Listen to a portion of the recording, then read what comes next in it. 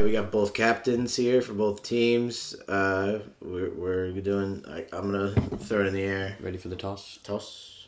Tails. Heads. Your choice. You get to pick. I'm gonna bat first, which means I'm gonna read the intro, and cool. You'll read the first chapter. Sounds good. Yeah, but we got PG Wodehouse, Mike at Wrykyn. Do you think that's Wrykyn? Wrykyn, yeah, I would think Wrykyn, so. Wrykyn, Wrykyn. I think they say Wrykyn. Maybe Wrykyn. I think it's Wrykyn. Right, I'm gonna say Wrykyn. We gotta commit to one, so let's go with Wrykyn. Rick and Morty. Wrykyn. Like Rick and Morty. Yes, like Rick and Morty. Like a Rick and Mortar.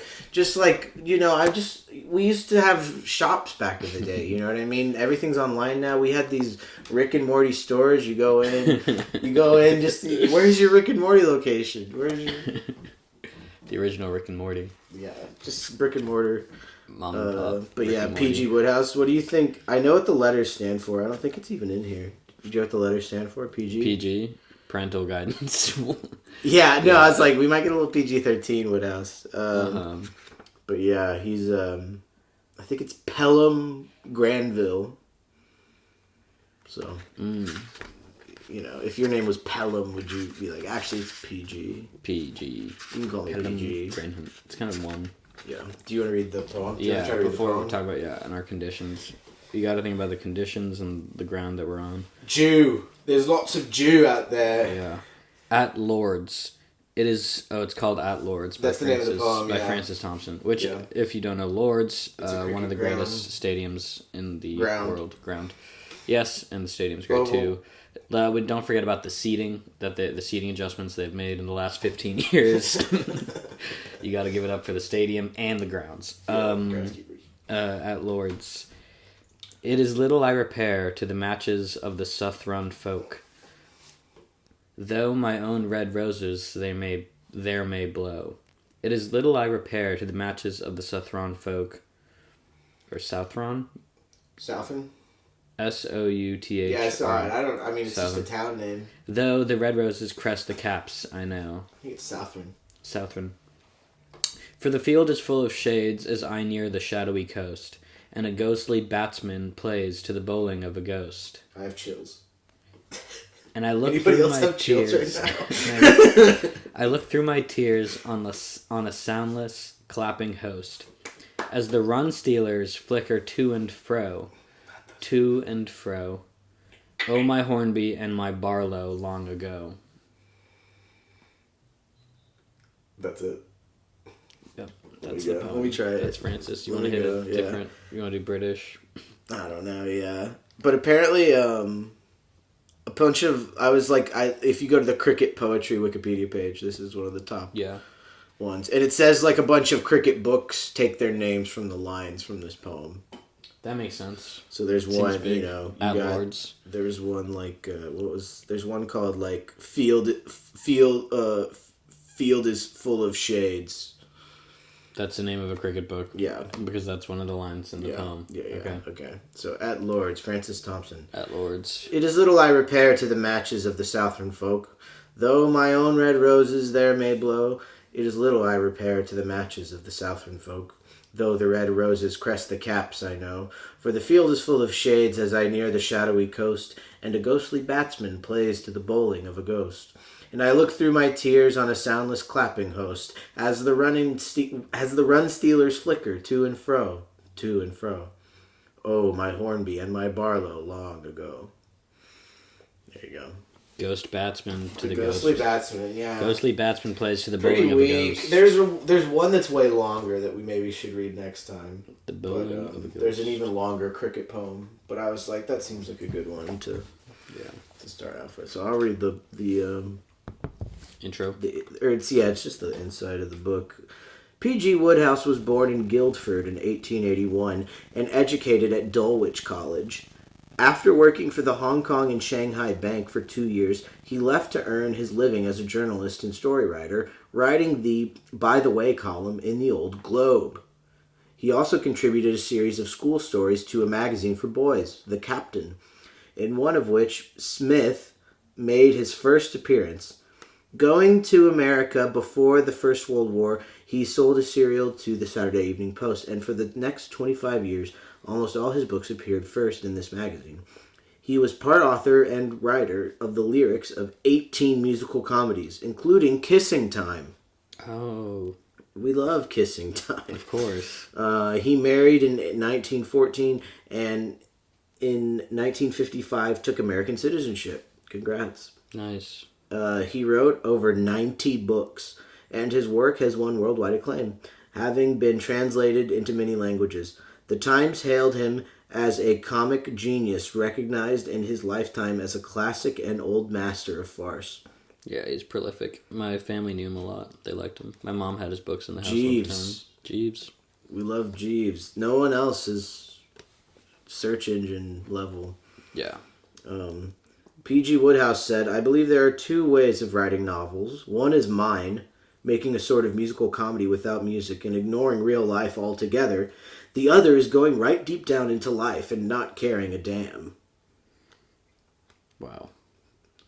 He created a knight of the British. He was created a knight of the British Empire in the New Year's Honours List in 1975. In a BBC interview, he said he had no ambitions left now that he had been knighted, and there was a waxwork of him in Madame Tussauds. That is the other achievement. Those are the two big ones. Two biggest honors in for British. a Brit. Yeah. Yeah. He died on St. Valentine's Day in 1975 at the age of 93. Wow. Long life. And this is, I'll read the back of the book too. I'll hit the back. So P.G. Wodehouse, Mike at Wrykyn. Even for a young cricketing genius like Mike Jackson, life at public school is not always a bowl of cherries. When Mike's older brother Bob becomes his chief adversary in securing a place in the school team, a conflict of loyalties becomes inevitable. Mike at Wrykyn is a delightful romp through the early career of a highly talented sportsman. The evocation of public school life and the codes of honor belonging to school, family, and the game are conveyed with all of Wodehouse's customary wit and brilliance. Mr. Wodehouse's idyllic world can never stale. He will continue to release future generations from captivity and may be more irksome than our own. Is there a Mark Twain book where That's they what play, Evelyn Waugh said. baseball? This is what Punch said, Punch magazine. To criticize Wodehouse is like taking a spade to a souffle. So don't criticize Wodehouse. You don't want to take a spade to a souffle. But there's a guy named Smith. I saw. Have you seen this? There's a character named Smith. Have you seen that? Like but it's with a P. That. But it's with a P. So I don't know how you would pronounce it. P? At the very beginning, like psychologist, but Smith. Oh yeah. I don't know. I I really hoping they'll tell us how to pronounce it, but he'll probably explain that, right? Hopefully. But okay, so yeah, now you got the first chapter. Smith. The book is messed up, so just get ready, yeah. It was used acceptable, but barely acceptable condition. Chapter 1. Mike. It was a morning in the middle of April, and the Jackson family were consequently breakfasting in comparative silence. The cricket season had not begun, and except during the cricket season, they were in the habit of devoting their powerful minds at breakfast almost exclusively to the task of victualling against the labors of the day. What word? Victualling. Should we look it up? What do you think it means? Fighting against, I guess, or fighting, or victualize. Oh, I guess victim. Is it like victim? Yeah, it's kind of like victim. Maybe like kind of losing. Victualize. Victualling. Victualling.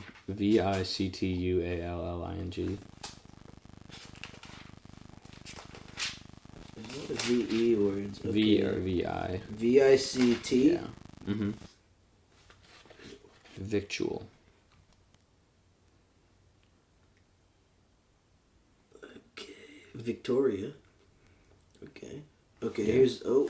Victual. Victual. Provisions. Victuals. Nourishment. Food usable by people. Supplies of food. But also, okay, we got a second one. It means to eat. Yeah, okay, so... To lay in provisions. That's what breakfast is. It's just victualling. Just some eating. Just means eating. Eating against the labors of the day. And they're eating breakfast. Because they're eating breakfast. Yeah, okay. They're breakfasting I really against did the not day. think it meant that. They're breakfasting against the day. Yeah, breakfasting against the day. Very aggressive word for for eating breakfast. Victualizing. Yeah. Oh! Often while we victualize, we like to watch TV. Conversate. Yeah. In May, June, July, and August, the silence was broken. I guess those are the cricket seasons? Or is that I feel like we'll know. The three grown-up Jacksons played regularly in first-class cricket, and there was always keen competition among their brothers and sisters for the copy of The Sportsman, which was to be found on the hall table with the letters. Whoever got it usually goaded over it in silence, till urged wrathfully by the multitude to let them know what had happened. So they're not getting their cricket news, but from a magazine. There's a magazine of sporting.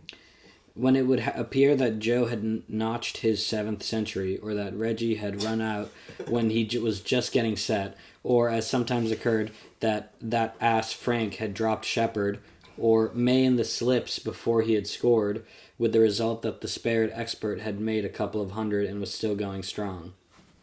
Wow, I understood every one of those. That's sick. Tell us some of them for people that don't. Frank dropped Shepherd's mean that Shepherd hits the ball and Frank dropped the catch. Right. And that's all he did. Reggie had been run out when he was just getting set. So he was What's getting it mean when you get run out? Which one's that? It means he was running from one wicket to the other, and they hit the wicket before he got there while he was running out. Yeah. Right. And it was just when he was set, too, so when he was getting set.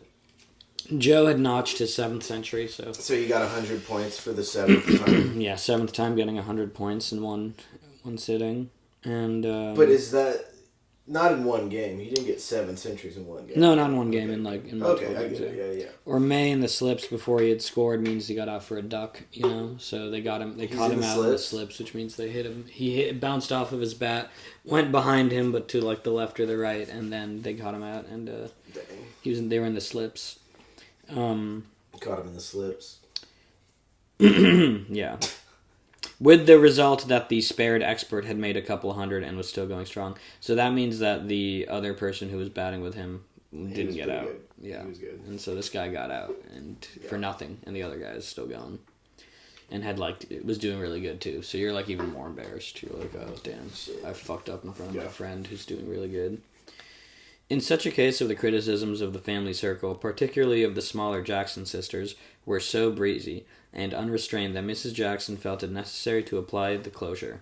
Indeed, Marjorie Jackson, aged 14, had on 3 separate occasions been fined pudding at lunch for her caustic comments on the batting of her brother Reggie in important fixtures. That's so as a punishment she didn't get to have dessert. I get it now. She was fined pudding. Yeah. Right. Cricket. But what is people were shitting on his batting or yeah, she was shitting on his batting and they took away her pudding when she was shitting. I thought she's defending him. Her caustic comments on the batting of her brother Reggie. So I think if they're caustic, she was being mean. She was being mean to Reggie. Cricket was a tradition in the family, and the ladies were resolved that it should not be their fault if the standard was not kept up. It's true. It's not the women's fault. On this particular morning, silence reigned. A deep gasp from some small Jackson, wrestling with bread and milk, and an occasional remark from Mr. Jackson on the letters he was reading, alone broke it. That was weird. "Mike's late again," said Mrs. Jackson plaintively, at last. "He's getting up," said Marjorie. "I went in to see what he was doing, and he was asleep." "So," she added, with a satanic chuckle, "I squeezed a sponge over him. He swallowed an awful lot, and then he woke up and tried to catch me, so he's certain to be down soon." Nice. "Marjorie!" "Well, he was on his back with his mouth wide open, so I had to. He was snoring like anything." "You might have choked him." "I did," said Marjorie with satisfaction. "Jam, please. Phyllis, you pig." Mr. Jackson looks up. This kid's crazy. She's so mean. Yeah. So what's her name? Her Marjorie? She's Marjorie. Really this is Marjorie. She's the one who had the caustic comments about Reggie's batting. Mean. She's really mean. She's so mean. She called Phyllis a pig. Yeah. I don't know who Phyllis is, though, but... There's more. There's a lot of them. So much more. There's a lot of kids. I think it's sort of a... I was going to say this earlier. I'm excited for this genre of a school story because I like Harry Potter, but what if there was no magic and they just went to school in England or whatever? Mr. Jackson was like, hey, you got to study for that test, bro. Yeah. But we had a game tomorrow. So exactly. And they got Quidditch. That's my main thing. Cricket is Quidditch. Yeah. That's pretty much what... Mike will have to be more punctual when he goes to Wrykyn. Wrykyn. We were going to say Wrykyn. Mr. Jackson said, "Oh, father, is Mike going to Wrykyn?" asked Marjorie. "When?" "Next term," said Mr. Jackson. "I've just heard from Mr. Wayne," he added across the table to Mrs. Jackson. "The house is full, but he is turning a small room into an extra dormitory so he can take Mike after all." Nice. The first comment on this momentous piece of news came from Bob Jackson. Bob was 18. The following term would be his last at Wrykyn, and having won through so far without the infliction of a small brother, he disliked the prospect of not being allowed to finish as he had begun. Yeah, that is fun. Just let him graduate. "I say," he said. "What?" "He ought to have gone before," said Mr. Jackson. "He's nearly 15. I like thinking Mr. Jackson talks like Hank Hill. He's nearly 15. Much too old for that private school, he had it all his own way there, and it isn't good for him." "He's got check enough for 10, agreed Bob. "Wrykyn will do him a world of good. We aren't in the same house. That's one comfort." Okay. I should probably do different accents for these people, because they're all back and forth. Yeah, figured out. Well, I don't, the mom probably won't be in the story that much more. Yeah. Bob was in Donaldson's. It softened the blow to a certain extent that Mike should be going to Wayne's. He had the same feeling for Mike that most boys of 18 have for their 15-year-old brothers. He was fond of him in the abstract, but preferred him at a distance. Now I get everything. I get the whole relationship. Marjorie gave tongue again. She had rescued the jam from Phyllis, who had shown signs of finishing it. That's funny. So Phyllis is like fat. Yeah, and Marjorie rescued the jam from Phyllis. And was now at liberty to turn her mind to less pressing matters. Mike was her special ally, and anything that affected his fortunes affected her. Dang. "Hooray! Mike's going to Wrykyn. I bet he gets into the first 11 his first term." That's the starting lineup. Yeah. He's going to be the seeker for the Quidditch team. Exactly. "Considering there are 8 old colors left," said Bob loftily. "Besides, heaps of last year's seconds, it's hardly likely that a kid like Mike will get a look in. He might get his third if he sweats." Wow, so this is really a lot like Hank Hill vibes. He's vibed out the whole team. He knows the whole team. He's like, yeah, I know the whole team. You're too gay to be on the team. You'll be lucky if you get in thirds. The aspiration stung Marjorie. The aspersion stung Marjorie. "I bet he gets in before you anyway," she said. Oh, that was Bob. That wasn't the dad. Okay. Right. That's confusing a little. There's 8 old flat... Wait. There's Bob Jackson, Mr. Jackson. Right. No, the thing where he said... What did the guy just say about there's 8 old... Oh, there's 8 old colors left. So that's people that are coming back, you think? Like senior... returning from the last year? Yeah, I think so. So it's like there's only 3 spots? There's 3 spots left. Besides heaps of last year's seconds, it's hardly likely that a kid... And seconds is the second team, and they're saying you might make the third team. Yeah. Right? Yeah, I think so. So there's heaps of last year's seconds, yeah. Bob disdained to reply. He was among those heaps of last year's seconds to whom he had referred. Oh, that makes sense. Yeah. He was a sound bat, though lacking the brilliance of his elder brothers, and he fancied that his cap was a certainty this season. Last year, he had been tried once or twice. Everybody wants that cap. Everybody wants to secure that cap. This year, it should be all right. Mrs. Jackson intervened. "Go on with your breakfast, Marjorie," she said. "You mustn't say I bet so much." Marjorie bit off a section of her slice of bread and jam. I bet. "Anyhow, I bet he does," she added, truculently through it. There was a sound of footsteps in the passage outside. The door opened, and the missing member of the family appeared. Mike Jackson was tall for his age. His figure was thin and wiry. Probably. His arms and legs looked a shade too long for his body. He was evidently going to be very tall someday. In face, he was curiously like his brother Joe, whose appearance is familiar to everyone who takes an interest in first-class cricket. You guys know Joe. If you guys know first-class cricket, you know Joe. Joe. It's like Joe. Joe Jackson. Sort of a Shaheen. I think his name is Joe Jackson. Yeah. Right? Their names are Jacksons. Yeah. His name is Joe Jackson. Yeah, that's it. His brother Percy Jackson. Yeah. Percy and Michael Jackson. His name's Michael Jackson. His name's Mike Jackson, yeah. Fuck. Mike Jackson. This is where Michael Jackson got his name? Probably, yeah. If I were to bet. Tito. Is Tito one? Imagine the crazy, fast-paced swing, spin bowling Michael Jackson could have brought to the freaking pitch. Exactly. To the field. Dang. Wow. What a touch. God. And Prince would have been a fast bowler. In face, he was curiously like his brother Joe, whose appearance is familiar to everyone who takes an interest in first-class cricket. The resemblance was even more marked on the cricket field. Mike had Joe's batting style to the last detail. He was a pocket edition of his century-making brother.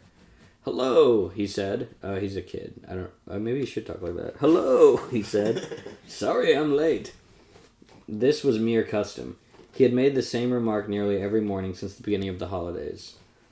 "All right, Majorie, you little beast," was his reference to the sponge incident. Oh yeah, because she squeezed the sponge on him. Yeah. His third remark was of a practical nature. "I say, what's under that dish?" So he's really cool. He's hungry, Joe, yeah. He's really cool. He's sick, he's cool. He's really quiet, I guess, kind of. I guess, yeah. I mean, they think he's going to make first team. They think Mike is going to be better than... well, he's way taller. Than the other one, and he's going to Wrykyn. Yeah. So is that different than Bob? Right? Bob's a senior. Bob's a senior. Joe already plays first class cricket. Mike is just now. He's gonna be a sophomore or something. Or he's 15. Mike is going to Wayne's, right? Bob. I think that's a different dormitory or something. Oh, okay. At Okay. Oh yeah, we aren't in the same house. That one's comfy. The house, yeah. It's like literally Harry Potter. Like he's in Hufflepuff, the other one's in. Yeah. Ravenclaw. Wayne's is one of the houses. Donaldson's is one of the houses. Wrykyn is the school, which is Hogwarts. Yeah, that's Hogwarts. Okay.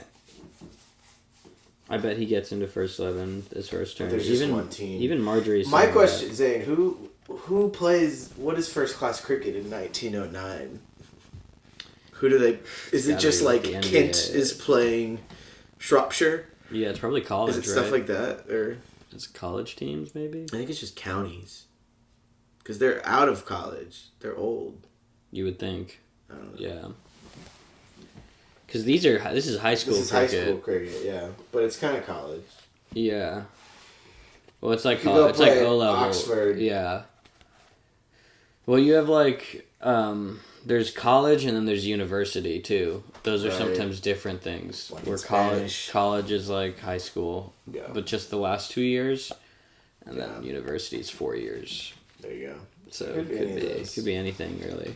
First class cricket. No way of knowing in 1909 if Who do they? Is it? But they don't play like other countries, right? No, can't be. It's too early. Way too early for that, or not way too early, but a little early for that. A little early, yeah. They could play other low countries nearby, but not like far away countries. Yeah, they'll play England can play France, but France, the Netherlands. Yeah. Yeah. Oh yeah, they do like it. And where else in Europe? Just the Netherlands. Yeah, they're not that good. Yeah, they're so bad. Let me go back to where were we? Mike, you're going to Wrykyn next turn. I say what's under that dish. Mike, began Mr. Jackson. This again was custom. You must really learn to be more punctual. He was interrupted by a chorus. Mike, you're going to Wrykyn next term, shouted Marjorie. Mike, Father's just had a letter to say you're going to Wrykyn next term from Phyllis. Mike, you're going to Wrykyn from Ella. Damn. Gladys Maud Evangeline, aged 3, obliged with a solo of her own composition in 6/8 time as follows. Nice. Mike Ricky, Mike Ricky, Mike Ricky, Mike Ricky, Mike Ricky, Mike Ricky, Mike Ricky, Mike Ricky, Mike Ricky. Oh, put a green blaze cloth over that kid, somebody, groaned Bob. Bob's pissed. Everyone's hype. Yeah, Everyone's can we put a green hype. blaze cloth over that kid? Everyone's wicked hype. Can we put a green blaze cloth over this kid? Does anybody have a green blaze cloth? My username green blaze cloth. Gladys Maud having fixed him. What is a green blaze cloth? I think it's. Is blaze cloth one word? Maybe blaze. No, it's 2 words. Blaze cloth might be in the beige. Oh, it's beige cloth. My bad. BAIZE. Oh. Beige. Maybe it's like the word BAIZE. BAIZE.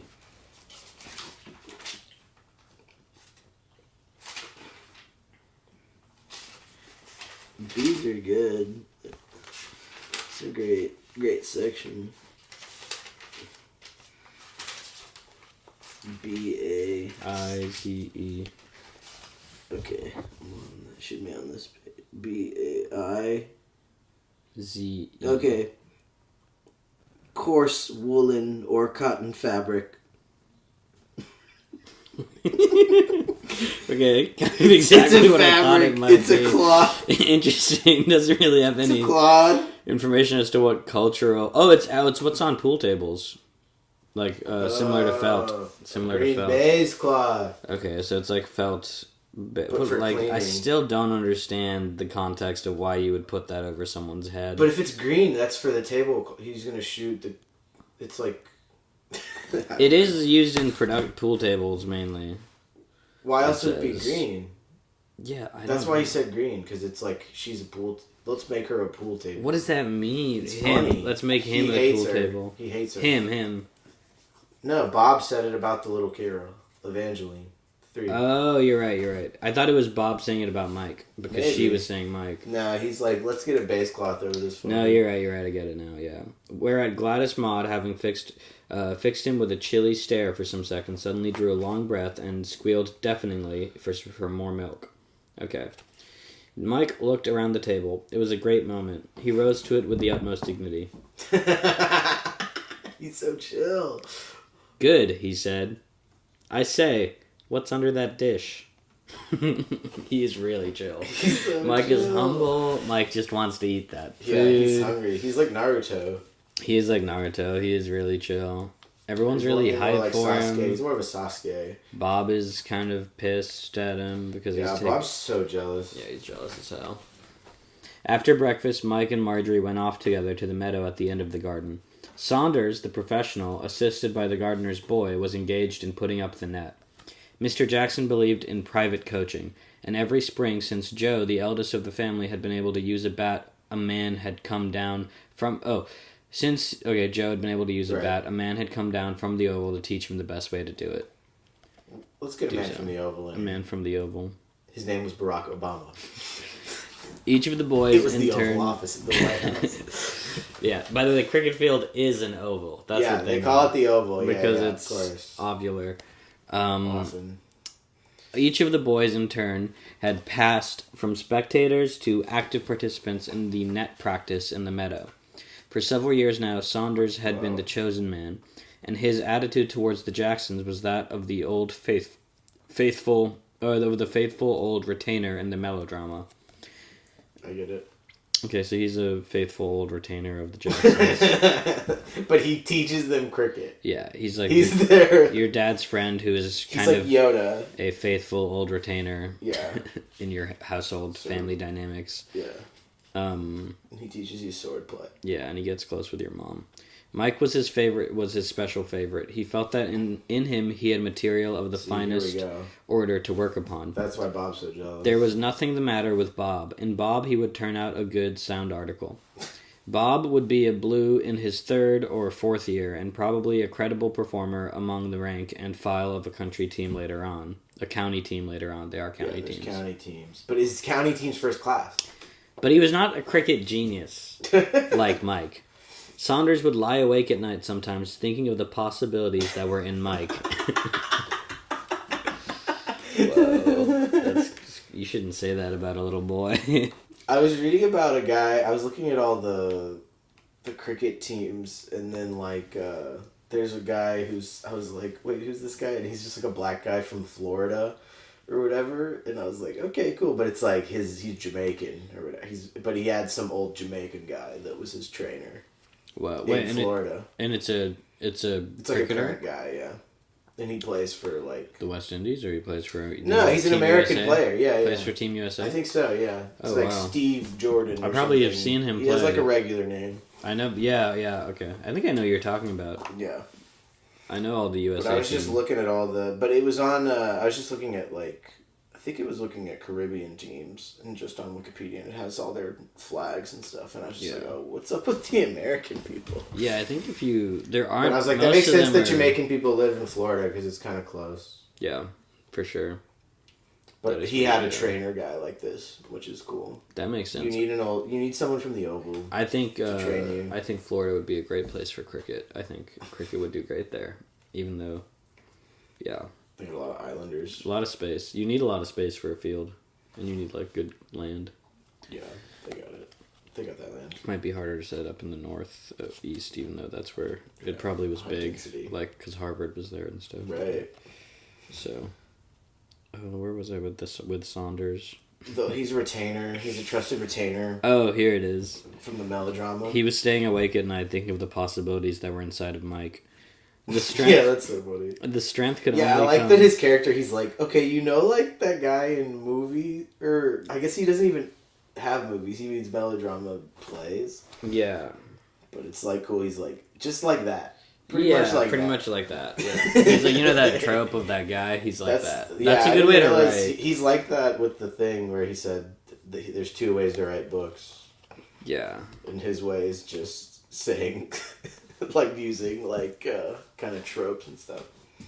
Making a sort of musical comedy without music and ignoring real life altogether. And the other is going right deep down into life and not caring a damn. That's him not caring a damn when he just. No, he cares a damn. He cares. Oh. He doesn't do that way. He makes it the musical comedy way, I think. Or I think he does. The way I do it. That's what he says. He says, "I believe there are two ways of writing novels. One is mine." Oh yeah, okay. He is the one making a musical comedy without music and ignoring real life altogether. It's just kind of, it's sort of operatic. Yeah. The relationships and stuff. The strength could only come... Mike's strength could only come with years, but his style was already there.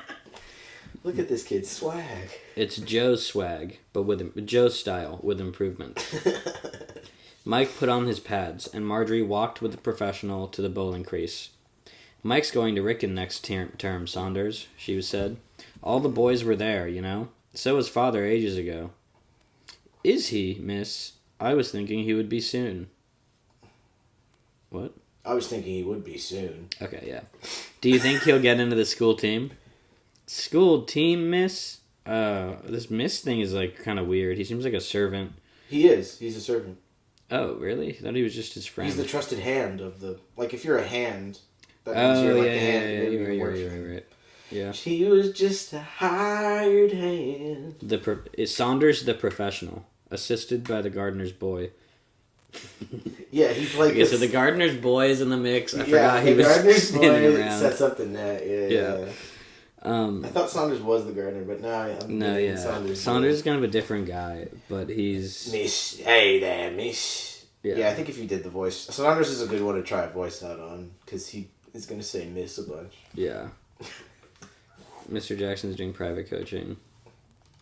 What I'm curious is Mr. Jackson going to be here too? I mean, I can keep reading, but it's cool to think about. I think he'll call Mike Mr. Jackson. That's a new Mr. Yeah. School team, Master Mike. Master Mike. Master Mike get into a school team? Okay, I got a school team, miss. Master Mike get into a school team? He will be playing for England in another 8 years. That's what he'll be playing for. Okay, so he's kind of hype. He's hyping him up even more. Yeah, he loves him. He's like this. Mike's the best. Yeah, of course. He's the best player of this generation. Yes, but I meant next term. It would be a record if he did. I'm Michael Phelps's swimming coach. Even Joe only got in after he'd been at school 2 years. Don't you think he might, Saunders? He's awfully good, isn't he? He's gonna Harry Potter this shit. He's better than Bob, isn't he? And Bob's almost certain to get in this term. Saunders looked a little doubtful. He's so mean to Bob. Next term, he said... It's like Hero Dreams of Sushi. You seen Hero Dreams of Sushi? No, what's that? There's a sushi guy, and he's got two sons, and he's mean to the younger one. Oh. But he's like, this one's good. This one's good at making sushi. Oh, that's funny. That is what's happening. And then you have But it motivates. It's good to have motivates the younger. It's good to have two brothers who are competing, and then a sister who makes fun of, who does all the stuff, so that the one brother can be humble, right, and still win without having to. It's sort of a Cold War. If you have that many siblings, it's sort of a Cold War. Next term, he said, Proxies. well, you see, miss, it's the way. It's all there, in a manner of speaking, with Master Mike. He's got as much style as Mr. Joe's got, every bit. The whole thing is, you see, miss, you get these young gentlemen of 18 and 19, perhaps, and it stands to reason they're stronger. There's a young gentleman, perhaps, doesn't know as much about what I call real playing as Master Mike's forgotten. But then he can hit him harder when he does hit him, and that's where the runs come in. True. Nawaz. The 22-year-old cricket pro from Pakistan's cricket team. They got Javed. Javed came in. They aren't going to play Master Mike because he'll be in the England team when he leaves school. Shit. They'll give a cap to somebody that can make a few and then there. And a few then and there. Wait, what does that mean? So when they give him the... I don't like cricket. Oh no. I love it.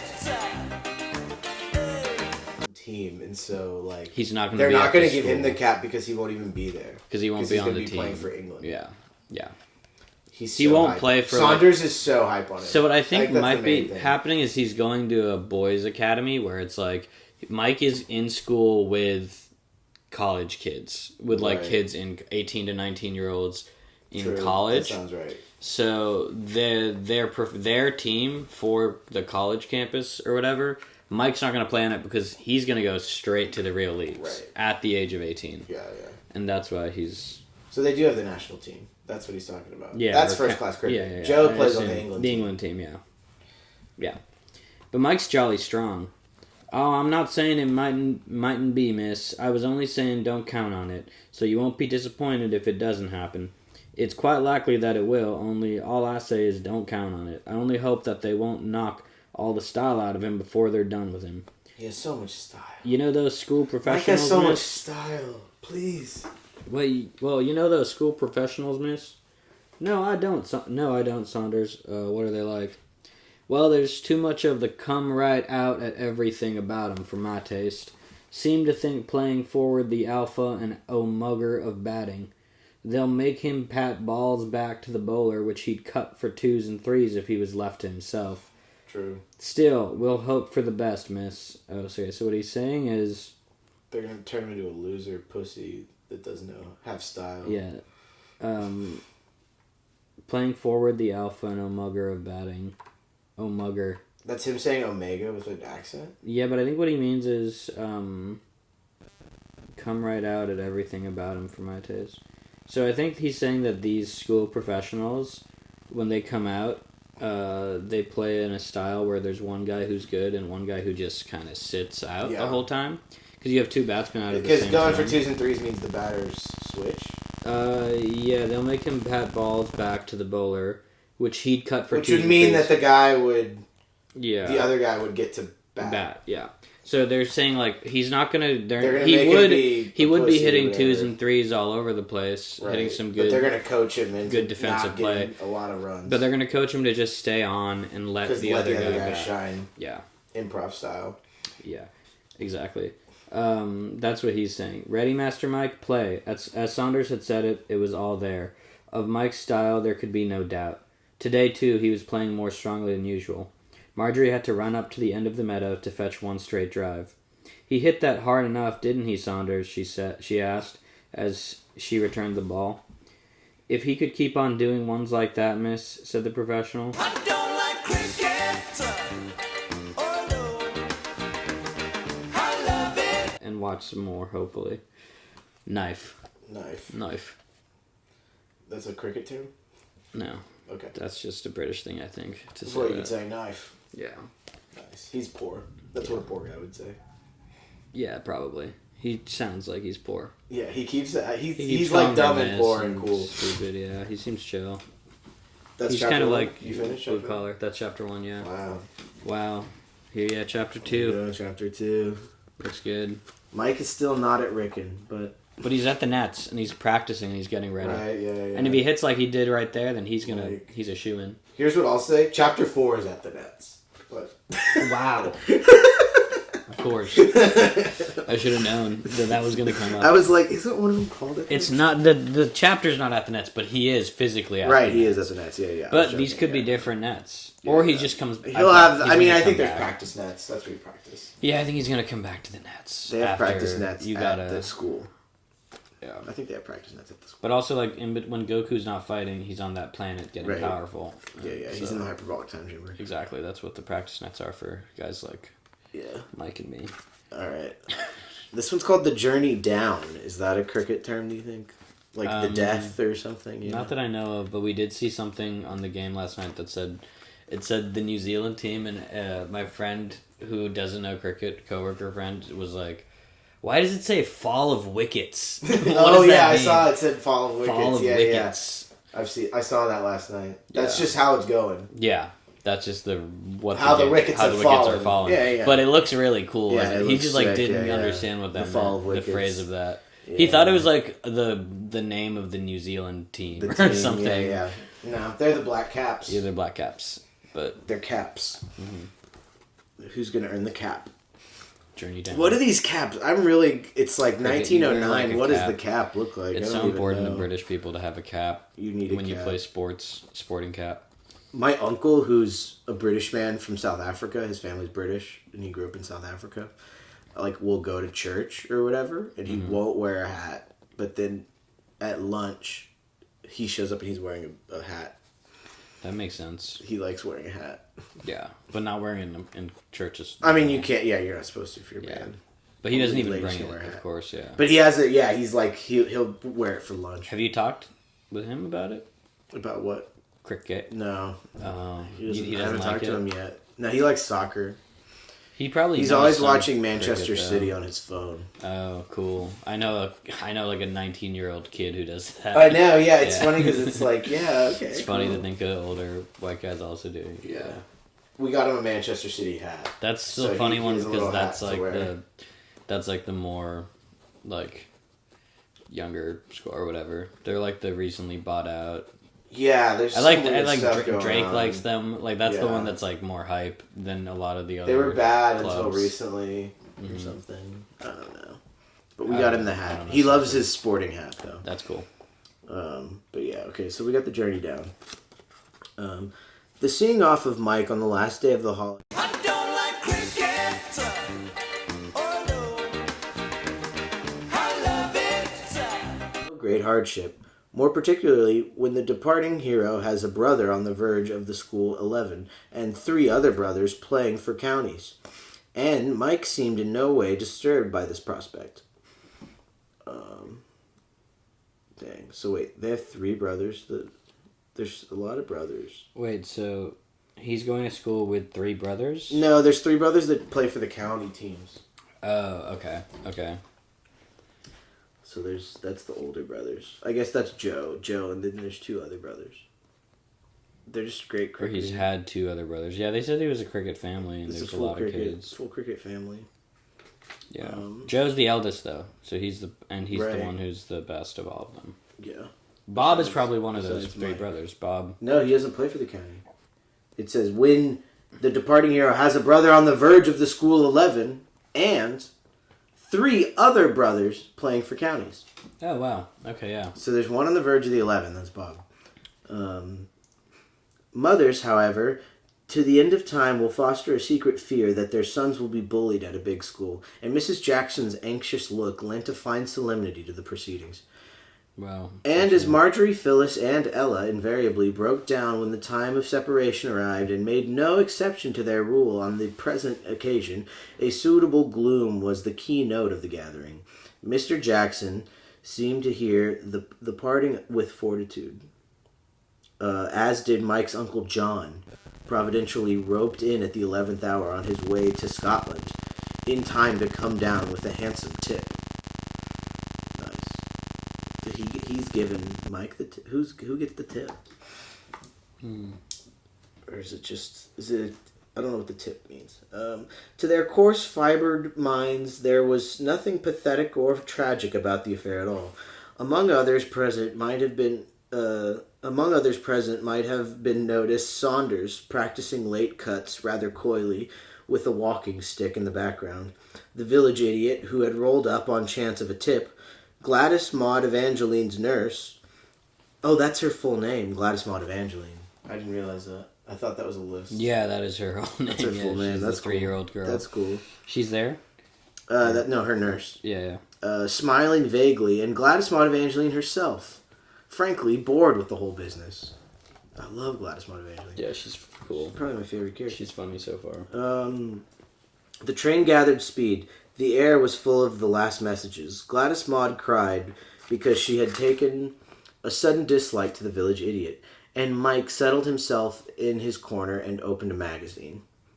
Mike's so cool. So are they getting on a train? Yeah, they got to get on the train to Hogwarts. Yeah, they're all getting on the train to Hogwarts. So that was at platform 9 They're at platform 9 3/4. And Glad Modest Evangeline is there, and her nurse. All the Weasleys are there. Okay, yeah. It is a Weasley sitch. They're like, it's so crazy how it's like, oh, okay, yeah, that makes sense that there's other books like Harry Potter. It makes so much sense that Harry Potter is like that. It's like kind of just her ripping off some other stuff. So much other cool shit. Okay, yeah, so he's opened a magazine. Mm-hmm. He was alone in the carriage. Bob, who had been spending the last week of the holidays with an aunt further down the line, was to board the train at East Wobsley. The brothers were to make a state entry into Wrykyn together. Meanwhile, Mike was left to his milk chocolate, his magazines, and his reflections. Yeah. His reflections. He's showing. The latter were not numerous, nor profound. Cool. He's so chill. He's so focused, dude. He doesn't even care. He doesn't even have deep thoughts. Whatever. He's just Mike. He's vibing. He's Mike. He was excited. He had been petitioning the home authorities for the past year to be allowed to leave his prep school and go to Wrykyn, and now the thing had come about. He wondered what sort of house Wayne's was, and whether they had any chance of the cricket cup. Yeah, I mean, I'm thinking. So each house has their own cricket team. Yeah, of course, and I'm thinking about that too. I was on green team back at the school. There was green, yellow, blue, and red. Wow. So yeah, those are the colors from Harry Potter. Green team had the best. Slytherin. We had the best coach, and we had everyone's basketball team was so busted. It was really bad. Dang, yeah, we had one time we were all like horse names. What? So like equestrian? It was like the Palominos. Oh yeah, okay, Mustangs. Yeah, Okay. but there was a bunch. Donkeys. Yeah, I don't. One of them, Mules. but they were like one of them. They're like, we're the Rough Riders, and you're like, what? That's different. So it's just maybe one of them was the Wranglers, but not really too much inner house competition, which. Sorely. You gotta have 4. If you're gonna start a school, first thing, start 4 houses. You need 4 houses. 4 houses. Pretty That's standard. how you get a hotel in Monopoly. That's standard. How you do. And I like the idea of like an expansion house. Like Hogwarts should have an expansion house. Is that just like a 5th house? Like a 5th house. That's purple or whatever. Yeah, crazy. Yeah. Like UT Dallas. Yeah, exactly. Just UTSA. another. They're like, we built a new dorm. Yeah. Because I think Rice is like this. That should just be an extension. Rice has houses like this. Really? Like, I live in Jones. Wow. Or whatever. I believe it. Private do institutions. beer bike. But it's public school. But public school is the good one, right? I thought Rice is private. No, but I mean in the book. Oh, yeah. Where they say public school. I think public school is good then. Yeah. Because Wrykyn's a public school somehow. Yeah. But he's at private school. Well, he's going to. But now he's Wrykyn going to public school. Yeah. That's his prep school. But yeah, so the Cricket Cup. According to Bob, they had no earthly. But then Bob only recognized one house, Donaldson's. He wondered if Bob would get his first 11 cap this year, and if he himself were likely to do anything at cricket. Marjorie had faithfully reported every word Saunders had said on the subject, but Bob had been so careful to point out his insignificance when compared to the humblest Wrykynian, that the professionals' glowing prophecies had not much effect. It might be true that same day he would play for England, but just at present he felt he would exchange his place in the team for one in the Wrykyn third 11. A sort of mist enveloped everything Wrykynian. It seemed almost hopeless to try and compete with these unknown experts. On the other hand, there was Bob. Bob, by all accounts, was on the verge of the first 11, and he was nothing special. Here's my thing about Bob. He should start bowling.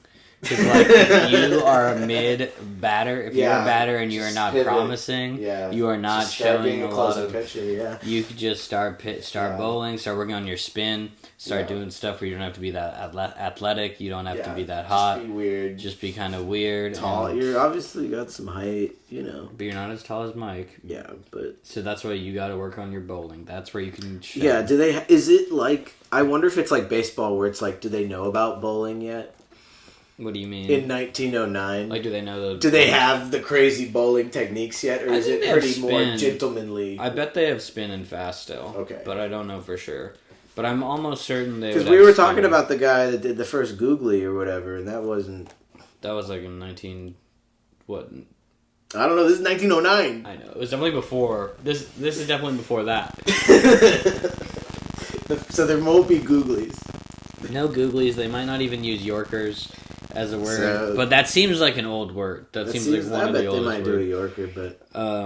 we'll see. They'd used a lot of the other... So far, all the cricket words have been... they're saying all the numbers and stuff. Yeah.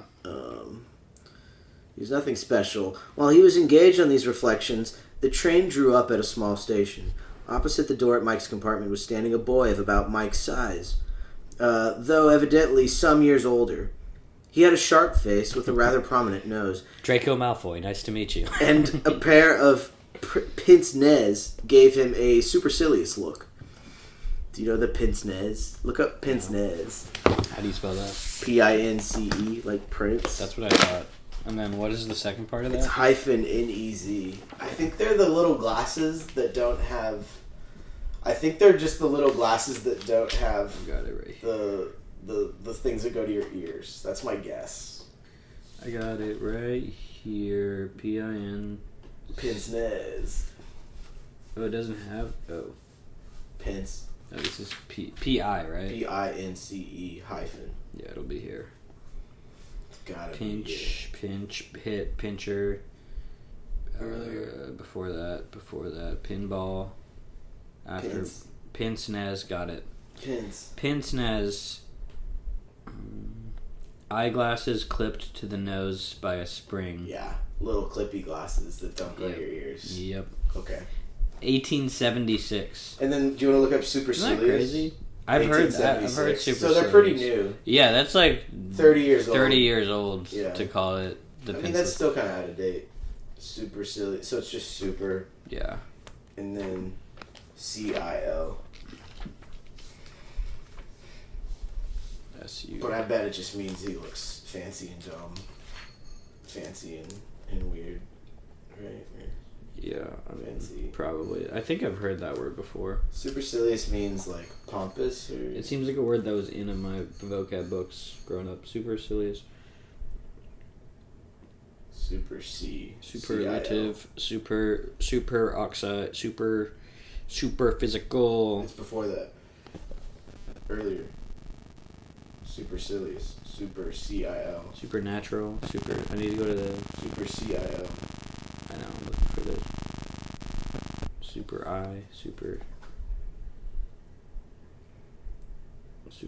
G. Okay, I found the Super C's. There it is. Coolly and patronizingly haughty.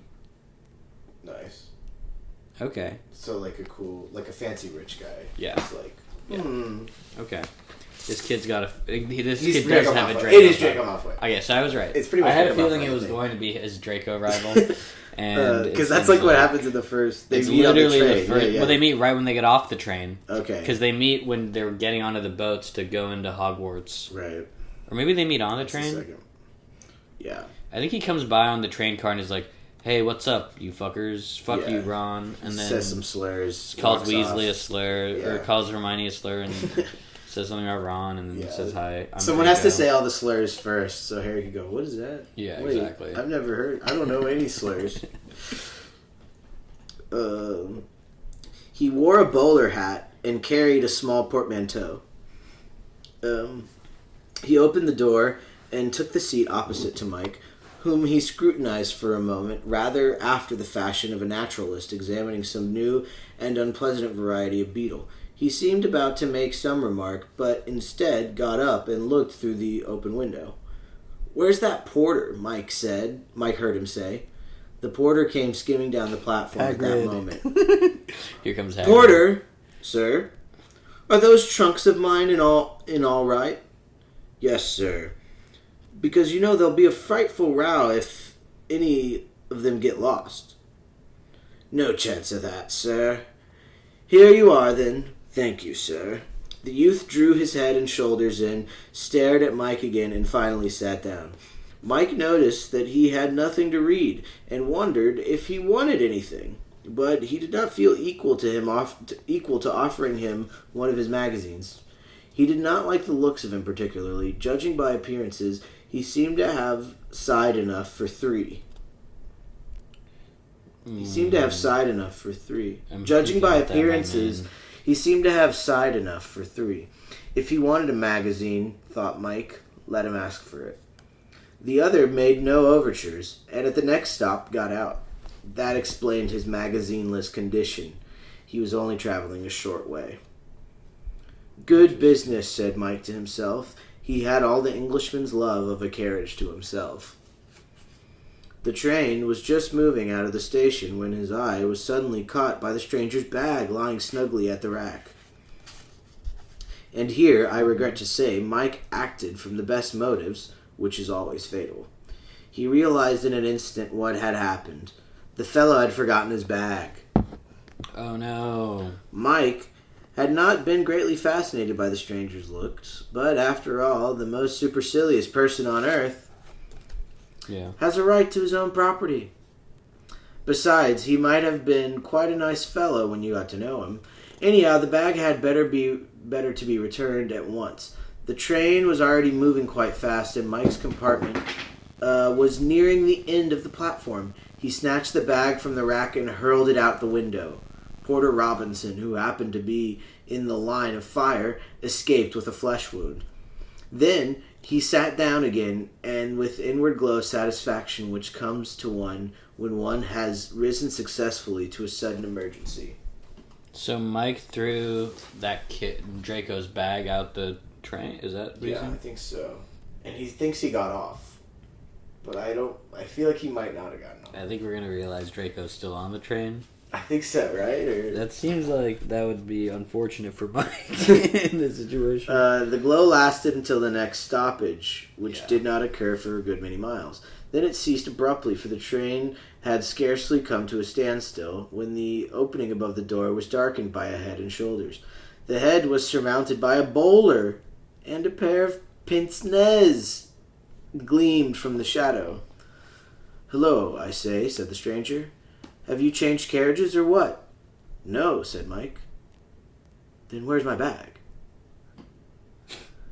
Life teems with embarrassing situations. Yeah, this was one of them. Yep. Oh, God. The fact is, Mike said, I chucked it out. Chucked it out? What do you mean? When? At the last station. The guard blew his whistle and the other jumped into the carriage. "I thought you'd got out there for good," explained Mike. "I'm awfully sorry." "Where is the bag?" "I thought you got out for... Oh, yeah, I'm awfully sorry. Where is the bag?" "On the platform at the last station. It hit a porter." Against his will, for he wished to treat the matter with fitting solemnity, Mike grinned at the recollection. The look on Porter Robinson's face as the bag took him in the small of the back had been funny, though not intentionally so. The bereaved owner disapproved of his levity and said as much. Don't grin, you little beast, he shouted. This is the second time we've heard them call people little beasts. You little beast. There's nothing to laugh at. You go chucking bags that don't belong to you out the window, and then you have the frightful cheek to grin about it. It wasn't that, said Mike hurriedly. Only the porter looked awfully funny when it hit him. Dash the porter. What's going to happen about any bag? I can't get out for half a second to buy a magazine without you're flinging my things about the platform. This is pretty annoying of Mike to do that. What you want is a sound kicking. I feel like this is going to be his roommate or something. What do you? Yeah, maybe they're going to be friends. I think they're best friends. I thought this is going to be his best friend. I thought they were going to be enemies, but this is too funny now. This is cool, yeah. For it to Sort be of an enemy. Jez, Yeah. Mark and Jez. The situation was becoming difficult, but unfortunately at this moment the train stopped once again, and looking out the window, Mike saw a board with East Wobsley upon it in large letters. A moment later, Bob's head appeared in the doorway. "Hello, there you are," said Bob. His eye fell upon Mike's companion.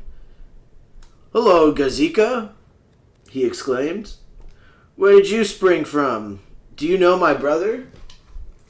He's coming to Wrykyn this term. By the way, rather lucky you've met. He's in your house.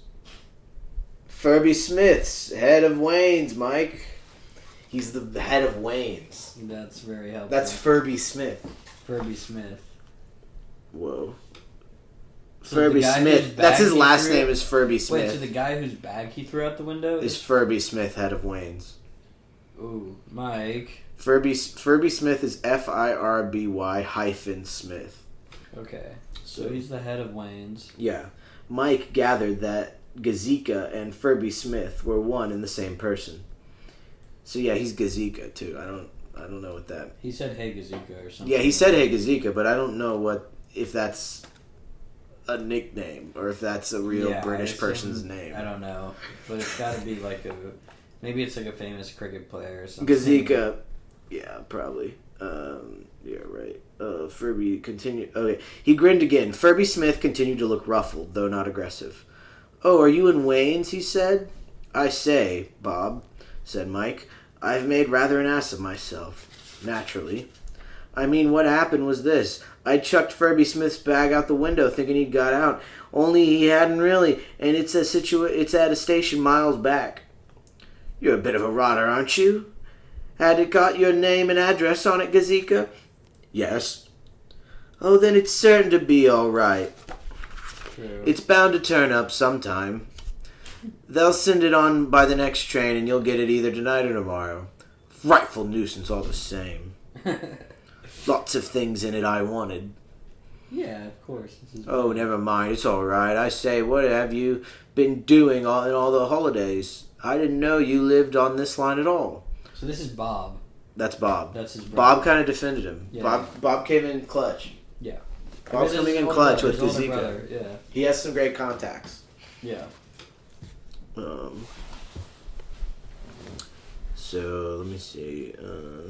I know you lived. From this point on, Mike was out of the conversation altogether. Bob and Furby Smith talked of Wrykyn, discussing events of the previous term of which Mike had never heard. Names came into their conversation which were entirely new to him. He realized that school politics were being talked, and that contributions from him to the dialogue were not required. He looked up from his magazine, again listening the while. They were discussing Wayne's now. The name Wyatt cropped up with some frequency. Wyatt was apparently something of a character. Mention was made of rows in which he had played a part in the past. "It must be pretty rotten for him," said Bob. "He and Wayne never get on very well, and yet they have to be together, holidays as well as term. Pretty bad having a stepfather at all. I shouldn't care to, and when your housemaster and your stepfather are the same man, it's a bit thick." "Frightful," agreed Furby Smith. "I swear, if I were in Wyatt's place, I should rag about like anything. It isn't as if he'd anything to look forward to when he leaves. He told me last term that Wayne had got a nomination for him in some beastly bank, and that he was going into it directly after the end of this term. Rather rough on a chap like Wyatt, good cricketer and footballer, I mean, and all that sort of thing. It's just the sort of life he'll hate most. Hello, here we are. Mike looked out the window. It was Wrykyn at last. Hogwarts. Hedwig's theme plays. So we learned about. So there's this guy named Wyatt, and his dad fights? His dad runs. He's like the house father. Yeah. So he lives there. He's his stepfather. Yeah. So Wyatt's dad is the stepfather that runs the house. Mike's gonna say Yeah. But yeah, that's the end of chapter 2. Wow. So he's at Wrykyn. At last. He made it to Wrykyn. Yeah. Okay, and he's got a kind of awkward start to Yeah, it. he's like He threw out the Wayne's captain. Well, he doesn't know shit. He doesn't know any of the politics. Of course. So it's a bit tenuous. But the optics aren't good for him to throw out that guy's bags. But it is reassuring though, because at least Bob is got his back. Bob's got pretty tied into Bob's not a social pariah. He's pretty.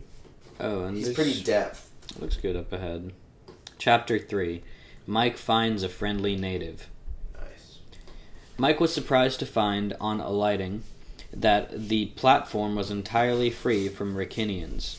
In all the stories he had read, the whole school came back by the same train, and having smashed in one another's hats and chaffed the porters, made their way to the school buildings in a solid column. But here they were alone. A remark of Bob's to Furby Smith explained this. "Can't make out why none of the fellows came back by this train," he said. "Heaps of them must come by this line, and it's the only Christian train they run." Yeah, they love saying stuff is rotten or heaps. Heaps of them, yeah. "Don't want to get here before the last minute they can possibly imagine. Or they can possibly manage. Silly idea. I suppose they think there'd be nothing to do." "What shall we do?" said Bob. "Come and have some tea at Cook's?" "All right." Bob looked at Mike. There was no disguising the fact that he would be in the way. But how convey this fact delicately to him? Oh yeah, okay. They're trying to ditch. You're trying to ditch Mike. You're gonna ruin the vibe at Cook's. We're trying to get tea at Cook's. We're not really trying to let everybody hang out with. Look here, Mike, he said with a happy inspiration. "Furby Smith and I are just going to get some tea. I think you'd better nip up to the school. Probably Wayne will want to see you and tell you all about things, which is your dorm and so on. See you later," he concluded airily. "Anyone will tell you the way to the school. Go straight on. They'll send your luggage on later. So long."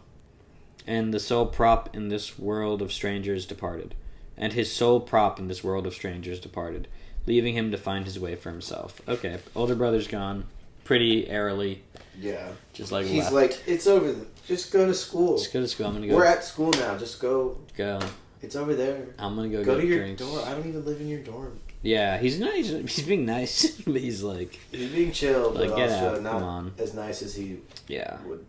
That their parents are hoping him to be. Yeah, I'm gonna chill with Furby Smith at the You and Furby Smith are gonna grab tea bar. Cooks. I feel like there'd be other people there.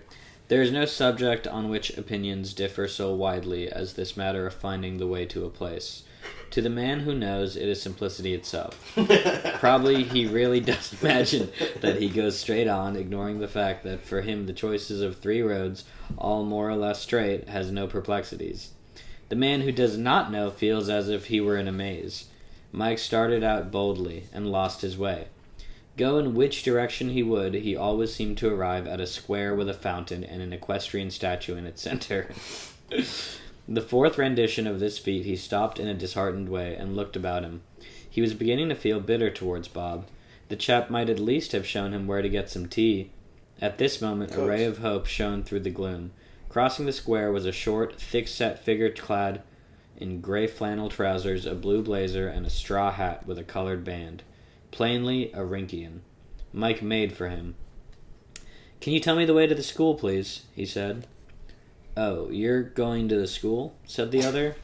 He had a pleasant, square-faced jaw, reminiscent of a good-tempered bulldog, and a pair of very deep-set gray eyes which somehow put Mike at his ease. There was something singularly cool and genial about him. He felt that they saw the humor in things, and that their owner was a person who liked most people and whom most people liked. "You look rather lost," said the stranger. "Been hunting for it for long?" "Yes," said Mike. "Which house do you want?" "Wayne's." "Wayne's? Then you've come to the right man this time. What I don't know about Wayne's isn't worth knowing." I think he's going to be like Nearly Headless Nick. Or that's the stepdad. Or, yeah, maybe that's the stepdad. Are you there, too? Who's the head of Gryffindor? It's McGonagall. McGonagall is the house mother. She's the house mother. But there's also, like, the mascot, who is the Nearly Headless Nick. Oh, right. They have their ghost, yeah. Are there, I don't think they have a house. The ghost. I think they do. I remember in the lore He does. Are you there, too? "Am I not? Term and holidays. There's no close season for me." "Oh, are you Wyatt, then?" asked Mike. "Hello. This is Fame. How did you know my name?" As the ass in the detective story always says to the detective who's seen it in the lining of his hat. "Who's been talking about me?" "I heard my brother saying something about you in the train." Everybody's like, this is like you're acting like a play. You're acting like a book I read. "I heard my brother say something about you in the train." "Who's your brother?" "Jackson. He's in Donaldson's." "Oh, I know. A stout fellow." "Oh, yeah, that was Bob who, okay. Bob, not the great brother. This is his mid-brother. Right, yeah, the one who's going on the first team, yeah. Of course. "Jackson, he's in Dawson." "I know, a stout fellow." "So you're the newest make of Jackson, latest model, with all the modern improvements? Are there any more of you?" "Not brothers," said Mike. "Pity. You can't quite raise a team then. Are you a sort of young Compton, too?" "I played a bit at my last school, only a kid's school, you know," added Mike modestly. "Make any runs? What was your best score?"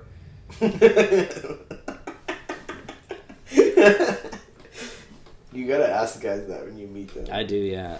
What's your best score? 123, said Mike, awkwardly. It was only against kids, you know. He was in terror, lest he should seem to be bragging. Right, that's true. "That's pretty useful. Any more centuries?" "Yes," said Mike, shuffling. "How many?" 7 altogether. Whoa. You know, it was really awfully rotten bowling, and I was a good bit bigger than most of the chaps there, and my father always has a pro down of the chaps there. Oh, and my father always has a pro down in the Easter holidays, which gave me a bit of an advantage. All the same, 7 centuries isn't so dusty against any bowling. Yeah, it's not so dusty. We shall want some batting in this house this term. Look here, I was just going to have some tea. This is exactly like how Harry Potter is. Come along now. Where they're like, "Oh, you'll be useful in the house tournament." Oh, okay. "Oh, thanks awfully," said Mike. "My brother and Furby Smith have gone to a place called Cook's." "The old Gazika?" "I didn't know he lived in your part of the world. He's head of Wayne's." True. That's true. "Yes, I know," said Mike. "Why is he called Gazika?" he asked after a pause. Finally. "Don't you think he looks like one?" "What'd you think of him?" I guess we gotta learn what a Gazika is, because now it's a thing. "Don't you think he looks like one?" I'm just gonna look it up really quickly. You're gonna look it up? Yeah, I'm gonna see if there's anything for Gazika. I bet it's just like a geek. Oh, it's a fictional creature. It's like a mythological... It's a Moncton Gazika, also known as the Papuan devil pig. It's an animal said to have been seen on Papua New Guinea in the early 20th century. Oh, I know that guy. Okay, That's what he looks like? He looks like that, yeah. Yeah. Everybody look up Gazika. Yeah. Oh, Cryptid encounter. Fear the Gazika. This is like a... Don't fear Gazika. Whoa. Okay, so they're cryptid. He looks like a cryptid. This is a song on Bandcamp I just found. About Gazikas. About Gazikas, yeah. My cryptid album. "I didn't speak to him much," said Mike cautiously. It is always delicate work answering a question like this, unless one has some sort of an inkling as to the views of the questioner. That's right, yeah. "Don't you think he looks like one? What'd you think of him?" I don't know. "He's alright," said Wyatt, answering for himself. "He's got a habit of talking to one as if he were a prince of the blood. But that's his misfortune. We all have our troubles. Yeah, he's fancy. That's his. Let's go in His here. trouble is that he is too fancy. It's too far to sweat to Cook's. It was about a mile from the tea shop to the school. Mike's first impression on arriving at the school grounds was of his smallness and insignificance. Just like in Harry Potter. Everything looked so big, the buildings, the grounds, everything. He felt out of the picture. He was glad that he had met Wyatt. To make his entrance into this strange land alone would have been more of an ordeal than he would have cared to face. Dang, Mike's shy. That's Wayne's, said Wyatt, pointing to one half of a dozen large houses which lined the road on the south side of the cricket field. Mike followed his finger and took in the size of his new home. I say it's jolly big, he said. How many fellows are there in it? 31 this term, I believe. That's more than there were at King's Hall. What's King's Hall? The prep school I was at Emsworth. Emsworth seemed very remote and unreal to him as he spoke. They skirted the cricket fields, walking along the path that divided the two terraces. The Wrykyn playing fields were formed of a series of huge steps, cut out of the hill. At the top of the hill came the school.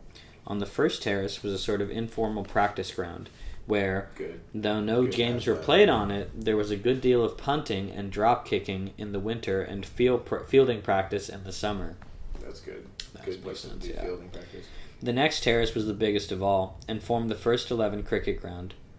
A beautiful piece of turf, a shade too narrow for its length, bounded on the terrace side by a sharply sloping bank, some 15 feet deep, and on the other by the precipice leading to the next terrace. At the far end of the ground stood the pavilion, and beside it a little ivy-covered rabbit hutch for the scorers. Okay. Dang. So, lots of cool places to hit sixes. Yeah. Old Wrykyn. He's definitely going to hit it in the rabbit hutch. I have a guess that he's going to hit it all the way to the rabbit hutch. He's got to. Old Wrykyns always claimed that it was the prettiest school ground in England. It certainly had the finest view. Cute. From the veranda of the pavilion, you could look over 3 counties. Damn. So it's elevated. Right? Yeah. There's different levels. Wayne's house wore an empty and desolate appearance.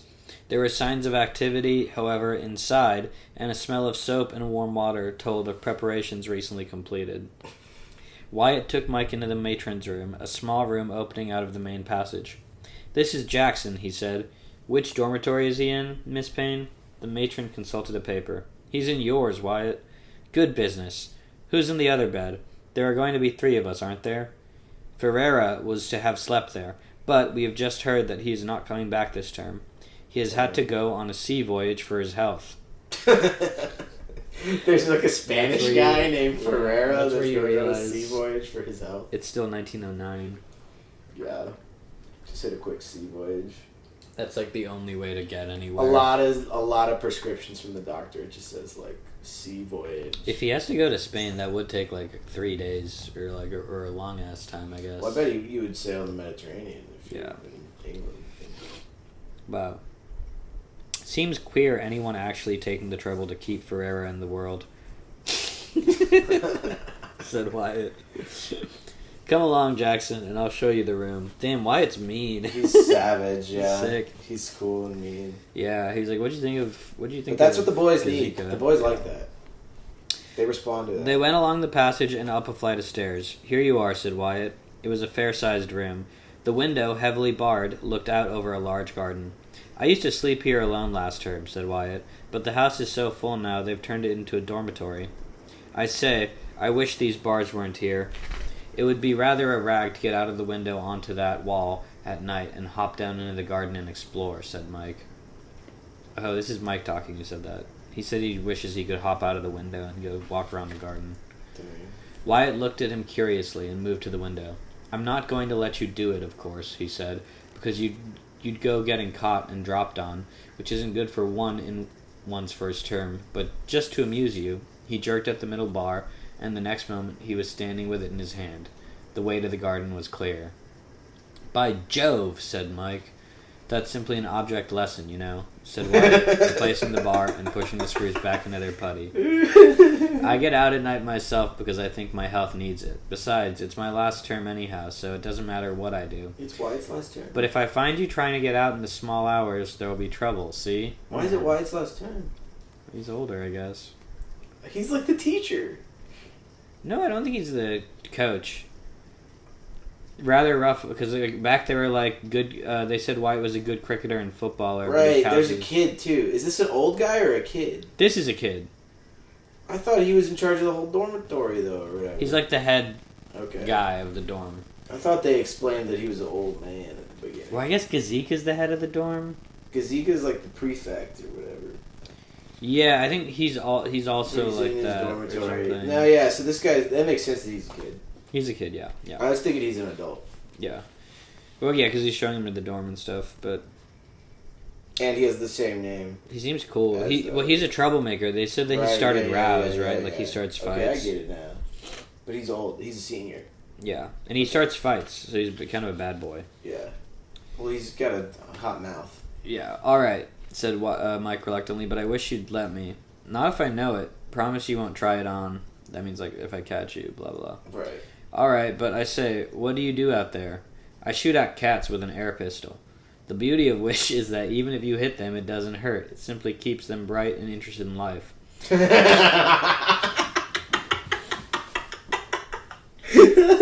And if you miss, you've had all the fun anyhow. Have you ever shot at a rocketing cat? Finest mark you can have. Society's latest craze. Buy a pistol and see life. Wyatt's really cool. Wyatt's nuts. He's kind of like my friend Wyatt, yeah. He's sort of an oddball. Just a crazy guy. I wish you'd let me come. I dare say you do. Not a chance, however. Now, if you like, I'll take you over the rest of the school. You'll have to see it sooner or later, so you may as well get it over at once. Damn, Wyatt's cool. That was the end of chapter 3. Wow.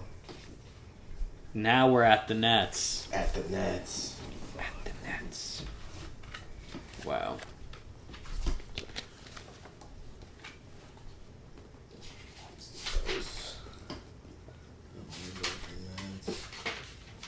At the Nets is quick. We'll do At the Nets drink break. Nice. Drink break. Drink break. Coming up. Chapter 4. Okay, At the Nets. There are few better things in life than a public school summer term. The winter term is good, especially towards the end, and there are points, though not many, about the Easter term, but it is in the summer that one really appreciates public school life.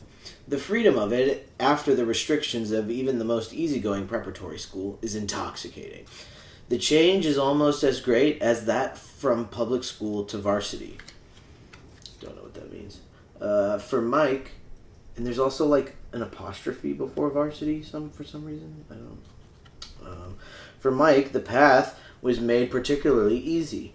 The only drawback to going to a big school for the first time is the fact that one is made to feel so very small and inconspicuous.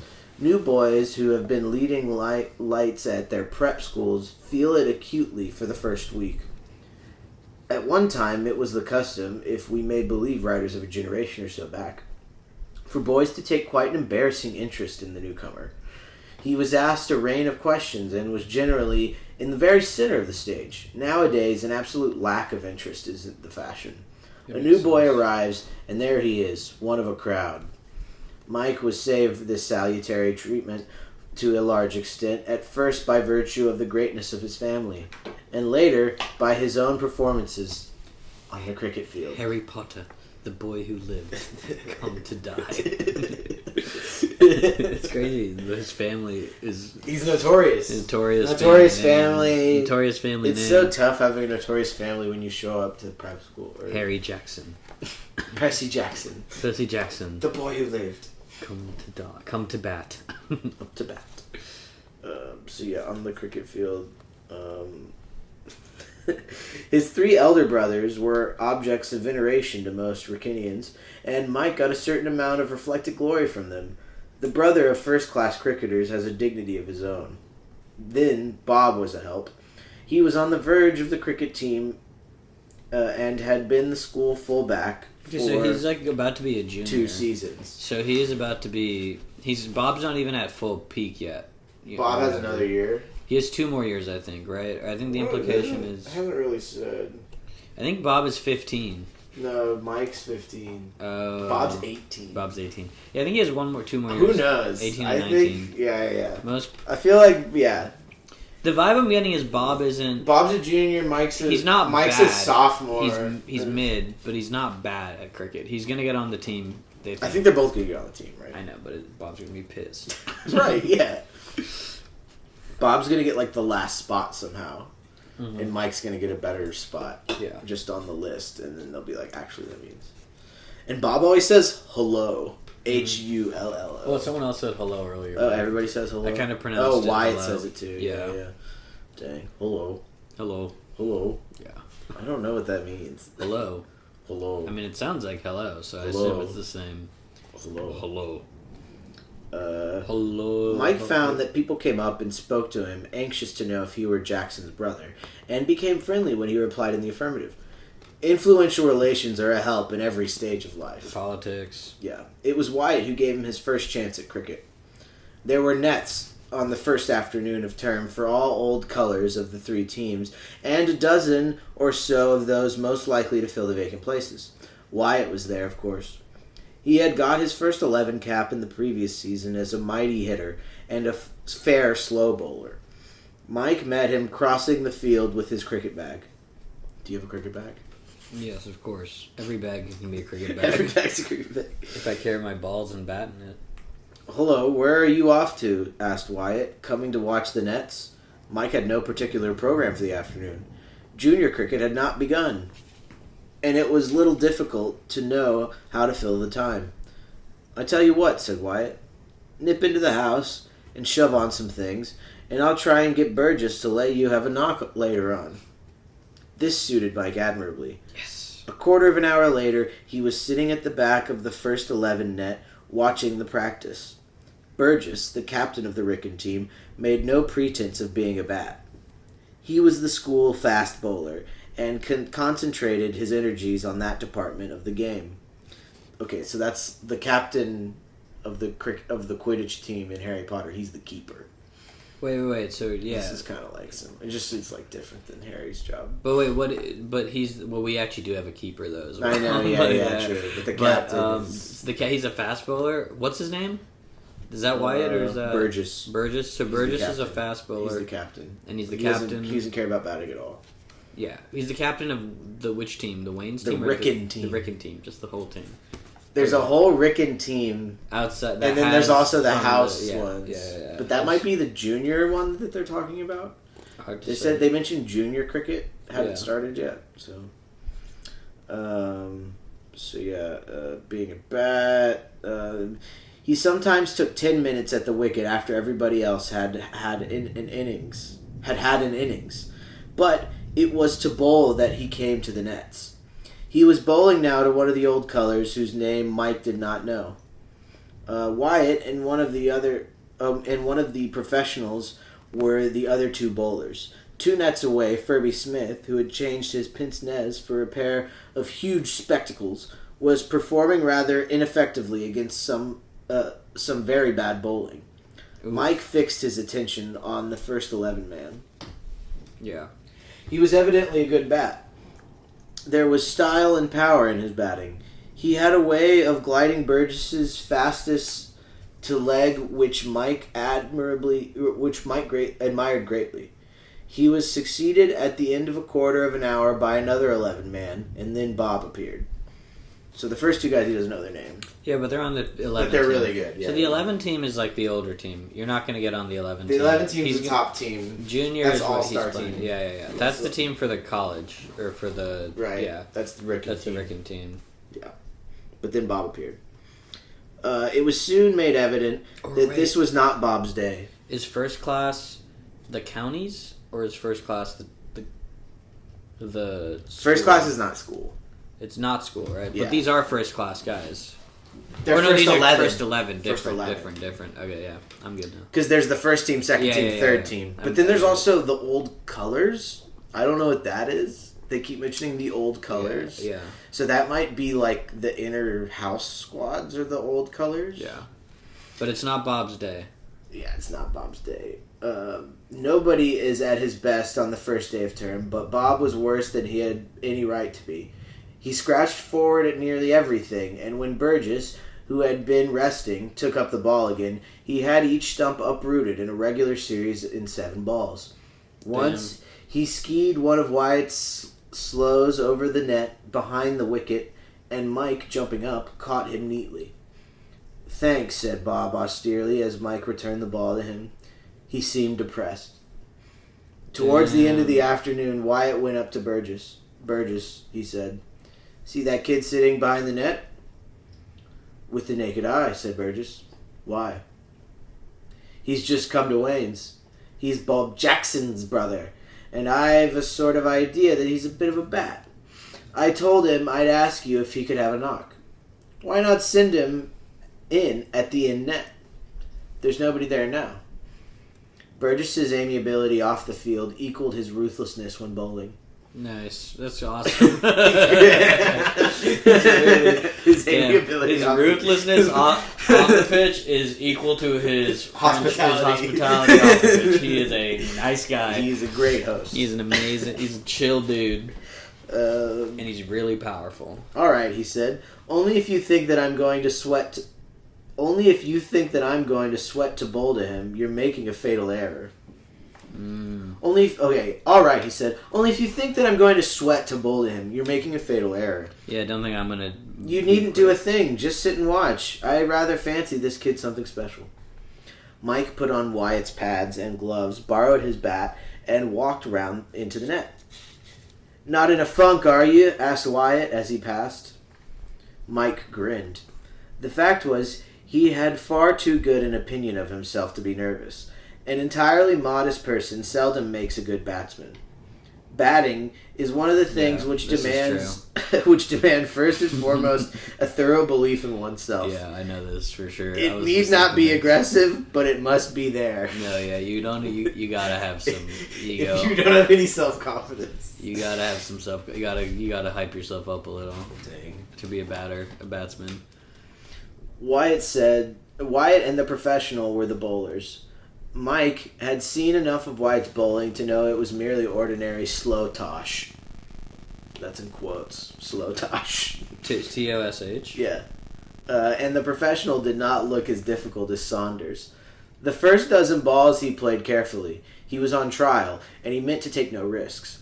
Then, the professional overpitched one slightly on the off. Yeah. Mike jumped out and got the full face of the bat onto it. Beautiful. The ball hit one of the ropes on the net and nearly broke it. Whew! How's that? Said Wyatt with a smile of an impresario on the first night of a successful play. Is Burgess gonna bowl to him? I want to see. Not bad, admitted Burgess. Yep. A few moments later, he was still more complimentary. He got up and took a ball himself. There we go. Mike braced himself up as Burgess began his run.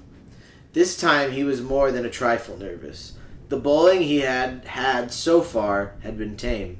Yeah, this would be the real ordeal. As the ball left Burgess's hand, he began instinctively to shape for a forward stroke. Nice. Then suddenly he realized that the thing was going to be a Yorker. Oh, there it is.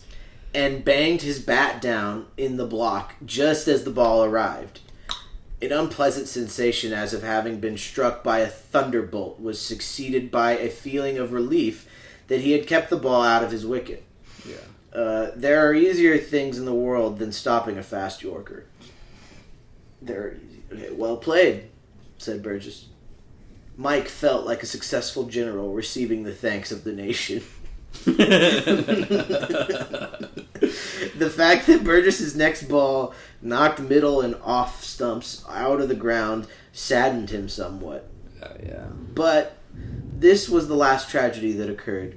He could not do much with the bowling beyond stopping it and feeling repetitions of the thunderbolt experience that he kept up his end, and a short conversation which he had with Burgess at the end of his innings was full of encouragement to one skilled in reading between the lines. Yeah. Thanks awfully, said Mike, referring to the decent manner in which the captain had behaved in letting him bat. What school were you at before you came here? Asked Burgess. A prep school in Hampshire, said Mike. King's Hall.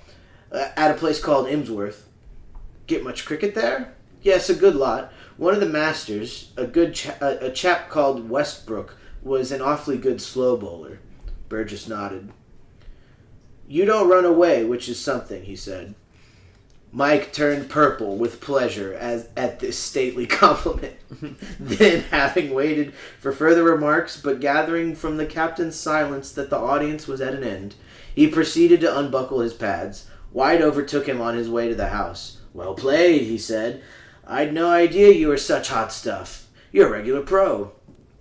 I say, said Mike gratefully, it was most awfully decent of you getting Burgess to let me go in. Oh, that's all right. If you don't get pushed a bit here, you stay for ages in the 100th game with the cripples and the kids. Now you've shown them what you can do. You ought to get into the under-16 team straight away. Probably into the third, too. By Jove, that would be all right. I asked Burgess afterwards what he thought of your batting, and he said, not bad. But he says that about everything. It's his highest form of praise. He says it when he wants to let himself go and simply butter up a thing. If you took him to see True Man Bowl, we love True Man. He's one of the greatest bowlers. He'd say he wasn't bad. What he meant was that he was jolly struck with your batting and is going to play you for the under-16. I hope so, said Mike. The prophecy was fulfilled. On the following Wednesday, there was a match between the under-16 and a scratch side. Mike's name was among the under-16, and on Saturday he was playing for the third 11 in a trial game. Whoa. This place is ripping, he said to himself as he saw his name on the list. Thought I should like it. This place is ripping. And that night he wrote a letter to his father, notifying him of the fact. Okay, so it's cool to have a scrap. The scrap side, I bet, is just like you can make the team up. And we're It's kind just of whoever's testing. around. Yeah, scrap side, and then you got the under 16. You got the scratch side versus the under 16. But That's he cool. already was. After that, he's already on the third 11. Saturday, he's playing for the third 11 in a trial game. That's the game against the scratch side, right? No. Wait, go. On Wednesday, there was a match between the under 16 and a scratch side. Oh, Mike's name is among the under 16. so he did play in that game, or is that game coming up? He just saw his name on the list. So both the games haven't happened yet, I don't think. So there's two games coming. There's up. two games, one with the under 16, one On for Wednesday. the third team. And then one for the third team on Friday. He's got Saturday. Okay. Damn. So we got games coming up. Moments to prove. Because he's at the Nets. Okay. That was the Nets, yeah. We're about to he proved himself at the Nets. We're about to approach the Oval. Yeah. I assume. But yeah, we're going to take a quick drinks break. We'll be right back. Drinks break over. We drank. We had tea. Chapter 5. Revelry by night. Revelry. It's like a party. Yeah, they're gonna. Maybe he's gonna sneak off through the window. Like Yeah, he can sneak out through the window, which Yeah. is. That's crucial. That's also why it's like Hogwarts, though. Like, there are secret passages. There's a Marauders map. Yeah. That's That would be cool if there's a Marauders map. Because then you could see who's playing cricket. It's a Marauders map for But just it's the like, cricket. it's got all the field. stats. Yeah. Yeah. He finds the Half-Blood Prince. He finds someone's cricket journal. The cricket journal, and it has all the That'd great be good. cheats in it. A It succession. is like a spell book. Yeah. Oh yeah, My cricket just different journal. shots. It's got all Peop- my different. Your old cricket instructor walks by, Notes. or like one of the teachers walks by, and he's like, "That's my shot." How's he doing? A succession of events combined to upset Mike during his first fortnight at school. He was far more successful than he had any right to be at his age. There's nothing more heady than success, and if it comes before we are prepared for it, it is apt to throw us off our balance. As a rule, at school, years of wholesome obscurity make us ready for any smaller triumphs we may achieve at the end of our time there. It's like Glee. Mike had skipped these years. He was older than the average new boy, and his batting was undeniable. He knew quite well that he was regarded as a find by the cricket authorities, and the knowledge was not particularly good for him. It did not make him conceited, for his was not a nature at all addicted to conceit. He's chill like Harry Potter. The effect it had on him was to make him excessively pleased with life. And That's not good, bro. When Mike was pleased with life, he always found a difficulty in obeying authority and its rules. Exactly. His state of mind was not improved by an interview with Bob. Some evil genius put it into Bob's mind that it was his duty to be, if only for one performance, the heavy older brother to Mike, to give him advice. It is never the smallest use for an elder brother to attempt to do anything for the good of a younger brother at school, for the latter rebels automatically against such interference in his concerns. No. But Bob did not know this. No, he only knew that he had received a letter from home in which his mother had assumed without evidence that he was leading Mike by the hand round the pitfalls of life at Wrykyn. This is like when I showed up to marching band and my brother had been in marching band. Yeah, my brother was in debate. My debate teacher knew my brother really well. My debate teacher. Rachel Downing knew my brother. Wow. Or whatever. And she's a senior. That's cool. She's like talking to me and stuff. I'm like, what the? Whoa. This is crazy. Whoa. Saw her change on the bus. Whoa. It was crazy. That's crazy. And his conscience smote him. Beyond asking him occasionally when they met how he was getting on, a question to which Mike invariably replied, "Oh, all right," he was not aware of having done anything brotherly towards the youngster. So he asked Mike to tea in his study one afternoon before going to the nets. Mike arrived, sliding into the study in the half-sheepish, half-defiant manner peculiar to small brothers in the presence of their elders. And yeah, I think so. And stared in silence at the photographs on the wall. Bob was changing into his cricket things. The atmosphere was one of constraint and awkwardness. The arrival of tea was the cue for conversation. I like how he's like, it was awkward. Like, they're like, he's like, the vibe is awkward and constrained. Yeah, the vibe with Bob is weird. He's trying really hard to be my older brother. He's kind of sucks. I'm way better. Than him. People like me more. I'm not. Yeah. Everybody's impressed. Well, he's the last one too. He's the last son. He's the last son. Yeah, the final son. Well, how are you getting on? Asked Bob. Oh, yeah, all right, said Mike. Silence. Sugar? Asked Bob. Thanks, said Mike. How many lumps? 2, please. They're cake? Drinking tea? They're drinking tea right now? Yeah. And then he says, cake? He says, thanks. Silence. Bob pulled himself together. Like Wayne's? Ripping. I asked Furby Smith to keep an eye on you, said Bob. What? Said Mike. It's like The Social Network. Yeah, this is pretty much a script now. But yeah.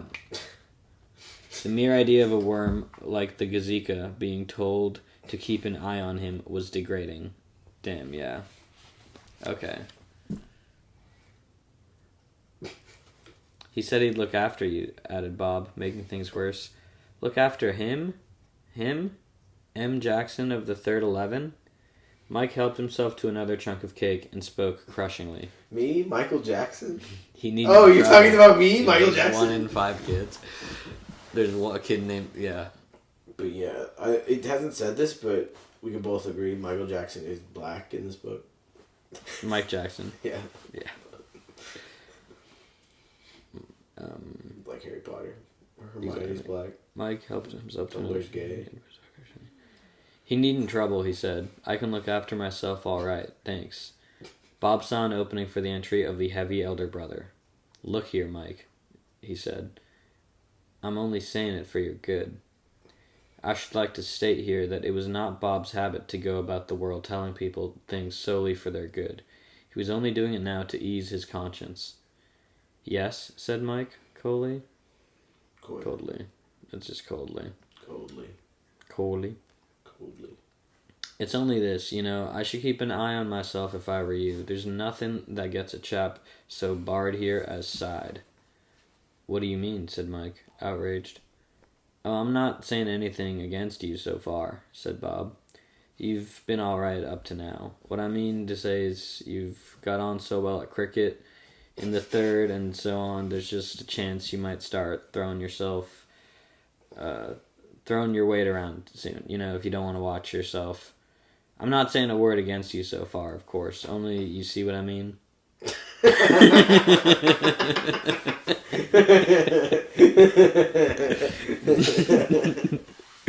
Mike's feelings were too deep for words. In somber silence, he reached out for the jam, while Bob, satisfied that he had delivered his message in a pleasant and tactful manner, filled his cup and cast about him for further words of wisdom. He's kind of like a Boomhauer.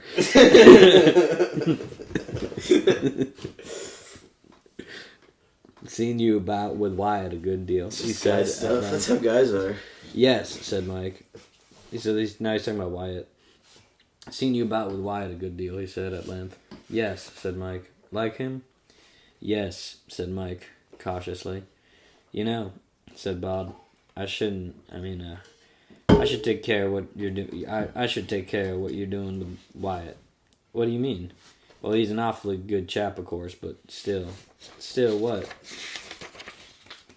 What I mean, he's the sort of chap who'll probably get into some thundering row before he leaves. He doesn't care a hang what he does. He's that sort of chap. He's never been dropped on yet. Right. But if you go on breaking rules, you're bound to be sooner or later. Thing is, it doesn't matter much for him because he's leaving at the end of the term. But don't let him drag you into anything. Not that he would try to, but you might think it was the done thing to him to. It was the done thing to imitate him. And the first thing you knew, you'd be dropped on by Wayne or somebody. See what I mean? Bob was well-intentioned, but tact did not enter greatly into his composition. What does he mean? He's saying, don't fuck around with that other guy. Because he gets in rows, so he gets in fights, and he just, he breaks rules. He's also a rule breaker. Yeah, right.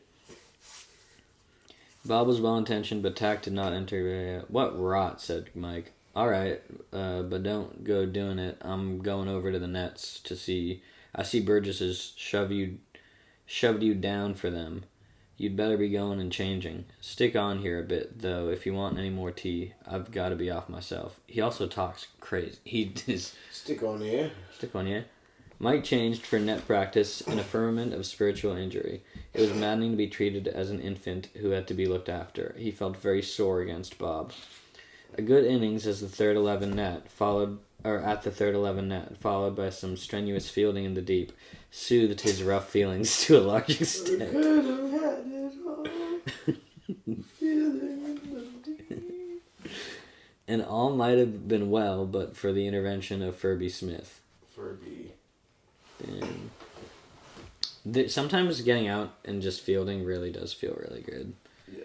It feels like you're giving back. It's great to be out there. Yeah. That youth, all spectacles and front teeth, met Mike at the door of Wayne's.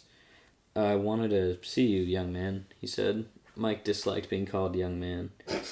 Come up to my study. Mike followed him in silence into his study and preserved his silence till Furby Smith, having deposited his cricket bag in the corner of the room and examined himself carefully in a looking-glass that hung over the mantelpiece, spoke again. I've been hearing all about you, young man. Mike shuffled. You're a frightful character from all accounts. Mike could not think of anything to say that was not rude, so said nothing. Your brother has asked me to keep an eye on you. Mike's soul began to tie itself into knots again. He was just at that age when one is most sensitive to patronage and most resentful of it. I promised I would, said the Gazika, turning around and examining himself in the mirror again. You'll get on all right if you behave yourself. Don't make a frightful row in the house. Don't cheek your elders and betters. Wash. That's all. Buzz off. Mike had a vague idea of sacrificing his career to the momentary pleasure of flinging a chair at the head of the house. Overcoming this feeling, he walked out of the room and up to his dormitory to change. That was good. Yeah. I'm glad he did that. That was cool. He just stayed silent. He's cool. He's a cool customer. I know. He's great in the crease. Yeah, I'm sure he will be. In the dormitory that night, the feeling of revolt, of wanting to do something actively illegal, increased. Like Eric, he burned, not with shame and remorse, but with rage and all that sort of thing. He dropped off to sleep full of half-formed plans for asserting himself. He was awakened from a dream in which he was batting against Furby Smith's bowling and hitting it into space every time by a slight sound. I've had these dreams before. You're hitting me and my worst enemy is bowling to me, and I'm batting really good. So good. I'm batting really great. He opened his eyes and saw I'd blow up the sun. I hit it, it goes right into the sky, and I blow up the sun with my batting. He opened his eyes and saw a dark figure silhouetted against the light of the window. He sat up in bed. "Hello," he said. "Is that you, Wyatt?" "Are you awake?" said Wyatt. "Sorry if I've spoiled your beauty sleep." "Are you going out?" "I am," said Wyatt. "The cats are particularly strong on the wind just now. Mustn't miss a chance like this. So especially cool. As there's a good moon, too. I shall be deadly." I think he's going to go shooting. He's going to go shoot the cats.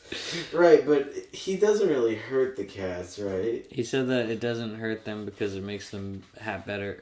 No, he's pretty much hurting the cats, okay. I think. But it doesn't kill... It's not like a bullet. It's not like a gun. No, yeah, it's like a BB gun. Right. So it hurts like shit, probably, but, it doesn't kill them. But he's saying he's going to kill them, but he's not... I don't think... He's not going to kill him, though, even though he just said he's going to kill him. I shall be deadly. Right. I say, can't I come too? A moonlight prowl with or without an air pistol would have just suited Mike's mood. "No, you can't," said Wyatt. "When I'm caught, as I'm morally certain to be someday, or night, rather, they're bound to ask if you've ever been out as well as me. Then you'll be able to put your hand on your little heart and do a big George Washington act. You'll find that useful..." Do you know about George Washington? I think it's from the British perspective, though. "You'll be able to put your hand on your little heart I didn't even know and do they a big knew George about Washington act.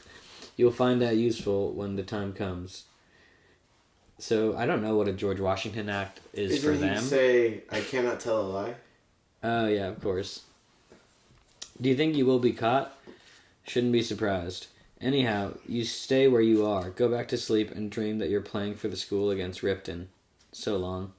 And Wyatt, laying the bar he had extracted on the windowsill, wriggled out. Mike saw him disappearing along the wall. Okay. Do you think he's going to go? Or do you think he's going to stay in bed? He's going to follow him? He'll probably follow him. It was all very well for Wyatt to tell him to go to sleep, but it was not so easy to do it. The room was almost light, and Mike always found it difficult to sleep unless it was dark. He turned over on his side and shut his eyes. What was the name of the chapter?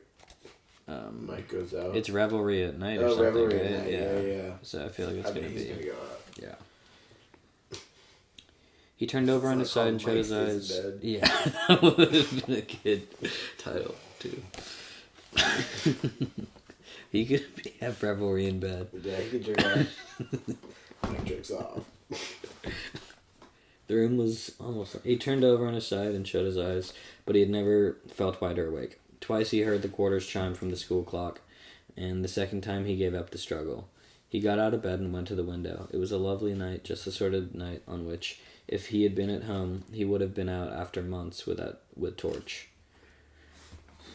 A sharp yowl from an unseen cat told of Wyatt's presence somewhere in the big garden. Yeah, he's totally shooting these cats.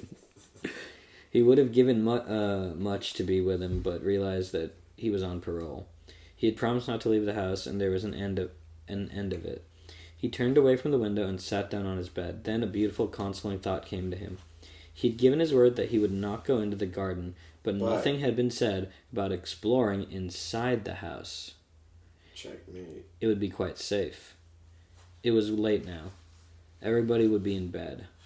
And there must be all sorts of things to interest the visitor in Wayne's part of the house. Food, perhaps. Mike felt that he could just do with a biscuit. And there bound to be biscuits on the sideboard in Wayne's dining room. Yeah, he crept quietly out of the dormitory. There's someone else who could do with a biscuit. He had been long enough in the house to know the way, in spite of the fact that all was darkness. Down the stairs, along the passage to the left, and up a few more stairs at the end. The beauty of the position was that the dining room had two doors, one leading into Wayne's part of the house, and the other into the boys' section. And he has the cloak of invisibility, so... Yes, and he has the cloak of invisibility, so they can't see him. The prefects won't see him. Any interruption that there might be would come from the further door. To make himself more secluded, he locked that door, then turned on the light. He proceeded to look about him.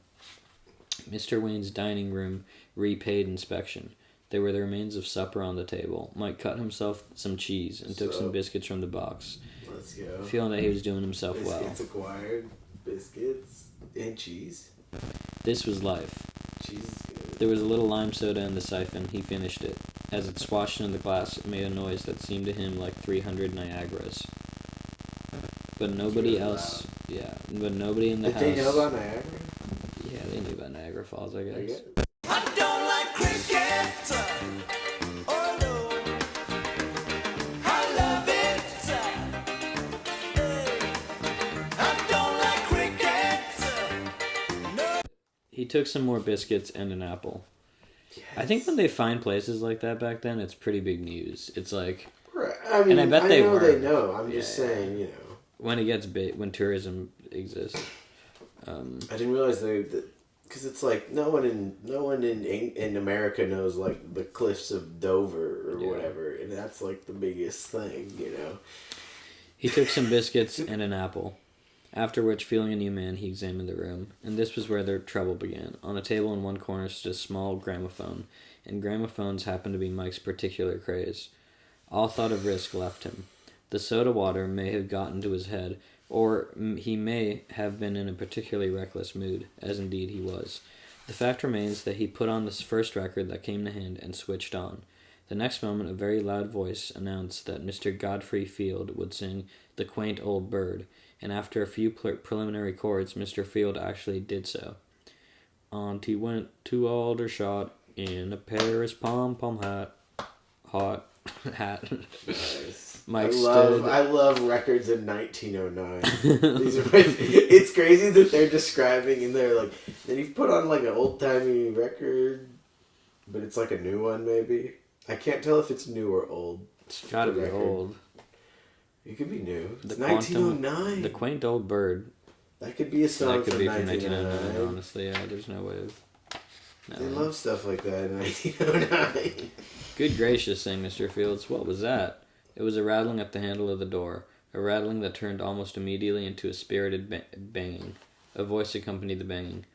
Who's there? Inquired the voice. Mike recognized it as Mr. Wayne's.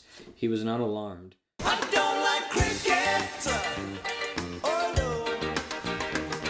I love it. The enemy was held in check by the locked door, while the other door offered an admirable and instantaneous way of escape. Mike crept across the room on tiptoe and opened the window. It had occurred to him just in time that if Mr. Wayne, on entering the room, found that the occupant had retired by way of the boy's part of the house, he might possibly obtain a clue to his identity. Fuck. If, on the other hand, he opened the window, suspicion would be diverted. Mike had not read his Raffles for nothing. Raffles. Is it capitalized? Yeah. It's a writer. Oh. He writes, you know. It's cool. Mysteries? Yeah, I get Or something, or I don't know. I thought. The hand rattling was resumed. This was good. So long as the frontal attack was kept up, there was no chance of being taken in the rear, his only danger. He stopped at the gramophone, which had been pegging away patiently at the quaint old bird all the time, and reflected. It seemed a pity to evacuate the position and ring down the curtain on what was, to date, the most exciting episode of his life, but he must not overdo the thing and get caught. At any moment, the noise might bring reinforcements to the besieging force, though it was not likely, for the dining room was a long way from the dormitories, and it might flash upon their minds that there were two entrances to the room, or the same bright thought might come to Wayne himself. Now what, pondered Mike, would A.J. Raffles have done in a case like this? Suppose he'd been after somebody's jewels, and found that they were after him, and he locked one door and could get away by the other. Yeah. The answer was simple. He'd clear out, thought Mike. 2 minutes later, he was in bed. He lay there, tingling all over with the consciousness of having played a masterly game, when suddenly a gruesome idea came to mind, and he sat up, breathless. Suppose Wayne took it into his head to make a tour of the dormitories to see that all is well, Wyatt was still in the garden somewhere, blissfully unconscious of what was going on indoors. Yeah. He would be caught for certainty. Fuck. No, bro, you blew it for Wyatt. Jeopardized it for Wyatt. Once more, you made a fatal mistake and fucked over some guy. Yeah. But it was an accident. But this time, it's the guy you like more. It was an accident, though. He didn't accidentally play the music. Right, but he didn't realize that it would cause Wyatt to be picked up, though. Yeah, but you should have thought about that. It's gonna wake up the guy. The guy's gonna be awake. No, of course. But that's his. That's no. me. I mean, I've been there. It seems pretty relatable. easy for him It's to just pretty eat the easy. biscuits and then go back to bed. But that's just me. That's more what I would do. But yeah, he loved the gramophone though. He wanted to hit the gramophone. That's his recent obsession. He's acting up a little, but he's having fun. He's too wild, man. No, it's what you need as a batter. If he was a bowler, I would say he should have just ate the biscuits. But as a batsman, you need to play the gramophone. That's true. Chapter 6. Oh yeah, that was the end. That was the end. What happened at the end? He just went back to bed, and he was like, "Fuck, he's gonna get caught." Oh right. So we don't know. Caught for certainty. We don't know if he's gonna get caught or not. Chapter 6, in which a tight corner is evaded. That's the name of that. In which a tight corner is evaded? Yeah, chapter 6, in which a tight corner is evaded. I think I know how... Okay. For a moment, the situation paralyzed Mike. Then he began to equal it. In times of excitement, one thinks rapidly and clearly. The main point, the kernel of the whole thing, was that he must get into the garden somehow and warn Wyatt, and at the same time, he must keep Mr. Wayne from coming to the dormitory. He jumped out of bed and dashed down the dark stairs. He had taken care to close the dining room door after him. It was now open, and he could hear somebody moving inside the room. Evidently, his retreat had been made just in time. He knocked at the door and went in.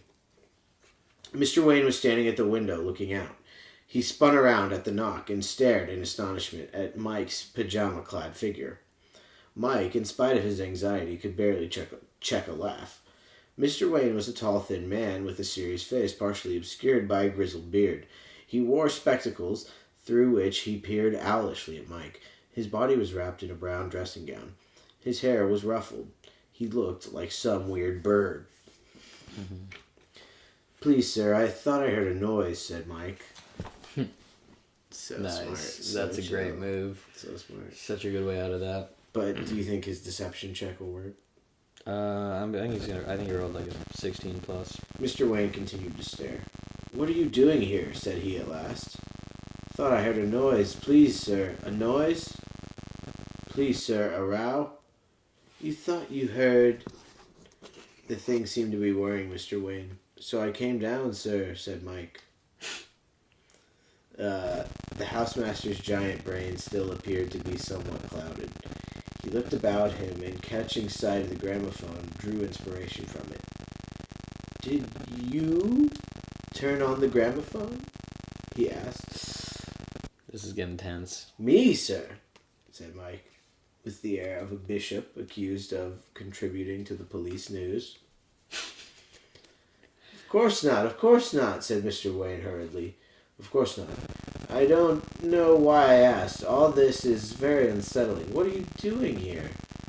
"Thought I heard a noise, sir." "A noise?" "A row, sir.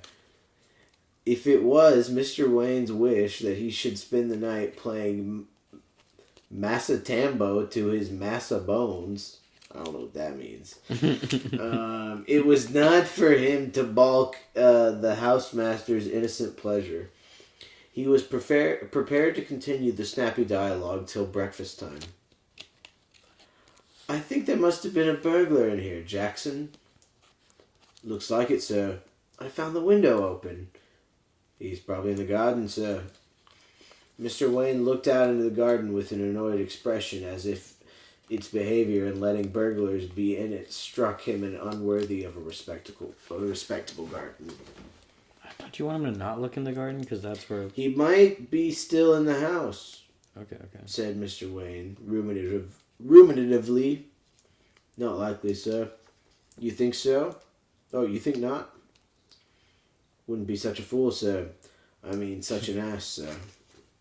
"Perhaps you're right, Jackson." Wow. "I shouldn't wonder if he was hiding in the shrubbery, sir." Mr. Wayne looked at the shrubbery, as who should say, "Et tu, Brute?" "By Jove, I think I see him," cried Mike. He ran to the window, vaulted through it onto the lawn. An inarticulate protest from Mr. Wayne, rendered speechless by this move, just as he was beginning to recover his faculties, and he was running across the lawn into the shrubbery. He felt that all was well. There might be a bit of a row on his return, but he could always plead overwhelming excitement. Wyatt was round at the back somewhere, and the problem was how to get back without being seen from the dining room window. Fortunately, a belt of evergreens ran along the path right up to the house. Mike worked his way cautiously through these till he was out of sight, then tore the regions at the back. The moon had gone behind the clouds, and it was not easy to find a way through the bushes. Twice, branches sprang out from nowhere and hit Mike smartly over the shins, eliciting sharp howls of pain. On the second of these occasions, a low voice spoke from somewhere on his right. "Who on earth's that?" it said. Mike stopped. "Is that you, Wyatt? I say, Jackson!" The moon came out again, and Mike saw Wyatt clearly. His eyes were covered with mold. He had evidently been crouching in the bushes on all fours. "You young ass," said Wyatt. "You promised me that you wouldn't get out." "Yes, I know, but... And I heard you crashing through the shrubbery like 100 elephants. If you must get out at night, chance being sacked, you might at least have the sense to walk quietly." "Yes, but you don't understand." And Mike rapidly explained the situation. Okay. "But how the dickens did he hear you if you were in the dining room?" asked Wyatt. "It's miles from his bedroom. You must tread like a policeman." "It wasn't that. The thing was, you see, it was rather a rotten thing to do, I suppose, but I turned on the gramophone." "You what?" "The gramophone. It started playing The Quaint Old Bird, ripping it was, until Wayne came along." Wyatt doubled up with noiseless laughter. "You're a genius," he said. "I never saw such a man." "Well, what's the game now? What's the idea?" "I think you'd better nip back along the wall and in through the window, and I'll go back to the dining room. Then it'll be all right if Wayne comes and looks into the dorm." I can already tell these two are going to have an amazing batting partnership. The way that they're sneaking off these runs. Exactly, yeah. I'm seeing a lot of similarities to the kind of communication you need to do with your batting. For the house cup. Then it'll be all right if Wayne comes and looks into the dorm. Or if you like, you might come down too, as if you just woke up and thought you'd heard a row. "That's not a bad idea, all right. You dash along then, I'll get back." Mr. Wayne was still in the dining room, drinking in the beauties of the summer night through the open window. He gibbered slightly when Mike reappeared. "Jackson, what do you mean by running about outside the house in this way? I shall punish you very heavily. I shall certainly report the matter to the headmaster. I will not have boys rushing about the garden in their pajamas." Mm-hmm. "You will catch an exceedingly bad cold." "You will do me 200 lines, Latin and English." "Exceedingly so. I will not have it." "Did you not hear me call to you?" "Please, sir, so excited," said Mike, standing outside with his hands on the sill. "You have no business to be excited. I will not have it.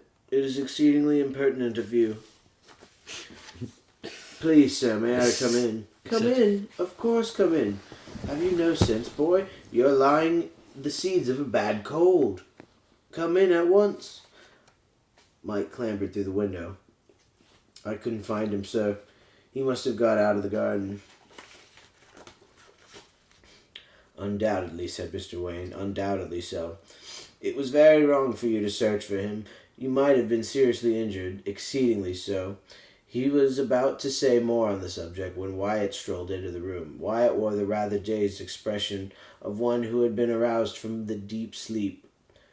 He yawned before he spoke. "I thought I heard a noise, sir," he said.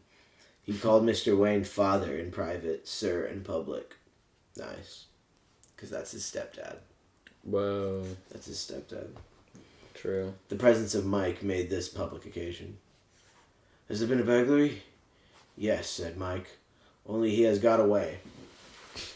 Shall I go out into the garden and have a look around, sir? Asked Wyatt helpfully. The question stung Mr. Wayne into active eruption once more. Under no circumstance whatsoever, he said excitedly. Stay where you are, James. I will not have boys running about my garden at night. It's preposterous. Inordinately so. Both of you go to bed immediately. I shall not speak to you again on this subject. I must be obeyed instantly. You hear me, Jackson? Snape. James, you understand me. To bed at once. And if I find you outside the dormitory again tonight, you will both be punished with extreme severity. I will not have this lax and reckless behavior. But the burglar, sir, said Wyatt. We might catch him, sir, said Mike.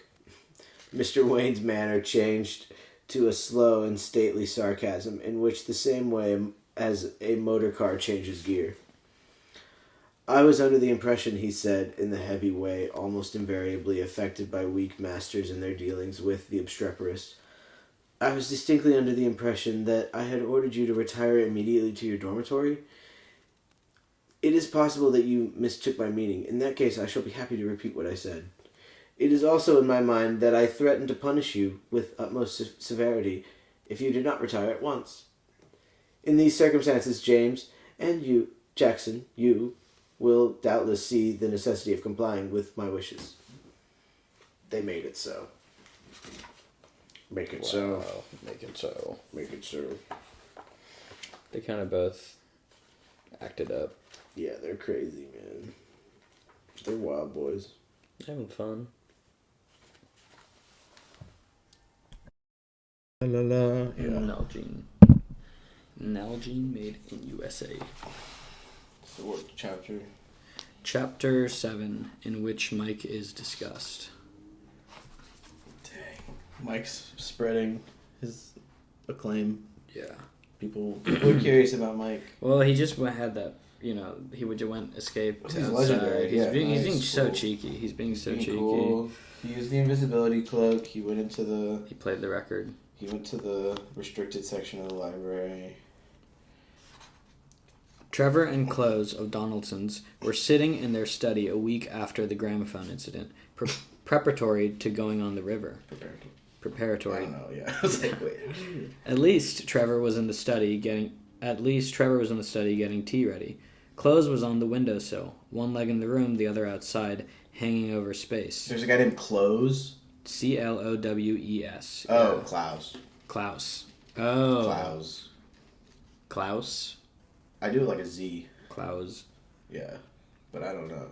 He loved to sit in this altitude, watching someone else work and giving his views on life to whoever would listen to them.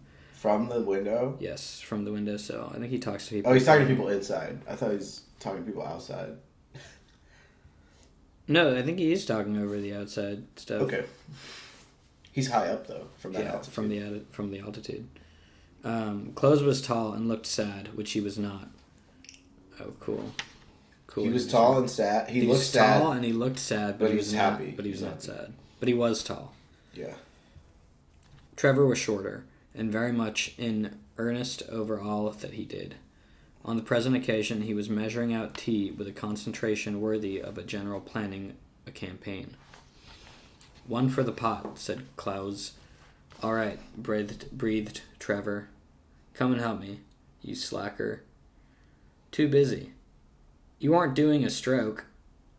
My lad, I'm thinking of life. No one's even helping with the tea. What the You gotta help with the tea. That's the thing you couldn't do. I often say to people, good chap, Trevor, but can't think of life. Give him a teapot and half a pound of butter to mess about with. I say, and he's all right. But when it comes to deep thought, where is he? Among the also-rans? The what? ALSO-RANS. Oh, wonder if that's in the dictionary. That's what I say. What do you think? What do you think the also-rans are? Is it just someone that's like, oh, I also ran? Oh yeah, just an also guy. Just like, oh yeah, I did that. I actually, my family went on vacation there too. Yeah. Also, Oh, yeah, here we go. A horse or dog that finishes out of the money in a race. A contestant that does not win. One that is of little importance, especially competitively. Wow. Because they also ran. They didn't win. Yeah, they didn't win. They also ran. They didn't get first place or second place or third place. That is a pretty cool insult. So wait, read it again. Basically, he's saying Trevor's among the also rans. Yeah. Let me hear the. Let me hear the exchange. My lad, I'm thinking of life. That's a good thing you couldn't do. I often say to people. Good chap, Trevor, but can't think of life. Give him a teapot and half a pound of butter to mess about with. I say, and he's all right. Which one is Trevor? Not the one talking. They're both talking to each other. Yeah. Which is Trevor? Is Clow's name Trevor Clow's, or is there another guy? What's Trevor's? Those are two different guys, Trevor and Clow's. Okay. They're sitting and they're talking. We don't know Clow's first name or Trevor's last name. Okay. Clow's is on the windowsill. Trevor's making tea. And then Clow's is like, Trevor's really good at making tea. Give him a teapot and half a pound of butter to mess about with because he's good at it. Like a lady. Yeah, but when it comes to deep thoughts, where is he? Among the also rans. Right, there you go. Mm-hmm. Okay. And then Trevor, silly ass, said Trevor. Or he's calling him a silly ass. Slicing bread. Silly ass. What particular rot were you thinking about just then? What fun it was sitting back and watching other fellows work, I should think. My mind at the moment, said Close, was tensely occupied with the problem of brothers at school. Have you got any brothers, Trevor? One, couple years younger than me. I say, we shall want some more jam tomorrow. Better order it today. See it done. Tigellinus. Tigellinus. Oh, that's the name? Yeah. Do you think it'll be in the dictionary? I think it's a philosopher, maybe. I don't know. I don't know if it'll be in the dictionary. Seek is in the dictionary. S-I-K-H. That makes sense. Tig? Yeah, T-I-G. Oh, you got it? You looking at that? I'm just seeing if it's like a guy. I think it just is like a... I bet it's like a fake guy. Oh, the prefect of the Roman Imperial Bodyguard. Right. So he's just like a guy. Roman guard. But did he betray Caesar? Because didn't Caesar get stabbed? True. Is that when Tigellinus is in charge? Oh, do you know what's up with Nero? Yeah. As our old pal Nero used to remark, where is he? Your brother, I mean. Dang. So he was setting up the Tigellinus thing for a Nero remark. Right. Yeah. So they're talking about brothers. Yeah, talking about brothers. And he says, Marlborough. That's where his brother is. Okay. That shows your sense. I've always had a high opinion of your sense, Trevor.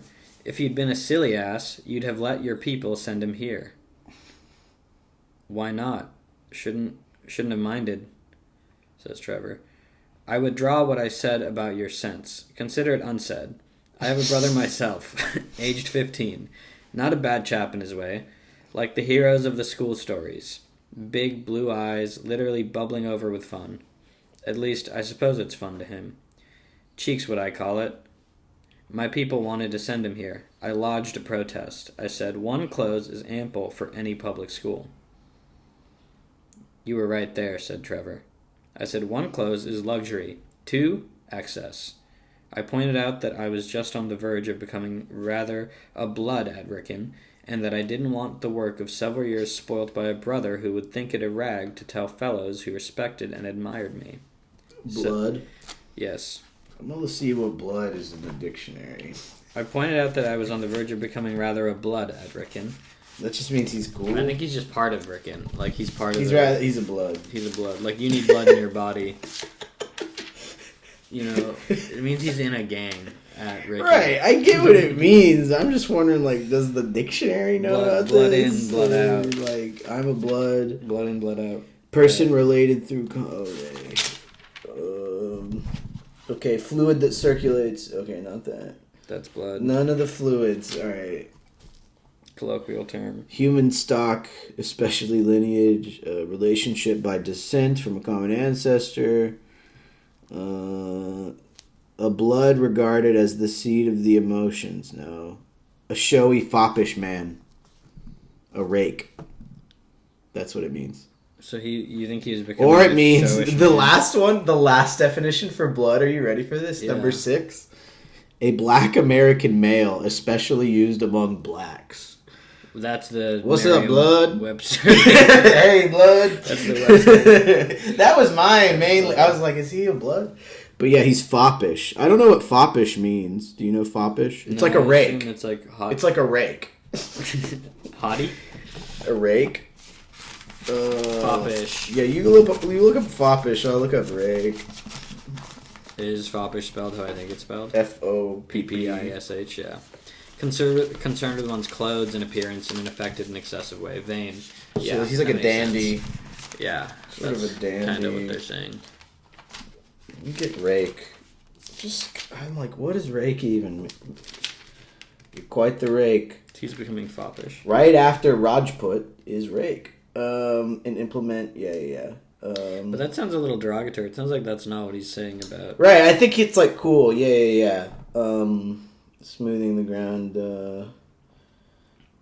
inclination from the perpendicular to overhang a ship's... No! Bro, rake. I gotta go to rake number 3. Dissolute person, libertine. Oh. Just like he's hot shit, Yeah. and he's fucking, kind of. Okay. Cool. That's cool. He's becoming a blood. He's a blood. He's a blood. So he's talking about, I didn't want Right. the years of spoiled, blah, blah, blah. But he's like, now I'm rethinking it, though. To tell fellows who respected and admired me, such as who? Anecdotes of checkered infancy. There are stories about me which only my brother knows. Did I want them spread about the school? Okay, that's funny. I get it. There are stories about me only my brother knows, and I would hate if those were spread around the school. It is weird going to the same school as your brother. Yeah, you could be like, he shit himself last night. Yeah. People would believe you. No, laddie, I did not. Hence, we see my brother 2 terms ago, packing up his little box and tooling off to rugby. And here I am at Wrykyn, with an unsustained reputation, loved by all who know me, revered by all who don't, courted by boys, fawned upon by masters. People's faces brighten when I throw them a nod. If I frown, oh, come on, said Trevor. Bread and jam and cake monopolized Cloud's attention for the next quarter of an hour. At the end of that period, however, he returned to his subject. After the serious business of the meal was concluded and a simple hymn had been sung by those present, he said, Mr. Clowes resumed his very interesting remarks. We were on the subject of brothers at school. Now, take the melancholy case of Jackson brothers. My heart bleeds for Bob. Dang. This is like these 2 guys showed up and are doing a podcast about them. Yeah, everybody in the... It's like these 2 We brothers. have these two new characters that you've never seen One before. sits on the windowsill, one makes tea, Yeah. and they're both just discussing And they're both kind of savage. general vague subjects like Yeah. brothers and such, and Roman emperors and stuff. After the serious business, so Jackson's all right. What's jam? They were saying we got to order more. They're always talking about jam. Is it just jam? Yeah. Is it the same It's gotta be- jam? well, yeah, they love that. They love Sure, jam. yeah, but it's like, bread and jam. Sure. But they have pudding, and it's not our pudding.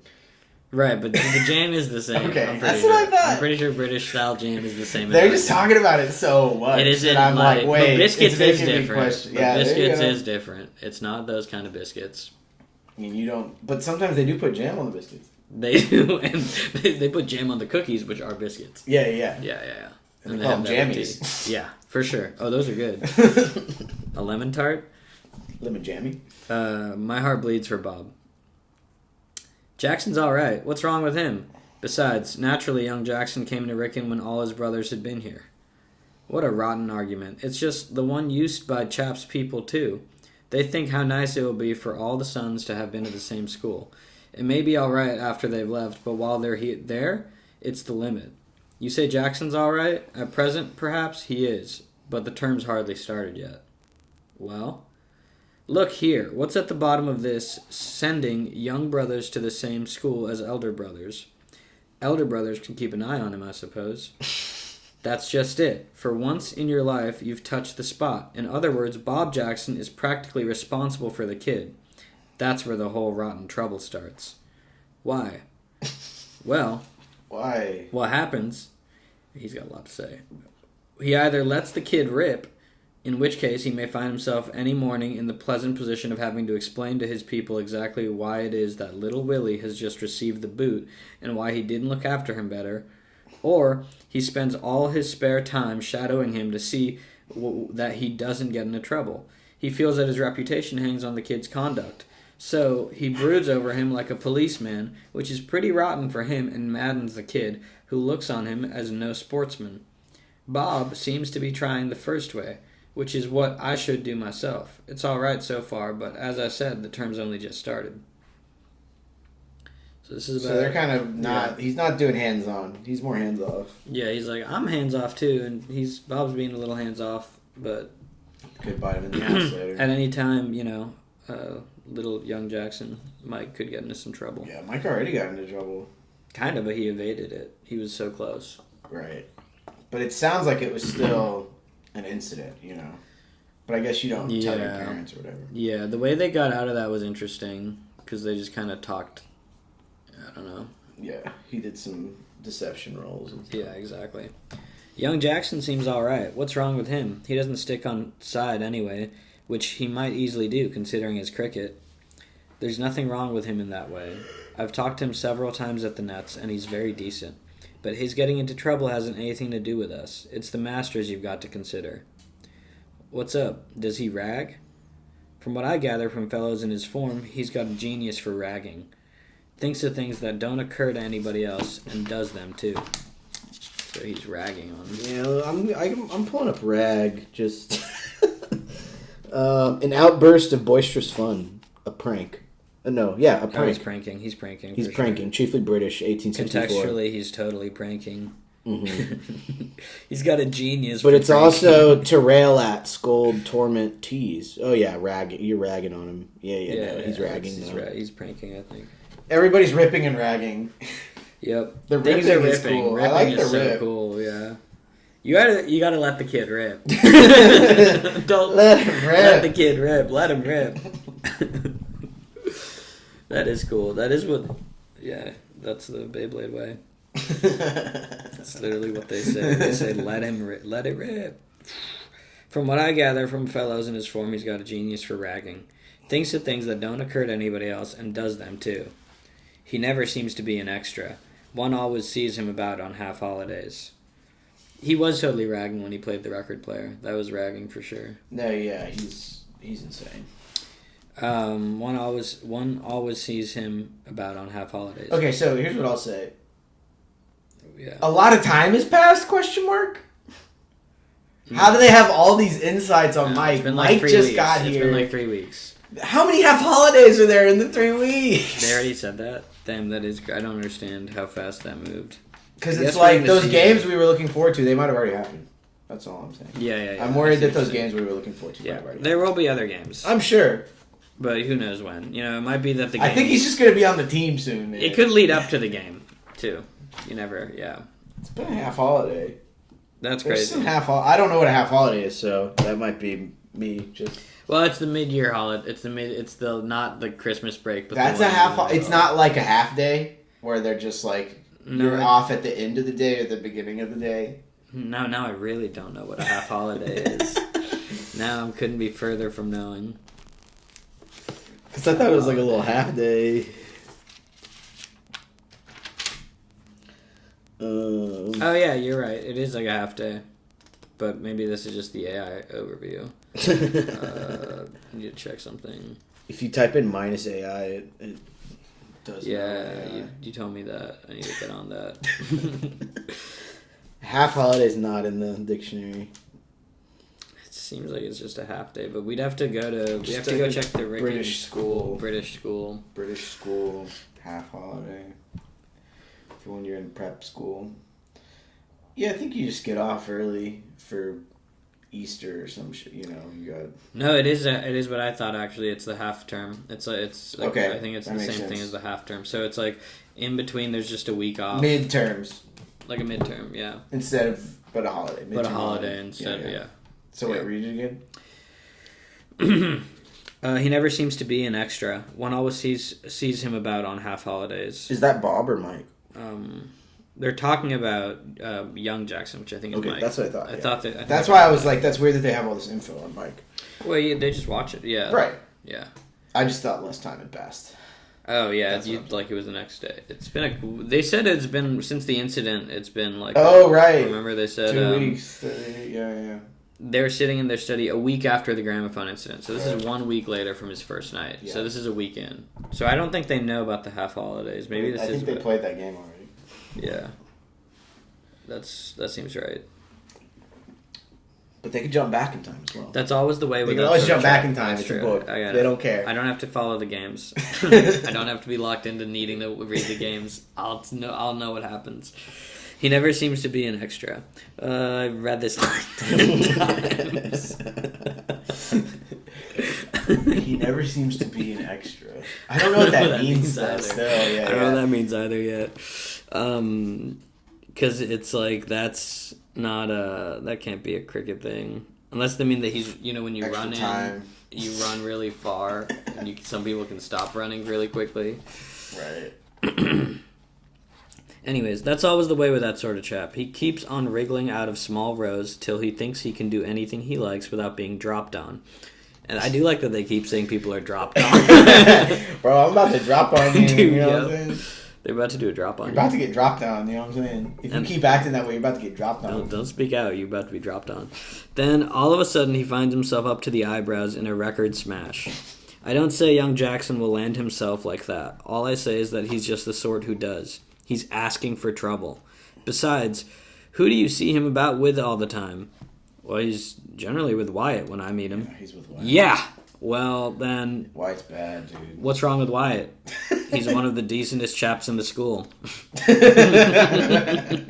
His mom's divorced and remarried, and I hate that. I know, but he's working up for a tremendous row one of these days, unless he leaves before it comes off. The odds are if Jackson's so thick with him that he'll be roped into it too. Wyatt wouldn't land him if he could help it, but he probably wouldn't realize what he was letting the kids in for. For instance, I happen to know that Wyatt breaks out of his dorm every night. I don't know if he takes Jackson with him, I shouldn't think so, but there's nothing to prevent Jackson following him on his own. And if you're caught at that game, it's the boot every time. Trevor looked disturbed. Somebody ought to speak to Bob. Yeah, this is just like Hogwarts. You can't be out in the hallways, man. Somebody ought to speak to Bob. What's good? No, wait. What's the good? What's good? I was like, damn, Bob walked into the room. He said, what's the good? What's the good? Like, why speak to Bob? What's the good? Why worry him? Bob couldn't do anything. You'd only make him do the policeman business, which he hasn't time for, and which is bound to make rows between them. Better leave him alone. I don't know. It would be a beastly thing for Bob if the kid did get into a really bad row. If you must tell anybody, tell the Gazeka. He's head of Wayne's and has got far more chance of keeping an eye on Jackson than Bob has. I forgot about Gazeka. The Gazeka is a fool. All front teeth inside. It's not telling you, but this is now Klaus talking. All front teeth inside. Still, he's on the spot. But what's the good of worrying? It's nothing to do with us anyhow. Let's stagger out, shall we? Trevor's they're like the chorus. They're kind of like the chorus. Yeah, they're kind of like the chorus. Trevor's conscientious nature, however, made it impossible for him to drop the matter. It disturbed him all the time that he and Klaus were on the river, and walking back to the house. He resolved to see Bob about it during preparation. He found him in his study oiling a bat. I've never oiled my bat. Bro, you haven't oiled the bat? Shit, I don't think I've ever oiled a bat, but I've seen someone oil a bat. That's why you've been having all those issues.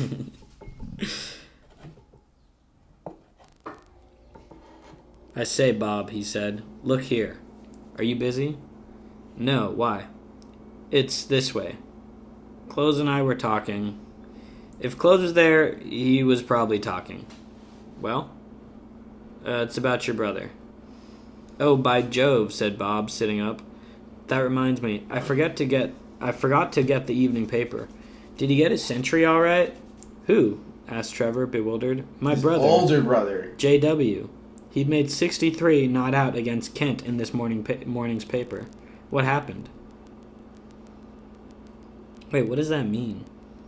He thinks they're he got talking to about- bat again. Okay, I know. Yeah. I meant JW made 63 not out against Kent in the paper. He was still in the and test that means match. he's and they're playing the next today. day. Yeah.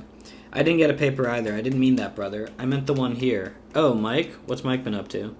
Nothing as yet that I know of, but I say, he seems a great pal of Wyatt's. I know. I spoke to him about it. We're handling it. Yeah, exactly. Oh, you did? That's all right, then. Not that there's anything wrong with Wyatt. Not a bit.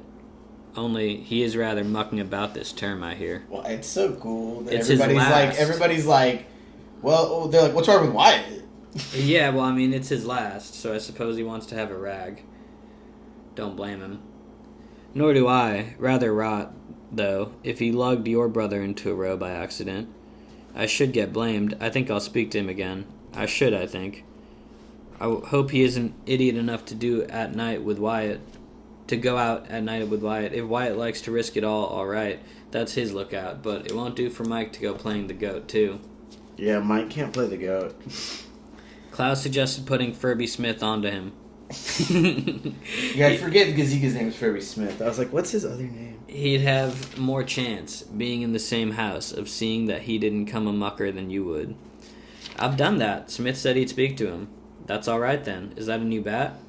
Got it today. Smashed my other yesterday against the schoolhouse. Who smashed their bat? The one who was oiling it, Bob. Bob? Yeah, because Bob's oiling his bat. Right. That's I missed that, I guess. Yeah. I didn't know who was oiling the bat. Bob is oiling his bat. But he smashed it against the schoolhouse? Yeah, he said he smashed it against the schoolhouse. Sounds like he's not batting that good then, because he's all mad. Well, Donaldson had played a friendly with the schoolhouse during the last 2 days. And the schoolhouse isn't a building, it's a team. I think it's a team. Okay. So when he smashed it against the schoolhouse, he didn't actually smash it against the schoolhouse? Yeah, I think he means it broke during play. Okay. We'll see. Yeah, we'll see. Got it today. Smashed my other yesterday against the schoolhouse. Donaldson's had played a friendly with the schoolhouse during the last 2 days and had beaten them. I thought I heard it go. You were rather in form. That's the other, not Klaus, but Trevor speaking. Better than at the beginning of the term, anyhow. I simply couldn't do a thing then. But my last 3 innings have been 33 not out, 18, and 51. I should think you're bound to get your first all right. Hope so. I see Mike's playing for the second against the OWs. Shit. Yeah. Pretty good for his first term. You have a pro to coach you in the holidays, don't you? Yes, I didn't go to him much this last time. I was away a lot, but Mike fairly lived inside the net. Well, it's not been chucked away. I suppose he'll get his first next year. There will be a big clearing out of colors at the end of this term. Clearly all the firsts are leaving. Henfrey'll be captain, I expect. Saunders, the pro at home, always says that Mike's going to be the star cricketer of the family. Better than JW even, he thinks. I asked him what he thought of me, and he said, "You'll be making a lot of runs someday, Mr. Bob." There's a subtle difference, isn't there? I shall have Mike cutting me out before I leave school if I'm not careful. Sort of infant prodigy, said Trevor. Don't think he's quite up to it yet, though. He went back to his study, and Bob, having finished his oiling and washed his hands, started on his Thucydides? The Thucydides? You gotta do D's or whatever, if it's... Thucydides, this word. Thucydides? Thucydides? What do you think Thucydides are? Is that another guy? Another philosopher? They're all talking. They probably... If they have to do... Like I'm glad that they're very vague on the school so far. They're like, and then he went to study. Yeah. But mainly we're getting cricket coverage. And in the stress of wrestling with the speech of an apparently delirious Athenian general, whose remarks seemed to contain nothing even remotely resembling sense and coherence, he allowed the question of Mike's welfare to fade from his mind like a dissolving view. Dang. So yeah, he's worried that Mike's gonna... What do you think Mike will do? I think he's going to do a senior prank with Wyatt. Right. He's going to do a big senior But prank. cricket-wise. Oh. In regards to Bob. Oh, he's clearly going to have a shine. How much, though? Bob's going to get kicked off the team. Whoa. And Mike will be... Still on the team. Yeah. Something like that. That makes sense. And they might have a row about it. A row? I think it's row. Row? So that was the end of chapter 7.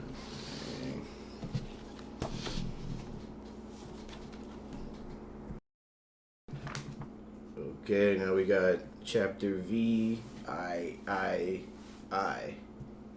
That's eight. That's 8. Chapter 8. Yep. Okay. A row with the town. Might get in trouble. He's getting in a lot of trouble. Yeah. Getting in rows. But yeah, what just happened? We were hearing those two boys recap. Oh, they were like, those yeah. two boys are kind of chatting it up. And then they kept talking about ancient Rome and stuff. Okay, Yeah, they're reading all the philosophy books and they're just recapping They're everything just that's being happening like, so this is far, like- what Mike is up to, and his brothers and stuff. Okay. The beginning of a big row, one of those rows which turns the school upside down like a volcanic eruption and provided old boys with something to talk about when they meet for years, is not unlike the beginning of a thunderstorm. You are walking along one seemingly fine day when suddenly there is a hush, and there falls on you from space one big drop. The next moment the thing has begun, and you are standing in a shower bath. It is just the same with a row. Some trivial episode occurs, and in an instant the place is in a ferment. It was so with the great picnic at Wrykyn. The bare outlines of the beginning of this affair are included in a letter which Mike wrote to his father on the Sunday following the old Wrykynian matches. This was the letter. So we got the letter. This is a letter written from Mike or to Mike from his father? It's Dear Father. Okay. Dear Father, thanks awfully for your letter. I hope you're quite well. I've been getting on all right at cricket lately. My scores since I wrote you last have been 0 in a scratch game. The sun got in my eyes just as I played, and I got bowled. Duck. Yeah. You got duck. 15 for the third against an 11 of Masters, without G.B. Jones, the Surrey man, and Spence. 28 not out in the under-16 game, and 30 in a form match. Rather decent. That is decent. But those are all his recent scores. Yeah. Yeah, just sending someone my recent cricket scores. Yesterday, one of the men put down for the second against the OW's second couldn't play because his father was very ill, so I played. Wasn't it luck? It's the first time I've played for the second. I didn't do much because I didn't get an innings. They stopped the cricket on OW matches day because they have a lot of rotten Greek plays and things, which take up a frightful time. And half the chaps are acting, so we stopped from lunch to 4. Rot, I call it. So I didn't go in because they won the toss and made 215, and by the time we'd made 140 for 6, it was close of play. They'd stuck me in 8th wicket, rather rot. Still, I may get another shot, and I made a rather decent catch at mid-on, low down. I had to die for it. Bob played for the first, but didn't do much. He was run out after he'd got 10. I believe he's rather sick about it. Rather a rummy thing happened after lockup. I wasn't in it, but a fellow called Wyatt, awfully decent chap, he's Wayne's stepson, only they dislike one another, told me about it. He was in all right. There's a dinner after the matches on OW Day, and old OW Day's old Wrykynian Day. I figured out. Okay. Because that's what it's saying. I guess that's like homecoming, maybe. Yeah, just like a field day. Yeah, but I think there's old guys there. Oh, that makes sense. I don't know. Old chaps. Yeah. And some of the chaps were going back to their houses after it when they got into a row with a lot of spivs, and there was rather a row. There was a policeman mixed up in it somehow, only I don't quite know where he comes in. I'll find out and tell you next time I write. Love to everybody. Tell Marjorie I'll write to her in a day or two. Your loving son, Mike. P.S. I say, I suppose you couldn't send me 5 bob, could you? I'm rather broke. P.P.S. Half a crown would do, only I'd rather it was 5 bob. Nice. That's 5 crowns? Great great message for your father. Yeah. How many bobs is in a crown? Doesn't really matter. I think I get it. He needs more. He needs the money. The outline of the case was as Mike had stated, but there were certain details of some importance which had not come to his notice when he sent the letter. On the Monday, they were public property. The only thing had happened after this fashion.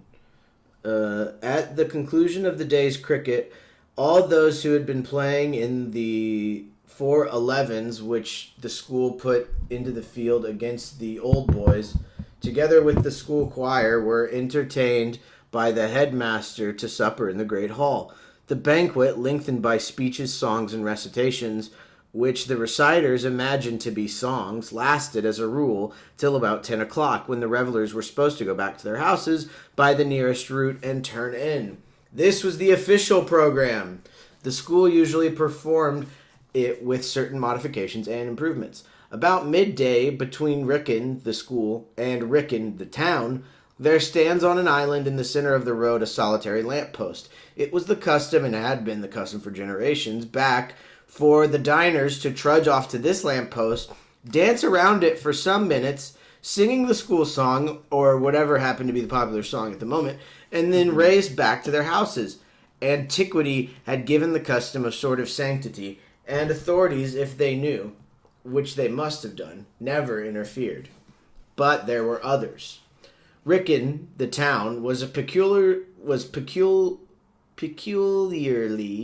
Try to say it. Peculiarly rich in gangs of youths, in quotes. Like the vast majority of the inhabitants of the place, they seemed to have no work of any kind whatsoever to occupy their time, which they used accordingly to spend prowling about and indulging in a mild, brainless, rural type of hooliganism. Yep. Peculiarly, but then rural right after. Oh, peculiarly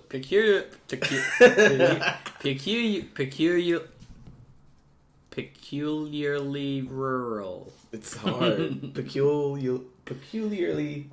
You just have to not think about it. Yeah. Peculiarly. Peculiarly.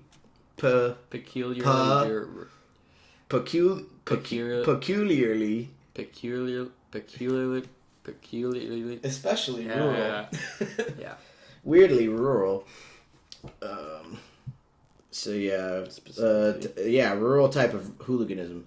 They seldom proceeded to practical rowdyism except with the school. As a rule, they amused themselves by shouting rude chaff. The school regarded them with a lofty contempt, much as an Oxford man regards the townie. The town was always anxious for a row, but it was the unwritten law that only in special circumstances could they proceed to active measures. A curious dislike for school and town rows, and most misplaced severity in dealing with the offenders when they took place, were among the few flaws in the otherwise admirable character of the headmaster of Wrykyn. It was understood that one scragged town types at one's own risk, and, as a rule, it was not considered worth it. But after an excellent supper and much singing and joviality, one's views are apt to alter. Risks, which before supper seemed great, show a tendency to dwindle. When, therefore, the 20 or so Wrykynians who were dancing around the lamppost were aware, in the midst of their festivities, that they were being observed and criticized by an equal number of townies, and that criticisms were, as usual, essentially candid and personal, they found themselves forgetting the headmaster's prejudices and feeling only that these outsiders must be put to the sword as speedily as possible for the honor of the school. Yeah. Yeah, how dare you guys be... You can't make fun of us, bro. You live in College Station. It's old Wrykynian day, bro. Yeah. Possibly, if the town brigade had stuck to a purely verbal form of attack, all might yet have been peace. Words can be overlooked, but tomatoes cannot. That's its own sentence and paragraph. No man of spirit can bear to be pelted with overripe tomatoes for any length of time without feeling that if the thing goes on much longer, he will be reluctantly compelled to take steps. In the present crisis, the first tomato was enough to set matters moving. I didn't know that was a real thing. It seems very British. I didn't know. I thought this would only happen in a comic play of sorts. Yeah. In a medieval setting. Yeah, if you were in the stockades. Exactly.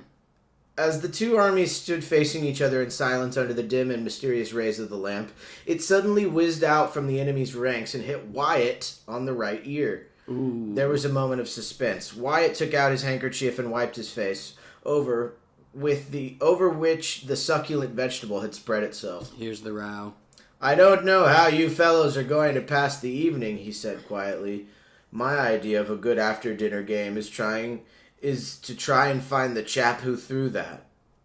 Anybody coming? For the first 5 minutes, it was an even fight as one could have wished to see.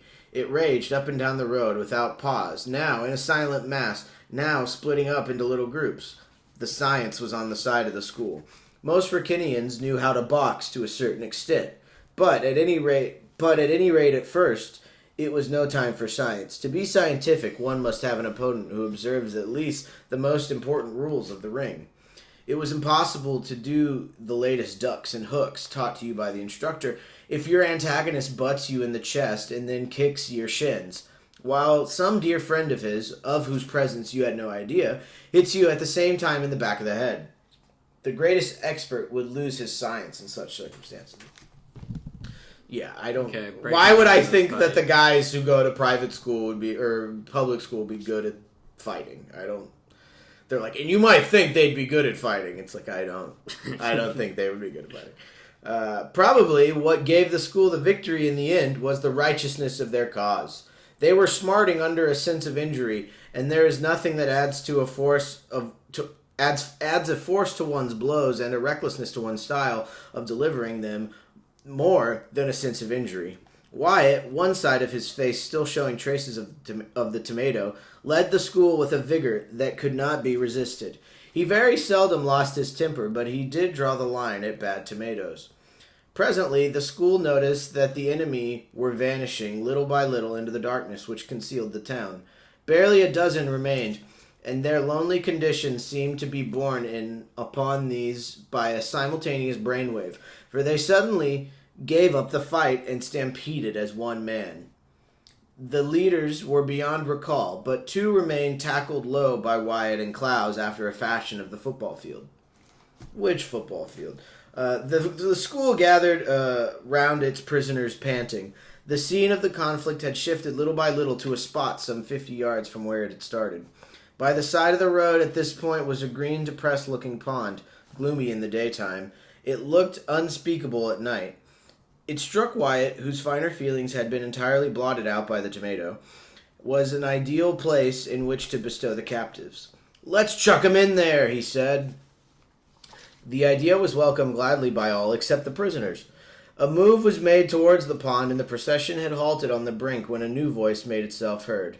"Now then," it said, "what's all this?" A stout figure in policeman's uniform was standing surveying them with the aid of a flashlight. "What's all this?" Dang, do British police officers really say that? I guess they're throwing tomatoes at people and then they go, "What's all this?" What's all this about? "It's all right," said Wyatt. "All right, is it? What's on?" One of the prisoners spoke. "Make 'em leave hold of us, Mr. Butt. They're a-going to chuck us in the pond." "Ho!" said the policeman with a change in his voice. "Ho! Are they? Come now, young gentlemen, a lark's a lark, but you ought to know where to stop." "It's anything but a lark," said Wyatt within the creamy voice he used when feeling particularly savage. Creamy voice. He's got a creamy voice. I don't know what that means. It's the creamy voice he uses when he feels particularly savage. When he's being savage AF, he's pulls out the creamy voice on What the top. is that? Yeah, wait, we should look up creamy. I think it's got to be like wet. creamy. It's got to be, you know. Wet from? That's from my drink. Yeah. How'd it get over there to where the bookmark is? Going all the way this way. Dang. Creamy. He's buttering him up. I think that's what it means. You know, like a butter. That's what I thought, but why? But he's feeling particularly savage. That's so true. that doesn't really match. It doesn't seem like you would be creamy when you're being savage.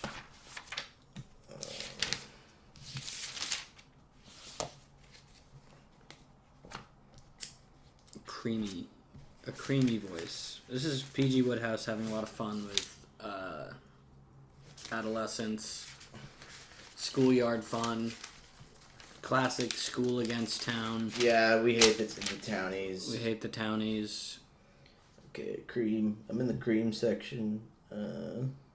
Creamy's not even in here. Really? I gotta go under cream.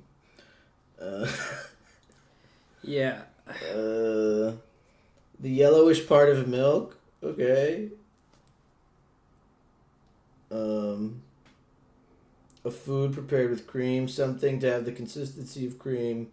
The choicest part, the best part. Okay. Form of cream. Creamily. Creamy. Oh, here's the creamy. It just is the adjective of cream. To form cream. To break into or cause something to break into a creamy froth. To move like froth. So that's kind of, you know what I mean? He's being all creamy.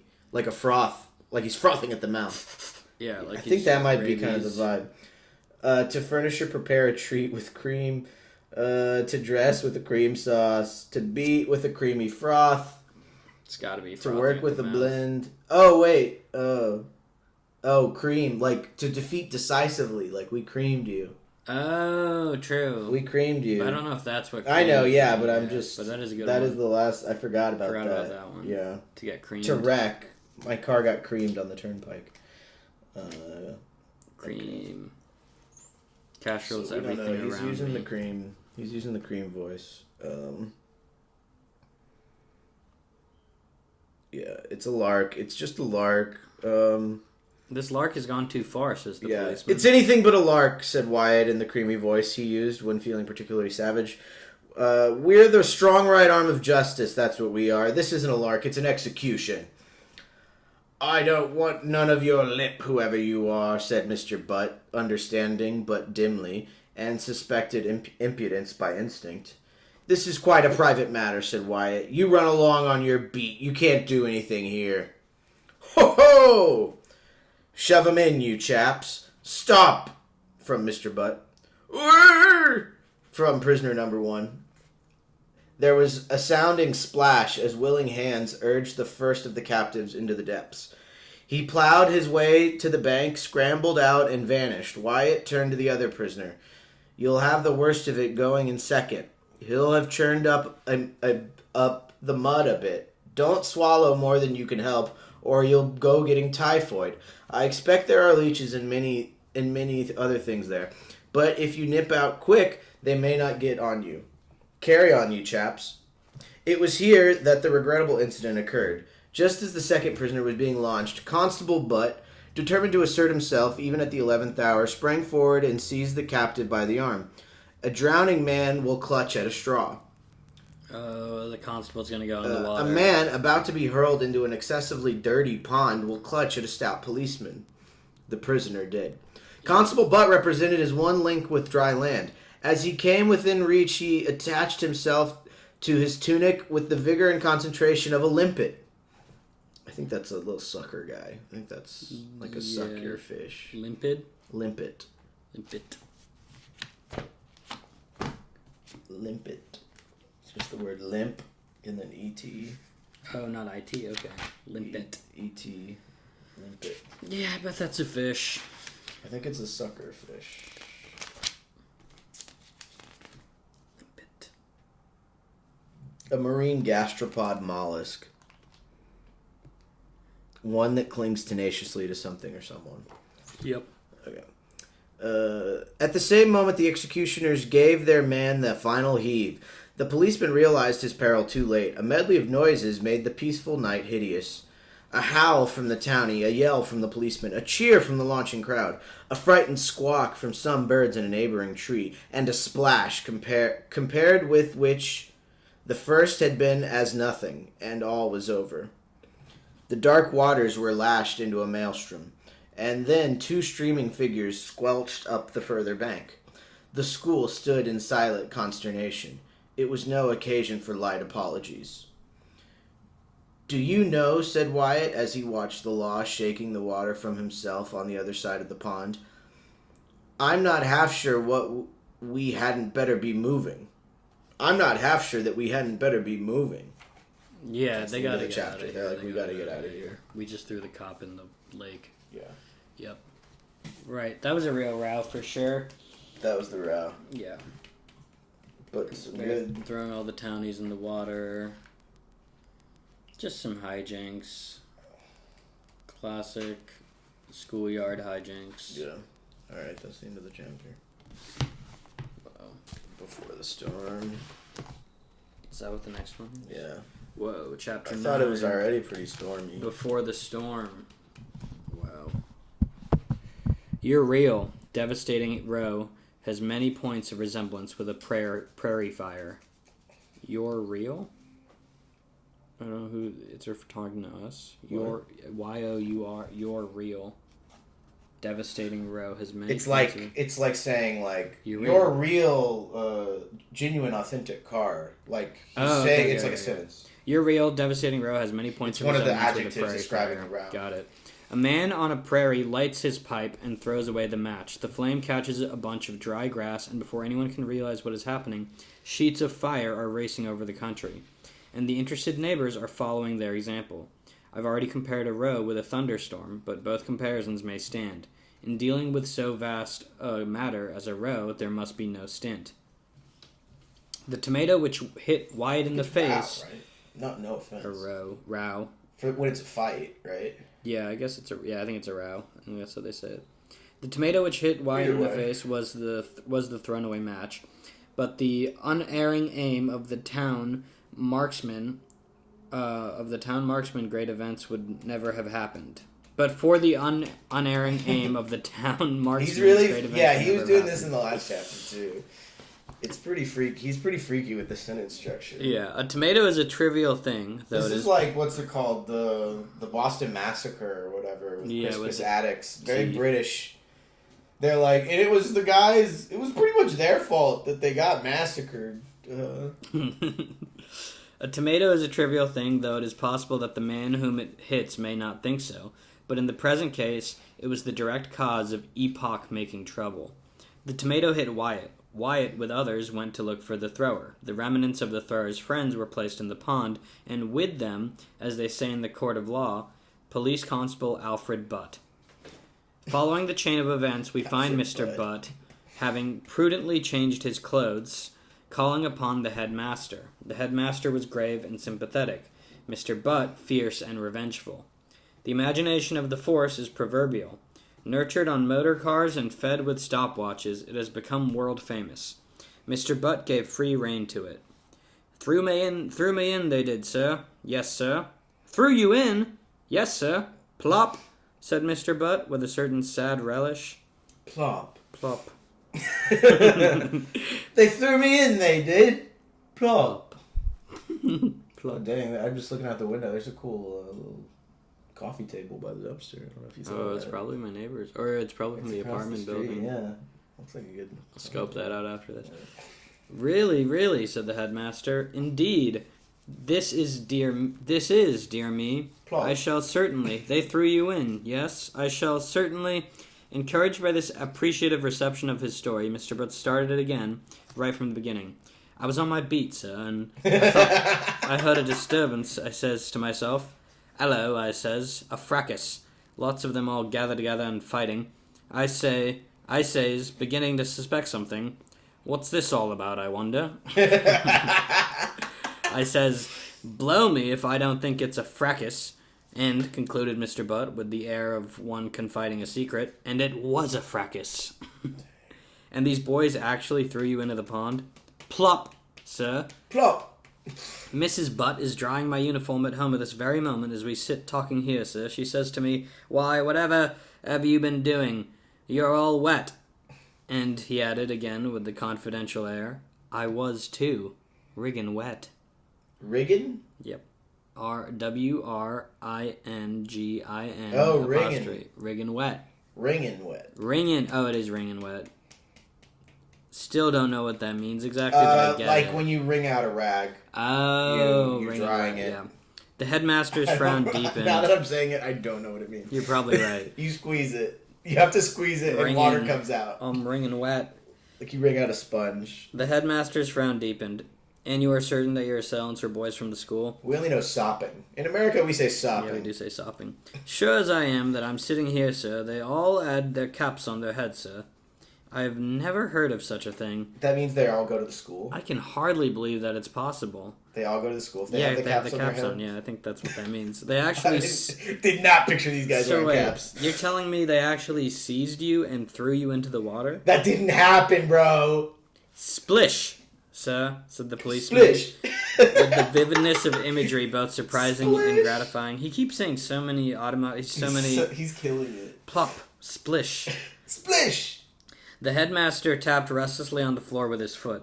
"How many boys were there?" he asked. "Couple of 100, sir," said Mr. Butt promptly. 200. It was dark, sir. I couldn't see not to say properly. But if you ask me frank and private opinion, I should say couple of 100. That's crazy. You's gonna stop 100 boys? Well, I will look into the matter at once. They shall be punished. Yes, sir. Yes. Yes. Most severely. Yes, sir. Yes. Thank you, Constable. Good night. Good night, sir. The headmaster of Wrykyn was not a motorist. Owing to this disadvantage, he made a mistake. Had he been a motorist, he would have known that statements by the police in the matter of figures must be divided by any number from 2 to 10 according to discretion. As it was, he accepted Constable Butt's report almost as it stood. So he's not a motorist? Does that mean like a motorcycle guy? Or like a he's motorist? just saying like... I know what he's saying, but what is a motorist? Yeah, like, literally. he's someone who'd be pulled over by the cops. Okay, yeah. From their motor. Okay, yeah. And then they'd It's be just like, a car driver. you were going 80, but he was actually going 40. I think that's what he's... As it was, he implying. accepted... I didn't know they had like... I don't know, they had like speed limits in 1909. Yeah, well, I think that's why is they don't, and so the cops are... Just making shit up. I think they can make more... They're like, you're going 100 miles an hour. You're going way too fast. Yeah, but they say a number. But it's also it's 1909. What's the motor? They have cars. They have a car. Yeah, that's true. But that's why he's not a motorist. It's because only a motorist would... Yeah, and there aren't that many motorists. There's not that many motorists. Because it's 1909. As it was, They he got accepted... if you've ever seen a car from 1909, it looks like a carriage, kind of. And to go, there's like a little... like handle you push. Yeah, you like push it. Push the little handle. Yeah. As it was, he accepted. He thought he might possibly have been mistaken as to the exact number of those concerned in his immersion, but he accepted the statement insofar as it indicated that the thing had been the work of a considerable section of the school, and not of only 1 or 2 individuals. And this made all the difference to his method of dealing with the affair. Had he known how few were the numbers of the responsible for the cold in the head which subsequently attacked Constable Butt, he would have asked for their names, and an extra lesson would have settled the entire matter. As it was, however, he got the impression that the school as a whole was culpable, and he proceeded to punish the school as a whole. Yeah, how would you punish the whole school if you were the principal? No more cricket matches all week. Dang. No, I would just be like, you can't go to the nets. If I was the principal, I'd make the kids and the town people play cricket against each other. Oh, that's a great idea. Let's see if he comes upon that. I hope he makes... That would be so cool. I want to see them bowl out. And loser has to jump in the pool. Right, that would be good. As it was, however, he got the impression that the school... Jump in the pool. As it was, however, he got the impression that the school as a whole was culpable. It happened that about a week before the pond episode, a certain member of the royal family had recovered from a dangerous illness. Right. No official holiday had been given to the schools in honor of their recovery, but Eton and Harrow had set the example, which was followed throughout the kingdom, and Wrykyn had come into line with the rest. Only 2 days before the OW's matches, the headmaster had given out a notice in the hall that the following Friday would be a whole holiday, and the school, always ready to stop work, had approved of the announcement exceedingly. Melania, Ivanka is recovering. Ivanka has recovered from COVID, so we're taking Friday off. Yeah. We're doing a long weekend in honor of Ivanka. The step which the headmaster decided to take by way of avenging Mr. Butt's wrongs was to stop this holiday. He gave out a notice to that effect on the Monday. Dang. The school was thunderstruck. It could not understand it. The Pond affair had, of course, become public property, and those who had nothing to do with it had been much amused. There will be a frightful row about it, they had said, thrilled about the pleasant excitement of those who see trouble approaching and themselves looking on from a comfortable distance without risk or uneasiness. They were not malicious. They did not want to see their friends in difficulties, but there is no denying that a row does break the monotony of a school term. The thrilling feeling that something is going to happen is the salt of life. And here they were, right in it after all. The blow had fallen and crushed guilty and innocent alike. The school's attitude can be summed up in 3 words. It was one vast, blank, astounded, "Here, I say!" Everybody was saying it, though not always in those words. When condensed... It was the last blank... Wait, what? It was one vast, blank, astounded, "Here, I say." That's the school's attitude in 3 words. And I don't know what the tone of "here I say" is. It's got an exclamation point after it and a comma after "here." Here I say. Where is it? Here. Right. Here, right. Here I say. Oh no. So it's the school's attitude can be summed up in three words. It was one vast blank astounded. "Here I say." Because it has "say" is accented. Yeah, that's where I thought, but I didn't know how I it was. say. Like angry? Or like, "I say." That sounds crazy. Everybody was saying it, though. Not. Yeah, it's like I kept reading it. You have to be British. Yeah. Everybody was saying it. "Yeah, I say." Everybody was saying it, though not always in those words. When condensed, everybody's comments on the situation came to that. Hopefully someone says it, so we can There's something rather pathetic in the indignation of a school. It must always, or nearly always, expend itself in words, and in private at that. Shame. You have to have shame in it, because you're like, dang, I go to that school. Even the consolation of getting onto platforms and shouting at itself is denied to it. A public school has no Hyde Park. Of course. Of course. What do you mean? What does that mean? What do we mean by that? Hyde Park. Quack's Bakery. There's every probability, in fact, it is certain, that but for one malcontent, the school's indignation would have been allowed to simmer down in the usual way, and finally become a mere vague memory. The malcontent was Wyatt. He had been responsible for the starting of the matter, and he proceeded now to carry it on till it blazed into the biggest thing of the kind ever known at Wrykyn, the Great Picnic. Oh, so we're not even at the storm, which is the Great Picnic. Yeah, the picnic's the next chapter, yeah. Fuck. Anyone who knows the public schools, their iron-bound conservatism, and, as a whole, intense respect for order and authority... They're going to play the town in cricket. ...will appreciate the magnitude of his feat. Big play. I think there's a bigger row coming up. Will appreciate the magnitude of his feat. I think that's going to culminate in the... Even leaders of boys are almost unknown. Wait, no, I skipped a line. Even though he may not approve of it. Okay. Leaders of men are rare, leaders of boys are almost unknown. It requires genius to sway a school. It would be an absorbing task for a psychologist to trace the various stages by which an impossibility was changed into a reality. Wyatt's coolness and matter-of-fact determination were his chief weapons. His popularity and reputation for lawlessness helped him. A conversation which he had with Neville Smith, a day boy, is typical of the way in which he forced his point of view on the school. Neville Smith was thoroughly representative of the average Wrykian. He could play his part in any minor rag, in quotations, which interested him, and probably considered himself on the whole a daring sort of person. But at heart he had an enormous respect for authority. Before he came to Wyatt, he would not have dreamed of proceeding beyond words in his revolt. Wyatt acted on him like some drug. Damn, so he's kind of like...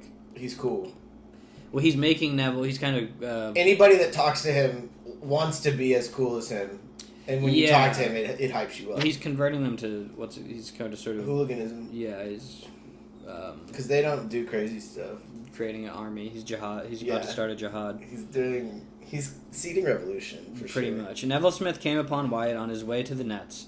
The notice concerning the holiday had only been given out that morning. And day boy means you don't sleep there? Probably. That makes sense. Just a day boy. The notice concerning the holiday had only been given out that morning, and he was full of it. He expressed his opinion of the headmaster freely and in well-chosen words. He said it was a swindle, and that it was all rot, and that it was a beastly shame. He added that something ought to be done about it. "What are you going to do?" asked Wyatt. "Well," said Neville Smith, a little awkwardly, guiltily conscious that he had been frothing and scenting sarcasm. Shit, was I frothing? "I don't suppose one can actually do anything." "Why not?" Frothing. "Why not?" said Wyatt. Creaming, frothing. "I'm creaming right now. I'm frothing so hard." He's frappuccinoing right now, bro. Watch out. He's an absolute cappuccino in there. Dude, that guy's full of foam. He's foaming. He's foaming. "I don't suppose one can actually do anything." "Why not?" said Wyatt. "What do you mean?" "Why don't you take the holiday?" "What?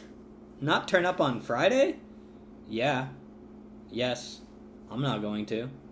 A Chinese boy did this one time. Neville Smith stopped and stared. At school? At your school? No. What are you talking about? In China. He's one of the great. He didn't show up to school on Friday? Something like that, yeah. And it's like a story? Or yeah, in Hong Kong or something. You know, in 2012 or something. He, like, protested? Yeah, it was a protest, but he got all the boys not to come to school. Oh, okay. And then they, were we gotta kill this kid. Well, the leaders of men are rare, but the leaders of boys are almost unknown, so that's why you don't know his name. Exactly. No, yeah, his name's just like James Lee. Yeah. Neville Smith stopped and stared. Wyatt was unmoved. "You're what?" "I simply shan't go to school." Damn. "You're rotting." He's so cool. All right. No, how many but absences do you get? I say, ragging bard, are you just going to go off through the holidays, though the holiday's been stopped? That's the idea. You'll get sacked. I suppose so, but only because I shall be the only one to do it. If the whole school took Friday off, they couldn't do much. They couldn't sack the whole school. Right, this is what Gandhi was doing. By Jove, nor could they, I say. Yeah, he is kind of doing a Gandhi move right now. Gandhi might have read this book before he did all this. Gandhi walks over to the nets. How old's Gandhi in 1909? They walked on. He's got to be young. He's coming up. He honestly probably could have read this. This would have know, been. yeah. He's This is British. such a- They're all British. They're all British. They read, love it, yeah. Educated by the Brits. They walked on Neville's, and especially PG. Right. Neville Smith mind in. They walked on Neville Smith's mind in a whirl. Wyatt whistling. "I say," said Neville Smith after a pause, "it would be a bit of a rag." Not bad. This is Mao. Yeah, this is what Mao did during. Do you think the chaps would do it? If they understood, they wouldn't be alone. Should we do a revolution? Another pause. Mao Shall I? saying we should do a revolution. Shall I ask some of them? Said Neville Smith. "Do. I could get quite a lot, I believe. That would be a start, wouldn't it? I could get a couple dozens from Wayne's. We should be 40 or 50 strong to start with. I say, what a score, wouldn't it be? Yes. I'll speak to the chaps tonight and let you know. L-Y-K. All right, said Wyatt. Tell them that I shall be going anyhow. I should be glad of a little company. Whoa, he's so cool. The school turned in on Thursday night in a restless, excited way. There were mysterious whisperings and gigglings. Groups kept forming in corners apart to disperse casually and innocently on the approach of some person in authority. An air of expectancy permeated each of the houses. Wow. If the teacher doesn't show up after 15 minutes, we don't have to go to class. We actually get to leave. We can go to McDonald's across the street. We can go to Starbucks. Bro, yeah. It is crazy that J.K. Rowling never had Hermione do this. I do think Didn't she do? She was protesting the house elves, I think, in the 4th book at some point. She was like, house elves are bad, but she didn't really organize. I think she just had a button. She had a button she had a button, but I think this is more. She should have staged a walkout at Hogwarts. Yeah, they should have done a walkout. But in the 5th book, they all just go to Hogsmeade. Well, yeah, they're doing like secret spy stuff and crazy pranks. Yeah, when Umbridge is in. Yeah, but I do think they're going to skip school, and I think they're going to play a cricket match instead of going to school. That's what I think. We keep guessing that they're going to play cricket. Yeah, because it's been 10 chapters and we haven't got a single game yet. But no, he got a lot of stats in my chapter. He's got stats. He's got nets. That's but all we haven't been on the pitch yet. The Great Picnic. This is a long one. The Great Picnic, Chapter 10. It's not. Here's what I'll say. Chapter 11 is the conclusion of the picnic, but so it's going to be a double, double thing. 2 double back-to-back picnic. Morning school at Wrykyn started at 9 o'clock. At that hour, there was a call-over in each of the form rooms. After call-over, the forms proceeded to the Great Hall for prayers. This is the kind of day-to-day stuff I like. Yeah. I like when they just explain to me what it's like what the schedule being is. in school, yeah. They're like, they're in homeroom. Yep. And then from homeroom, everybody goes to the gym. They have lunch. Then they have free period. A strangely desolate feeling was in the air at 9 o'clock on Friday morning. Sit in the grounds of a public school any afternoon in the summer holidays, and you will get the exact same sensation of being alone in the world. As came to the dozen or so day boys who bicycled through the gates that morning. Yeah. Wrykyn was a boarding school for the most part, but it had its leaven of day boys. The majority of these lived in the town and walked to the school. A few, however, whose homes were farther away, came on bicycles. One plutocrat did the journey in a motor car, rather to the scandal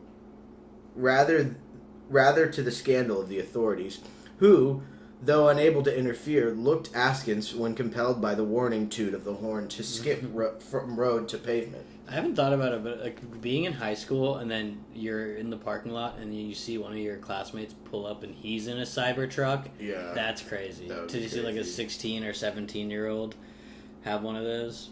Yeah, when I was in elementary school, my Filipino friend, his parents drove a Hummer. Wow. So that was kind of our Cybertruck at the time. Yeah, that is badass. Yeah, that's crazy. They just had a black Hummer, and I was like, "Why do y'all have this?" Yeah. And there's some reason they're like, "Oh, it's like our cousins," and then he didn't. I was like, "Okay." A form master has the strongest objection to being made to skip like a young ram by a boy to whom he has only the day before given 100 lines of shuffling his feet in form. So he's the guy that's the teacher sometimes sees the car, and the car honks at him. Okay. It seemed curious to these cyclists that there should be nobody about. Punctuality is the politeness of princes. But it was not a leading characteristic of the school, and at 3 minutes to 9, as a general rule, you might see the gravel in front of the buildings freely dotted with sprinters trying to get in time to answer their names. It was curious that there should be anybody about today. That there should be nobody about today. Yeah, it is curious. A wave of reform could scarcely have swept through the houses during the night. And yet, where was everybody? Time only deepened the mystery. The form rooms, like the gravel, were empty. The cyclists looked at one another in astonishment. What could it mean? It was an occasion on which sane people wonder if their brains are not playing them some unaccountable trick. "I say," said Willoughby to the lower fifth to Brown, the only other occupant of the form room. "The old man did stop the holiday today, didn't he?" "Just what I was going to ask you," said Brown. "It's jolly rum. I distinctly remember him giving it out in the hall that it was going to be stopped because of the OW's day row." "So do I. I can't make it out. Where is everybody? They can't all be late. Somebody would have turned up by now. Why, it's just striking." Quite striking, yeah. I gotta say stuff's striking. It's quite striking. That's striking. So no one's here. Weird. Striking. How striking. Perhaps he sent another notice round the houses late last night, saying it was on again, all right. I say, what a swindle if he did. Someone might have let us know. It would be a swindle. I should have got up an hour later. So should I. Hello. Here is somebody. It was the master of the lower fifth, Mr. Spence. He's pissed. He walked briskly into the room, as was his habit. Seeing the obvious void, he stopped at his stride and looked puzzled. Willoughby? Brown? Are you the only two here? Where is everybody? Please, sir, we don't know. We were just wondering. Have you seen nobody? No, sir. We were just wondering, sir, if the holiday had been put on again, after all. I've heard nothing about it. I should have received some sort of intimation if it had been. Yes, sir. Do you mean to say that you have seen nobody, Brown? Only about a dozen fellows, sir. The usual lot who come on bikes, sir. None of the boarders? No, sir, not a single one. This is extraordinary. Mr. Spence pondered. Well, he said, you two fellows had better go along to the great hall. I shall go to the common room and make inquiries. Perhaps, as you say, there is a holiday today, and the notice was not brought to me. Mr. Spence told himself as he walked to the common room that this might be a possible solution of the difficulty. He was not a housemaster and lived by himself in rooms in the town. It was just conceivable that they might have forgotten to tell him of the change in the arrangements. But in the common room, the same perplexity reigned. Half a dozen masters were seated around the room, and a few more were standing, and they were all very puzzled. A brisk conversation was going on. Several voices hailed Mr. Spence as he entered. Hello, Spence. Are you alone in the world, too? Any of your boys turned up, Spence? You in the same condition as we are, Spence? Mr. Spence seated himself on the table. Haven't any of your fellows turned up either, he said.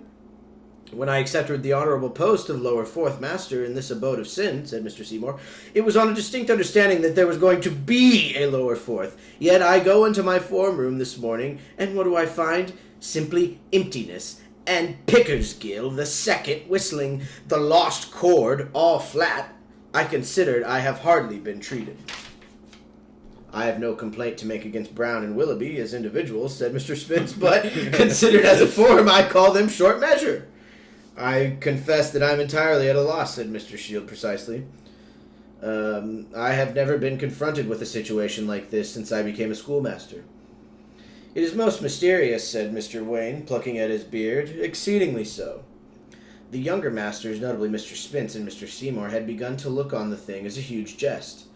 We had better teach ourselves, said Mr. Seymour. Yeah, because the students aren't there. Yeah. Spence, do 100 lines for laughing and form. The door burst open. Hello, here's another scholastic little bo peep, said Mr. Seymour. Well, Appleby, have you lost your sheep too? You don't mean to tell me, began Mr. Willoughby. I do, said Mr. Seymour. Here we are, 15 of us, all good men and true, graduates of our universities, and as far as I can see, if we divide up the boys who have come to this school this morning on fair share and share alike lines, it will work out at about 2/3 of a boy each. Spence, will you take a third of Pickersgill the second? He keeps going in on Pickersgill the second. I want none of your charity, said Mr. Spence loftily. You don't seem to realize that I'm the best of you all. I've got 2 in my form. It's no good offering me your Pickersgills. I simply haven't room for them. What does it all mean? Exclaimed Mr. Appleby. All the teachers are having fun. Yeah, two of the guys. They're jesting. They're jesting. Where did the boarding room boys go? The boarding school boys had to. They went on vacation, bro. Yeah. Did they go home? I don't know if they went home. I can't tell if they went home or not, but they haven't gone to the dorms. I think they're gonna run to the dorms. If you ask me, said Mr. Seymour, I should say that it meant that the school, holding the sensible view that first thoughts are best, have ignored the head's change of mind, and are taking their holiday as per original program. They surely cannot! Well, where are they then? Do you seriously mean that the entire school has rebelled? Nay, sire, quoted Spence. A revolution! I've never heard of such a thing. We're making history, said Mr. Seymour. It will be rather interesting, said Mr. Spence, to see how the head will deal with a situation like this. One can rely on him to do the statesman-like thing, but I'm bound to say I shouldn't care to be in his place. It seems to me these boys hold all the cards. You can't expel a whole school. There's safety in numbers. The thing is colossal. Yep. It is crazy that all this happened before. This happened before the Chinese the book. You know what I mean? Yeah, this is classic. It's weird that this happened before all the revolutions and stuff. This happened before the Bolshevik Revolution. There had to be some other revolutions. I mean, they got the French one. We got the French one. But, still. It's still funny. Yeah. That we're these Russians, they're pretty, a couple years, they'll be the same thing going on. It's very prescient of him, I guess. He's of PG. Yeah, he's forecasting. Mm-hmm. It is deplorable, said Mr. Wayne with austerity. Exceedingly so. I try to think so, said Mr. Spence. But it's a struggle. There's a Napoleonic touch about the business that appeals to one. Disorder on a small scale is bad, but this is immense. I've never heard of anything like it in any public school. When I was at Winchester my last year there was pretty nearly a revolution because the captain of cricket was expelled on the eve of the Eton match. Yeah. I remember making inflammatory speeches myself on that occasion, but we stopped on the right side of the line. We were satisfied with growling. But this... Mr. Seymour got up. It's an ill wind, he said. With any luck, we ought to get the day off, and it's ideal weather for a holiday. The head can hardly ask us to sit indoors, teaching nobody. If I have to stew in my form room all day, instructing Pickersgill the Seven, I shall make these things sultry for that youth. Make things exceedingly sultry for that youth. Yeah, Don't make me make it sultry. I'm gonna get sultry, okay? If you make me hang out with Pickersgill the Second. He will wish that the Pickersgill progeny had stopped short at his elder brother. He will not value life. In the meantime, as it's already 10 past, hadn't we better be going up to the hall to see what the orders of the day are? I don't know. I don't know what they do in the big hall. I don't understand. Look at Shields, said Mr. Spence. He might be posing for a statue to be called Despair. I bet that's he reminds me of Macduff. They probably do assembly in the big hall or something. But they get their orders for the day. I don't know about this. You know what I mean? They keep being like, oh, we'll go get our... They keep saying stuff I don't know about. He reminds me of Macbeth, Act 4, somewhere near the end. What, all my pretty chickens at one fell swoop? That's what Shields is saying to himself. He's saying, what, all my pretty chickens in one fell swoop? It's all very well to make a joke of it, Spence, said Mr. Shields querulously. But it is most disturbing. Most. Yeah. Exceedingly, agreed Mr. Wayne. The bereaved company of masters walked on up the stairs that led to the Great Hall. Oh, they're going to have a picnic. That's why it's called that. I guess they went out to have a picnic. Yeah. That's clearly where they went to I thought it was OW Which means Day. they might play cricket. You would think. No, this is after OW Day. I know. I thought the OW Day would be the big picnic. I think the picnic is the getaway. Right. The little this getaway. This is the conclusion of the Great Picnic. Okay, the conclusion of the Great Picnic, Chapter 11. If the form rooms had been lonely, the Great Hall was doubly trebly so. It was a vast room stretching from side to side of the middle block. When the teachers talk, it's really good. And its ceiling the soared up. teachers are really yeah, I fun know, to they're read. funny. They have funny little banter about. I don't know how the little kids talk or how the teens talk. It was a vast room stretching from side to side in the middle of a block, and its ceiling soared up into a distant dome. At one end was a dais and an organ, and at intervals down the room stood long tables. The panels... I walk into a room and I'm like, "What's this?" I'm like, "This could use it. Can we get a dais? Can we set up a dais?" What is a dais? It's a church big, thing. it's, where Dumbledore sits. Yeah, okay. It's like where they do roasts. You have a dais roast, so it's like a big table. It's a big table, but people are only sitting It's on one side of one-sided, it, yeah. and it's maybe slightly higher. The Last Supper. Yeah. The panels were covered with the names of Wrykyns who had won scholarships at Oxford and Cambridge, and of old Wrykyns who had taken first in mods or greats, or achieved any other recognized success, such as place in the Indian... First in mods? First in mods or what greats. What are mods? It's M-O-D-S? impossible for us to know this, but yes, Mods old in Wrykyns what? who had taken first in mods or greats. Mods or greats. Capital M, capital G. But I feel like... Okay. Okay. Still no way of knowing what that means. Or achieved any other recognized success, such as a place in the Indian Civil Service list. Interesting. I think that's a joke. Yeah, that might be a joke. I think that's a joke. I hope that's a joke. It's really hard to say. I think he's like, it's like they're like, the guy. Yeah, we got guys who got scholarships at Oxford, Cambridge. We got the guys who did great. Oxford and Cambridge are the real ones. I think the mods and greats are real too. It's like. I think the joke is because he said or achieved any other recognized success, right? Such as recognized success. The Indian Civil Service That's list. A diss on being in the Indian Civil Service. A silent testimony, these panels, to the work the school had done in the world. Nobody knew exactly how many of the hall could hold. When packed to its fullest capacity, the 600-odd boys of the school seemed to leave large gaps unfilled.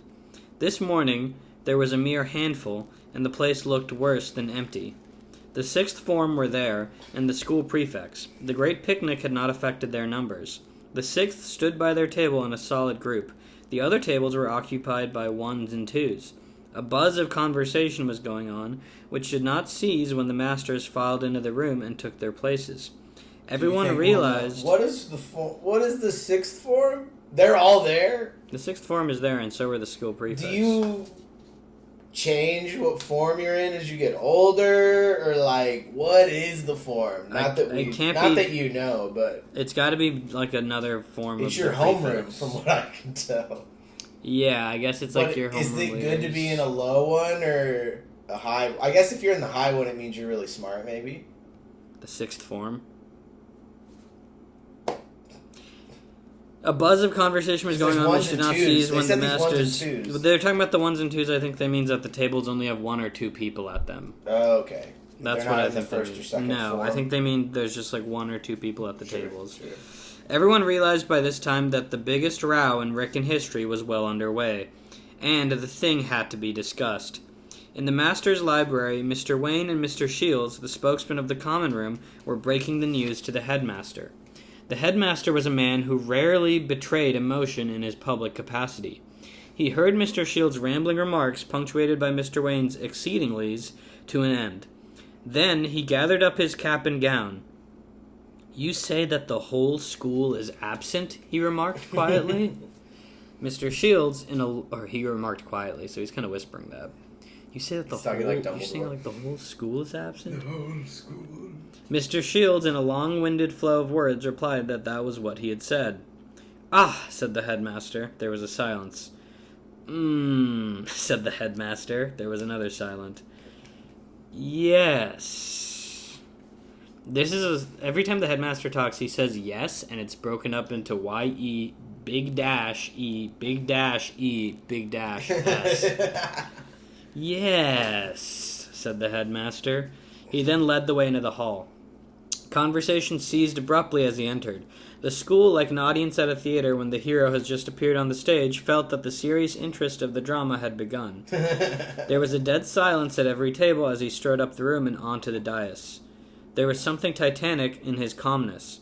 Every eye was on his face, and he passed up the hall, but not a sign of perturbation? Yep. Could the school read. He's not perturbed? He's not perturbed. I know perturbed. Yeah. Perturbation. Perturbation. I don't know. Perturbation. Masturbation. Perturbation.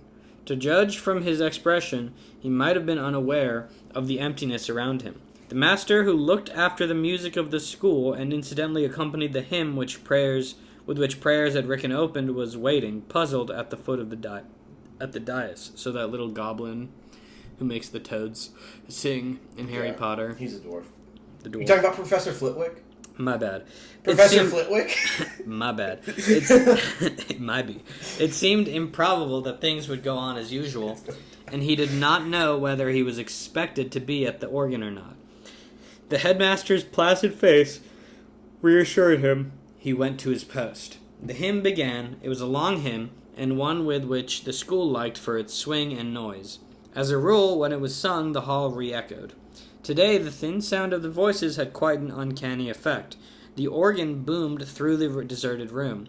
The school, or the remnants of it, waited impatiently while the prefect, whose turn it was to read, stammered nervously through the lesson. They were anxious to get on to what the head was going to say at the end of the prayers. At last it was over. The school waited, all ears.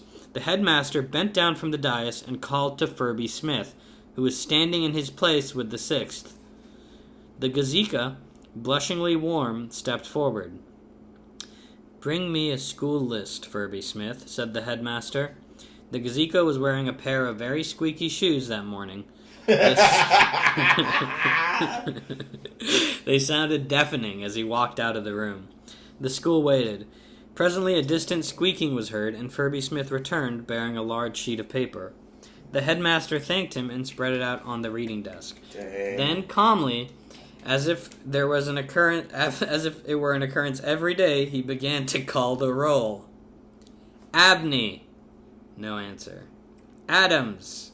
No answer. Allenby. Here, sir.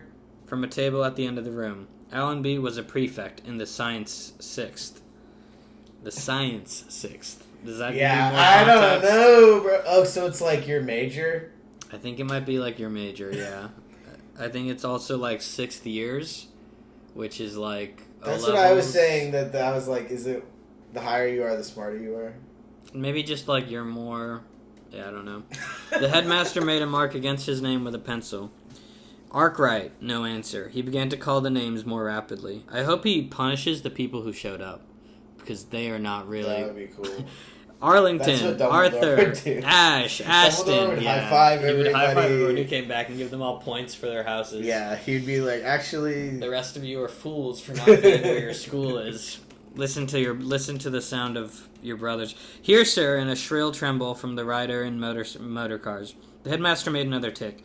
The list came to an end after what seemed to the school an unconscionable amount of time, and he rolled up the paper again and stepped to the edge of the dais. All boys not in the 6th form, he said, will go to their form rooms and get their books and writing materials and return to the hall.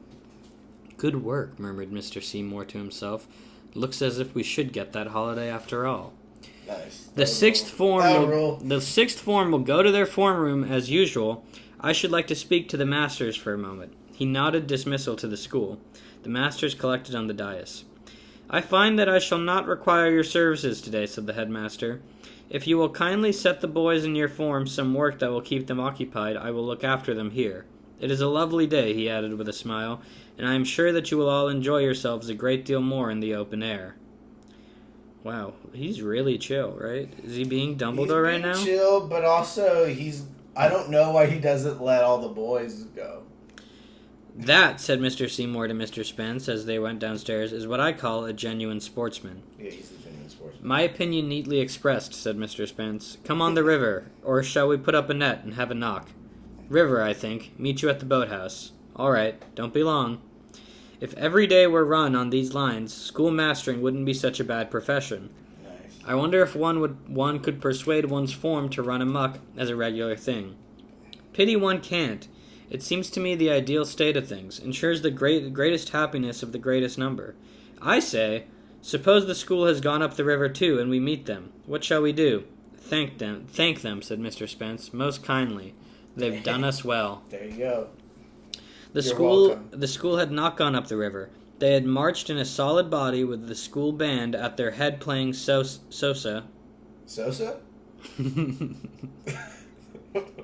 What did they play? Sousa. Oh, Almost. Sousa. Okay. It's like marching band. I like to imagine they're playing Sosa. Then. Yeah, they're playing. At the head playing Sosa. Yeah, but also does Chief Keef love Chief Keef. John Philip Sousa? In the direction of Warfield, a market town of some importance, distant about 5 miles. Of what they did and what the natives thought of it all, no very distinct record remains. The thing is a tradition on the countryside now, an event colossal and heroic to be talked about in the tap room of the village inn during the long winter evenings. The papers got hold of it, but were curiously misled as to the nature of the demonstration. This was the fault of the reporter on the staff of the Warfield Intelligencer and Farmer's Guide, who saw in the thing a legitimate march-out, and questioning a straggler as to the reason for the expedition and gathering foggily that the restoration to health of the eminent person was at the bottom of it, said so in the paper. Oh, that's smart. The royal family member? Yeah. So they're like, we're doing it for that. Yeah. And 2 days later, at about the time when Retribution had got seriously to work, the Daily Mail reprinted the account with the comments and other aberrations. They're actually doing and a headed parade it for Ivanka. Loyal They wouldn't let 'em take Schoolboys. off for Ivanka's They're called health. Loyal Schoolboys in the Daily Mail. The writer said that great... Was it, Well, is the it Daily the same, Mail is says it the it. same Daily Mail? It's gotta be, right? The writer said that the great credit was due to the headmaster of Wrykyn for his ingenuity in devising and organizing so novel a Thanksgiving celebration. And there was the usual conversation between a rosy-cheeked lad of some 16 summers and our representative, in which the rosy-cheeked one spoke most kindly of the headmaster, who seemed to be a warm, personal friend of his. The remarkable thing about the great picnic was its orderliness. Considering that 550 boys were ranging the country in a compact mass, there was wonderfully little damage done to property. Wyatt's genius did not stop short at organizing the march. In addition, he arranged a system of officers which effectually controlled the animal spirits of the rank and file. The prompt and decisive way in which rioters were dealt with during the earlier stages of the business proved a wholesome lesson to others who would have wished to have gone and done likewise. A spirit of martial law reigned over the great picnic, and towards the end of the day, fatigue kept the rowdy-minded quiet. At Warfield, the expedition lunched. It was not a market day. Fortunately, the confusion in the narrow streets would have been hopeless. On ordinary days, Warfield was more or less deserted. It is astonishing that the resources of the little town were equal to satisfying the needs of the picnickers. They descended on the place like an army of locusts. I never heard of... I don't know what a market town is. Do you... Why? I assume it's just like a town that has a market that's got... I like thought a it would be business. like... They have the market a lot. You know what I mean? I didn't realize that... I bet it's like a once-a-week thing. You Sure, go to the you go there for the I market. get it now on a that they've Sunday. said it, but not at all. Once they said it Before was that. a considerable market town, Yeah, I was like, oh, so it'll be Wall Street. bigger than... Wyatt, as What's it called? Generalissimo of the expedition, that's a cool word, Generalissimo, Like Generalissimo Francisco Franco. walked into the Grasshopper and Ant, the leading inn of the town. "Anything I can do for you, sir?" inquired the landlord politely. "Yes, please," said Wyatt. "I want lunch for 550. That was the supreme moment in mine host's life. It was his big subject of conversation ever afterwards. He always told that as his best story, and he always ended with the words, 'You could ha' knocked me down with a feather.' The first shock over, the staff of the Grasshopper and Ant bustled about. Other inns were called upon for help. Private citizens rallied around with bread, jam, and apples, and the army lunched sumptuously. In the early afternoon they rested, and as the evening began to fall, the march home was started. At the school, net practice was just coming to an end when, faintly, as the garrison of Lucknow... Oh, that's India. Yeah. As the garrison of Lucknow heard the first skirl of the pipes of the relieving force, those on the grounds heard the strains of the school band and a murmur of many voices. Presently the sounds grew more distinct, and up the Wrykyn road came marching the vanguard of the column, singing the school's song. They looked weary but cheerful. As the army drew near to the school, it melted away little by little, each house claiming its representatives. At the school gates only a handful were left. Bob Jackson, walking back to Donaldson's, met Wyatt at the gate and gazed at him speechless. "Hello," said Wyatt. "Been to the nets? I wonder if there's time for a ginger beer before the shop shuts." That's the end of the That's the chapter. end of the chapter? Wow. Wait, so did Bob go? I actually couldn't tell. It seemed like no, but I couldn't say for sure.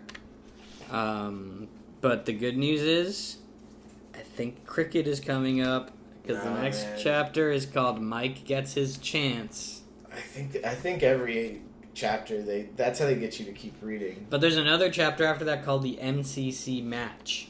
So I feel like there's gotta be cricket coming up. That's what we thought about the picnic too, man. Kind of. Well, yeah.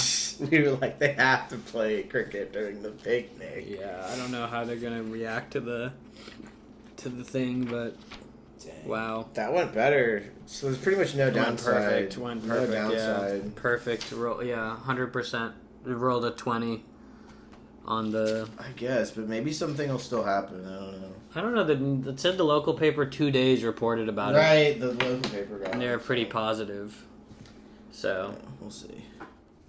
You probably hit one more.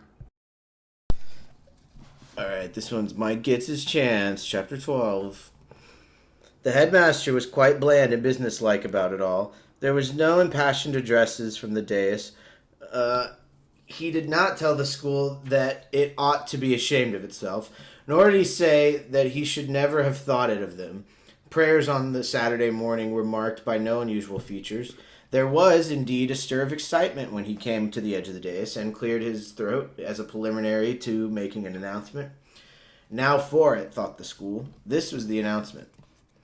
There has been an outbreak of chicken pox in the town.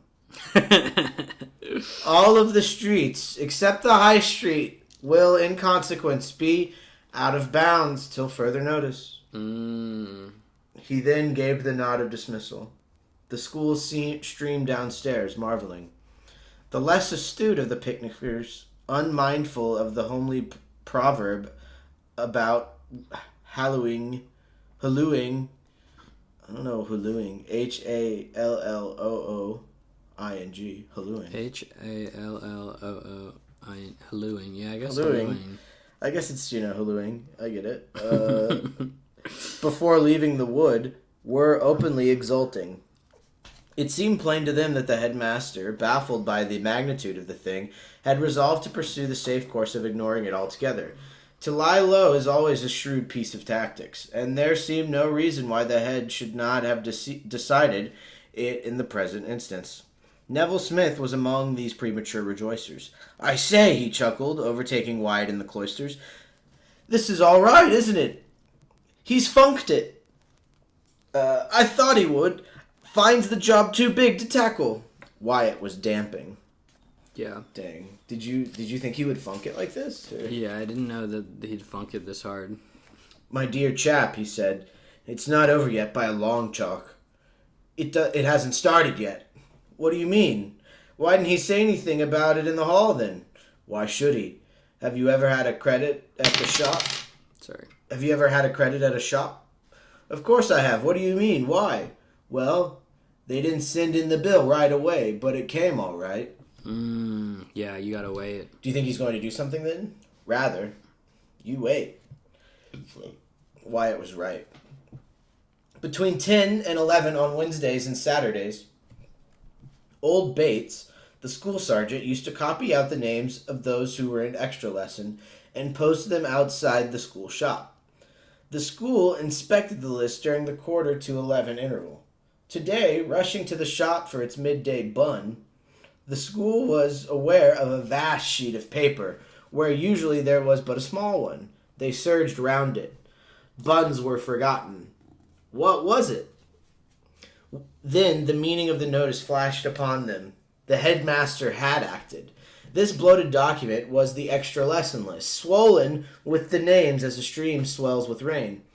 It was a comprehensive document. It left out little. "The following boys will go into extra lesson this afternoon and next Wednesday," it began.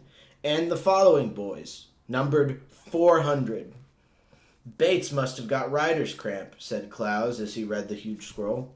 Wyatt met Mike after school as they went back to the house. "Seen the extra list?" he remarked. "None of the kids are in it, I notice. Only the bigger fellows. Rather a good thing. I'm glad you got off." "Thanks," said Mike, who was walking a little stiffly. "I don't know what you call getting off. It seems to me you're the chaps who got off." "What do you mean?" "We got tanned," said Mike ruefully. "What?" "Yes. Everybody below the upper fourth." Wyatt roared with laughter. "By gad," he said. "He is an old sportsman. I never saw such a man. He lowers all records." "Glad you think it funny. You wouldn't have if you'd been me. I was one of the first to get it. He was quite fresh." Wait, so he got... "Sting? Should think it did. Well, buck up. Don't break down." "I'm not breaking down," said Mike indignantly. "All right. I thought you weren't. Anyhow, you're better off than I am. An extra's nothing much, said Mike. So yeah, so the older boys okay, got so first detention? Is that what it is? If you're a 4th year, 5th year, or 6th year, 400 boys got detention. Yeah, 400 boys got detention, and the rest of the boys were beaten. Yeah, they were. That's what tamed is, right? They were hit. I think so. Yeah. Yeah. What would you take? The beating. Yeah, it seems easier. Yeah. Seems fine. Yeah. It is when it happens to come on the same. An extra's nothing much. It is when it happens to come on the same day as the MCC match. Oh, by Jove, I forgot. That's next Wednesday, isn't it? You won't be able to play. No! No! But that means Mike will. I say, what rot? It is, rather. Still, nobody can say I didn't ask for it. If one goes out on one's way to beg and beseech the old man to put one in extra, it would be a little rough on him to curse him when he does it. I should be awfully sick if it were me. Well, it isn't you, so you're all right. You'll probably get my place on the team. Mike smiled dutifully at what he supposed to be a humorous sally. What is this, a humorous sally? Or rather, one of the places, continued Wyatt, who seemed to be sufficiently in earnest. They'll put a bowler in instead of me, probably Druce. But there'll be several vacancies. Let's see, me, Adams, Ash, any more? No, that's the lot. I should think they'd give you a chance. You needn't joke, said Mike uncomfortably. He had his daydreams like everybody else, and they always took the form of playing for the first 11, and, incidentally, making a century in record time. I have daydreams about that all the time. They're like, we just put this guy in. He's never played. He did just make a century. That's what Nawaz did. Yeah, that's what I'm saying. Exactly. Yeah. Huge for the young men. Mm-hmm. To have to listen while the subject was talked about lightly made him hot and prickly all over. I'm not rotting, said Wyatt seriously. I'll suggest it to Burgess tonight. You don't think there's any chance of it, really, do you? Said Mike awkwardly. I don't see why not. Buck up in the scratch game this afternoon. Fielding especially. Burgess is simply mad on Fielding. I don't blame him either, especially as he's a bowler himself. He'd shove a man into the team like a shot, whatever his batting was like, if his fielding was something extra special. So you field like a demon this afternoon, and I'll carry on the good work in the evening. I say, said Mike, overcome. It's awfully decent of you, Wyatt. Billy Burgess, the captain of Wrykyn cricket, was a genial giant who seldom allowed himself to be ruffled. The present was one of the rare occasions on which he permitted himself that luxury.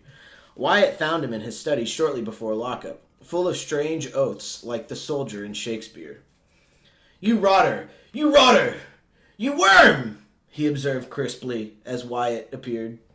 Dear old Billy, said Wyatt. Come on, give me a kiss and let's be friends. You! William! William! If it wasn't illegal, I'd like to tie you and Ash and that blackguard Adams in a big sack and drop you into the river, and I'd jump on the sack first. What do you mean by letting the team down like this? I know you were in the bottom of it all. He struggled into his shirt. He was changing after a bath, and his face popped wrathfully out at the other end. I'm awfully sorry, Bill, said Wyatt. The fact is, in excitement of the moment, the MCC match went clean out of my mind. You haven't got a mind, grumbled Burgess. You've got a cheap brown paper substitute. That's your trouble. Wyatt turned the conversation tactfully. How many wickets did you get today? He asked. 8. For 103, I was on the spot. Young Jackson caught a hot one off me at third man. That kid's good. Why don't you play him against the MCC on Wednesday? Said Wyatt, jumping at this opportunity. What? Are you sitting on my left shoe? No, there it is in the corner. Right-ho. What were you saying? Why not play young Jackson for the first? Too small. Rot. What does size matter? Cricket isn't rugger. True, it's not rugby. Besides, he isn't small. He's as tall as I am. I suppose he is. Dash, I've dropped my stud. I don't know what a stud is. Wyatt said he's as tall as he is? I thought Wyatt was lanky and tall, but I guess not. That's what he means, tall. I guess he's tall too, yeah. Mike is taller than the other. Tall. They're both tall. Yeah. I don't think anybody... I guess Gazika might be short. I also thought they haven't mentioned anyone's height. Whenever I think of Gazika... They kind of just say everyone is tall. I think of that lady from Monsters, Inc. whenever I think of Goose. Oh, yeah. That's pretty much what he looks like, I think. Yeah. I suppose he is. Dash, I've dropped my stud. Yeah, what's a stud, do you know? Oh, for, like, his... No. Don't know. It's not a cricket term, I know. Cufflinks? Yeah, Are probably. those studs? That could be a stud. It's not his earrings. Wyatt waited patiently till he retrieved it. Then he returned to the attack. He's as good a bat as his brother, and a better field.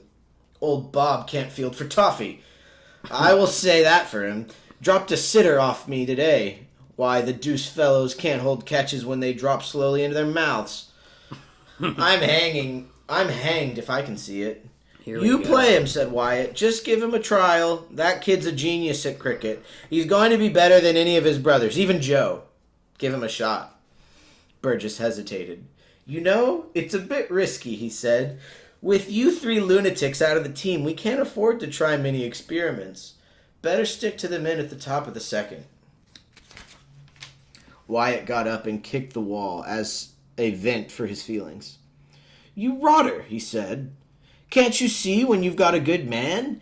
Here's this kid waiting for you ready-made with a style like Hutton's. And you rave about top men in the second. Chaps who play forward at everything and pat half volleys. Back to the bowler. Do you realize that your only chance of being known to posterity, capitalized P, is as the man who gave M. Jackson his colors at Wrykyn? In a few years, he'll be playing for England, and you'll think it a favor if he nods at you in the Pav at Lord's. Dang, the Pav? Yeah. Where's the Pav? Oh, okay, the Pav. When you're a white-haired old man, you'll go doddering about, gassing to your grandchildren, poor kids, how you discovered M. Jackson. It'll be the only thing they'll respect you for. Wyatt stopped for breath. All right, said Burgess. I'll think it over. Frightful gift of gab you've got, Wyatt. Good, said Wyatt. Think it over. And don't forget what I said about the grandchildren. You would like little Wyatt Burgess and the other little Burgesses to respect you in your old age, wouldn't you? Wyatt Burgess. That's funny. Very well, then. So long. The bell went ages ago. I shall be locked out. On Monday morning, Mike passed the notice board just as Burgess turned away from pinning up the list of the team to play the MCC. He read it, and his heart missed a beat. For, bottom but one, just above W.B. Burgess, was a name that leaped from the paper at him. His own name. Of course. Mike. Yes. His name is Mike. Dang. Wow. Mike Jackson. Mike Jackson. Michael Jackson. Percy Jackson. Yeah, it's Michael Jackson. It is funny that they keep not saying Michael Jackson specifically, though. Yeah. That's crazy. I'm glad we're back into cricket because it's been a lot of we missed a lot of cricket, and now it's been a lot of rambunctiousness. But now we're talking cricket, we're talking bowlers, we're talking fielding, we're talking verbiage, we're talking Lords. Yeah, the Pav at Lords. Exciting to see him play in the MCC match. Yeah, that'll be big. That'll be huge. Yeah, cricket time. Real match time. PG. Do you want to go? Should I go? Do you want to flip? I'll flip. Yeah, we should flip something. We'll flip this. Okay. Heads. Which is heads? This one. Okay. Do you want heads? You call. Let me flip it. Heads. That's heads. I'll read. Okay. NCC match. I choose to read. I'll flip this. The MCC match. Chapter 13. 13 chapters before a match. Finally. In-match. Well, I mean, we still don't know if there will be in-match narration. Yeah, we don't know for sure, but that is what I'm hoping for. We're hoping for some in-match narration. God, that'd be great. Just talking about what it's like to be on the grass. On the pitch. If the day happens to be fine, there is a curious, dreamlike atmosphere about the opening stages of a first 11 match. Right. Everything seems hushed and expectant. The rest of the school have gone in after the interval at 11 o'clock, and you are alone on the ground with a cricket bag. The only signs of life are a few pedestrians on the road beyond the railings and one or two blazer and flannel-clad forms in the pavilion. The sense of isolation is trying to the nerves. And a school team usually bats 25% better after lunch when the strangeness has worn off. It's too weird. It's too weird and freaky.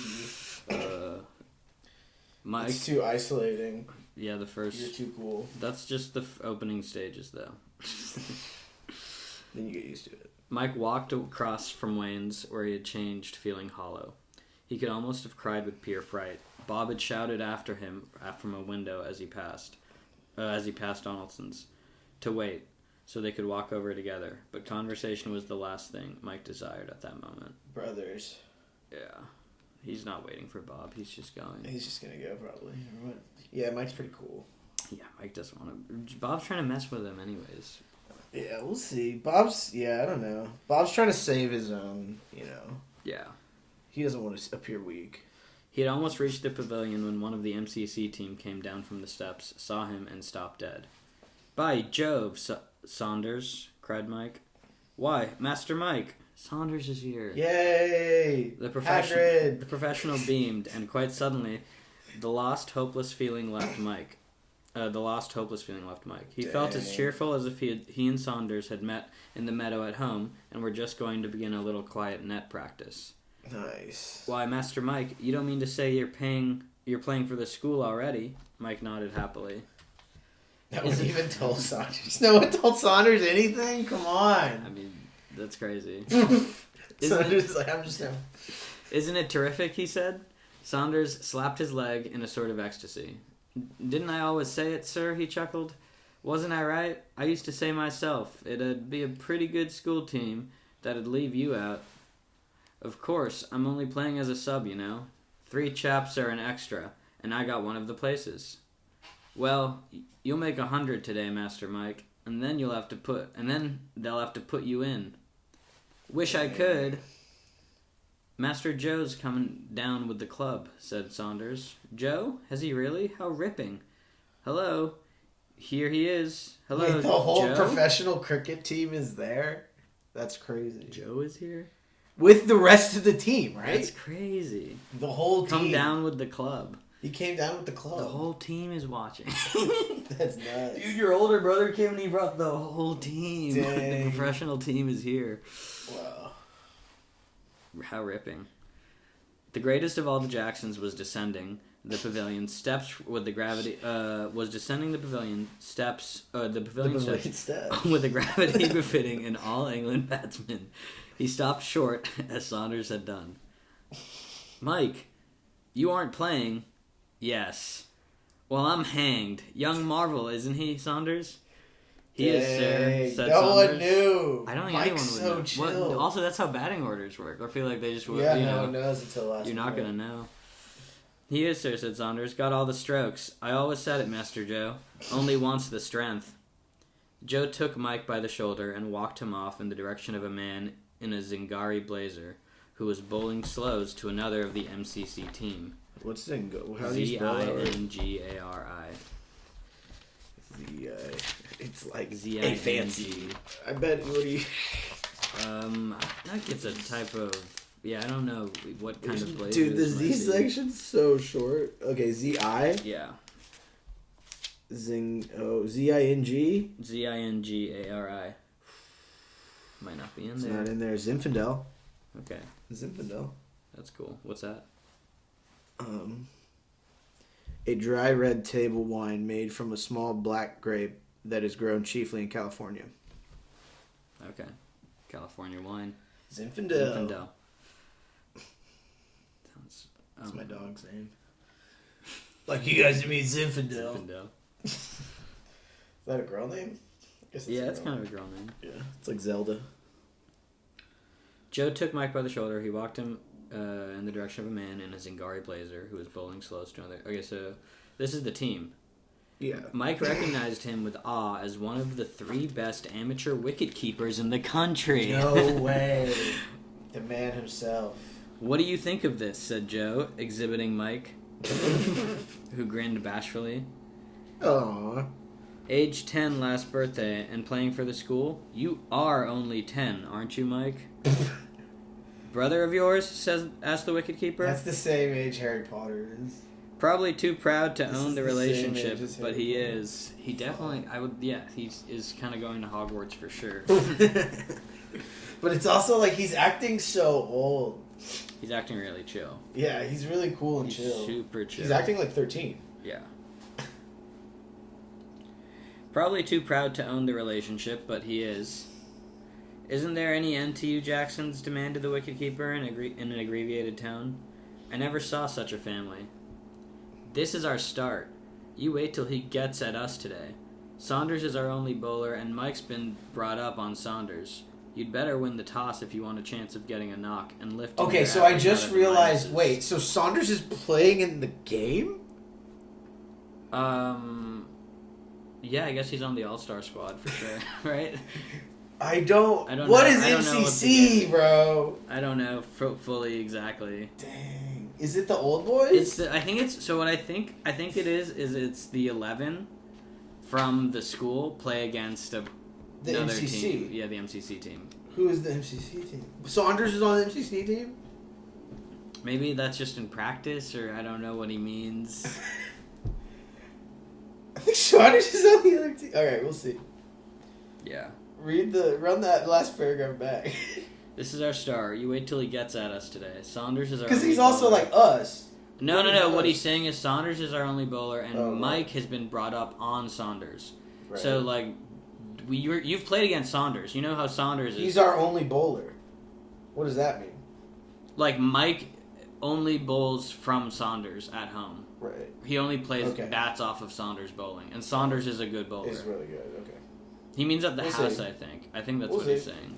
We'll see. I bet you're right. You'd better win the toss if you want a chance of getting a knock and lifting your average out of the minuses. I have won this toss, said the other with dignity. Do you think I don't know the elementary duties of a captain? What?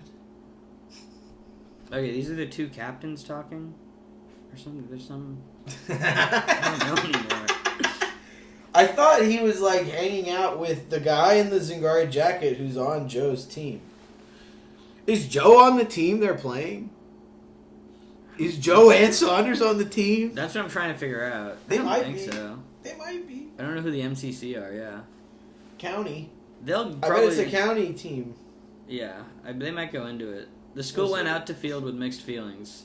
The wicket was hard and true, which would have made it pleasant to be going in first. On the other hand, they would feel decidedly better and fitter for centuries after the game had been in progress an hour or so.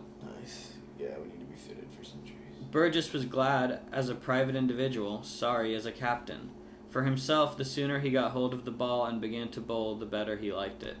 As a captain, he realized that a side with Joe Jackson in it, and not to mention the other first-class men, was not a side to which he would have preferred to give away an advantage. Okay, so Joe is on the Jackson's team. captain. I think Saunders is on the team. Joe's the captain. Joe's the captain. Saunders, I think, is on the team. This is nuts. Hagrid's on the team? Hagrid's playing against Mike. Fuck. Mike's on the team against Hagrid and Dumbledore and McGonagall. Yeah, dang. This is crazy. Yeah, That's cricket. that's cricket though. That I don't know if that actually ever happens, but that's cricket. They're like, we'll play college. Well, the Jamaica, if you watch like West Indies, like they have that college team that plays. College teams will play. The Mike was old feeling old that guy by team. Mike was feeling that by no possibility could he hold the simplest catch, and hoping that nothing would come his way. Bob, conscious of being an uncertain field, was feeling just the same. Oh yeah. This is getting into the headspace. Yeah, he's an uncertain field. Yeah. Yeah. So Burgess. Burgess is the captain. Yeah, but he's a bowler. Yeah, he loves For bowling. himself, the And he sooner loves he got bowling hold of the first. ball. So yeah, he 'Cause he likes gets to the bowl confidence first. going. Yeah, exactly. And they're going to be more apt for centuries later. Yeah, after an hour or so. Yeah. Yeah, so Burgess was not captain, He's never. right? He says Burgess. Oh no, he is captain. He's captain. Glad as a private individual, sorry as a captain. He's sorry as a captain. Yeah. The MCC opened with Joe and a man in an Oxford authentic cap. The beginning of the game was quiet. Burgess's Yorker was nearly too much for the latter in the first over, but he contrived to chop it away, and the pair gradually settled down. Whoa. Okay. So he threw a crazy pitch at him. Throwing some crazy pitches. A couple Yorkers. But he went to Oxford? This guy went to Oxford? Okay, the MCC opened with Joe and a man in an Oxford authentic cap. That means he went to Oxford if it's authentic. Yeah. He's wearing it. So a guy from Oxford and Joe. And Joe. Dang. Yeah. Ron Weasley. Exactly. Jeff Weasley. The older Percy one. Weasley. The one who usually is Percy. training. If he wasn't training dragons, he was playing cricket. Oh, yeah, that one is cool. I forgot about all the different Weasleys. That one's cool. The dragon one. The dragon one is cool. Charlie or something. I don't know. Yeah, the beginning of the game was quiet. The pair gradually settled down. At 20, as in 20 rounds, Joe began to open his shoulders. 20 became 40 with disturbing swiftness. Let's go, Joe. And Burgess tried a change of bowling. It seemed for one instant as if the move had been a success, for Joe, still taking risks, tried to late cut a rising ball and snicked it straight into Bob's hands at second slip. It was easiest of slip catches, but Bob fumbled it. Dropped it, almost held it a second time, and finally let it fall miserably to the ground. It was a moment too painful for words. Bob dropped the easy slip catch. Why'd they put Bob on slip? He said he's mid in the field compared to Mike, who's fresh, who might not know how he's on the field. Yeah. Slip's baby, he's just making a play, man. That's fucked. It seemed for one instant as if the move had been... Oh, yeah, I read all this. It was a moment too painful for words. He rolled the ball back to the bowler in silence. Doesn't even throw the ball, just full arm rolling it back. Shame. Sad Charlie Brown song. One of those weary periods followed when the batsman's defense seems to be, to the fieldsman, absolutely impregnable. The fieldsman. There was still a sickening... there was a sickening inevitableness in the way in which every ball was played with the very center of the bat. And as usual, just when things seemed most hopeless, relief came. The authentic, getting in front of his wicket to pull one of the simplest long hops ever seen on a cricket field, missed it and was LBW. Okay, Explain that. So the Oxford guy was going for a big stretch to hit the ball, and the ball hit his leg, and his leg was in front of the wicket. Leg before wicket. And the next ball upset the newcomer's leg stump. The school revived. Bowlers and fields. So they got out the Oxford guy? Infused with a new life. I think so. They wicketed him? Yeah. What do you call that? Wicketing him? Bowling him out? They bowled him out, or they bowled him, and the next ball upset the newcomer's leg stump, which means it also bowled him. Another wicket. Double bowl. 2 stumps knocked out of the ground by Burgess. Helped the thing on. When the bell rang for the end of morning school, 5 wickets were down for 113. Okay, interesting. So wait, how many overs did they do? We don't know. They didn't say. I think they're just playing. They're still staying till lunch. What's the time 5 period? wickets. Well, yeah, I think end of morning school. When the end of morning school rang, the bell rang. The end of that morning school bell. I don't know when morning. That's when lunch is, exactly. right? I think that's lunch. That's got to be lunch. It's got to be lunch. So that's 5 wickets were down from 113. Okay, that's pretty. Okay, that's pretty great. But from the end of these school, guys are like they got Saunders. Oh, jeez. Yeah, they do got Saunders, but he's Saunders He's bowling is going to be crazy. We'll see Saunders bowling later. Saunders is going to be like when Yoda fights in the Attack of the Clones, and you're like, what? But from the end of school till lunch, things went very wrong indeed. Dang. Okay, so actually, end of morning, and then there's more of school, and then lunch. Do you see how it says that now? It says they went to school? They're going to school during this? This is just that school is happening. I don't know if okay. Joe was still at one end, invincible, and at the other was the great wicket-keeper. And the pair of them suddenly began to force the pace till the bowling was in a tangled knot. 4 after 4. Who was the wicket-keeper? We don't know. We don't know that they're wicket-keeper, but the wicket-keeper is the guy batting. Remember the one who he saw earlier? Oh, I thought you meant that makes sense now. Yeah, that's what he says. Yeah. The great wicket keeper is the guy who's the guy who. I thought he was saying that they had a great wicket keeper. No. Okay. And the pair of them suddenly began to force the pace till the bowling was in a tangled knot. It's Four Joe after four. still? Joe's still in? Yeah, Joe's in, man. Joe's in with the great wicket keeper who he was talking to. 4 after 4, all round the wicket, with never a chance of or a miss hit, or a miss hit for sure. My shit. Miss shit. My shit. Ma'am, the page says my shit. I guess I've never spelled it out. I've always just said it out loud. And it's also just really hard to say. It's not really... 4 after 4, all around the wicket, with never a chance or a miss hit to vary the... How would a British person can't say miss hit? Damn, 200 went up. Imagine an Australian person saying miss hit. And 250. Miss hit. Meh. Sample miss hit. Miss it. Maybe they hit it different. Then Joe reached his century and was stumped next ball. Wow. Then came lunch. Wow, that's classic. And they're just having Burgess has been... Joe's out, but he made a fucking century. He made a century, though. They're at 250 right now. The rest of the innings was like the gentle rain after the thunderstorm. Runs came with fair regularity, but wickets fell at intervals. And when the wicketkeeper, and when I don't even think, wait, actually, I just saw his name. Runs came with fair regularity. A lot of Saunders fans have a lot of questions. Wickets fell at intervals, and when the wicketkeeper was run out at length for a lively 63, the end was very near. Saunders, coming in last, hit 2 boundaries and was then caught by Mike. So sick. And he got caught by Mike. Wow. Of course. Yeah. But yeah, he's a bowler. Saunders is a bowler. We know he's kind of... But it's cool to hit a boundary. He'd hit 2 boundaries. It's respectable. Respectable for sure. His second hit had just lifted the MCC total over 300. 300 is a score that takes some making on any ground, but on a fine day it was not an unusual total for the Wrykyn 11. Nice. Some years before, against Ripton, they had run up 416. And only last season had massacred a very weak team of old Wrykyans with a score that only just missed the 400.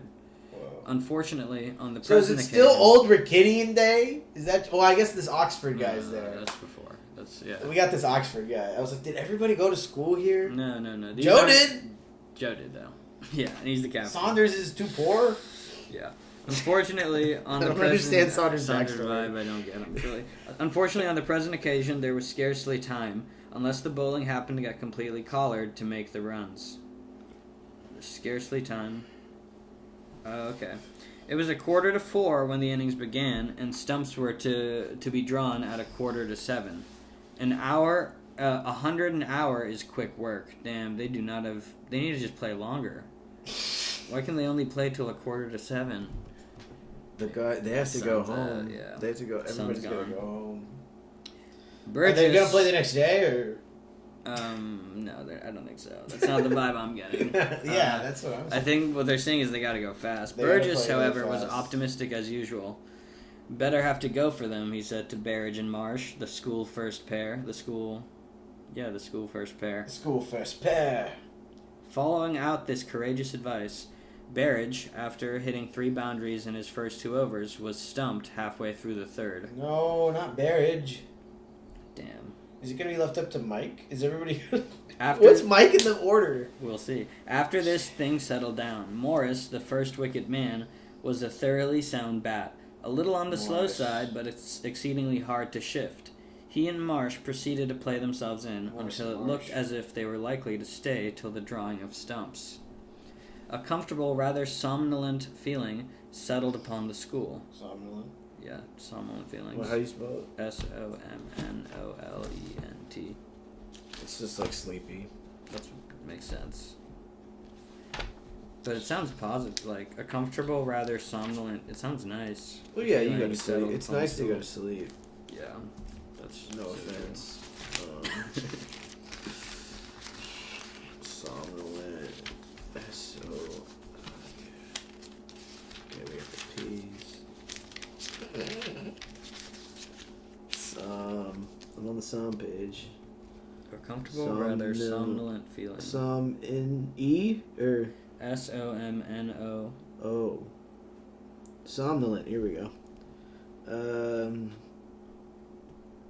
Of a kind likely to induce sleep. inclined to or heavy with sleep. So you were close. You were almost there. You almost had that definition. Sleepy. Yep. A long stand at cricket is a soothing sight to watch. There was an absence of hurry about the batsmen, which harmonized well with the drowsy summer afternoon. Wow. And yet runs were coming in at a fair pace. The 100 went up at 5 o'clock, and the 150 at half past. Both batsmen were completely at home, and the MCC third change bowlers had been put on. Then, I guess Saunders is bowling. I guess he's already bowled. He's been bowling. Yeah. He's their only bowler. No, I think they have a couple. Right, but they said earlier they have third change bowlers. Yeah, what does that mean? How many? Is that the good ones or the bad ones? Those are the ones that you're saving in the back, so they're usually not they're not your, because you'll start with 2 bowlers and they'll do like 10 overs together, back and forth, like a crazy and then there's guy. guys, yeah. The 100 went up at 5 o'clock, the 150 at half past. Both batsmen were completely at home. The MCC blah, blah, blah. Then the great wicket-keeper took off the pads and gloves, and the fieldsmen retired to posts at the extreme edge of the ground. "Lobs," said Burgess. "By Jove, I wish I was in." It seemed to be the general opinion among the members of the Wrykyn 11 on the pavilion balcony that Morris and Marsh were in luck. The team did not grudge them and their good fortune because they had earned it, but they were distinctively envious. Lobs are the most dangerous, insinuating things in the world. Everybody knows, in theory, the right way to treat them. Everyone knows that the man who is content not to try to score more than a single cannot get out to them. Yet nearly everybody does get out to them. It was the same story today. The first over yielded 6 runs, all through the gentle taps across the ground. It says lobs and what does he mean? What do they mean by that? Wouldn't it? Traditionally, I would think a lob would be one that's easier to catch, but it sounds like they're not easy to catch. I think it's like an easy shot to hit, but you could hit it out and you could get lob is the way you hit it, like in tennis, right? Yeah, you have a lob shot. Yeah, but you can like lob. But that's like when you hit it kind of soft. Yeah. But kind of high too, not like low, not like a bouncy one on the ground, but.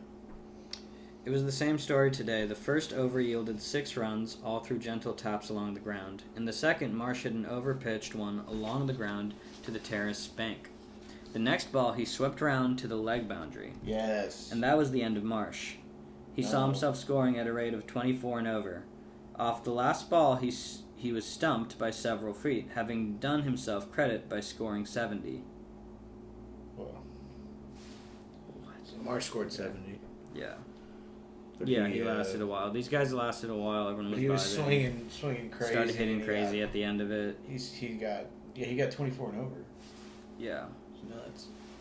that is crazy. The long stand was followed, as usual, by a series of disasters. Marsh's wicket had fallen at 180. Ellerby left at 186. By the time the scoring board registered 200, 5 wickets were down, 3 of them victims of the lobs. So it's the bowler that's lobbing, or... I think so. But he's doing... Oh, I get it now. Okay, Yeah. It's like throwing up An easy one. a one that'll make them hit it where they can catch it. Yeah. That's Okay. what I'm thinking. That's what I thought when I first read it, based on how he described That makes sense. when you want to throw in lobs. Yeah, you gotta do some lobs. Yeah. Let's see. Albury left at 186 by the time scoring victim lobs. Morris was still at one end. He'd refused to be tempted. He was jogging on steadily to a century. Yeah, okay. Morris is a very disciplined player. Yeah, Morris is good. He's chilling. Bob Jackson went in next, with instructions to keep his eye on the lob man. Oh, man. I think I know what's about to happen. For a time, things went well. Saunders, who had gone on to bowl again after a rest, seemed to give Morris no trouble, and Bob put him through the slips with apparent ease. 20 runs were added. Jake, Bob's bad. Yeah, Bob did good. Bob didn't do that bad. 20 runs were added when the lob bowler once more got in his deadly work. Bob, letting alone a ball wide of the Letting alone a ball wide of the off stump under the impression that it was going to break away, was disagreeably surprised to find it break instead and hit the wicket. No! Damn, yeah, Saunders did. He threw some spin. It bounced and then it bounced into the wicket. He tricked him. The bowler smiled sadly, But it's the long as bowler, if isn't it? he had hated to have to do these things. Sorry, I hate to do it. Hate to do it to you. Had to do it to him. You got to. Mike's heart jumped as he saw the bails go. It was his turn next. Whoa. 229, said Burgess, and it's 10 past 6. Shit. No good trying for the runs now. Stick in, he added to Mike. That's all you've got to do. All? Mike felt as if he was being strangled. His heart was racing like the engines of a motor. How's he gonna catch He the knew ball his in teeth stage, were bro? chattering. He wished he could stop them. What a time Bob was taking to get back to the pavilion. He wanted to rush out and get the thing over. At last he arrived, and Mike, fumbling at a glove, tottered out into the sunshine. He heard miles and miles away a sound of clapping and a thin, shrill noise as if somebody were screaming in the distance. As a matter of fact, several members of his form and of the junior day room at Wayne's nearly burst themselves at that moment. Nice. Huge moment. Wow. Huge moment for the boys, for the young boys.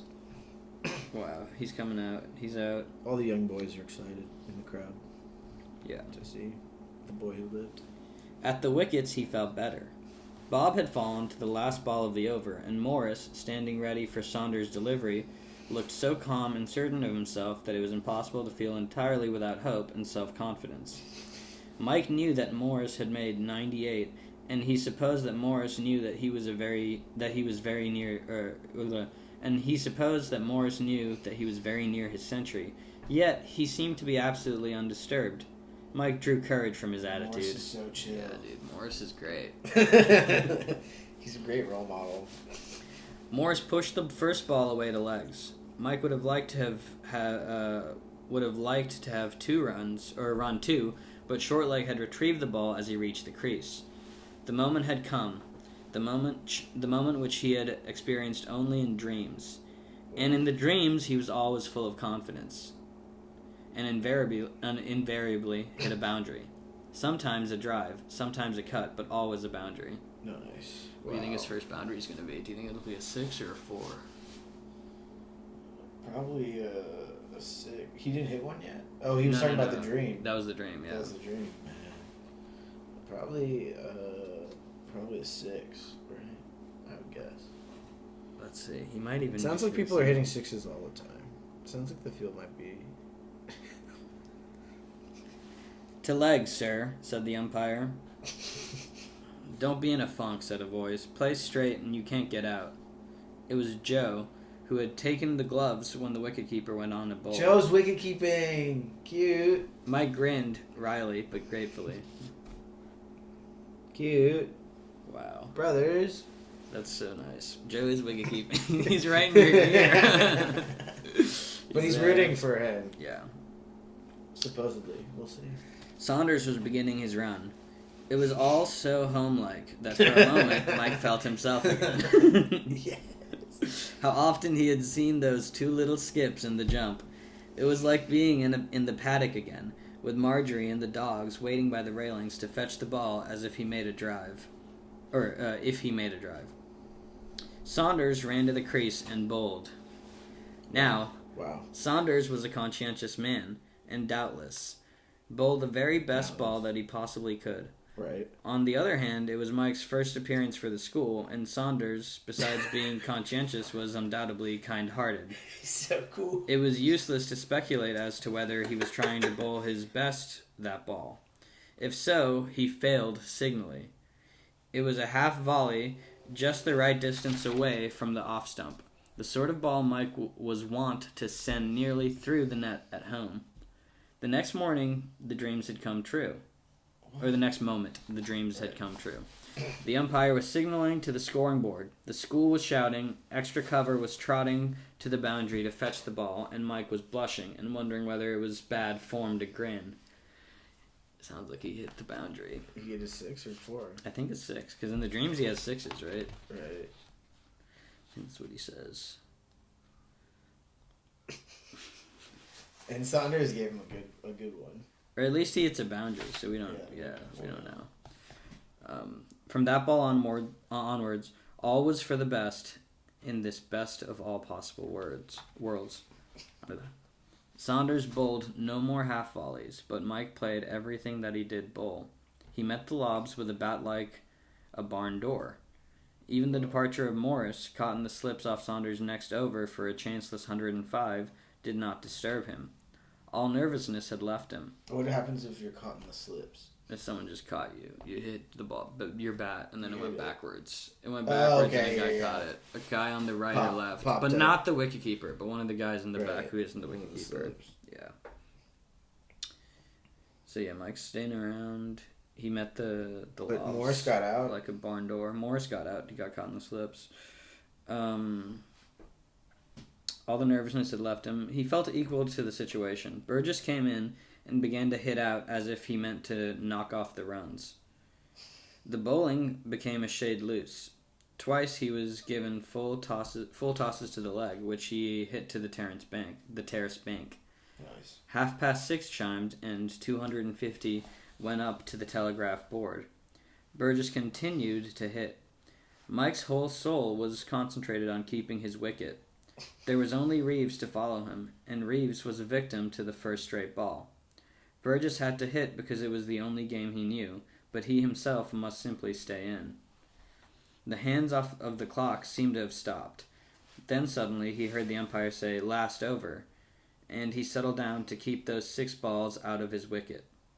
The lob bowler had taken himself off, and the Oxford Authentic had gone on, fast left-handed.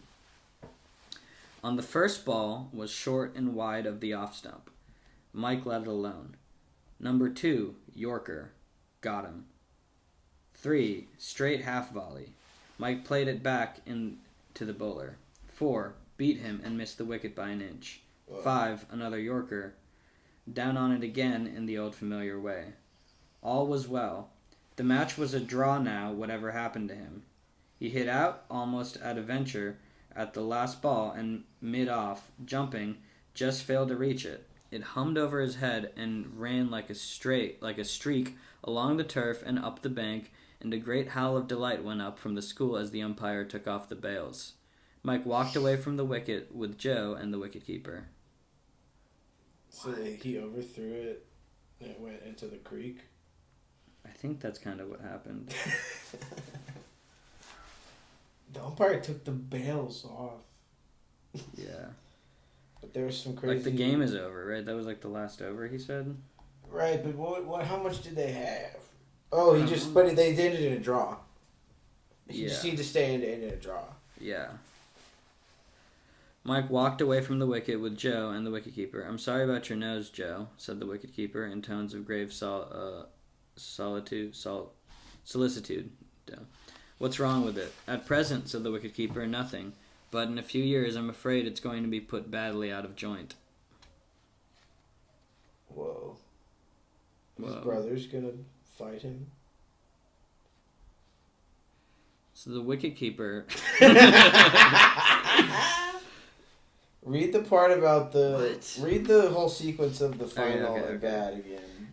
Okay, this is the last 6 balls. It's the last over, right? The first So, ball was short and Mike. wide of the off stump. Mike let it alone. Okay, so it was a wide. I don't know if it was a wide or if it was just wide of the off stump. And he let it alone. Yeah. Because it could have... Dot ball. Yeah, dot ball. Number 2, Yorker. And then it says, "Got him!" Exclamation point. Who do you think that is? It's tough. I want to say that Mike hit on the Oxford Authentic. Right, because otherwise he would have been stumped out. Yeah. He would have been bowled out. Mike played it, and then it just says 3, straight half volley. Mike played it back to the bowler. So he just did a simple. He hit it just right hit it right to the guy, yeah. Okay. 4, beat him, and missed the wicket by an inch. That means Mike got beat. Yeah, I think Mike's getting a hit, like smacked on a little. But he's knocked out, but he keeps getting close. Just wide or short and wide of the off stump means that Mike chose to leave it alone. But if he if he's missed the wicket by an inch, it's like it's never good. Yeah. 5. Another Yorker. Down on it again in the old familiar way. So Mike is good at hitting the Yorkers. He can hit the Yorkers? Yeah. Okay. That's what they're saying. And then the last one. The match was a draw. Now whatever happened to him, all is well.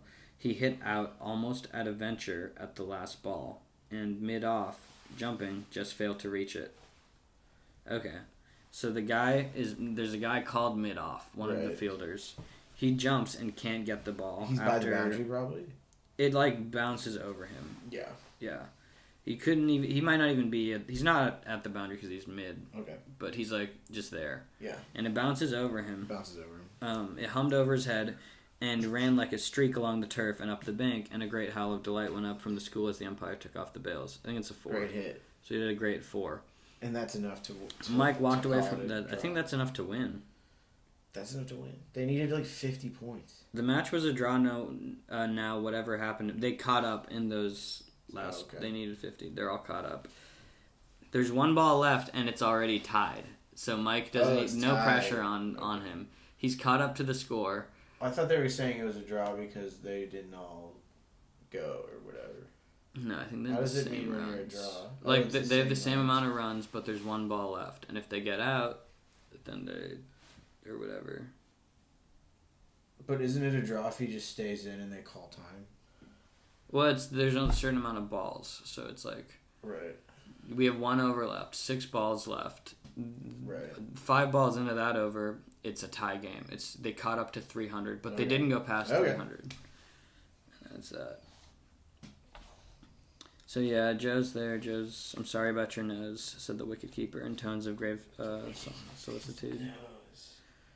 Brown, his nose, broken nose. Brothers break nose. The brother, his brother's gonna get better than you, and he's gonna do the. I guess that's the. He's gonna break your nose. But anyways, Mike stuck in there. Mike did good. That's the chapter. Mike did good. End of the chapter. That's the MCC match. Oh, sorry. Okay, slight imbroglio. Dang, I gotta look up imbroglio. Imbroglio. Do you know imbroglio? Any guesses? Trouble. Some sort of embroilment. Yeah. Imbroglio. Okay, we got it. It's in here. It's okay. What does that mean? Okay, first definition: a confused mass. 2, an intricate or complicated situation, as in a drama or novel. Or B, an acutely painful or embarrassing misunderstanding. That seems like it might be that one. Yeah, an imbroglio. Yeah. It's like a real fiasco. But it's an imbroglio. So this is a slight imbroglio. Was Wyatt playing the game? No, Wyatt couldn't play in the game because he did the march out, or he had to serve detention. That's why Mike got to play. That's why there's so many guys out. Yeah. Yeah. Okay, so this is chapter 14, a slight imbroglio. Imbroglio. When Mike and Wyatt will get to play together and they get to bat together, they're gonna have a strong partnership.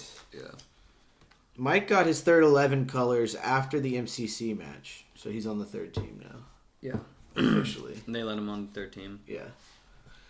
As he had made 23 not out in a crisis in a first 11 match, this may not seem an excessive reward. But it was all that he expected. One had to take the rungs of the ladder singly at Wrykyn. It's not Hogwarts, okay? You gotta work your way. You don't just get to become Seeker. He made 23 runs, so he did okay. He just survived, really. Well, yeah, but he didn't get out. Yeah, for sure. At the end of the game. Yeah. He got as many. First one was given one's third 11 cap. That meant, you are a promising man and we have our eye on you. Then came the second colors. They might mean anything from, well, here you are. You don't get any higher, so you may as well have the thing now, to, this is just to show that we still have our eye on you. Mike was a certainty now for the second, but it needed more than one performance to secure the first cap. "I told you so," said Wyatt, naturally, to Burgess after the match. "He's not bad," said Burgess. "I'll give him another shot." But Burgess, as has been pointed out, was not a person who became gushing with enthusiasm. So Wilkins of the Schoolhouse, okay, one of the houses is called the Schoolhouse, who played twice for the first 11, dropped into the second as many a good man had done before him, and Mike got his place in the next match against the gentlemen of the county. Nice. So they're doing a county game? Okay, so Wilkins... Okay, this is a new paragraph. So Wilkins of the Schoolhouse, who had played twice for the first 11, dropped into the second, as many a good man had done before him. And Mike got his place in the first 11. Whoa, okay, I missed that part. That's crazy. In the next match. Against the gentlemen of the county. Okay, Capital G, capital C. Now I get it. Who knows what the gentlemen of the county are? Is that all? Is that still Son? Oh, that's the Townies, maybe. We'll see. That might be the Townies. But also, what if his brother's still on the team? Okay. Yeah, if it's still Saunders. It's still He's Saunders. only getting bowled by Saunders every time he plays. He's getting really good against Saunders. Unfortunately for him, the visiting team, however gentlemanly, were not brilliant cricketers at any rate, as far as bowling was concerned. The school won the toss, went in first, and made 316 for 5 wickets. Yeah, for sure. Morris making another placid century. The innings was declared closed before Mike had a chance of distinguishing himself. In an innings which lasted for 1 over, he made 2 runs, not out, and had to console himself for the cutting short of his performance by the fact that this average for the school was still infinity. Bob, who was one of those lucky enough to have an unabridged innings, did better in his match, making 25, but with Morris making 117 and Barrage, Ellerby, and Marsh all passing the half-century, the score did not show up excessively. Yeah. We now came to what was practically a turning point in Mike's career at Wrykyn. There is no doubt that this meteor-like flight... Okay, wait. I was expecting him to say meteoric rise, because that's what everybody says, but it's not that. There's no doubt that this meteor-like flights at cricket had an unsettling effect on him. Meteor-like flights at cricket. I guess I just don't know what flights is. He's soaring. He's just doing good. Yeah, I get the general, but his meteor-like flights at cricket. His flights at cricket. It's just him trying at cricket. His flight. He's flighting. I guess so. He was enjoying life amazingly, and it is not uncommon with the prosperous. He waxed fat and kicked.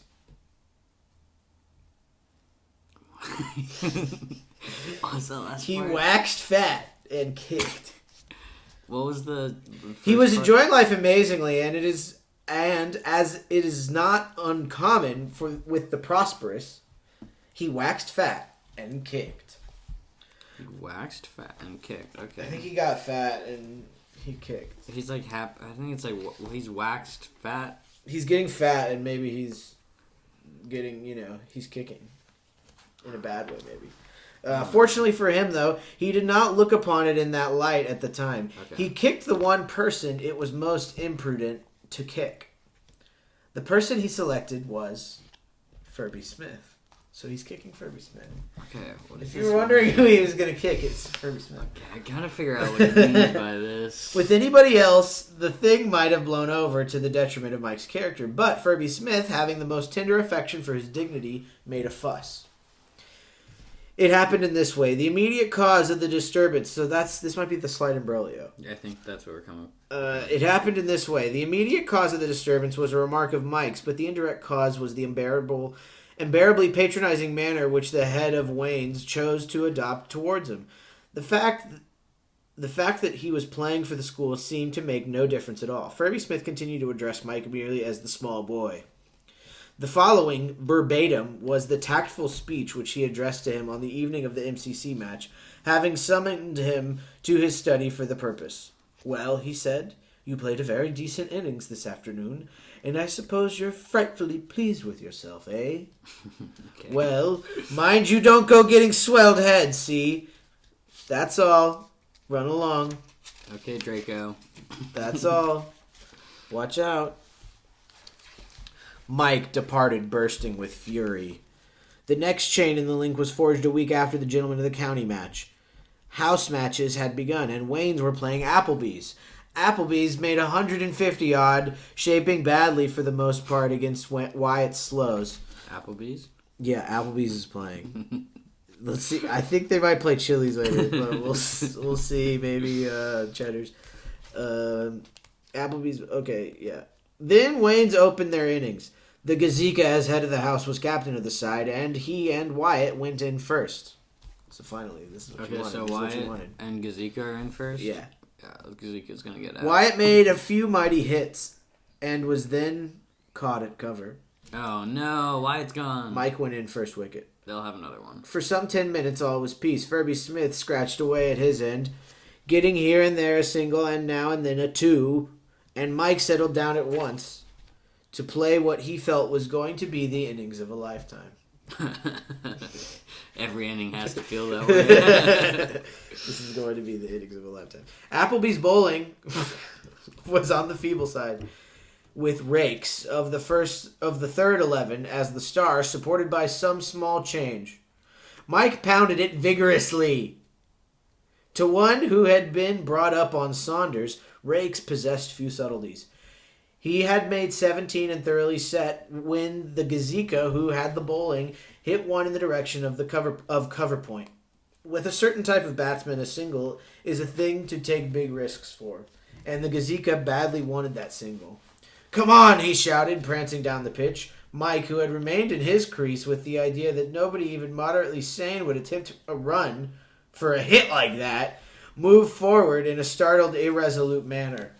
Dang, is Furby Smith about to do him dirty? Yeah, I think so. Is he about to get he's thrown about out to make him run because out. Furby Smith made him run? He's going to throw him out? Run him out? Yeah, I think that's where it's Furby Smith arrived, shouting, "Run!" And cover, having thrown the ball in, the wicketkeeper removed the bails. Yeah, that's bullshit. That's Furby's These are solemn moments. It's happened to the best of us, though. These are solemn moments. Yeah, this happened to me. These are solemn moments. When it happens to you, it's an insane feeling. It is a crazy feeling. The only possible way of smoothing over an episode of this kind is for the guilty man to grovel. Furby Smith did not grovel. "Easy run there, you know," he said reprovingly. The world swam before Mike's eyes. Through the red mist, he could see Furby Smith's face. The sun glinted on his rather prominent teeth. To Mike's distorted vision, it seemed that the criminal was amused. "Don't laugh, you grinning ape," he cried. "It isn't funny." He then made for the trees where the rest of the team were sitting. Now Furby Smith not only possessed rather prominent teeth, he was also sensitive on the subject. Mike's shaft sank in deeply. Mike's shaft sank in deeply. Yeah, so Mike's okay. I can feel something Mike's, else is happening. Okay. Yeah, Mike's Mike's putting shaft. his shaft. Okay, so inside Mike's Furby shaft. Mike's shaft. Mike has the Furby shaft. Smith. The fact that emotion caused him to swipe at a straight half volley, miss it, and be bowled next ball made the wound rankle. He avoided Mike on his return to the trees, and Mike, feeling now a little apprehensive, avoided him. The Gazika brooded apart for the rest of the afternoon, chewing the insult.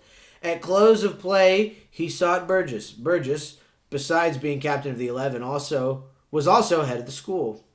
He was the man who arranged prefects' meetings.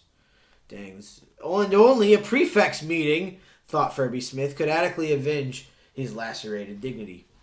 "I want to speak to you, Burgess," he said. "What's up?" said Burgess. "You know young Jackson in your house?" "What about him?" "He's been frightfully insolent." "Cheeked you?" said Burgess, a man of simple speech.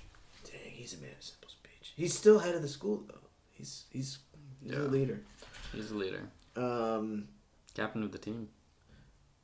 "I want you to call a prefect's meeting and lick him." Burgess looked incredulous. "Rather a large order, a prefect's meeting," he said. "It has to be a pretty serious sort of thing for that." "Frightful cheek to a school prefect is a serious thing," said Furby Smith. What did he say exactly to him? What was his cheek again? He said, "Don't laugh, you grinning ape." Okay. So he called him a grinning ape, and he's sensitive about his teeth. Yeah. Okay. Okay. So, yeah, I guess, yeah. He Mike possessed kinda rather dissed prominent teeth. He was dissed him also hard. sensitive on the subject. Yeah. Do not mention me grinning. Do not mention my smile. Even obliquely. Frightful cheek to a school prefect is a serious thing, said Ferby Smith, with the air of one uttering an epigram. Well, I suppose. What did he say to you? Ferby Smith related the painful details. Burgess started to laugh, but turned the laugh into a cough. Yes, he said meditatively. Rather thick. Still, I mean, a prefect's meeting. Rather like a crushing thin gummy with, what do you call it? Besides, he's a decent kid. He's frightfully conceited. Oh, well... Well, anyhow, look here. I'll think it over and let you know tomorrow. It's not the sort of thing to rush through without thinking about it. And the matter was left temporarily at that. Yeah. That's cool. Called him an ape. Yeah, he's an ape. That's the end of the chapter.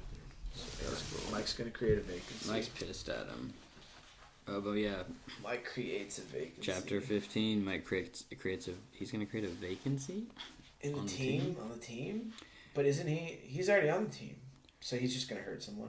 He's gonna kill. He's gonna kill one of the players so that he can get a hit him. spot. He's gonna accidentally hit him. He's already on the team, isn't he? Or is he on the second team? I think he's like he happens to get Sometimes in these he's games. in. He's Sometimes like roped he's in sometimes. Sometimes They're he's like, not. Oh dang. They're just like, oh, dude, that guy got hit. They keep like putting like a small paragraph where they're just like, okay, and this guy got hit, and this guy couldn't go that day, and this guy was sick. LB. Burgess walked off the ground, feeling that fate was not using him well. The B in Burgess is big. I read it. It's a big B, and it looks like it's on both. Burgess is. The Burgess walked off the ground and feeling that fate was not using him well. Here was he, a well-meaning youth who wanted to be on good terms with all the world, being jockeyed into slaughtering a kid whose batting he admired and whom personally he liked. And I admire his batting. Was that he sympathized with Mike. He knew what it felt like to be run out when one had got set and knew exactly how maddening the Gazika's manner would be on such an occasion. On the other hand, officially, he was bound to support the head of Wayne's. Prefects must stand together, or chaos will come. Dang, they're like cops. Yeah, they are like cops. He thought he would talk it over with somebody. Bob occurred to him. It was only fair that Bob should be told as the nearest of kin. That's bad. I feel like, what's Bob? Maybe Bob's Bob will gonna go protect fuck him. Fuck off, yeah. Bob will be good. Bob doesn't care, right? And here was another grievance against fate. Bob was a person he did not particularly wish to see just then. Okay. For that moment, he had posted up the list of the team to play for the school against Geddington, one of the 4 schools which Wrykyn met at cricket, and Bob's name did not appear on that list. Dang. Several things had contributed to that melancholy omission. In the first place, Geddington, to judge from the weekly reports in the Sportsman and Field, were strong this year at batting. In the second place, the results of the last few games, and particularly the MCC match, had given Burgess the idea that Wrykyn was weak at bowling. It became necessary, therefore, to drop a batsman out of the team in favor of a bowler. Dang. And either Mike or Bob must be the man. Dang, so Mike is on the team and they drop Bob. That's crushing. Burgess was as rigidly conscientious as the captain of But the now school Burgess has to go should talk be. to him about the prefect's meeting. Yeah. Bob was one of his best friends, and he would have given much to be able to put him in the team. But he thought the thing over and put the temptation sturdily behind him. At batting, there was not much to choose between the two, but in fielding, there was a great deal. Mike was good, Bob was bad. So, out Bob had gone, and Neville Smith, a fair fast bowler at all times, and on his day dangerous, took his place. These clashings of public duty with private inclination are the drawbacks to the despotic position of captain of cricket at a public school. Yeah. It's like being a dictator. It is awkward having to meet your best friend after you've dropped him from your team. and it is difficult to talk to him as if nothing had happened. Burgess felt very self-conscious as he entered Bob's study. It's like Glee. And This is like Glee. Rather glad that he had a topic of conversation ready to hand. "Busy, Bob?" he asked. "Hello," said Bob, with a cheerful. They love saying hello. I know, with a cheerfulness. Hello. With a cheerfulness rather overdone in his anxiety to show Burgess, the man, that he did not hold him responsible in any way for the distressing acts of Burgess, the captain. Dang. "Take a pew. Don't these studies get beastly hot this year? There's some ginger beer in the cupboard. Have some." "No, you guys thanks." have birch beer? "No, thanks. I say, Bob, look here. I want to see you." "Well, you can't you? This is me. Sitting over here. Tall, dark, handsome chap." He said that. Yeah. Bob's crazy. "It's awfully awkward, continued Burgess gloomily. "That ass of a young brother of yours. Sorry, but he is an ass. Why he's didn't your brother?" Why did Burgess just tell him by making the list, or did he tell him in person? Yeah, I think the list already went out. He made the list, and he was That's fucked up. And That's Burgess is fucked coming up for afterwards. Burgess. Burgess should have come to him if they were really friends. He should have told him before he posted the list. He's calling Mike an ass in a funny way. Okay, Right? He's saying, "That ass of a young brother of yours. Sorry, but he is an ass, though he's your brother." Nice. "Thanks for the dough, Billy. You know how to put a thing nicely." Billy Burgess. "What's Mike been up to?" It's that old fool, the Gazika. He came to me frothing with rage and wanted me to call a prefects meeting and touch young Mike up." Oh, they're gonna touch young Mike up. Yeah, what? Who knows with that? He's gotta go. Bob displayed interest and excitement for the first time. "Prefects meeting? What the dickens is up?" Dang, the Dickens is sick. It's cool when people say the Dickens. "What's he been doing?" What in the Dickens has he been "Smith doing? must be drunk. What's all the row about?" Burgess repeated the main facts of the case as he had them from Furby Smith. "Personally, I sympathize with the kid," he added. "Still, the Gazika is a prefect." Yeah, you can't be. Bob gnawed a penholder morosely. Morosely, for sure. "Silly young idiot," he said. "Sickening thing being run out," suggested Burgess. "Still, I know." Oh, that's the forced vacancy. Wait, what's the name of the chapter? Mike creates a vacancy, and I think. Oh, Mike. Mike did that by saying that he created it himself. They're gonna kick him off the team. Kick Mike off the team, you're saying? And put Bob in it. No, I think they're gonna. Maybe. Well, I think Bob's not on the team. Mike is on the team. And right, but they're gonna have to hold the prefix meeting, and they go, "Mike's off the team." Oh, you think that's what they're gonna? That might be one of the punishments, because how else could they? Yeah, he doesn't care about anything else. It's true. What else could they do? We don't even know what they study at school. Yep. I know it's rather hard to say. I suppose if the Gazika insists, one's bound to support him. Okay, wait. Yeah, sickening thing being run out, suggested Burgess. Still, I know. It's rather hard to see what to do. I suppose if the Gazika insists, one's bound to support him. I suppose so. Awful rot. Prefects lickings aren't meant for that sort of thing. They're supposed to be for kids who steal buns at the shop or muck about generally. Wait, so they're gonna hit him with like stuff? Yeah, they're licking, gonna like a licking. Don't they hit him then? Yeah. They're gonna beat him up. They're gonna like give him a. Well, it's just a. Well, don't freak out about it. But it's a disciplinary meeting. The prefects are gonna eventually have a disciplinary meeting. But part of they might have to do a licking. That's I think they can part decide of to do a discipline. licking. That's part of the discipline Dang. that they're kind struggle of setting session. up. Yeah. Just a little struggle session. Struggle session. I booked a struggle session with a frat house nearby. You guys, we're gonna have a struggle session. I tell you what, there's just a chance Furby Smith won't press the thing. Yeah, so they're supposed to be for kids who steal buns and muck about generally, and not for a chap who curses a fellow who runs him out. I tell you what, there's just a chance Furby Smith won't press the thing. He hadn't had time to get over it when he saw me. By now he'll have simmered down a bit. Look here, you're a pal of his, aren't you? Well, go and ask him to drop the business. Say you'll curse your brother and make him apologize, and that I'll kick him out of the 10 for the Geddington match. So he's gonna apologize, or they're just gonna kick him out? Just for one match. Right, but that's the one where he's finally, or where Bob's out. That was the one Bob was out of. It was a difficult moment for Bob. One cannot help one's thoughts, and for an instant the idea of going to Geddington was with the team, as he would certainly do if Mike did not play, made him waver. But he recovered himself. "Don't do that," he said. "I don't see there's a need for anything of that sort. You must play the best side you've got. I can easily talk the old Gazika over. He gets all right in a second, if he's treated the right way. I'll go and do it now." Burgess looked miserable. "I say, Bob," he said. "Yes?" "Oh, nothing. I mean, you're not a bad sort." With which glowing eulogy had dashed out of the room, thanking his stars that he had won through a confoundedly awkward business. Yeah.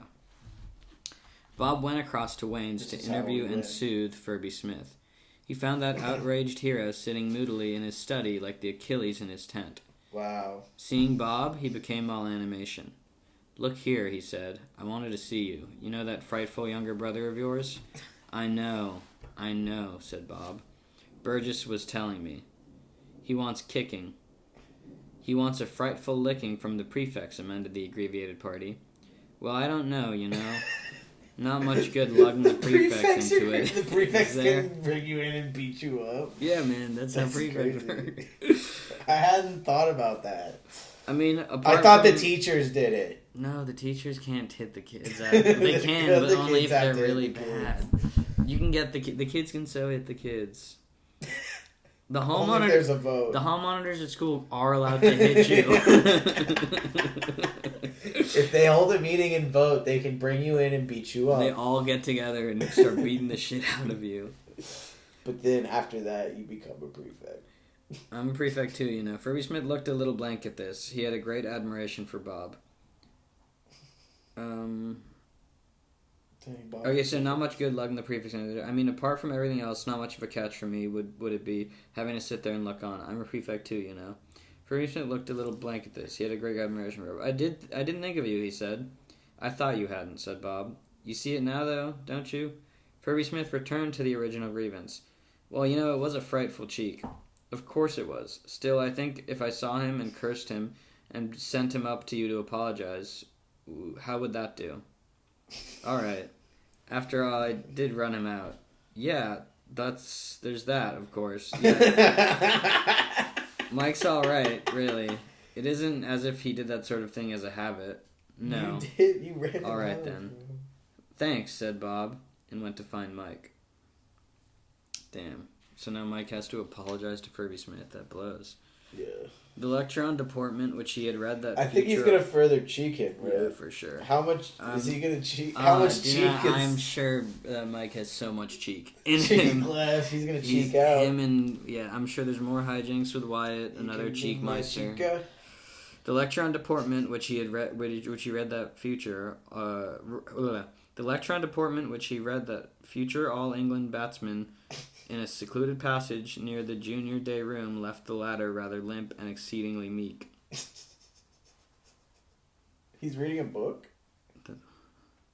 Deportment, a lecture? The lecture on deportment, which he read that future All England batsman in a secluded passage near the junior day room, left the latter rather limp and exceedingly meek. The latter? What the fuck? The latter? The lecture on deportment. Right. Well, it's Which this is a new paragraph? This is a new paragraph. Okay. After he went to find Mike. Okay. The lecture on deportment, which he Should read. we look up deportment? Yeah. DEPORTMENT. Deport. DEP. Is it just getting is it apologizing or deportment? What if it's deportment? Deportment. Oh. Okay. So the manner in which one conducts oneself. I got it. I think I understand the. It's behavior. So the All England batsman is playing with the junior day with Bob, I guess. Who's playing with Bob? But there's a batsman who is making the other feel limp and exceedingly meek, because he's batting so well against his bowling. Read it again. The lecture on deportment, which he read, that future All-England batsman in a secluded passage near the junior day room left the latter rather limp and exceedingly meek. Can I read? Yeah, try this one. Just try that. Where is it? It's right there. Just this bottom paragraph. The lecture on deportment, which he read that... Okay. See? Which he read... The lecture on deportment, which he read, that future All-England batsman in a secluded passage near the junior day room left the latter rather limp and exceedingly meek. Still doesn't sound right, but it's really Who's hard to it get talking through. about? He. It says he. I know. I think it's talking about Bob, but it might be Mike. The batsman is making him feel meek, so I think it's a bowler. Or it's someone practicing their bowling in the passage, near the junior room. So it's like some sort of just like outdoor. They're playing cricket. So, okay, wait. Let me... Okay. The lecture on behavior, which... okay. This is it. Okay. So it's the lecture on deportment, which Gazika read to Mike in a secluded passage near the junior day room, left Mike rather limp and exceedingly meek. Because Mike is... Mike gave the Mike lecture. is a future All-England batsman. Mike gave the lecture. No. Gazika gave it to Mike. Yeah, okay, I get it now. I get it now.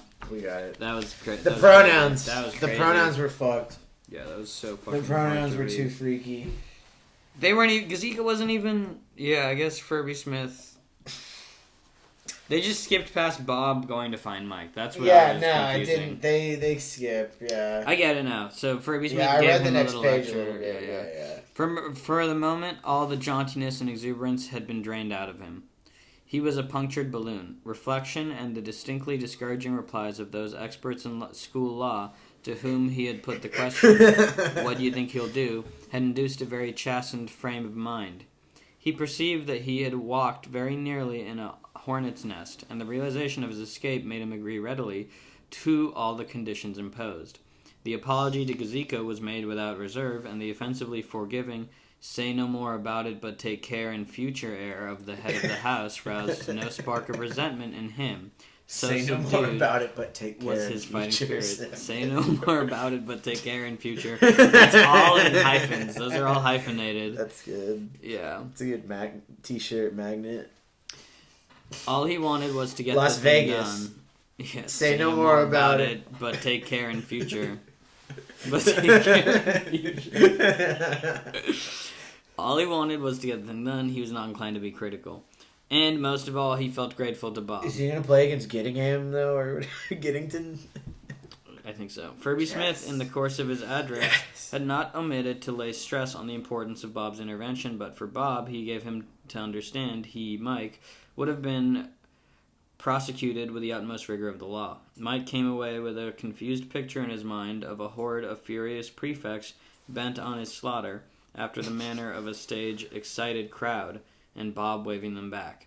He realized that Bob had done him a good turn. He wished he could find some way of repaying him.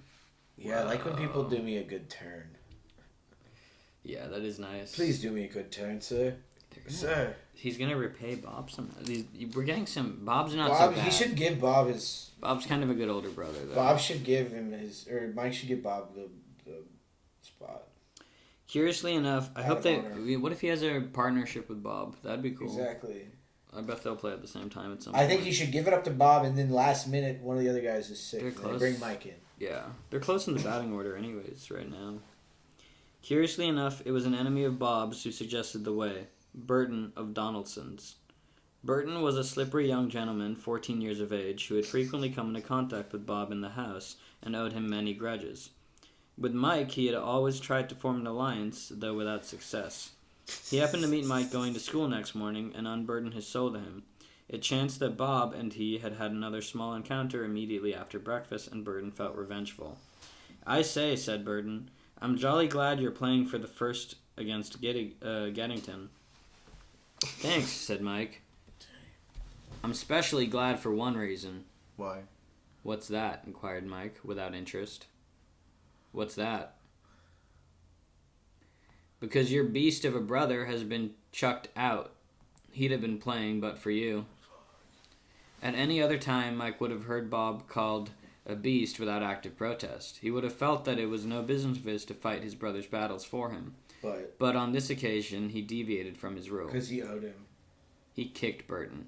That's the kick. Not once or twice, but several times. So that Burton, That's Muay Thai. retiring hurriedly, came to the conclusion that it must be something in the Jackson blood. Some taint, as if it were. They were Taint? all beasts. They got beast taint. Yeah, they're all beasts. They got that beast taint. Yeah, that's the thing. They're all beasts, man. Michael Jackson, Percy Jackson. Yeah. Jermaine Jackson, Joe Jackson. Yo. Mike walked on, weighing Marjorie this remark, Jackson. and gradually made up his mind. I hope Marjorie comes back. It must be remembered that he was in a confused mental condition, and that the only thing he realized clearly was that Bob had pulled him out of an uncommonly nasty hole. It seemed to him that it was necessary to repay Bob. He thought the thing over more fully during school, and his decision remained unaltered. On the evening before the Geddington match, just before lockup, Mike tapped at Burgess's study door. He tapped with his right hand, for his left hand was in a sling. Who? Mike. Why is his hand in a sling? Oh, because he fought the guy? Because he fought the guy. Mike. No. Mike creates a vacancy. What's it called, Mike? Yeah, Mike creates a vacancy. I'm awfully sorry, Burgess, said Mike. I've crocked my wrist a bit. How'd you do that? You were all right at the nets. Slipped as I was changing, said Mike stolidly. Why? Is it bad? Nothing much. I'm afraid I shouldn't be able to play tomorrow. I say that's bad luck. Beastly bad luck. We wanted your batting too. Be all right, though, in a day or two, I suppose. Oh, yes, rather. Hope so, anyway. Thanks. Good night. Good night. And Burgess, with the comfortable feeling that he had managed to combine duty and pleasure after all, wrote a note to Bob at Donaldson's, telling him to be ready to start with a team for Geddington by the 8:44 next morning. Wow, Mike relinquished his spot to beat up the other guy. In the coolest way. You talk shit about it. His brother. But he also lied about it. He wasn't like, I got enough. He didn't tell everybody. Yeah, which is smart. That's chill. Does Bob know, though? Does Bob know about the fight? We don't know yet. Hard to say. Yeah.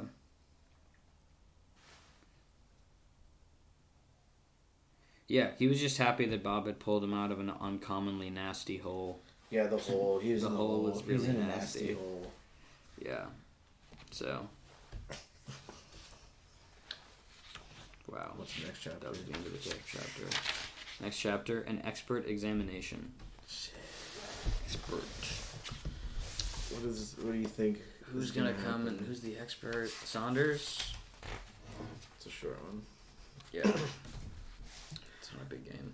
Mike's Uncle John was a wanderer on the face of the earth.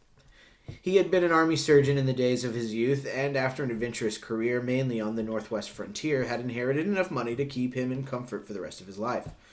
He had thereupon left the service, and now spent most of his time flitting from one spot of Europe to another. He had been dashing up to Scotland on the day when Mike first became a Wrykynian, but a few weeks in an uncomfortable hotel in Skye and a few days in an uncomfortable one in Edinburgh had left him with the impression that he had now seen all that there was to be seen in North Britain and might reasonably shift his camp again. Coming south, he had looked in on Mike's people for a brief space, and at the request of Mike's mother, took the early express to Wrykyn in order to pay a visit of inspection. That's the expert examination. Yeah, for sure. We'll see. We'll see what that means. He sounds Could mean cool. a couple- I mean, his he sounds backstory was pretty cool. Yeah, it's pretty much Watson's backstory from Sherlock Holmes. So maybe he's going to be kind of a detective. That's cool. Hopefully he's been to Afghanistan. Hopefully he'll mention going to Afghanistan. That'd be awesome.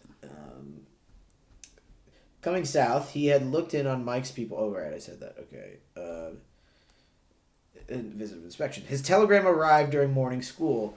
Mike went down to the station to meet him after lunch. Uncle John took command of the situation at once. School playing anybody today, Mike? I want to see a match. They're playing Geddington, only it's away. There's a second match on. Why aren't you? Hello, I don't see. Oh, I didn't see.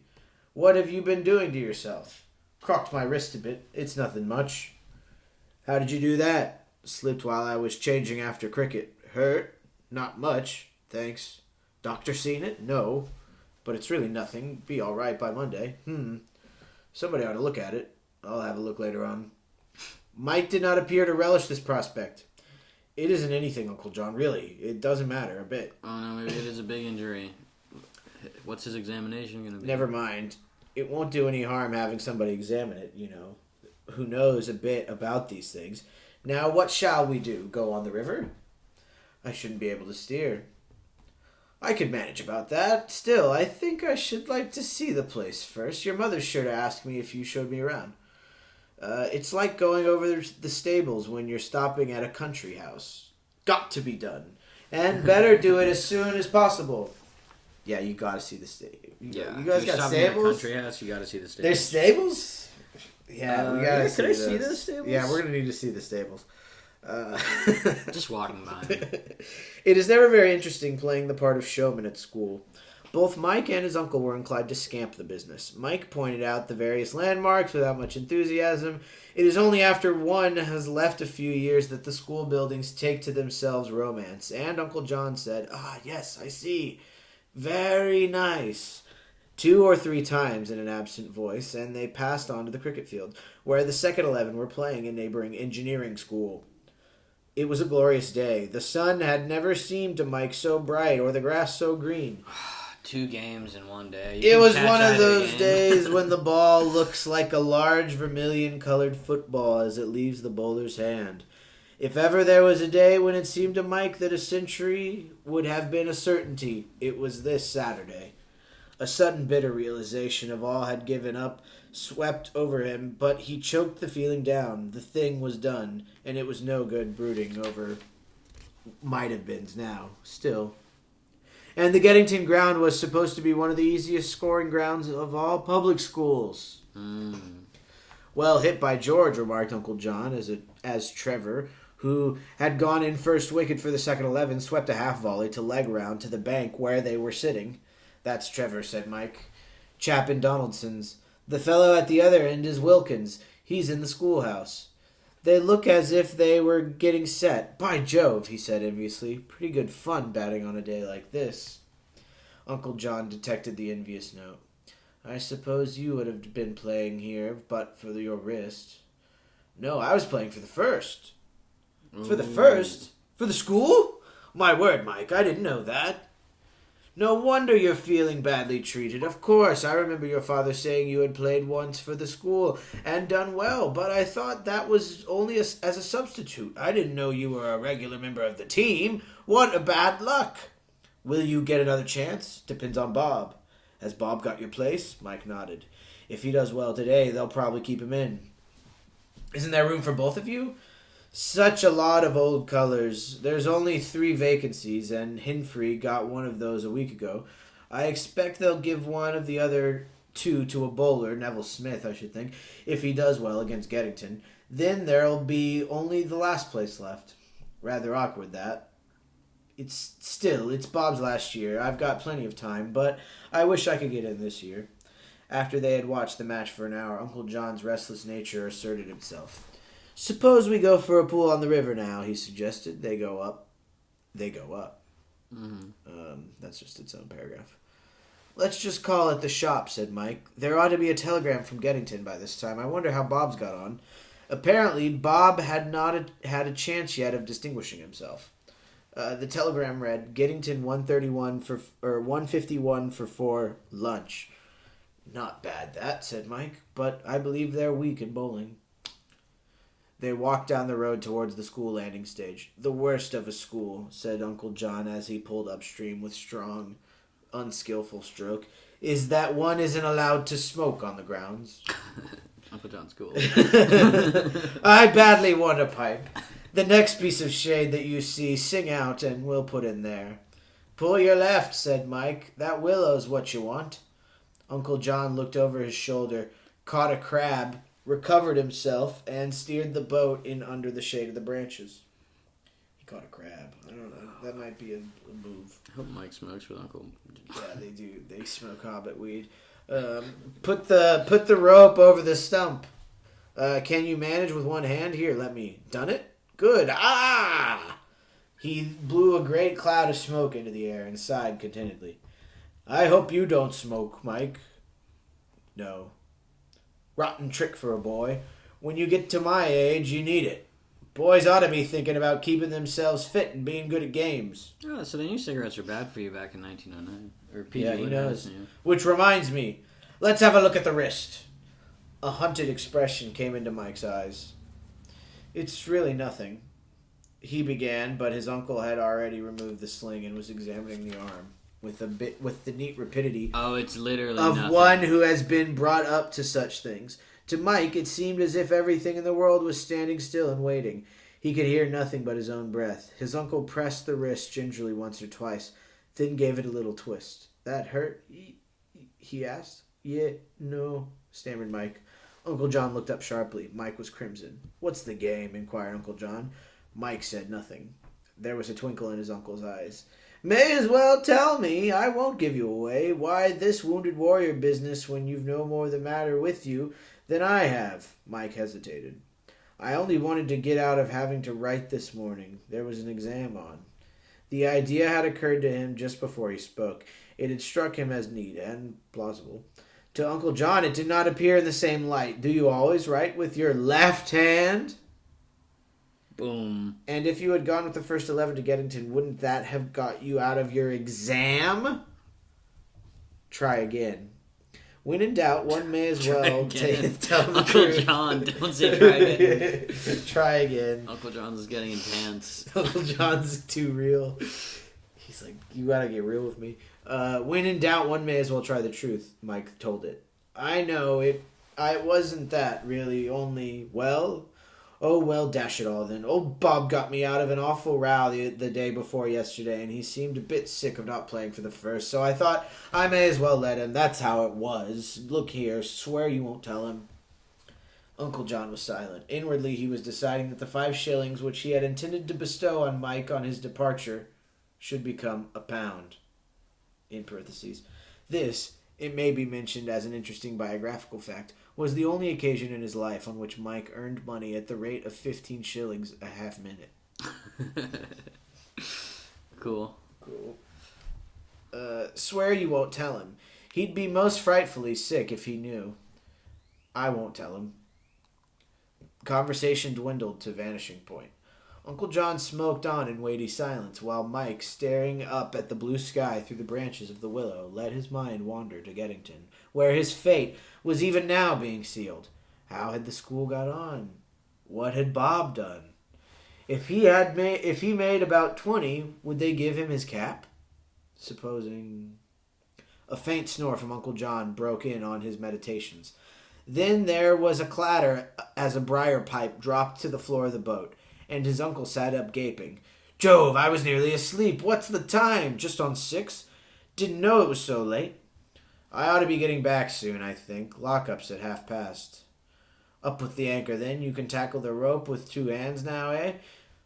We are not observed. Don't fall overboard. I'm not going to shove her off. There'll be another telegram, I should think, said Mike, as they reached the school gates. Shall we go and look? They walked to the shop. A second piece of gray paper had been pinned under the first. Mike pushed his way through the crowd. It was no longer a message this time. It ran as follows. Geddington, 247. Burgess, 6 wickets. Neville Smith, 4 wickets. Wrykyn, 270 for 9. Barrage, 86. Marsh, 58. Jackson, 48. Jackson did good. Bob did good. Yeah. Mike worked his way back through the throng and rejoined his uncle. Well, said Uncle John. We won. He paused for a moment. Bob made 48, he added carelessly. Uncle John felt in his pocket and silently slid £1 into Mike's hand. It was the only possible reply. That's true. Okay. He's just being like, nice. Someone else is going to get injured on the team. So Mike's going to play anyways. Mike's bad. Yeah, I mean... They're totally going to just hurt someone else on the team so Mike and Bob can play. Or is Mike out for like a while? I mean, you can tell by the next chapter title. Oh, okay, yeah, cool. Exactly, okay. Chapter 18, Another Vacancy. Wyatt got back late that evening, arriving at the dormitory as Mike was going to bed. By Jove, I'm done, he said. It was simply baking at Geddington, and I came back in a carriage with Neville Smith and Ellerby, and they ragged the whole time. I wanted to go to sleep, only they wouldn't let me. Old Smith was awfully bucked because he'd taken 4 wickets. I should think he'd go off his nut if he took 8 over. Ever. Okay. So there's overs, there's ever, there's... Who took the wickets? That was Burgess and... Fergie Smith. No, it's Neville Smith. Oh, Smith was awfully bucked. Okay, so He's there's a 2 Smiths, though. Yeah. There's Fergie. Fergie Smith's hyphenated. It's usually hyphenated. Fergie Smith is his There's last Fergie name. Smith and Smith. Neville Smith. Yes, who's only going... Yeah, okay. Ellerby under... he was singing comic songs when he wasn't trying to put Ellerby under the seat. How's your wrist? Oh, better, thanks.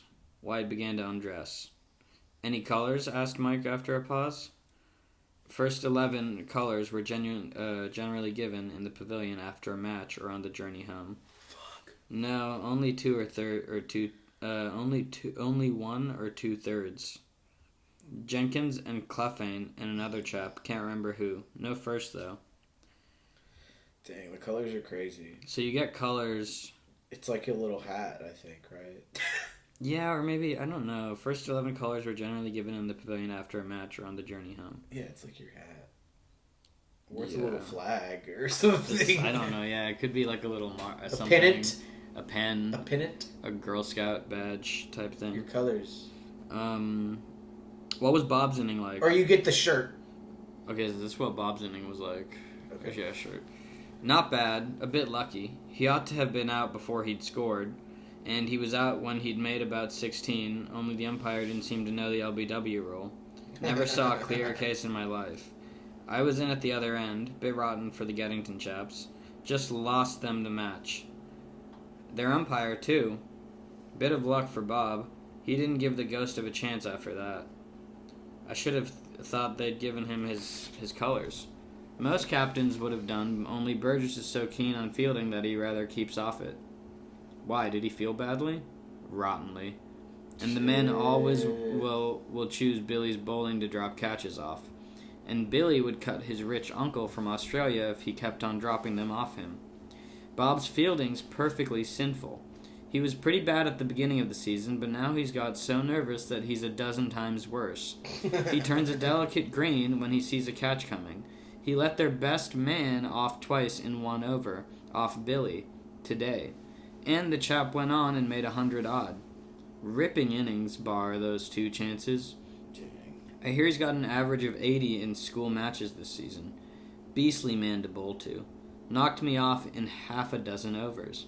And when he does give a couple of easy chances, Bob puts them both on the floor. Billy wouldn't have given him his cap after the match if he'd made 100. Bob's the sort of man who wouldn't catch a ball if you handed it to him on a plate with watercress round it. Watercress. It's like parsley. Nice. It's like a little sprout looking thing. It's like a garnish. Yeah. Okay. They have watercress sandwiches. Burgess, reviewing the match that night as he lay awake in his cubicle, had come to much of the same conclusion. Like an almond. It's like a nut. He was very fond of. Watercress is a nut. I bet that it could. Yeah. Could They be. slice it. Should we check Oh, it? yeah. Wait, yeah. You wanna do it? Yeah, I'll find it. Watercress. W. I think it's like an almond. That's my guess. I'm in foreign. From the words almond here. family. Yeah. Watercress. Crest? Or cress? Let me see. It's cress. Maybe it's watercress. Watercress, yeah. Cress.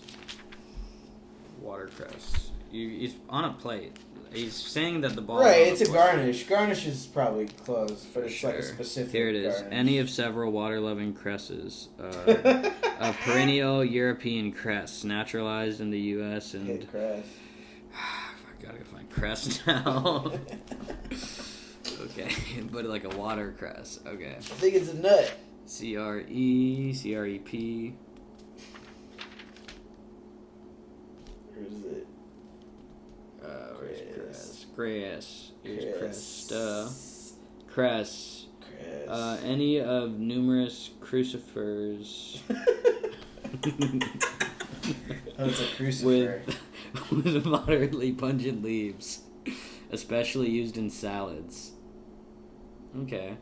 So the leaves. That's the crucifer. leaves. Yeah, I think it's just the leaves. Okay. Burgess reviewing cilantro. Burgess reviewing the match that night as he lay awake in his cubicle had come to much the same conclusion. He was very fond of Bob, but 2 missed catches and 1 over was straining the bonds of human affection too far. There would have been serious trouble between David and Jonathan if either had persisted in dropping catches off the other's bowling. He writhed in bed as he remembered the second of the 2 chances which the wretched Bob had refused. The scene was indelibly printed on his mind. Chap had got a late cut, which he fancied rather. With great guile, he had fed this late cut. Sent down a couple which he put to the boundary, then fired a third much faster and a bit shorter. Chap had a go at it just as he had expected, and he felt that life was a good thing after all when the ball just touched the corner of the bat and flew into Bob's hands, and Bob dropped it. The memory was too bitter. If he dwelt on it, he felt he would get insomnia. So he turned to pleasanter reflections. The Yorker, which had shattered the second wicket man, and the slow head ball, which had led to a big hitter being caught on the boundary. Is this Burgess or Neville Smith? I think this is Burgess. This is all Burgess. He's in his cubicle. He's thinking about the game. He's thinking about the. Yeah, he's laying awake in his cubicle. Okay. So that meeting.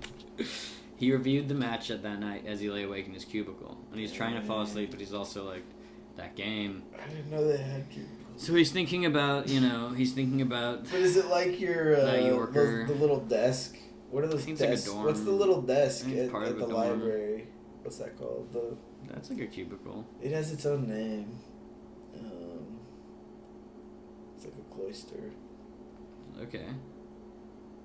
Next morning, he found himself in a softened frame of mind. He thought of Bob's iniquities with sorrow rather than wrath. He felt towards him much as a father feels towards a prodigal son, whom there is still a chance of reforming. He overtook Bob on his way to chapel. Directness was always one of Burgess's leading qualities. Chapel Road? Yes. To see Chapel Road? We're seeing Chapel Road. Look here, Bob. About your fielding, it's simply awful. Bob was all remorse. It's those beastly slip catches. I can't time them. That one yesterday was right into your hands. Both of them were. I know, I'm frightfully sorry. So they kind of put the cruddy guys on the... There's usually like a couple guys kind of standing back there. There's a couple on slip, so you just put whoever you have. They kind of stand in a line sometimes. Yeah. I mean, it's a harder spot to field, honestly, than other parts of the field. Because you bounce it. It happens so fast. Yeah, it's as the ball is like... It's like as close to the batter as it gets for catches, pretty much. I know, I'm rightfully sorry. Well, but, I mean, why can't you hold them? It's no good being a good bat. You're that alright. If you're going to give away runs in the field. Do you know, I believe I should do better in the deep. I could get time to watch them there. I wish you'd give me a shot in the deep for a second. Second be blowed. I want your batting in the first. Do you think you'd really do better in the deep? I'm almost certain I should. I'll practice like mad. Trevor will hit me up to catches. I hate the slips. I get in the dickens of a funk directly the bowler starts his run now. I know that if a catch does come, I shall miss it. I'm certain the deep would be much better. Alright then, try it. Is your field position... See, the deep is hard too because the fours roll that way. Right. And you gotta stop. Crazy stuff to stop. There's crazy Is stuff. your fielding position related to when you bat? So they're saying if you change to deep, he'd bat later? It might be. And that back then, yeah. Did he say that? He said it kind of seems like that might be what's like happening. you're batting I see what you're saying. I want your batting in the first. Do you think you'd really do better in the deep? Like that sounds like it's one or the other.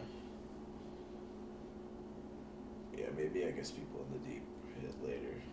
I think that's what it means. I'm certain the deep would be much... I'm getting the dickens of a funny... I'm certain you... Alright then, try it. The conversation turned to less pressing topics.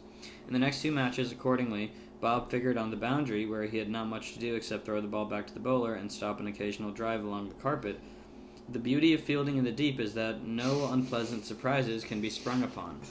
There is just that moment or two for collecting one's thoughts which made the whole difference. Bob, as he stood regarding the game from afar, found his self-confidence returning slowly, drop by drop. As for Mike, he played for the second and hoped for the day. His opportunity came at last.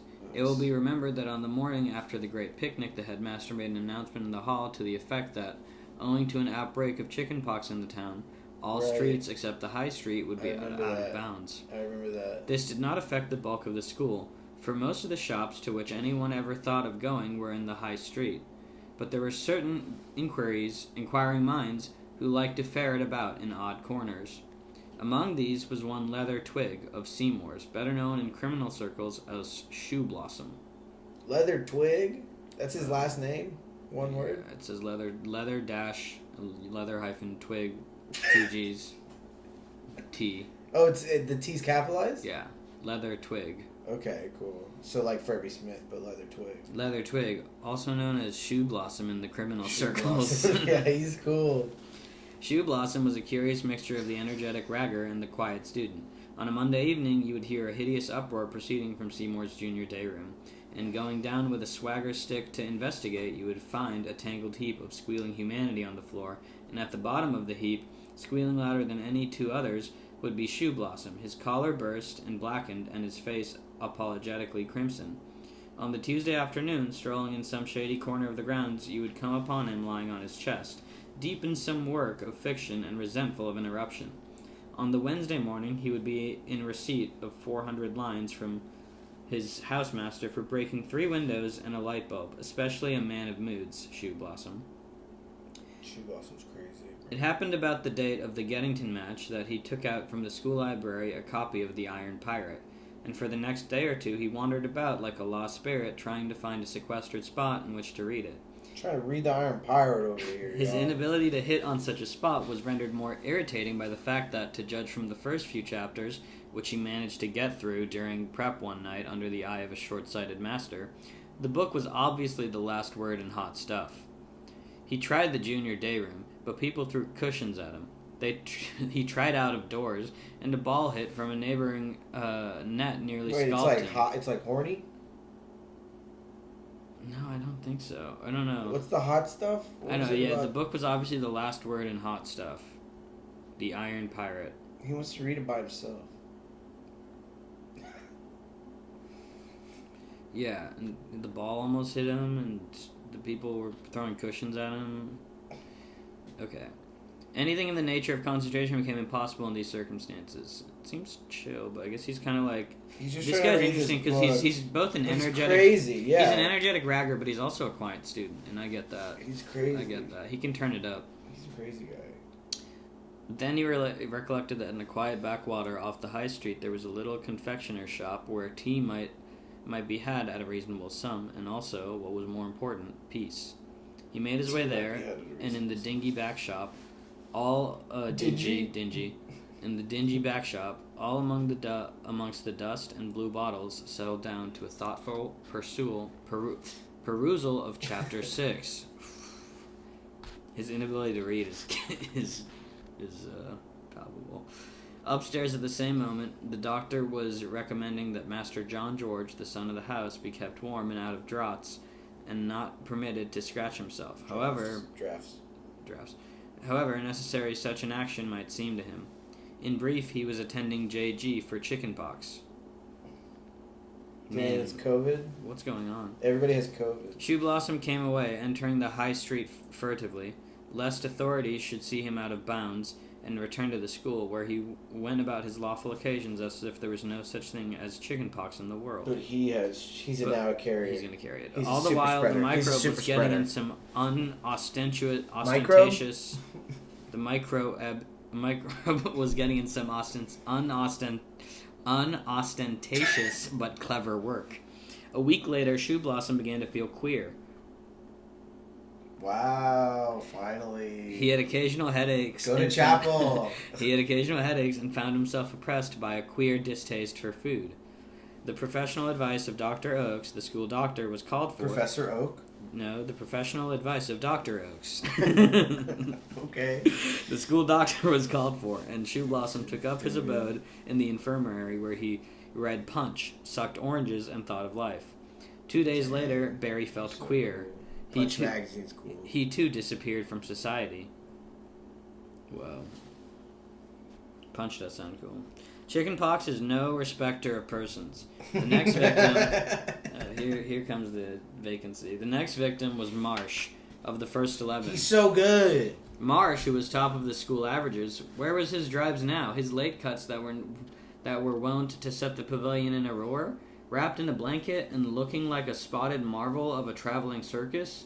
He was driven across to the infirmary in a car, and it became an incumbent upon Burgess to select a substitute for him. Super spreader. And so it came that Mike soared once again into the ranks of the elect, and found his name down in the team to play against the Incogniti.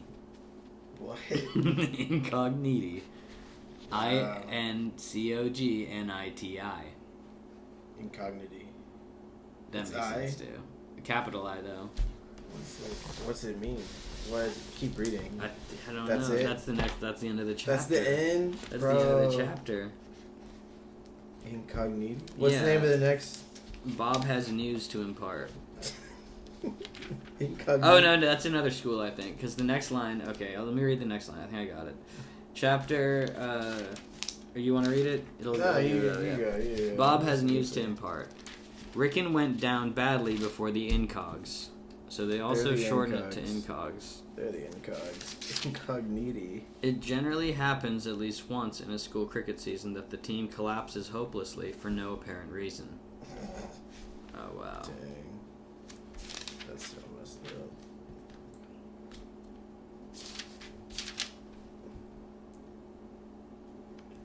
Dang. Incog. I don't know if they'll have it.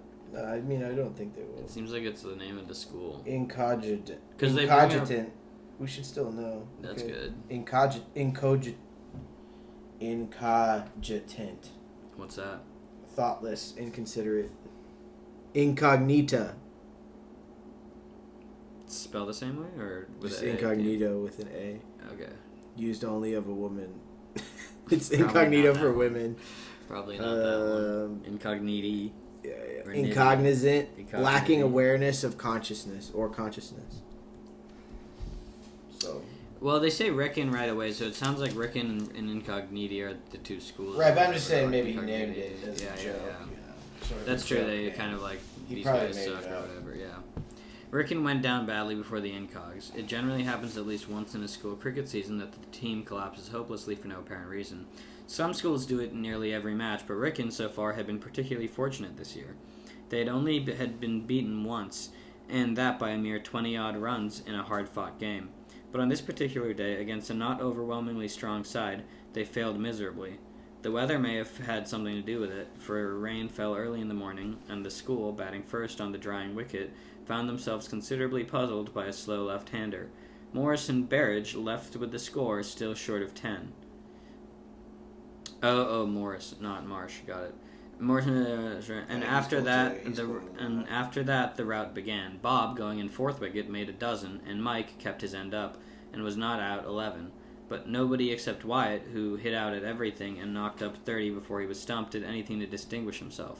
The total was 107, and the Incogniti, batting when the cricket was easier, doubled this. Oh, yeah. Okay, got it. The general opinion of the school after this match was that either Mike or Bob would have to stand down from the team when it was definitely filled up. For Neville Smith, by showing up well with the ball against the Incogniti, when the others failed with the bat, made it practically certain that he would get one of the two vacancies. "If I do," he said to Wyatt, "there will be the biggest bust-up of modern times in my place. My father is away for a holiday in Norway, and I'm alone, bar the servants, and I can square them. Will you come?" "Tea?" "Tea," said Neville Smith scornfully. Tea? "Well, what then? Don't you ever have feeds in the dorms after lights out in the houses?" "I used to when I was a kid. Too old now. Have to look after my digestion. I remember old to 3 have years feeds. ago, when Wayne's won the Rugger Cup, we got up and fed at about 2 in the morning. I think they're drinking, right? Or are they just eating? What is this? They're eating food. All sorts of luxuries. Because wasn't he in the? He was into the kitchen when he did all the crazy stuff. Sardines, yeah. He got a biscuit. He got a cheeky biscuit from the kitchen. Right. I've got the taste in my mouth still. Do you remember MacPherson? Left a couple years ago. His food ran out, so he spread brown boot polish on bread and ate that. Got through a slice too. Wonderful chap. Don't do that. But what about this thing of yours? What time is it going to be? 11 suits you? Alright. How about getting out? I'll do it as quickly as the team did today. I can't say more than that. You were alright. I'm an exceptional sort of chap. What about the Jacksons? It's going to be a close thing. If Bob's fielding were to improve suddenly, he would just do it. But young Mike's all over him as a bat. In a year or two, that kid'll be a marvel. He's bound to get in next year, of course, so perhaps it would be better if Bob got the place, as it's his last season. Still, one wants the best man, of course. Mike avoided Bob as much. Choice. Yeah, it's tough. Mike avoided Bob as much as possible during this anxious period, and he privately thought it rather tactless of the latter when, meeting him one day outside Donaldson's, he insisted on his coming in and having some tea. Dang. Mike shuffled uncomfortably as his brother filled a kettle and lit the gas ring. It required more tact than he had at his disposal to carry off a situation like this. Bob, being older, was more at his ease. He got tea ready, making desultory conversation the while, as if there were no particular reason why either of them should feel uncomfortable in the other's presence. When he had finished, he poured Mike out a cup, passed him the bread, and sat down. Not seen much of either of each other lately, Mike, huh? Huh? Mike murmured unintelligibly through a mouthful of bread and jam. It's no good pretending it isn't an awkward situation, continued Bob, because it is. Dang. Beastly awkward. Beastly. Awful bind. Father sending us to the same school. Oh, I don't know. We've all been to Wrykyn. Pity to spoil the record. It's your father for being such a young infant it's your fault for being such a young infant prodigy, and mine for not being able to field like an ordinary human being. You get on much better in the deep. Bit better, yes. Liable at any moment to miss a sitter, though. Not that it matters much, really, whether I do now. Mike stared. What? Why? That's what I wanted to see you about. Has Burgess said anything to you yet? No. Why? What about? Well, I've sort of an idea. I've a sort of idea our little race is over. I fancy you've won. I've not heard a word. I have. I'll tell you what makes Bob's like, I'm killing myself. I'll tell you Actually, what makes me think the myself. thing's settled. I was in the Pav just now in the first room, trying to find a batting glove I'd mislaid. There was a copy of the Wrykynian lying on the mantelpiece, and I picked it up and started reading it. So there wasn't any noise to show anybody outside that there was someone in the room, and then I heard Burgess and Spence jawing out on the steps. They thought the place was empty, of course. I couldn't help hearing what they said. The Pav's like a sounding board. I heard every word. Spence said, well, it's about as difficult a problem as any captain of cricket at Wrykyn has ever had to tackle. I had a sort of idea that old Billy liked to boss things all on his own, but apparently he does consult Spence sometimes. After all, he's a cricket master, and that's what he's there for. Billy said, I don't know what to do. What do you think, sir? Spence said. Well, I'll give you my opinion, Burgess, but don't feel bound to act on it. I'm simply saying what I think. Yes, sir, said old Bill, doing a big young discipline with his wise master act.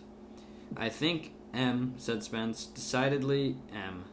He's a shade better than R now, and in a year or two, of course, there'll be no comparison. Oh, rot, muttered Mike, wiping the sweat off his forehead. This is one of the most harrowing interviews he had ever been through. Not at all, Billy agreed with him. That's just what I think, sir, he said. It's rough on Bob, but still. And then they walked down the steps. I waited a bit to give them a good start, and then cheered off myself. And so home. Mike looked at the floor and said nothing. There was nothing much to be said. Well, what I wanted to see about you was this, resumed Bob. I don't propose to kiss you or anything, but on the other hand, don't let go on the other to the other extreme. I'm not saying that it isn't a bit of a brick just missing my cap like this, but it would have been just as bad for you if you'd been the one dropped. Yeah, the colors is the cap. It's the fortune of war. I don't want you to go about feeling that you've blighted my life, and so on, and dashing up side streets to avoid me because you think the sight of you would be painful. As it isn't me, I'm jolly glad it's you, and I shall cadge a seat in the pavilion from you when you're playing for England at the Oval. Congratulate you.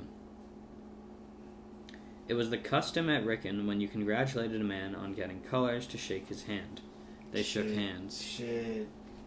Thanks awfully, Bob, said Mike.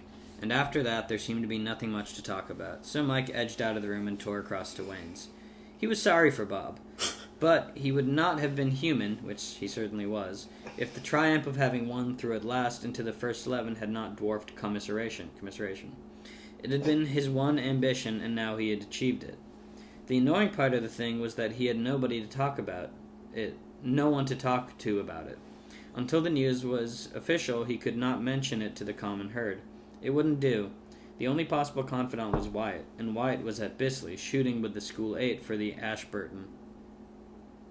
For bullseye, I think he's shooting guns like a marksman. For bullseyes as well as cats came within Wyatt's range as a marksman. Oh yeah, he shoots, remember? Yeah, he took him shooting. Right.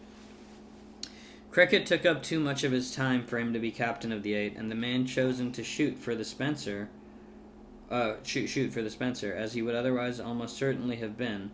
But even though short of practice, he was well up in the team. Until he returned, Mike could tell nobody, and by the time he returned, the notice would probably be up in the senior block with the other cricket notices. Dang. In this fermenting state, Mike went to the house.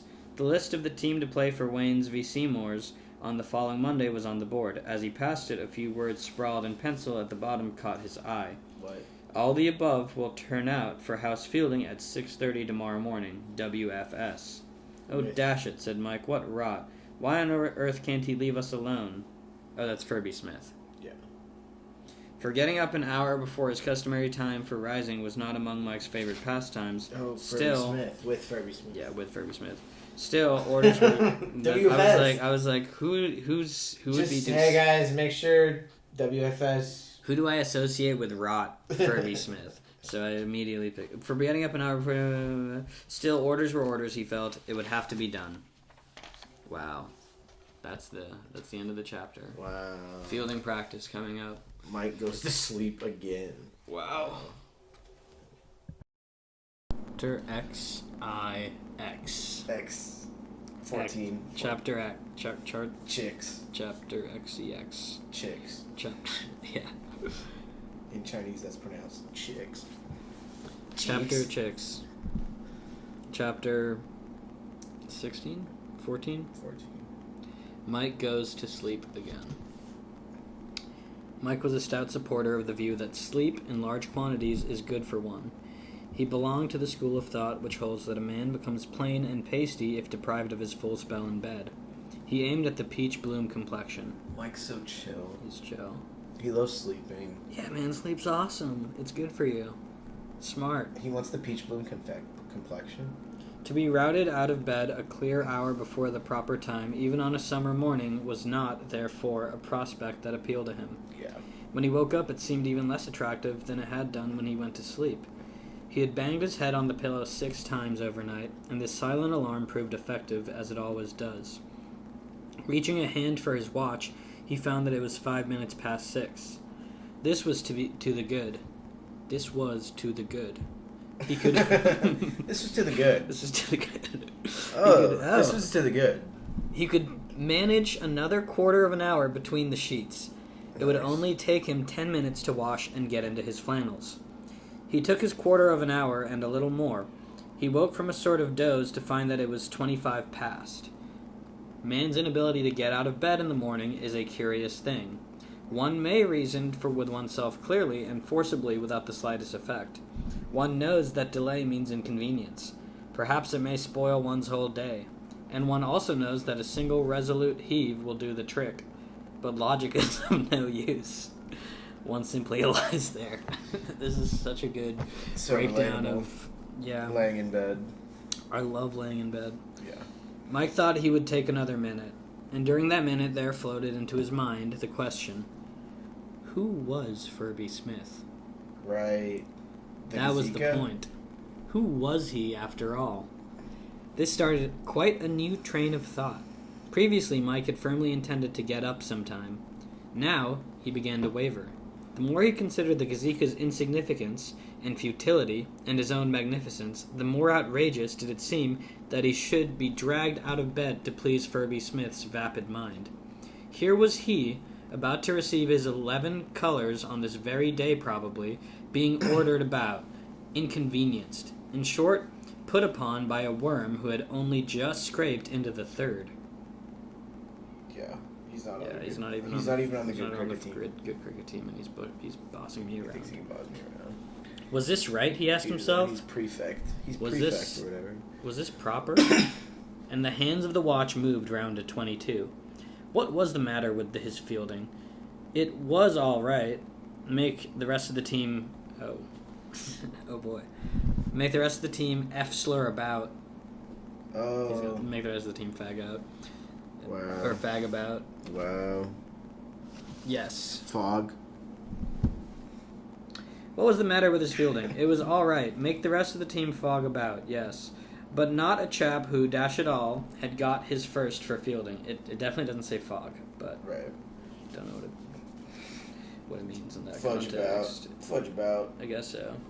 It was with almost a feeling of self-righteousness that Mike turned over on his side and went to sleep again. So he's not going. And outside in the cricket field, the massive mind of the Gazika was filled with rage.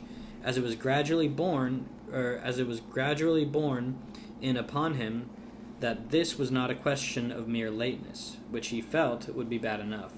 For when he said 6:30, he meant 6:30, but of actual desertion. Okay, it just means he deserted. It was time, he said to himself, that the foot of authority was set firmly down, and the strong hand of justice allowed to put in some energetic work. His comments on the team's fielding that morning were bitter and sarcastic. His eyes gleamed behind their pince-nez. That's his glasses. They don't have the arms that go to your... They just have the nose. It's just the nose part, yeah. That's cool. The painful interview took place after breakfast. The head of the house dispatched... Painful interview. Oh man, they keep saying it. The head of the house dispatched his fag in search of Mike and waited. He paced up and down the room like a hungry lion, adjusting his pince-nez. A thing, by the way, which lions seldom do, and behaving in other respects like a monarch of the desert.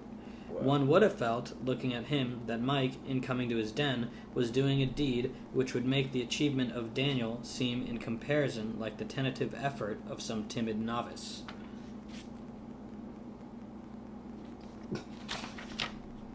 The achievement of Daniel. Who's Daniel? I don't know. Wait, read it again? I have no... That was a really long and confusing... One would have felt, looking at him, that Mike, in coming to his den, was doing a deed which would make the achievement of Daniel... Is it biblical? I know, yes, it is. Okay, that's what I thought. So here's the thing about Daniel. Okay. The king was all mad at him. Yeah. So he put him in the lion's den. They put Daniel in the lion's den? They put Daniel in the lion's den, yeah. But he goes in there, and the lions are chill. They like him? He just hangs out with them, yeah. Nothing happens. That's really awesome. I wonder if that's interesting. What he's referencing here, yeah. Because he's the lion. There's a whole line going through it. Was doing a deed which was... Because he says the lion wouldn't usually adjust its pince-nez. So he's saying Mike coming in would make Daniel, from the lion situation, it would make him seem like a timid novice, because... Because Mike's so confident coming in. Yeah. Crazy. Mike's coming in cocksure. Wow. He's armed. And certainly Mike was not without qualms as he knocked at the door and went in response to the hoarse roar from the other side of it. Furby Smith straightened his tie and glared. "Young Jackson," he said, "look here. I want to know what it means, and jolly quick. You weren't at house fielding this morning. Didn't you see the notice?" Bitch. Mike admitted that he had seen the notice. I have seen the notice. "Then you frightful kid. What do you mean by it?" "What?" Mike hesitated. Awfully embarrassing, this. His real reason for not turning up to house fielding was that he considered himself above such things. And Furby Smith, a toothy weed. Could he give this excuse? He had not his book of etiquette by him at the moment, but he rather fancied not. There was no arguing against the fact that the head of the house was a toothy weed, but he felt a firm conviction that it would not be polite to say so. You toothy weed. Happy thought. Overslept himself. He mentioned this. Overslept yourself? You must jolly well not oversleep yourself. Do you mean by oversleeping yourself? Or what do you mean by oversleeping yourself? Very trying, this sort of thing. What time did you wake up? 6, said Mike. It was not according to his complicated yet intelligible code of morality to tell lies to save himself. When others were concerned, he could suppress the truth and suggest the false with a face of brass. 6! 5 passed. Why didn't you go up then? I went to sleep again. Oh, you went to sleep again, did you? Well, just listen to me. I've had my eye on you for some time, and I've seen it coming. You've got swelled head. You're not even on the good cricket team, bro. That's what you've got. Frightful swelled head. You think the place belongs to you. I don't, said Mike, indignantly. You do. Yes, you do, said the Gazika, shrilly. Shrilly? Shrilly. Shrill. Shrilly. Shrillily. Shrilly. Shrillily. Shrillly. Shrillily. Shrillly. Shrilly. Said the Gazika, shrillly. Shrilly. Shrilly. Shrilly. Shrilly. Shrilly. Shrilly. Whoa, Shrilly. Wait, Shrilly? Whoa, Shrilly? That surely happened? No way, Shrilly? Yes, you do, said the Gazika, shrilly. You think the whole frightful place belongs to you. You go stalking about as you bought it. Just because you've got your second turn, you think you can do what you like. Turn up or not, I think he'd probably be more annoying sounding. Turn up or not, as you please. It doesn't matter whether I'm only in third or you're in first. He's like lemon grab. Yeah. It doesn't matter. That's got nothing to do with it. The point is that you're one of the house team and I'm the captain of it, so you've jolly well got to turn out for fielding with the others when I say I think it's necessary. See? Mike said nothing. Yeah, why didn't he go to cricket practice? Like, don't you like cricket? He doesn't like waking up early. It's fielding's important. I know, but they normally have practice at a different time. Okay. I think they said that last. Yeah, that makes sense. It's early fielding. It's early fielding practice that Mike doesn't want to do. Do you see that, frightful kid? Mike remained stonily silent. The rather large grain of truth in what Furby Smith had said had gone home, as the unpleasant truth about ourselves is apt to do, and his feelings were hurt. He was determined not to give in, and say that he saw even in the head of the house invoked all the majesty of the prefect's room to help him, as he had nearly done once before. He set his teeth and stared at a photograph on the wall. Furby Smith's manner became ominously calm. He produced a swagger stick from a corner. Not the swagger stick. Do you see? He asked again. My swagger stick. You see my swagger stick? Mike's jaw set more tightly. Is he gonna hit him with the swagger What stick? one really wants here is a row of stars. What does that mean? He's gonna hit him with the stick. I mean, I think he's gonna hit him with a stick, but what is this? Like when you hit people, the stars show up. Like they're like maybe it was aroused stars. Oh. But also, I don't know what that means either. What one really wants here is a row of stars. That makes more sense because they've been saying row a lot. They say row so much, but It's also definitely maybe not it a is a little row. I don't think it's a row of Little stars. row. Maybe there's like demerits though, and demerits are stars. And if you got in big trouble, you'd get a couple, and there'd be a row. Then Mike was still full of his injuries when Wyatt came back. Wyatt was worn out, but cheerful. The school had finished sixth. because he got beat up, he was still full of his injuries. Yeah, for sure. He got a row of stars. Mike was still full of his injuries when Wyatt came back. Wyatt was worn out, but cheerful. The school had finished sixth for the Ashburton, which was an improvement of 8 places on their last year's form, and he himself had scored 30 at the 227 at the 500 totals, which had put him in a very good humor with the world. He hit 30 of the 500 At total. the 200 and he scored 30 at the 200 and 27 at the 500 totals. Okay, so they're saying in the test match he bats twice. He batted again. Twice. Yeah, he batted First twice. time he got 30. And the second time he got 27. Yeah. Me ancient skill has not deserted me, he said. Me ancient skill. It's like how Jamaican guys talk. Me ancient skill. Me ancient skill. Skill has not deserted me. He said, that's the cats. The man who can wing a cat by moonlight can put a bullet where he likes on a target.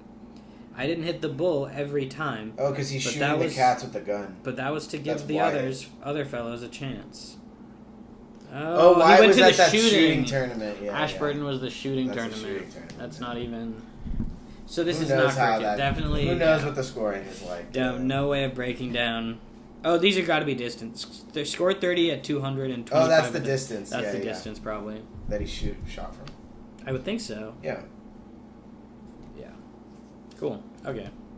That's the ancient skill, not cricket. I thought he was calling cricket an ancient skill, which I think is really cool. I still have my ancient skill. Yeah. My ancient skill has not deserted me. He said, that's the cats. The man who can wing a bat by moonlight can put a bullet where he likes on a target. I didn't hit the bull every time, but that was... Hitting a real bat, like that a was flying to give the bat. other fellows a chance. My fatal modesty has always been a hindrance to me in my life, and I suppose it always will be. Well, well. And what of the old homestead? Anything happened since I went away? Me old father, is he well? Has the lost will been discovered? Or is there a mortgage on the family estates? By Jove, I'm thirsty. I wonder if the moke's gone to bed yet. I'll go down and look. A jug of water drawn from the well in the old courtyard where my ancestors have played as children for centuries back would just about save my life. What? That's Wyatt? Yeah, Wyatt, I forgot he talks like that. Did he talk like that? I think before? he's just excited from the shooting, so he's waxing poetic, right? I guess. I feel like he used to talk like that. I mean... I feel like he didn't. He was usually just like, bro, fucking watch out, I got a fucking gun. Yeah, he did seem...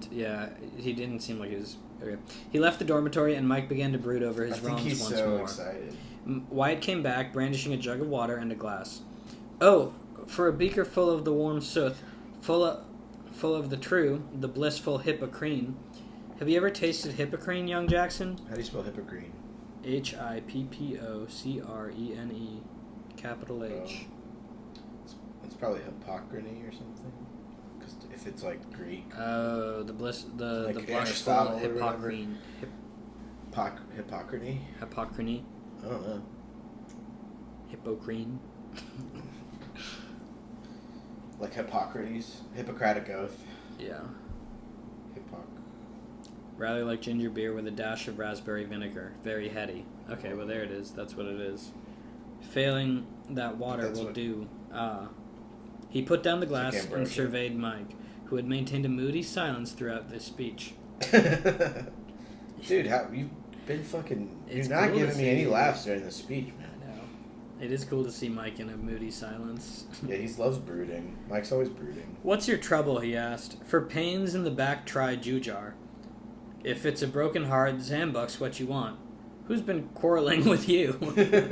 He's a Star Wars character now. Zambuk? Are these alcohols, or what is this? Jewjock?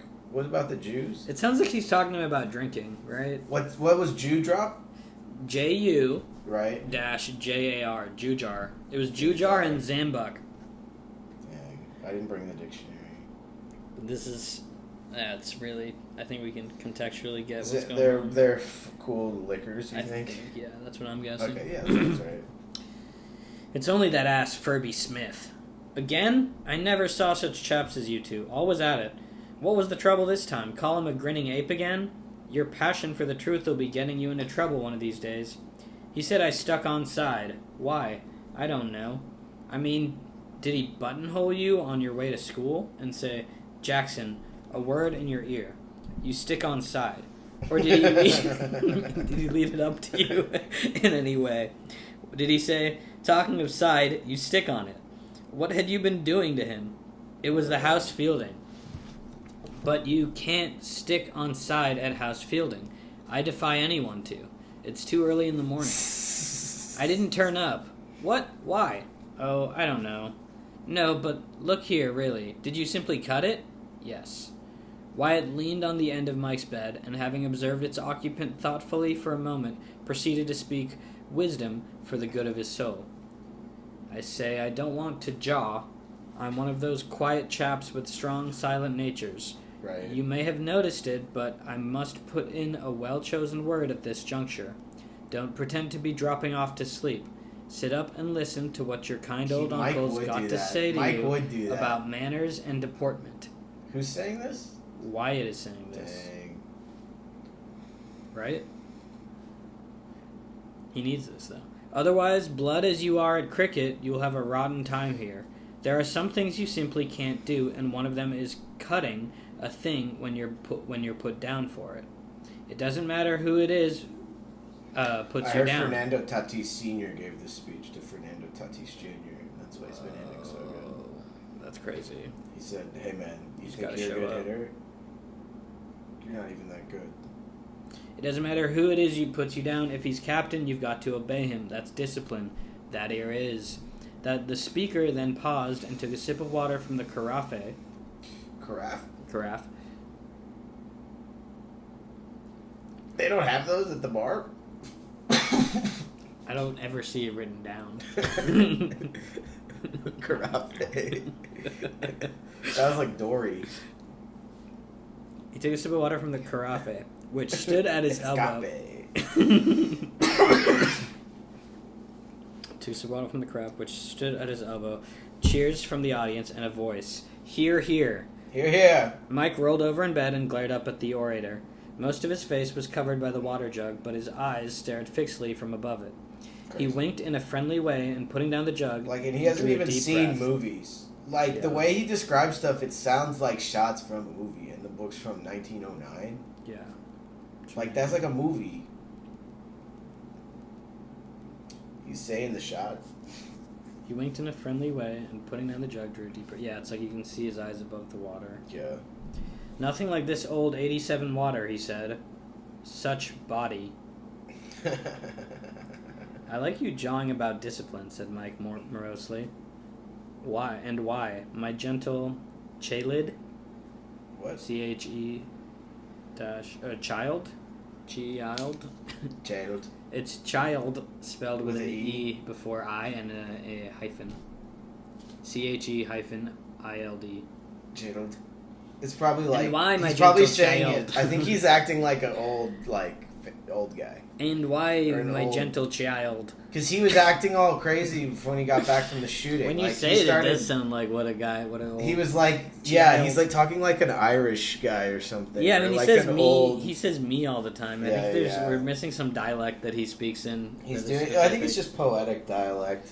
And why, my gentle child, Jesus. should I not talk about discipline, considering you break out of the house nearly every night? And he's young manning him. In passing, he's young definitely, sirring him. yeah, he's definitely young sirring him right now. In Young passing, sir. rather rum when you think that a burglar would get in hot for breaking in, while I get dropped off on I break out. Why should there be one law for the burglar and one for me? Right. But you were saying just so. I thank you about my breaking out. And when you're a white-haired old man like me, young Jackson, you'll see that there are two sorts of discipline at school. What do you mean? One you can break if you feel like taking the risks. The other you mustn't ever break. I don't know why, but it isn't done. Until you learn It's that, just you not can never done. you can never hope to become the perfect Wrykyn like. He concluded modestly. Me. Wow. Like me. Perfect Wrykyn like. Me. Mike made no reply. Shit. He would have perished rather than admit it, but Wyatt's words had sunk in. No one ever is mean to Harry Potter like this. Yeah, I don't think anyone ever is. No one should. Someone should come. With Snape is mean to him. Yeah, just Snape. There's literally But I moments mean, where Snape the pulls other him kids. aside. The other kids, though. This is just one of the other kids. Yeah, it's an older kid though. Yeah. Snape's an older kid too, in some ways. He had a crush on Harry's mom. He used to be a kid, Yeah. and so yeah, and he was in his dad's friend group. Bullied him. They all bullied him. Yeah. Your dad's best friends were really mean to me. Yeah. They were racist to me. Yep. Mike made no reply. He would have perished rather than admit it, but Wyatt's words had sunk in. That moment marked a distinct epoch in his career. His feelings were curiously mixed. He was still furious with Furby Smith, yet at the same I've heard time... people say epic. I don't, but I think you could do both. Well, it's spelled like the place I get coffee Right, from. but- I know. Right. So I'm gonna call it But the British people say epic. epic, I think. Okay, that makes sense. That moment marked a distinct epic in his career. I mean, that makes a lot of sense, too. His feelings were curiously mixed. He was still furious with Furby Smith, yet at the same time he could not help acknowledging to himself that the latter had the right on his side. He saw and approved of Wyatt's point of view, which was the more impressive to him from his knowledge of his friend's contempt for, or rather cheerful disregard of most forms of law and order. If Wyatt, reckless though he was as regarded written school rules, held so rigid a respect for those that were unwritten, these last must be things which could not be treated lightly. That night, for the first time in his life, Mike went to sleep with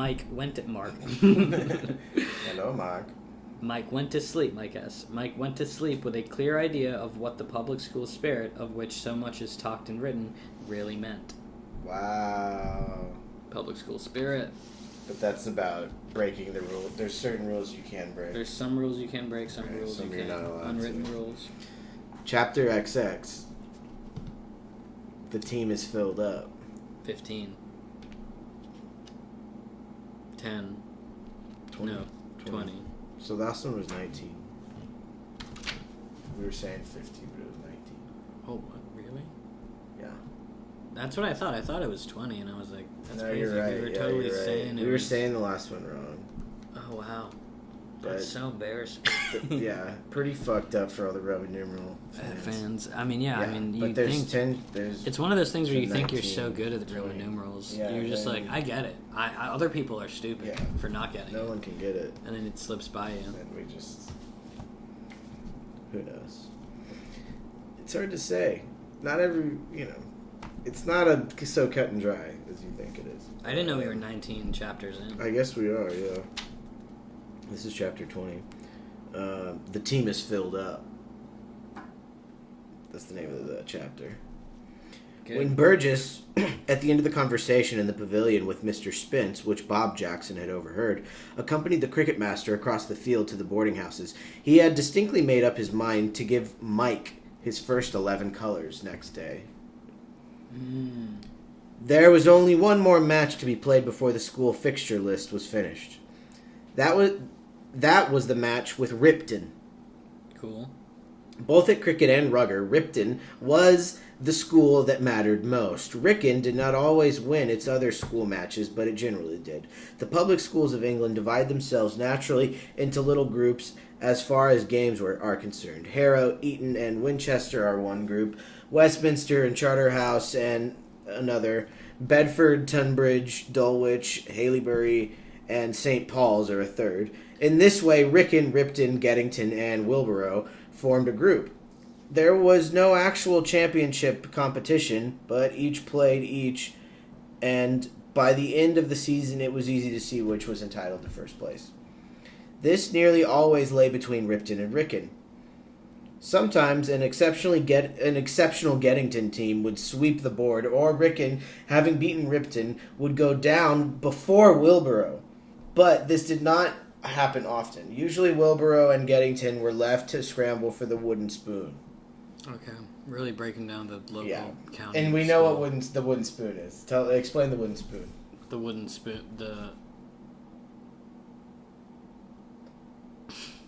If someone has received the wooden spoon, what do you think? They're in last place. Oh, they got the wooden spoon. That's the opposite of the trophy. It's the wooden spoon. Oh. Means you're in last place. So they're left to scramble for the wooden spoon. Okay. That makes sense. Secretaries of cricket at Ripton and Wrykyn always liked to arrange the date of match towards the end of the term, so that they might take the field with representative and not experimental teams. How'd you know that about the spoon? I've heard that before. I think that's a thing. Yeah, I've never heard the spoon thing before. The wooden spoon. Well, I think in county cricket they do it where the person that gets the wooden spoon, they go down. They go down they're a bracket out. to They're the out last to league. the Yeah. shitty league They or get whatever. relegated. If you get the wooden spoon, you get relegated. Yeah. I think that's the main thing I've heard about the relegation. But also, I'm just maybe going off context. I don't even know that now. sounds I don't right. even know now. Yeah, now I'm like convinced. Yeah. But by July, the weeding out process had generally finished. Besides which, the members of the teams had had time to get into form.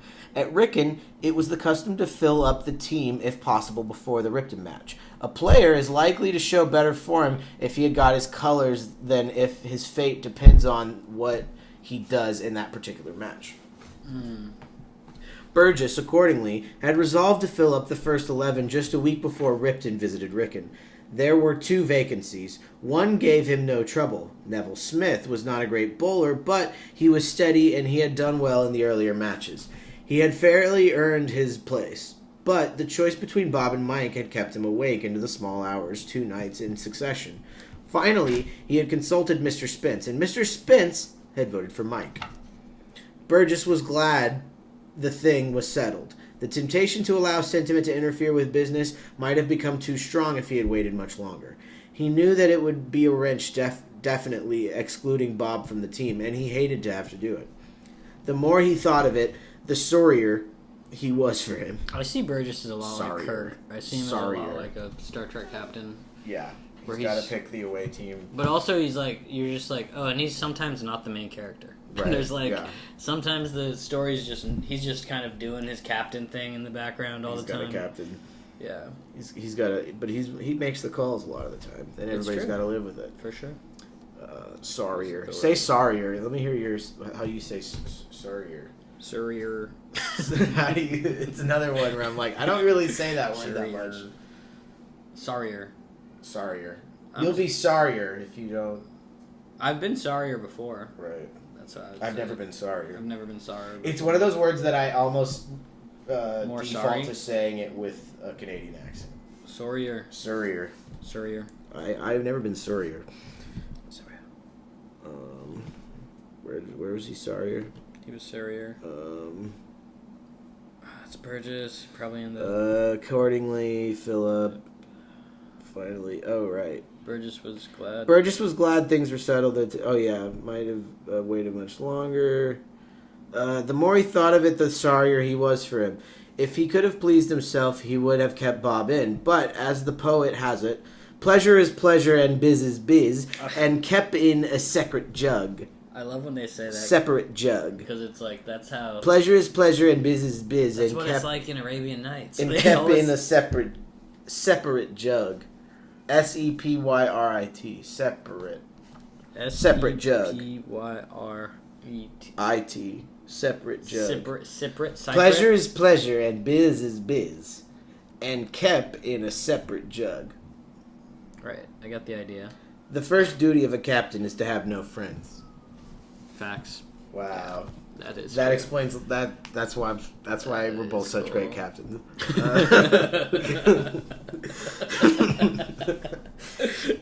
From small causes, great events do spring. If Burgess had not picked up a particularly interesting novel after breakfast on the morning of Mike's interview with Furby Smith in the study, the list would have gone up on the notice board after prayers. As it was, engrossed in his book, he let the moments go by till the sound of the bell startled him into movement. And then there was only time to gather up his cap and sprint. The paper on which he had intended to write the list and pen he had laid out to write it with lay untouched on the table. And, as it was not his habit to put up notices except during the morning, he postponed the thing. He could write it after tea. After all, there was a week before the match. So he's procrastinating because he's scared. He's scared to tell Bob that he's not on the team. When school was over, he went across to the infirmary to inquire about Marsh. The report was more than favorable. Marsh had better not see anyone just yet, in case of accident, but he was certain to be out in time to play against Ripton.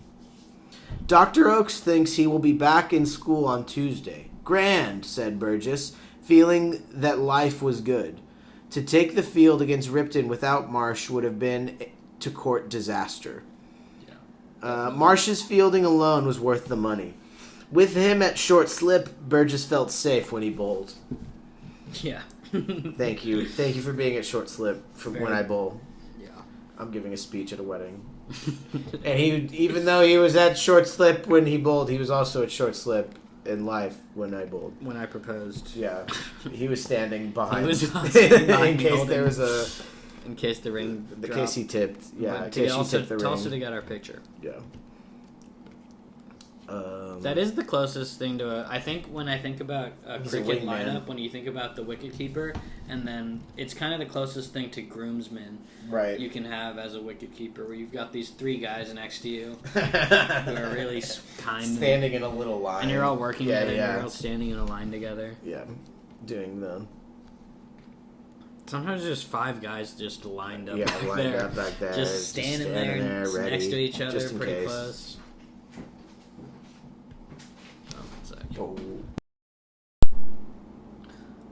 The uncomfortable burden of the knowledge that he was about to temporarily sour Bob Jackson's life ceased for the moment to trouble him. He crooned extracts from musical comedy as he walked towards the nets. Recollection of Bob's hard case was brought to him by the sight of the about-to-be soured sportsman tearing across the ground in the middle distance in an effort to get to a high catch which Trevor had hit up to him. It was a difficult catch, and Burgess waited to see if he would bring it off. So he's watching a sporting move. Trevor, he's seeing Bob field some of Trevor's batting to see if he can. Yeah. Burgess waited to see if he would bring it off. Bob got to it with one hand and held it. Oh, he did. His impetus carried him on almost to where Burgess was standing. "Well, hello," said Burgess. "Hello," said Bob awkwardly. A gruesome thought had flashed across his mind that the captain might think that this gallery work was an organized advertisement. "I couldn't get both hands to it," he explained. "You're hot stuff in the deep." "Easy when you're only practicing." You're hot stuff in the deep. "You're hot stuff in the deep." Rolling in the deep. "I've just been to the infirmary." "Oh, how's Marsh?" "They wouldn't let me see him, but it's all right. He'll be able to play on Saturday." What was Marsh's malady? Do you remember any memories? I'm trying to remember. Did he have some fucked up disease? I thought they just said what was going on. Nah, they haven't. They have not on this time. But he's been out for some. I think he had. Yeah, they talked about. He had it once, whooping cough or something like that. Some kind of weird. He's quarantined. We know he's got something. He's got Spanish flu or something. Yeah. "Good," said Bob, hoping he had said it as if he meant it. It was decidedly a blow. He was glad for the sake of the school, of course, but one has one's personal ambitions. To the fact that Mike, and not himself, was the 11th cap, he had become partially resigned, but he had wanted rather badly to play against Ripton. Burgess passed on, his mind full of Bob once more. What hard luck it was. There was he, dashing about in the sun to improve his fielding, and all the time the team was filled up. He felt as if he were playing some low trick on a pal. Then the Jekyll and Hyde business completed itself. He suppressed his personal feelings and became the cricket captain again. Yep, you got to. It was the cricket captain who, towards the end of the evening, came upon Furby Smith and Mike parting at the conclusion of a conversation.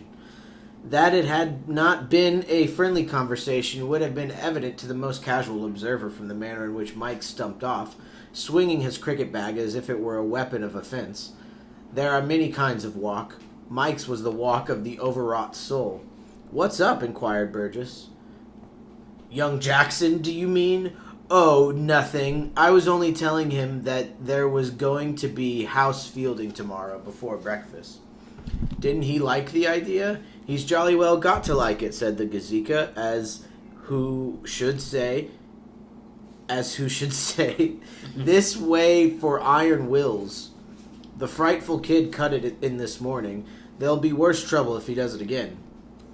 There was, it may be mentioned, not an ounce of malice in the head of Wayne's house. That, by telling the captain of cricket that Mike had shirked fielding practice, he might injure the latter's prospects of a first 11 cap simply did not occur to him. That Burgess would feel on being told of Mike's slackness, much as a bishop might feel if he heard that a favorite curate had become a Mahometan. That's what I was wondering. I was wondering if this would affect his cap. Or a mumbo-jumboist. Oh, a mumbo-jumboist. Mahometan? Mahometan?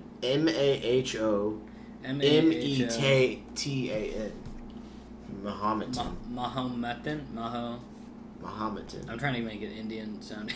I think it's supposed to be, yeah. Mohammedan? I think that means Muslim. Yeah. M-A... M-A-H-O-M-E-T-A-N. But maybe it's made up like mumbo jumbo is. It's like an archbishop. It's an older alternative term for a follower of Islam. Called it. Nice. Yeah. Mohammedan. Yeah. That sounds like a slur. So how did he say Seems it again? like a slur. Yeah. If it's like as if a bishop had heard that one of his favorite Muslims. Guys was Muslim. Right. Instead of being Catholic or whatever. Yeah. Or a mumbo jumboist. Yeah. That did not enter his mind. All he considered was the story of his dealings with Mike showed him, Furby Smith, in the favorable and dashing character of the fellow who will stand no nonsense, a sort of Captain Kettle on dry land, in fact, and so he proceeded to tell it in detail. Burgess parted with him with the firm conviction that Mike was a young slacker. Keenness in fielding was a fetish with him, and to cut practice struck him as a crime. So is he going to... He felt that he had been deceived in Mike. When, therefore, one takes into consideration his private bias in favor of Bob and adds to it the reaction caused by the sudden unmasking of Mike, it is not surprising that the list Burgess made out that night before he went to bed differed in an important respect from the one he had intended to write before school. Interesting. Mike happened to be near the notice board when he pinned it up. It was only the pleasure of seeing his name down in black and white that had made him trouble to look at the list. Bob's news of the day before yesterday had made it clear that how that list would run. The crowd that collected the moment Burgess had walked off carried him right up to the board. He looked at the paper. Hard luck, said somebody. Mike scarcely heard him. He felt physically sick with the shock of disappointment. No. For the initial before the name, Jackson, was R. For Bob. Robert. For Bob. R for Bob. For Bob. There was no possibility of mistake. Since writing was invented, there was never been an R that looked less like an M than the one that on that list. Bob had beaten him on the tape. Bob didn't even mean to beat him on the tape. He beat him on the tape. Oh. Wow. We're on chapter XXI. XXI. 21. Marjorie the Frank. Do you remember who Marjorie is? Have been too many girl characters. His daughter? His sister. I mean. The daughter. Mike's sister. Yeah, I remember. Mike and Bob's sister. At the door of the senior block, Burgess, going out, met Bob, coming in, hurrying, as he was rather late. "Congratulate you, Bob," he said, and passed on. Bob stared after him. As he stared, Trevor came out of the block. "Congratulate you, Bob." "What's the matter now? Haven't you seen?" "Seen what?" "Why, the list. You've got your first." "My... what?" "You're rotting." "No, I'm not. Go and look."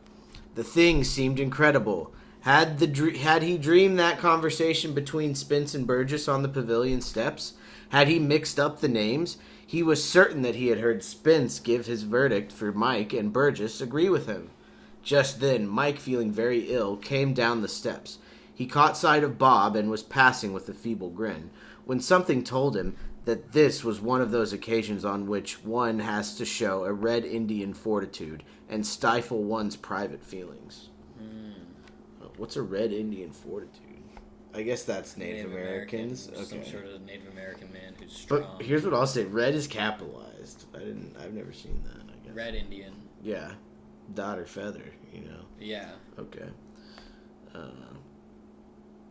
But things are going. He's got to show Red Indian fortitude. Stifle one's private feeling. But yeah, so he didn't make the team. But Bob did. Bob's on the team. Right. But I'd never heard people say "congratulate you." Congratulate you? Congratulate you, Zane. Congratulate you. Congratulate you. You never hear people say, I guess they say Congratulations. Yeah. But congratulate you. Congratulate you. So the next line is, "Congratulate you, Bob," he said awkwardly. Oh, that's what Mike said. "Thanks awfully," said Bob with equal awkwardness. Trevor moved on delicately. This was no place for him. Bob's face was looking like a stuffed frog's, which was Bob's way of trying to appear unconcerned and at his ease, while Mike seemed as if at any moment he might burst into tears. Spectators are not wanted at these awkward interviews.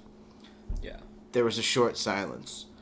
"Jolly glad you've got it," said Mike. "I believe there's a mistake. I swear I heard Burgess say to Spence. He changed his mind, probably. No reason why he shouldn't.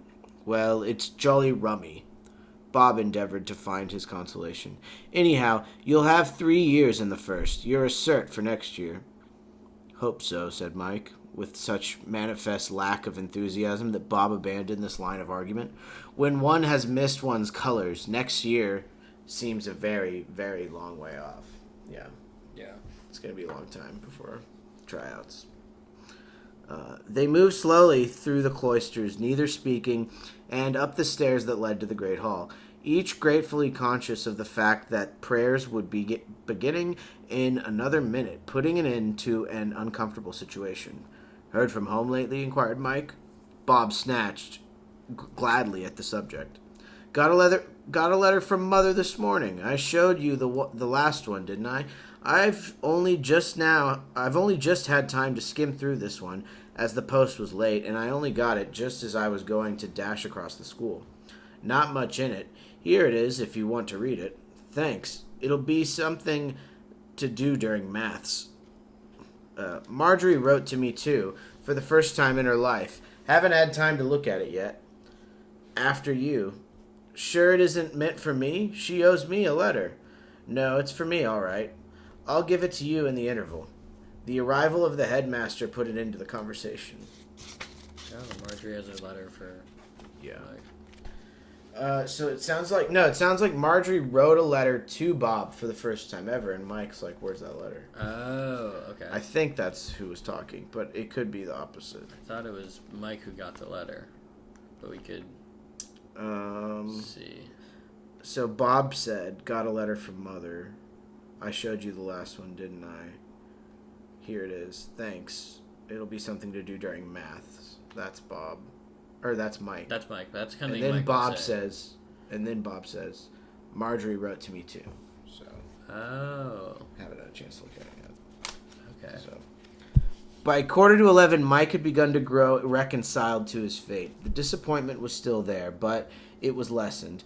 These things are like kicks on the shin, a brief spell of agony, and then a dull pain of which we are not always conscious unless our attention is directed to it, and which in time disappears altogether. When the bell rang for the interval that morning, Mike was, as it were, sitting up and taking nourishment. Oh yeah, I like when they say take some nourishment. He was doing this in a literal as well as in a figurative sense when Bob entered the school shop. Bob appeared curiously agitated. He looked round and, seeing Mike, pushed his way toward him through the crowd. Most of those present congratulated him as he passed, and Mike noticed with some surprise that in his place of the blushful grin which custom demands from man who is being congratulated on receipt of colors, there appeared on his face a worried, even an irritated look. He seemed to have something on his mind. "Hullo," said Mike amiably. "Got that letter?" "Yes, I'll show it you outside." That's such a weird sentence. "I'll show it you outside." I'll show it you outside. So Marjorie's gonna say something that's She's gonna about to fuck be him up, like, or, yeah, like, just like too real. yeah. That's so cool. What a cool Why not letter. here? Come on. Mike resented the tone, but followed. Evidently, something had happened to upset Bob seriously. As they went out on the gravel, somebody congratulated Bob again, and again, Bob hardly seemed to appreciate it. Bob led the way across the gravel and on to the first terrace. When they had left the crowd behind, he stopped. "What's up?" asked Mike. "I want you to read Jackson!" They both turned. The headmaster was standing on the edge of the gravel. Bob pushed the letter into Mike's hands. "Read that," he said, and went up to the headmaster. Mike heard the words English essay, and seeing that the conversation was apparently going to be one of some length, capped the headmaster and walked off. Interesting. He was just going to read the letter when the bell rang. He put the missive in his pocket and went to his form room, wondering what Marjorie could have found to say to Bob to touch him on the raw to such an extent. He was touched on the raw. He seems really messed touched up. him on the raw. She was... Seems like someone touched you on the raw today. Bro! Ooh, somebody got touched on the raw today. Something touched you on the raw. Sorry, I got touched in the raw today. I got touched on the raw earlier. She was a breezy correspondent with a style of her own, but usually she entertained rather than upset people. No suspicion of actual contents of the letter crossed his mind. He read it during school under the desk and ceased to wonder. Bob had cause to look worried. For the 1,001st time in her career of crime, Marjorie had been and done it. What?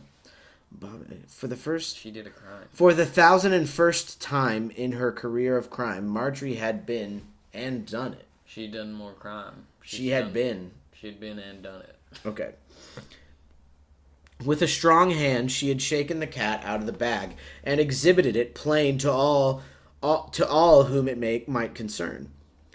There was a curious absence of construction about the letter. Most authors of sensational matter nurse their bombshell lead up to it and display it to the best advantage. Marjorie dropped hers into the body of the letter and let it take its chance with the other news items. They're really hyping up this letter. Yeah, the letter's crazy. The crazy Marjorie letter. Dear Bob, the letter ran. I hope you are quite well. I am quite well. Phyllis has a cold. Ella cheeked Mademoiselle yesterday and had to write out, little girls must be polite and obedient 100 times in French. She was jolly sick about it. I told her it served her right. Joe made 83 against Lancashire.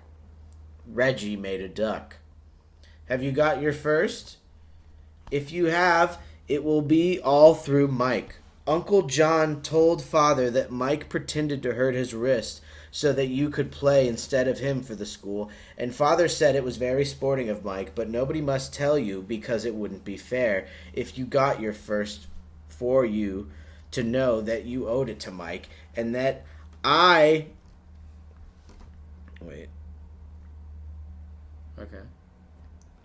That you owed it to Mike. And I wasn't supposed to hear, but I did because I was in the room, only they didn't know I was.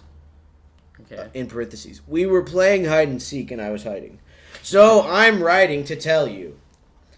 From your affectionate sister, Marjorie. There followed a P.S. I'll tell you what you ought to do. I've been reading a jolly good book called The Boys of Dormitory 2. And the hero's an awfully nice boy named Lionel Tremaine. And his friend Drac Langdale saves his life when a beast of a boatman who's really employed by Lionel's cousin, who wants the money that Lionel's going to have when he grows up, stuns him and leaves him on the beach to drown. So your little sister has like an analogous story that she's reading a book about a similar story. Yeah. Lionel is going to play for the school against Loamshire, and it's the match of the season. But he goes to the headmaster and says he wants Jack to play instead of him. Why don't you do that? P.P.S. This has been a frightful F slur to write. Oh, yeah. So.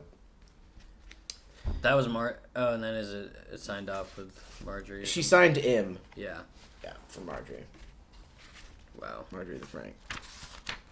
Cool letter. Cool Crazy P.S. letter. Really long P.S. And then a P.P.S. And then a short P.P.S. You gotta hit him with a P.P. For the life of him, Mike could not help giggling as he pictured what Bob's expression must have been when he bothered to read this document. But the humorous side of the thing did not appeal to him for long. What should he say to Bob? What should Bob say to him?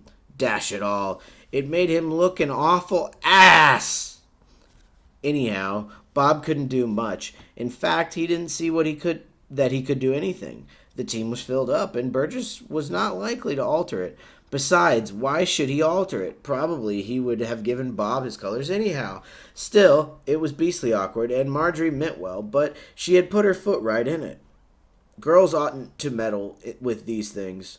No girl ought to be taught to write till she came of age. Cool, Mike. Cool. Mike's chill. And Uncle John had behaved in many respects like the complete rotter, in caps.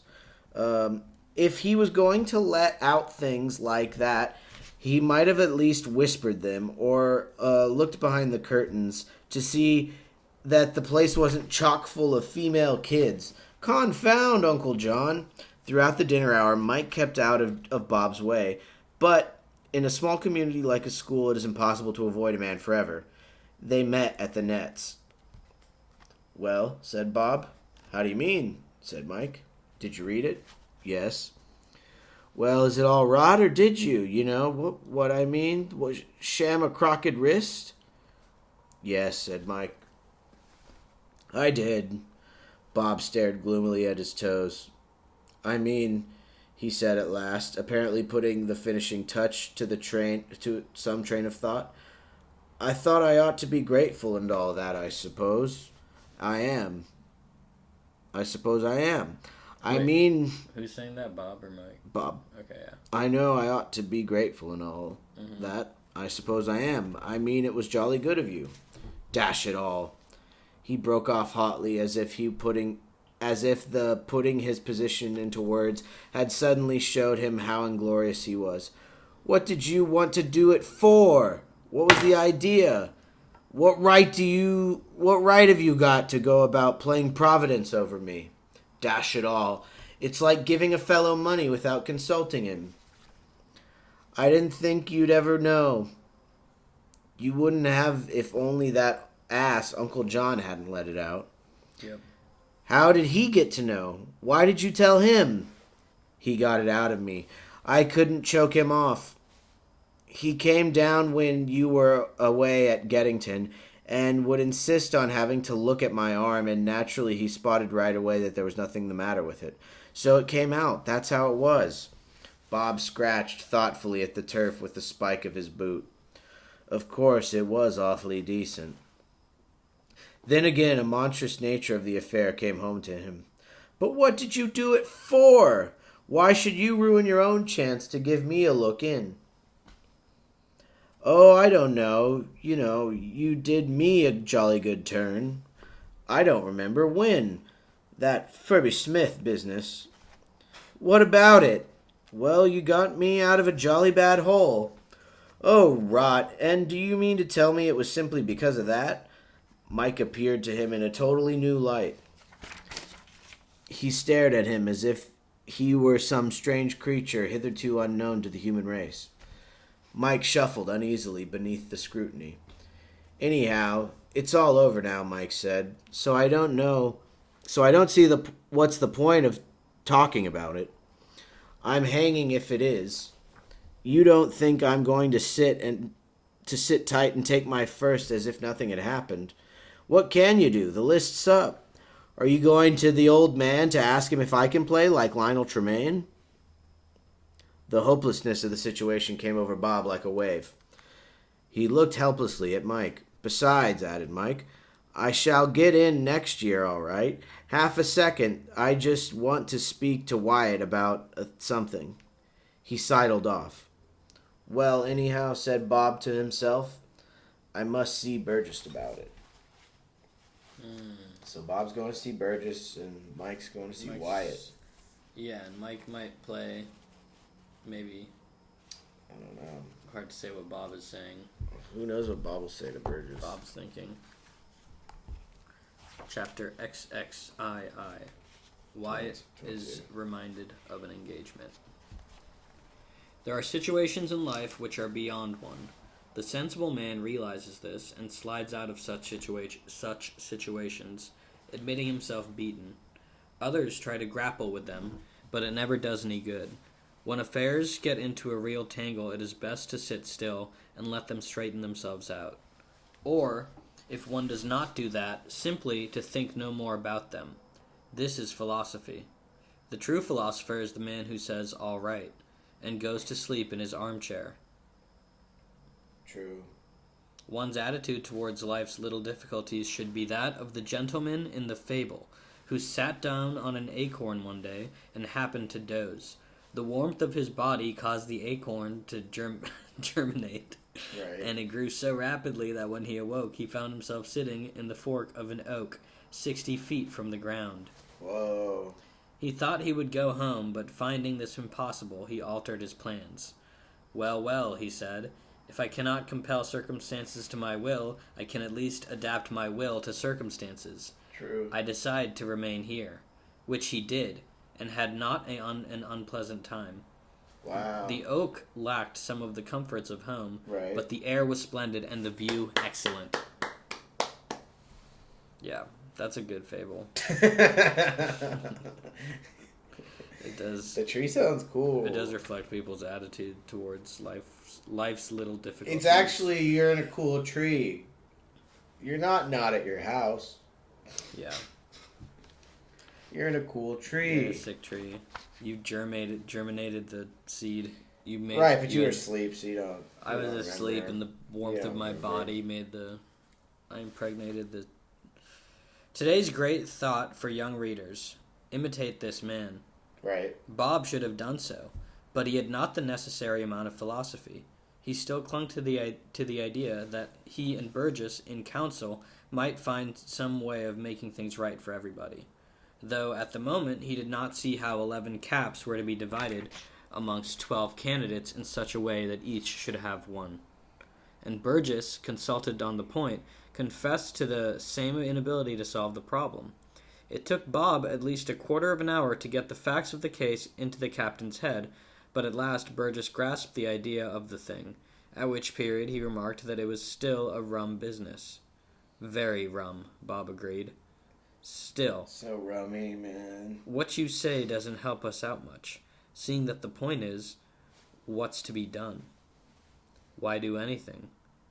Burgess was a philosopher, and took the line of least resistance, like the man in the oak tree. Right. But I must do something, said Bob. Can't you see how rotten it is for me? Yeah, it's rotten. I don't see why. It's not your fault. Very sporting of your brother and all that, of course, though I'm blowed if I'd have done it myself. But why should you do anything? You're all right. Your brother stood out of the team to let you in it, and here you are, in it. What's he got to grumble about? He's not grumbling. It's me. What's the matter with you? Don't you want your first? Not like this.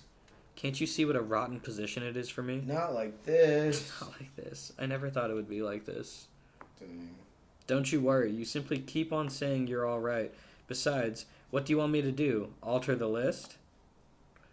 But for the thought of those unspeakable outsiders, Lionel Tremaine and his headmaster, Bob might have answered the question in the affirmative, but he had the public schoolboy's terror of seeming to pose or do anything theatrical. He would not have done a good deal to put matters right, but he could not do the self-sacrificing young hero business. It would not be in the picture. These things, if they are to be done at school, have to be carried through stealthily after Mike's fashion. I suppose you can't very well. Now it's up. Tell you what, though. I don't see why I shouldn't stand out of the team for the Ripton match. I could easily fake up some excuse. I do. I don't know if it's occurred to you, but the idea is rather to win the Ripton match. If possible, so that I'm a lot keen on putting the best team into the field. Sorry if it upsets your arrangements in any way. You know perfectly well Mike's every bit as good as me. He isn't so keen. What do you mean? Fielding. He's a young slacker. When the Burgess had once labeled a man as that, he did not readily let the idea out of his mind. Slacker? What rot. He's as keen as anything. Bad at fielding. Yeah, Bob's bad at fielding. Anyhow, his keenness isn't enough to... I think Bob's okay at fielding. No, Bob was bad. Yeah. That was the reason he wasn't going to make the team. Anyhow, his keenness isn't enough to make him turn out for house fielding. Oh yeah, he doesn't go to the fielding practice. Yeah, that's it's because he keeps cutting the fielding practice. If you really want to know, That's why you've got your first instead of him. You sweated away and improved your fielding 20%. Dang. And I happened to be talking to Furby Smith and found that young Mike had been shirking his, so out he went. A bad field's bad enough, but a slack field wants skinning. Smith oughtn't have told you. Well, he did tell me. So you see how it is? There won't be any changes from the team I've put up on the board. Whoa. Oh, all right, said Bob. I was afraid you mightn't be able to do anything. So long. Mind the step, said Burgess. Well. Dang. But it's also like, that's the thing that he was talking about helping him out with. Yeah. So that was what he actually helped him with. So it's like, he actually didn't help him. Yeah, and he's not getting on the team. But then he didn't actually help him. I think they both actually didn't help each other. Bob's going to just do something to make it so Mike gets on the team. Something. Right. That's what he was saying he was going to do. Yeah, but I think he's just going to do it without even consulting. Nice. But also, both of their things were just negated. Something stealthily. Yeah. Yeah. Because, like, that's why... Because he asked, why did you do it? And he said, because you helped me with the Furby Smith thing. And then Burgess was just like, actually, you didn't even help him with the Furby Smith thing, kind of. Oh, yeah. Yeah. So... At about the time when this conversation was in progress, Wyatt, crossing the cricket field towards the school shop in search of something fizzy that might correct a burning thirst acquired at the nets, espied on the horizon a suit of cricket flannels surmounted by a huge, expansive grin. But I don't know. Espied on... I've never heard that. Maybe I have. Espied on the horizon. Espied. I think it means like you spy. I get it, yeah. It's just spying, yeah. I spy with my little eye on the horizon. A suit of cricket flannels. As the distance between them lessened, he discovered that inside the flannels was Neville Smith's body, and behind the grins, the rest of Neville Smith's face. Right. Their visit to the nets not having coincided in point of time, as the Greek exercise books say. Wyatt had not seen his friend since the list of the team had been posted on the board. Right. So he proceeded to congratulate him on his colors. Congratulate you. Thanks, said Neville Smith with a brilliant display of front teeth. Feeling good? Not the word for it. I feel like... I don't know what. I'll tell you what you look like, if that's any good to you. That slight smile of yours will meet behind. If you don't look out, and then the top of your head will come off. I don't care. I've got my first, whatever happens. Little Willie's going to buy a new nice cap and a pretty striped jacket for all his own self. I say, thanks for reminding me. Not that you did, but supposing you had. At any rate, I remember what it was I wanted to say to you. You know what I was saying to you about the bust-up I meant to have at home in honor of my getting my first? Right. If I did, which I have, well, anyhow, it's tonight. You can roll up, can't you? You said roll up? Yeah. Dang. Dude, I love these side characters talk so fun. Everyone else in the book is pretty straightforward, but whenever Neville Smith and chilled. Wyatt is talking to people, these guys talk so fun. Hit that last one again. What did he say? Just which part of it? You know what I say? You know what I was saying to you about the bust-up I meant to have at home in honor of my getting my first? If I did, which I have, well, anyhow, it's tonight. You can roll up, can't you? Man. That was awesome. That's a really cool way of talking. talking. Very indirect way of saying. Well, you know, if I did, which I have, well, anyhow, it's tonight. Delighted. Can you roll up? You can roll up, can't you? Delighted. Anything for a free feed in these hard times. What time did you say it was? 11. Make it a bit earlier if you like. No, 11 will do me all right. How are you going to get out? Stone walls do not make a prison make. Wait. Stone walls do not a prison make, nor iron bars a cage. That's what the man said who wrote the libretto. Libretto. Who wrote the libretto for the last set of Latin verses we had to do. I shall manage it. They ought to allow you a latchkey. Yes, I've often thought of asking my father for one. Still, I get on very well. Who are coming besides me? No boarders. They all funked it. The race is degenerating. Said it wasn't good enough. The school is going to the dogs. Who did you ask? Klaus was one. Said he didn't want to miss his... Klaus was one. Said he didn't want to miss his beauty sleep. And Henfrey backed out because he thought the risk of being sacked wasn't good enough. That's an aspect of the thing that might occur to some people. I don't blame him. I might feel like that myself if I'd had another couple of years at school. But 1 or 2 day boys are coming. Clephane is for one, and Beverly. Clephane? Clephane's coming, yeah. Clephaneh. Dang. That's an Irish guy. Beverly's coming too. And we shall have rather a rag. We're gonna have rather a rag tonight. I'm going to get the things now. When I get to your place,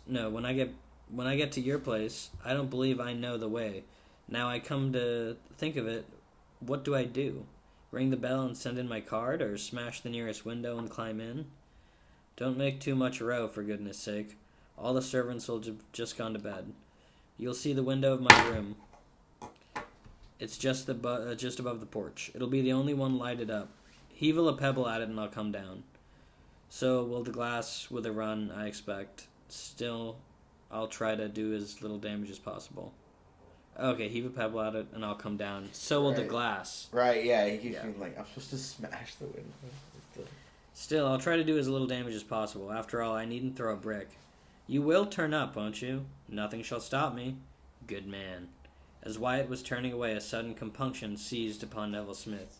He called him back. I say, you don't think it's too risky, do you? I mean, you always are breaking out at night, aren't you? I don't want to get you into a row. Oh, that's all right, said Wyatt. Don't you worry about me. I should have gone out anyhow tonight. Dang, he's for sure going to get in trouble. Does that mean he's not going to be... He's not even on the team. He's a shooter, right? Neville Smith's on the team. Yeah, so Neville Smith will get in trouble, and he won't be able to play, and they're going to need someone to take his spot.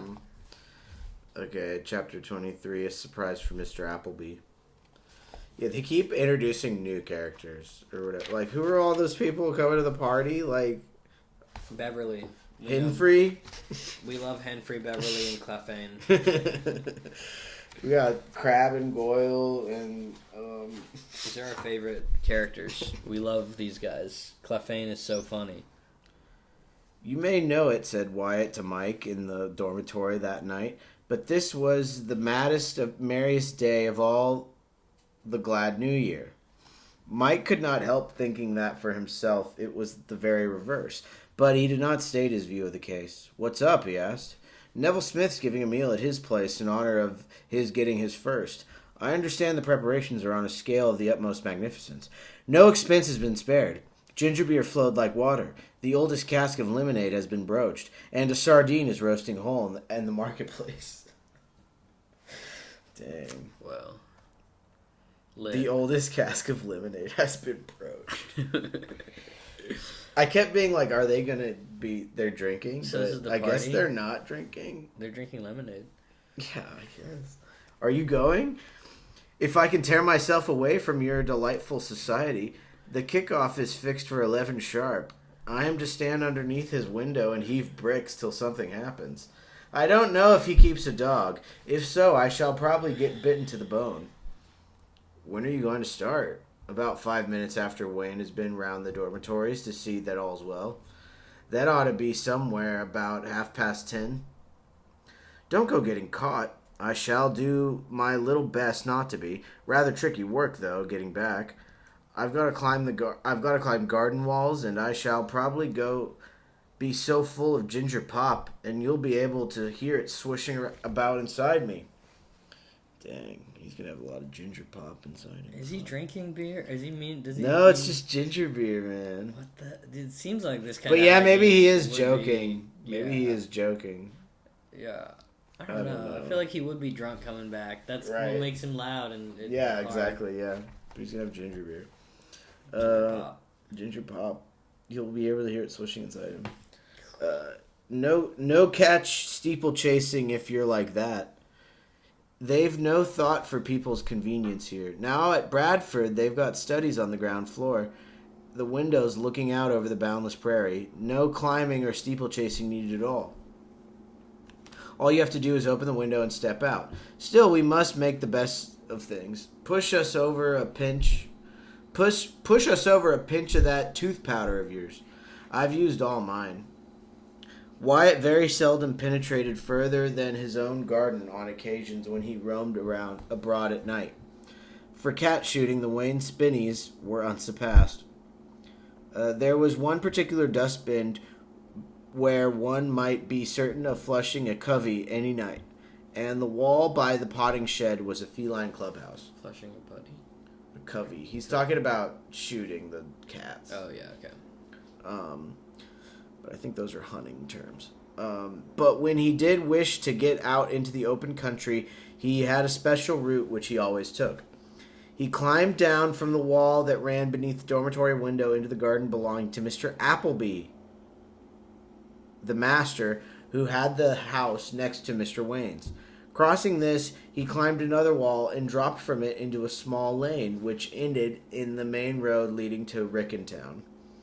This was the route which he took tonight. It was a glorious July night, and the scent of the flowers came to him with a curious distinctness as he let himself down from the dormitory window. At any other time he might have made a lengthy halt and enjoyed the scents and small summer noises, but now he felt that it would be better not to delay.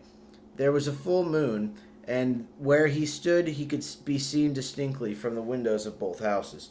They were all dark, it is true, but on these occasions it was best to take no risks. He dropped cautiously into Appleby's garden, ran lightly across it, and was in the lane within a minute. There he paused, dusted his trousers, which had suffered on the two walls, and strolled meditatively in the direction of the town. 10:30 had just chimed from the school clock. He was in plenty of time. What a night, he said to himself, sniffing as he walked.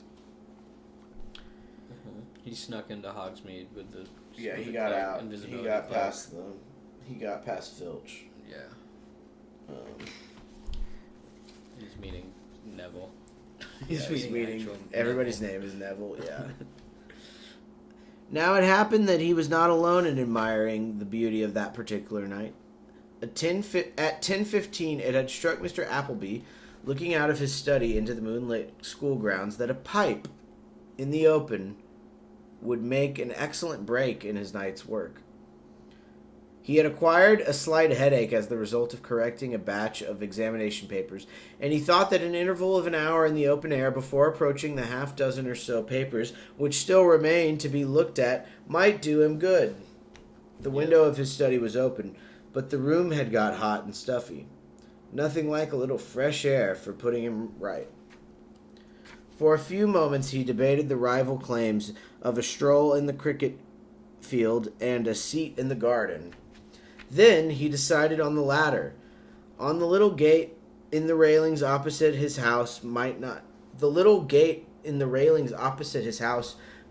be open, and it was a long way round to the main entrance. So he took a deck chair which leaned against the wall and let himself out of the back door.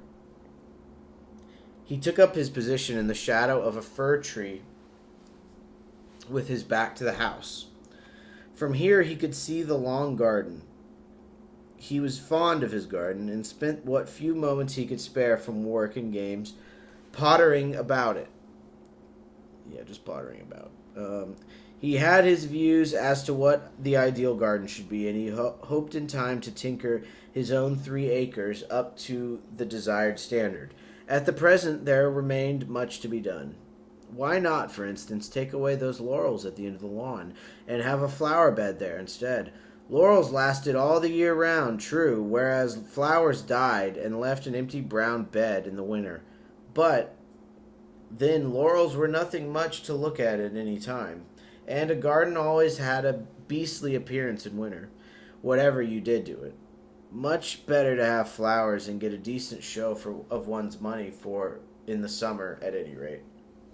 The problem of the bed... So he's just looking at the garden. Yeah. He's gonna see Neville Smith soon. I think so. Yeah, that seems like the inevitable thing. It seems like that's what we're leading to. The problem of the bed at the end of the lawn occupied his complete attention for more than a quarter of an hour, and at the end of which period he discovered that his pipe had gone out. Yep. He was just feeling for his matches to relight it when Wyatt dropped with a slight thud into his favorite herbaceous border. The surprise and agony of feeling that large shoes were trampling among his treasures kept him transfixed for just the length of time necessary for Wyatt to cross the garden and climb the opposite wall.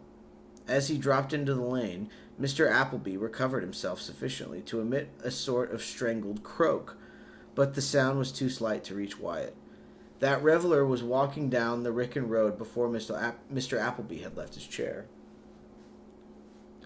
It is an interesting point that it was the gardener rather than the schoolmaster in Mr. Appleby that first awoke to action. It was not the idea of a boy breaking out of his house at night that occurred to him first as particularly heinous.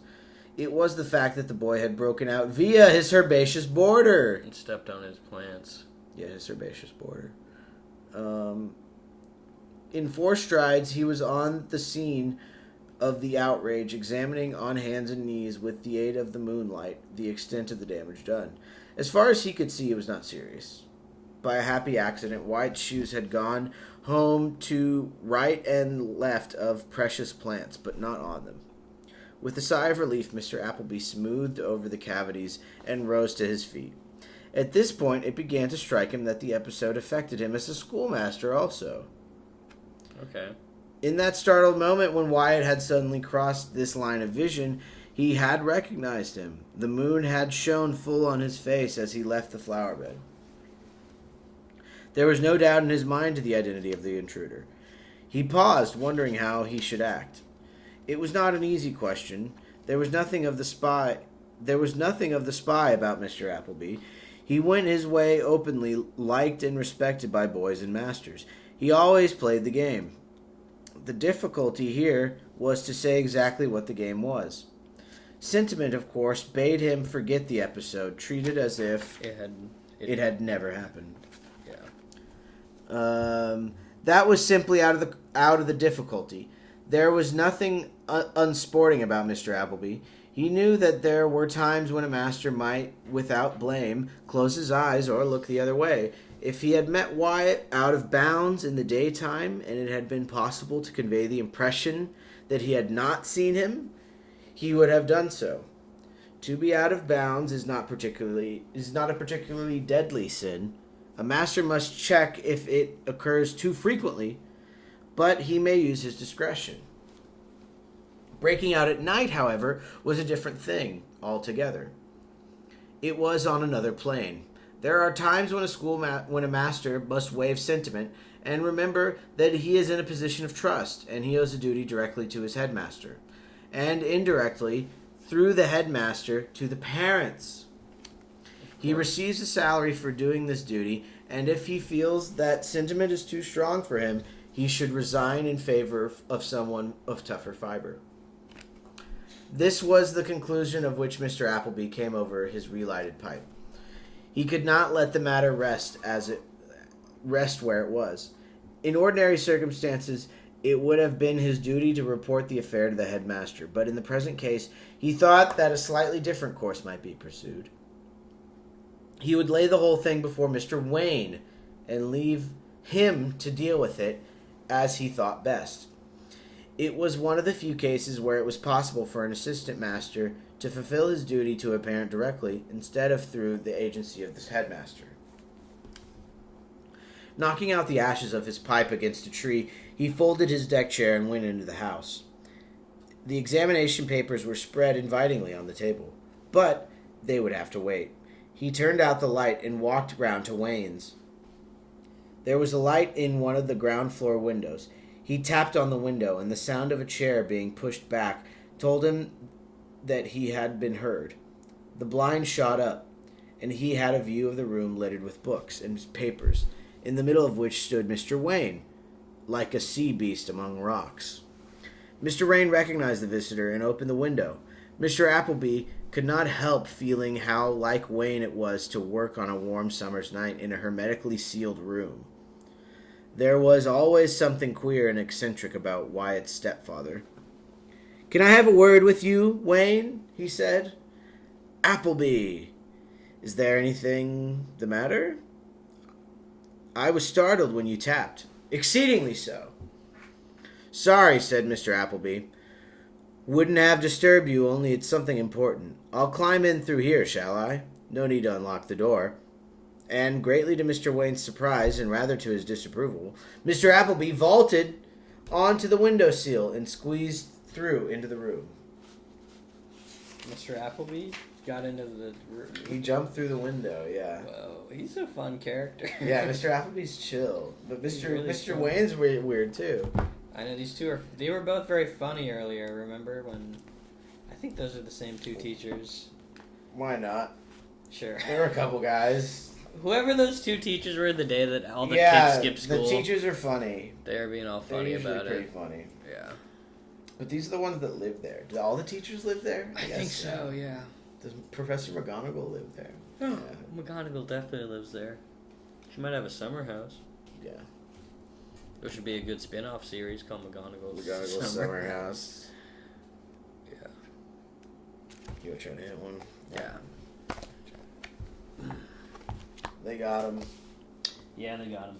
Well, Appleby's got him. We don't know what Appleby's But also, gonna it's do. his stepson that snuck out, so that'll be Chapter 24. an interesting dynamic, right?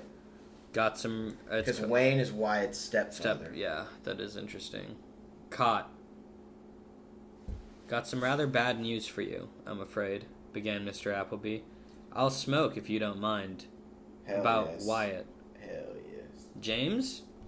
I was sitting in my garden a few minutes ago having a pipe before finishing the rest of my papers, and Wyatt dropped from the wall onto my herbaceous border. Mr. Appleby said this with a tinge of bitterness. The thing still rankled. James, in your garden? Impossible. Why is it not a quarter of an hour since I left him in his dormitory? He's not there now. You astound me, Appleby. I am astonished. So was I. How is such a thing possible? His window is heavily barred. Bars can be removed. You must have been mistaken. Possibly, said Mr. Appleby, a little nettled. Gaping astonishment is always apt to be irritating. Let's leave it at that, then. Sorry to have disturbed you. No, sit down, Appleby. Dear me, this is most extraordinary. Exceedingly so. You are certain it was James? Shit. Perfectly. It's like daylight out of doors. Oh, it's like daylight out of doors. 'Cause it's Hey, it's like daylight out of doors. You guys been out of doors tonight? You walk out the doors like daylight. You guys been out of doors tonight? Mr. Wayne drummed on the table with his fingers. What shall I do? Mr. Appleby offered no suggestion. I ought to report it to the headmaster. That is certainly the course I should pursue. Dang. I don't see why. It isn't like an ordinary case. You're the parent. You can deal with this thing directly. Exactly. If you come to think of it, a headmaster is only a sort of middleman between boys and parents. He plays substitute for the parent in his absence. I don't see why you should drag the head at all here. Drag in the head at all here. There is certainly something in what you say, said Mr. Wayne on reflection. He's gonna beat him? A good deal. Tackle the boy when he comes in, and have it out with him. Kiss him. Kiss him. Tackle him and have it out with him. Remember that it must mean expulsion if you report him to the headmaster. He would have no choice. Everybody who has ever broken out of his house here and been caught has been expelled.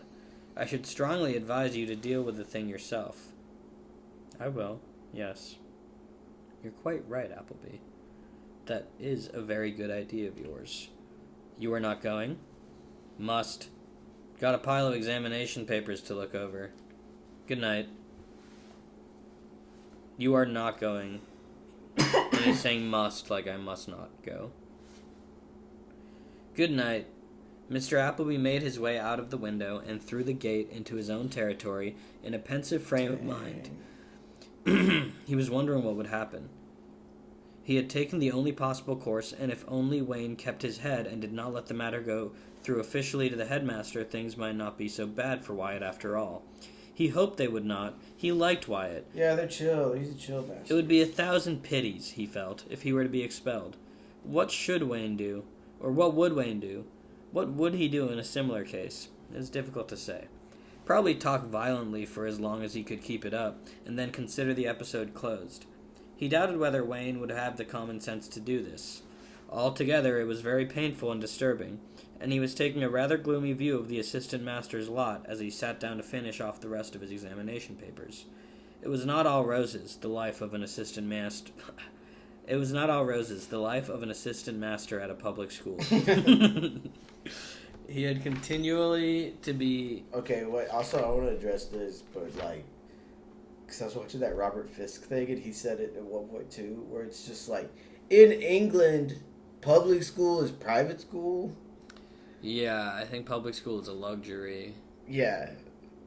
Or more, I don't know. Why is it called public school then if it's private school? I don't know how it works. I think it's so hard to get, I don't know. No, I get what it is. I'm just saying the name is dumb. Yeah. How is it public? Private style. Okay. He had continually to be sinking his own individual sympathies in the claims of his duty.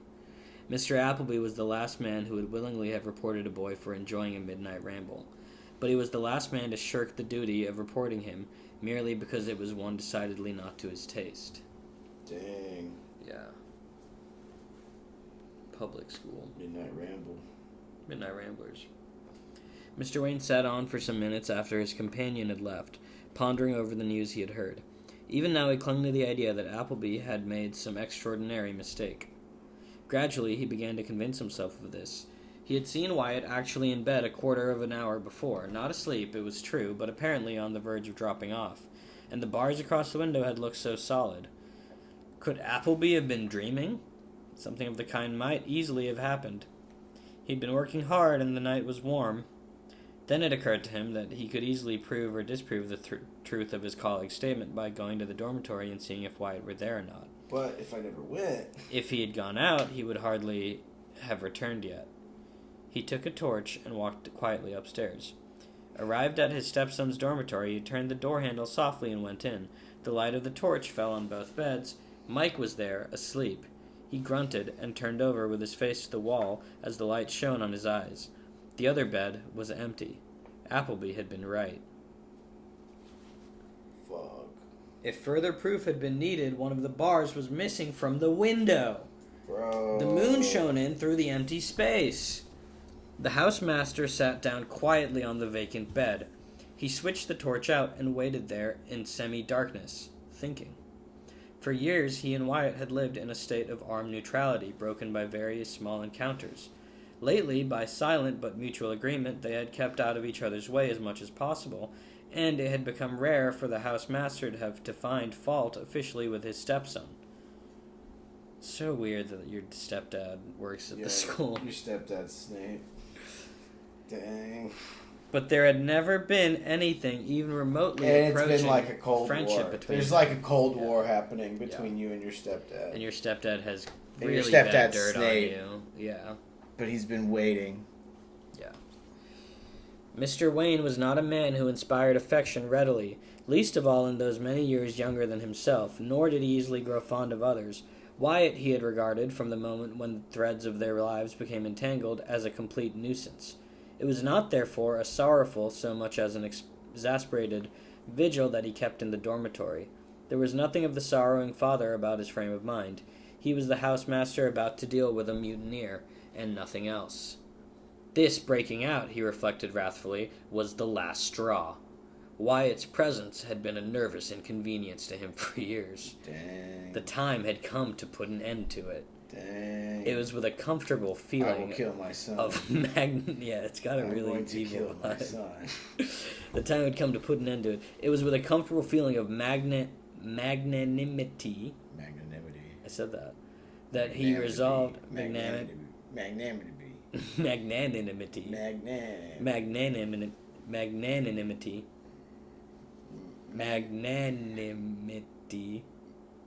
Magnanimity. Magnanimity. I think that's Magnanimity, yeah, I think it's magnanimity. The time had come to put in it was with a comfortable feeling of magnanimity. It was with a comfortable feeling of magnanimity that he resolved not to report the breach of discipline to the headmaster. Wyatt should not be expelled, but he should leave, and that immediately. He would write to the bank before he went to bed, asking them to receive his stepson at once, and the letter should go by the first post next day. The discipline of the bank would be salutary and steadying, and this was particularly grateful reflection. A fortnight annually was the limit of the holiday allowed by the management to its junior employees. Mr. Wayne had arrived at this conclusion and was beginning to feel a little cramped when Mike Jackson suddenly sat up. So he's telling the bank? Why is he telling the bank? The bank has to pick him up to take him home. What do you mean? I don't know. Wyatt should not be expelled, but he should leave immediately. Right, so he's going to tell the bank. Well, he would have to write to the bank before he went to bed. No. Write to the bank before he went to bed. And the bank's like going to get a refund for school money? I don't know. Okay. Mr. Wayne had arrived at this conclusion and was beginning to feel a little cramped when Mike Jackson suddenly sat up. "Hello," said Mike. "Go to sleep, Jackson, immediately," snapped the housemaster. Mike had often heard and read of people's hearts leaping to their mouths, but he had never before experienced that sensation of something hot and dry springing in the throat, which is what really happens to us on receipt of a bad shock. A sickening feeling that the game was up beyond all hope of salvation came to him. He lay down again without a word. What a frightful thing to happen. How on earth had this come about? What in the world had brought Wayne to this dormitory at that hour? Where in the world Poor is old Carmen Wyatt. Sandiego? If it had upset him, in parentheses Mike, to see the housemaster in the room, what would be the effect of such a sight on Wyatt, returning from the revels at Neville Smith's? Yeah. What could he do? Nothing. There was literally no way out. His mind went back to the night when he had saved Wyatt by a brilliant coup. The most brilliant of coups could effect nothing now. Absolutely and entirely, the game was up. Every minute that passed seemed like an hour to Mike. Dead silence reigned in the dormitory, broken every now and then by the creak of the other bed as the house-master shifted his position. Mike could not help thinking what a perfect night it must be for him to be able to hear the strokes so plainly. He strained his ears for any indication of Wyatt's approach, but could hear nothing. Then a very faint scrapping noise broke the stillness, and presently the patch of moonlight on the floor was darkened. At that moment Mr. Wayne snapped on his flashlight. The unexpected glare took Wyatt momentarily aback. Oh, he's waiting. Mike saw him start. Then he seemed to recover himself. In a calm and leisurely manner, he climbed into the room. "James!" said Mr. Wayne. His voice sounded ominously hollow. "Alvin!" Wyatt dusted his knees and rubbed his hands together. "Hello, is that you, Father?" he said pleasantly. Wow. End of a chapter. Oh, back in it. Final chapter. No, we got a lot of chapters. Oh. We got a couple chapters. But this is 25. Final series of chapters. This is 25. The home stretch. Marching orders. A silence followed. To Mike, lying in bed, holding his breath, it seemed a long silence. As a matter of fact, it lasted for 10 seconds. Then Mr. Wayne spoke. "Have you been out, James?" It is curious how, in more dramatic moments of life, the inane remark is the first that comes to us. "Yes, sir," said Wyatt. "I am astonished, exceedingly astonished." "I got a little bit of a start myself," said Wyatt. "I shall talk to you in my study. Follow me there." "Yes, sir." He left the room, and Wyatt suddenly began to chuckle. "I say, Wyatt," said Mike, completely thrown off his balance by the events of the night. Wyatt continued to giggle helplessly. He flung himself down on his bed, rolling with laughter. Mike began to get alarmed. "It's all right," said Wyatt at last, speaking with difficulty. "But I say, how long had he been sitting there?" It seemed hours. "About an hour, I suppose, really. It's the funniest thing I've ever struck. Me sweating to get in quietly, and all the time him camping out on my bed. That is funny. But look here, what'll happen? Wyatt sat up. That reminds me. Suppose I'd better go down. What'll he do? What do you think? Now, what? Now, what? How would you... The question, someone said, what'll he do, do you think? Now, what? And then an exclamation point. I don't understand when they put exclamation points at the end of most things. Yeah, I'm always like, what the... Okay. Now, what? But I say it's awful. What'll happen? That's for him to decide. Speaking at a venture, I should say, you don't think... The boot. The swift and sudden boot. I shall be sorry to part with you, but I'm afraid it's a case of au revoir, my little hyacinth. Aww. We shall meet at Philippi. This is my Moscow. Tomorrow I shall go out into the night with one long choking sob. Years hence, a white-haired bank clerk will tap at your door when you're a prosperous professional cricketer with your photograph in Wisden. Okay. I guess that's a place where famous cricketers' photographs are published. Is Wisden. Wisdn. Wisden. Yeah. So yeah, that'll be me. Well, I suppose I'd better go down. We all better get to bed sometime tonight. Don't go to sleep. Not likely. I'll tell you all the latest news when I come back. Where are me slippers? Ha, 'tis well. Lead on then, minions. I follow. Cool. This is Wyatt. Yeah, Wyatt's... He's kind of doing like a I'm going out. He's like, He's going out with a bang. But his dad is... That was his dad, right? That's the guy whose dad it is, right? His stepdad. Yeah, I think that is his stepdad was hanging out on his bed, right? His stepdad, who's also a teacher at the school. But he's also in charge of their house. Right. But he's the biggest troublemaker, so makes sense. Yeah, I think he's gonna be pretty. I think he's kind of gonna be. But chill. yeah, maybe he'll be chill. Wyatt's not even on the team, right? Like he's not even into cricket. He's into don't- shooting. I thought. Right? Yeah, he likes shooting the cats. He's more of a shooting guy. Yeah. In the study, Mr. Wayne was fumbling restlessly with his papers when Wyatt appeared. "Sit down, James," he said. Wyatt sat down. One of his slippers fell off with a clatter. Mr. Wayne jumped nervously. "Only my slipper," exclaimed Alex. "Only my slipper," exclaimed Wyatt. It slipped. Mr. Wayne took up a pen and began to tap the table. "Well, James?" Wyatt said nothing. "I should be glad to hear your explanation of this disgraceful matter." "The fact is," said Wyatt. "Well, I haven't one, sir." "What were you doing out of your dormitory, out of the house, at that hour?" "I went for a walk, sir." "And may I inquire, are you in the habit of violating the strictest school rules by absenting yourself from the house during the night?" "Yes, sir." "What?" "Yes, sir." "This is an exceedingly serious matter." Wyatt nodded in agreement with this view. "Exceedingly!" Or maybe he said that. I can't tell who said that, but...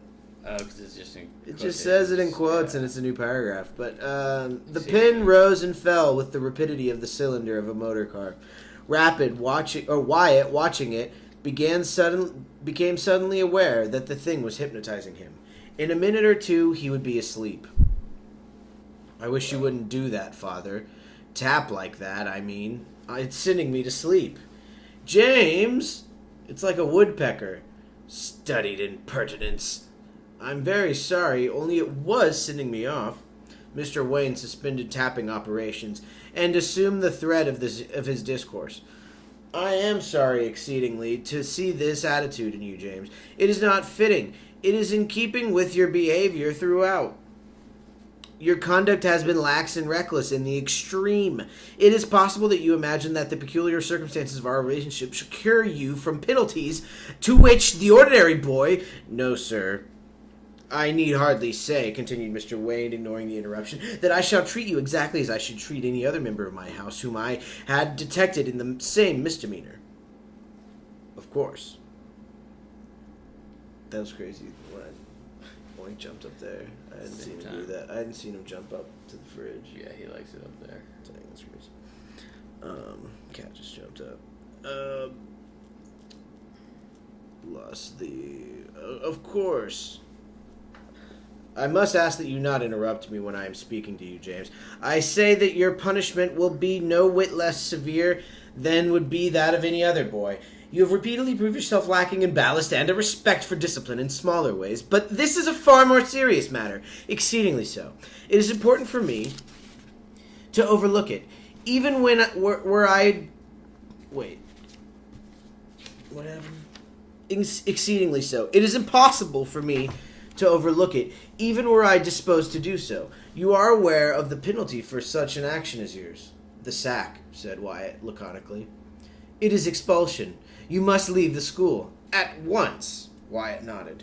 As you know, I have already secured a nomination for you in the London and Oriental Bank. I shall write tomorrow to the manager, asking him to receive you at once. After all, they only gain an extra fortnight of me. That's what Wyatt said. You will leave directly. I receive his letter. I shall arrange with the headmaster that you are withdrawn privately. Not the sack? Withdrawn privately. You will not go to school tomorrow. Do you understand? That is all. Have you anything to say? Wyatt reflected. No, I don't think. His eye fell on a tray bearing a decanter and a siphon. Oh, yes, he said. Can I mix you a whiskey and soda, Father, before I go to bed? Very funny, Wyatt.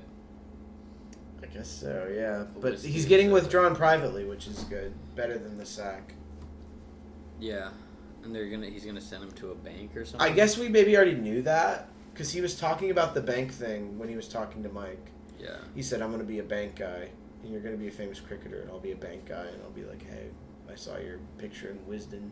Right, and the bank thing did come up. He said the bank thing already. Yeah, I don't know about... I don't remember the bank thing, but I guess so. He's got a cool bank job set up for him.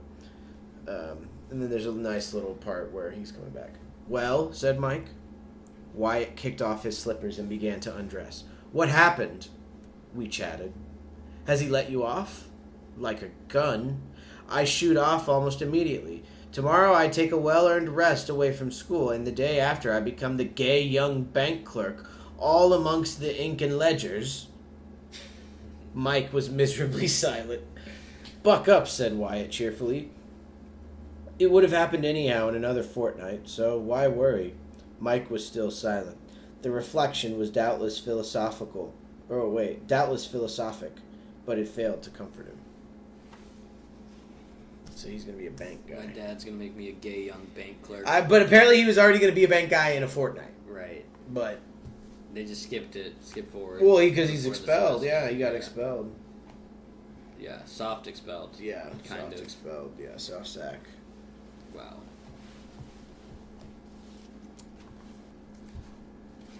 Next chapter, XXVI 26.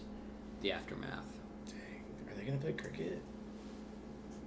I think there's going to be one more chapter, and then they'll play... because I feel like... There's one... Did we already do the chapter that's like the big match? The Ripton match is coming up. Okay, nice. So we're not there yet. Nice. That's the next one, though. That's what I thought. Okay, this is the Aftermath. Wait, maybe I'll do the Aftermath then, if you want to read the match, go right? I do want to read the match. Yeah, you should read the match. I'm hype on the match. Oh yeah, this isn't that long. Bad news spread quickly. By the 11:15 interval next day, the facts concerning Wyatt and Mr. Wayne were public property. Mike, as an actual spectator of the drama, was in great request as an informant. As he told the story to a group of sympathizers outside the school shop, Burgess came up, his eyes rolling in a fine frenzy. Anybody seen young... Oh, here you are. What's all this about Jimmy Wyatt? They're saying he's been sacked or some rot. So he has. At least, he's got to leave. What? When? He's already left. He isn't coming back to school again. Burgess' first thought, as befitted a good cricket captain, was for his team. Oh, so Wyatt is on the team. Wait, Burgess's first thought, as befitted a good cricket captain, was for his team. And the Ripton match on Saturday? Nobody seemed to have anything except silent sympathy at his command. Dash the man. Silly ass. What did he want to do it for? Poor old Jimmy, though. He added after a pause. What bad luck for him. Beastly, agreed Mike. All the same, continued Burgess, with a return to the austere manner of the captain of cricket. He might have chucked playing the goat till after the Ripton match. Look here, young Jackson. You'll turn out for fielding with the first this afternoon. You'll play on Saturday. Yes, let's go. Nice. Hell yeah. So he's in now. Yeah, of course Mike's with his in. brother. Of course Mike's going to humbly enter through. Because his brother's in too, others. right? Yeah. Because he gave up his Well, own. that's the whole, he's like, He was like, I cricked cricked my wrist. He's like, I broke my wrist or whatever. But they already found out. Was that for a different game? No, that was for... That's for the Ripton the match? team or something. For Yeah. the top 11. That was for the tryout game or whatever. He was like, ooh, my wrist is Yeah. fucked up. Okay. think. You'll play on Saturday. So Mike's on. As we All right, suspected. said Mike without enthusiasm. All right. Yeah, humbly. All right. Humbly accept it. Yeah, give me Mike's all right. All right. That's good. All right, said Mike without enthusiasm. The Wyatt disaster was too recent for him to feel much pleasure at playing against Ripton Vice, his friend, withdrawn. I don't know Vice. I don't know how Vice works in that sentence. It's like in italics. Is that Vice? Hit it again. The Wyatt disaster was too recent for him to feel much pleasure at playing against Ripton Vice, his friend, withdrawn. Comma withdrawn. While maybe it's like while his friend. Yeah, I think it's without, Okay. but I don't know. I don't know why it's italicized. Bob was the next to interview him. They met in the cloisters. Hello, Mike, said Bob. I say, what's all this about Wyatt? Wayne caught him getting back into the dorm last night after Neville Smith's, and he's taken him away from the school.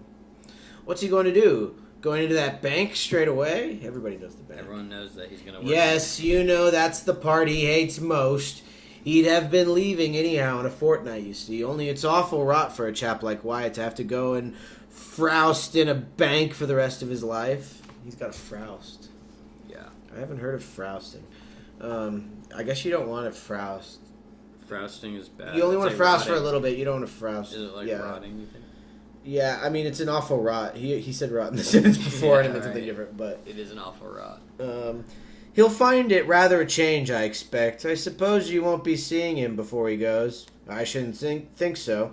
Not unless he comes to the dorm during the night. He's sleeping over in Wayne's part of the house, but I shouldn't be surprised if he nipped out after Wayne has gone to bed. Hope he does, anyway. I should like to say goodbye, but I don't suppose it'll be possible. They separated in the direction of their respective form rooms. Mike felt bitter and disappointed at the way the news had been received. Wyatt was his best friend, his pal, and it offended him that the school should take the tidings of his departure as they had done. Most of them who had come to him for information had expressed a sort of sympathy with the absent hero of his story, but the chief sensation seemed to be one of the pleasurable excitement at the fact that something big had happened to break the monotony of school routine. They treated the thing much as they would have treated the announcement that a record score had been made in first-class cricket. Right, everyone's hype about the drama about Wyatt getting kicked out. It's like a big, yeah. Yeah. The school was not so much regretful as comfortably thrilled, and Burgess had actually cursed this before sympathizing. Mike felt resentful towards Burgess. As a matter of fact, the cricket captain wrote a letter to Wyatt during preparation that night, which would have satisfied even Mike's sense of what was fit. But Mike had no opportunity of learning this. There was, however, one exception to the general rule. One member of the school who did not treat the episode as if it were merely an interesting and impersonal item of sensational news.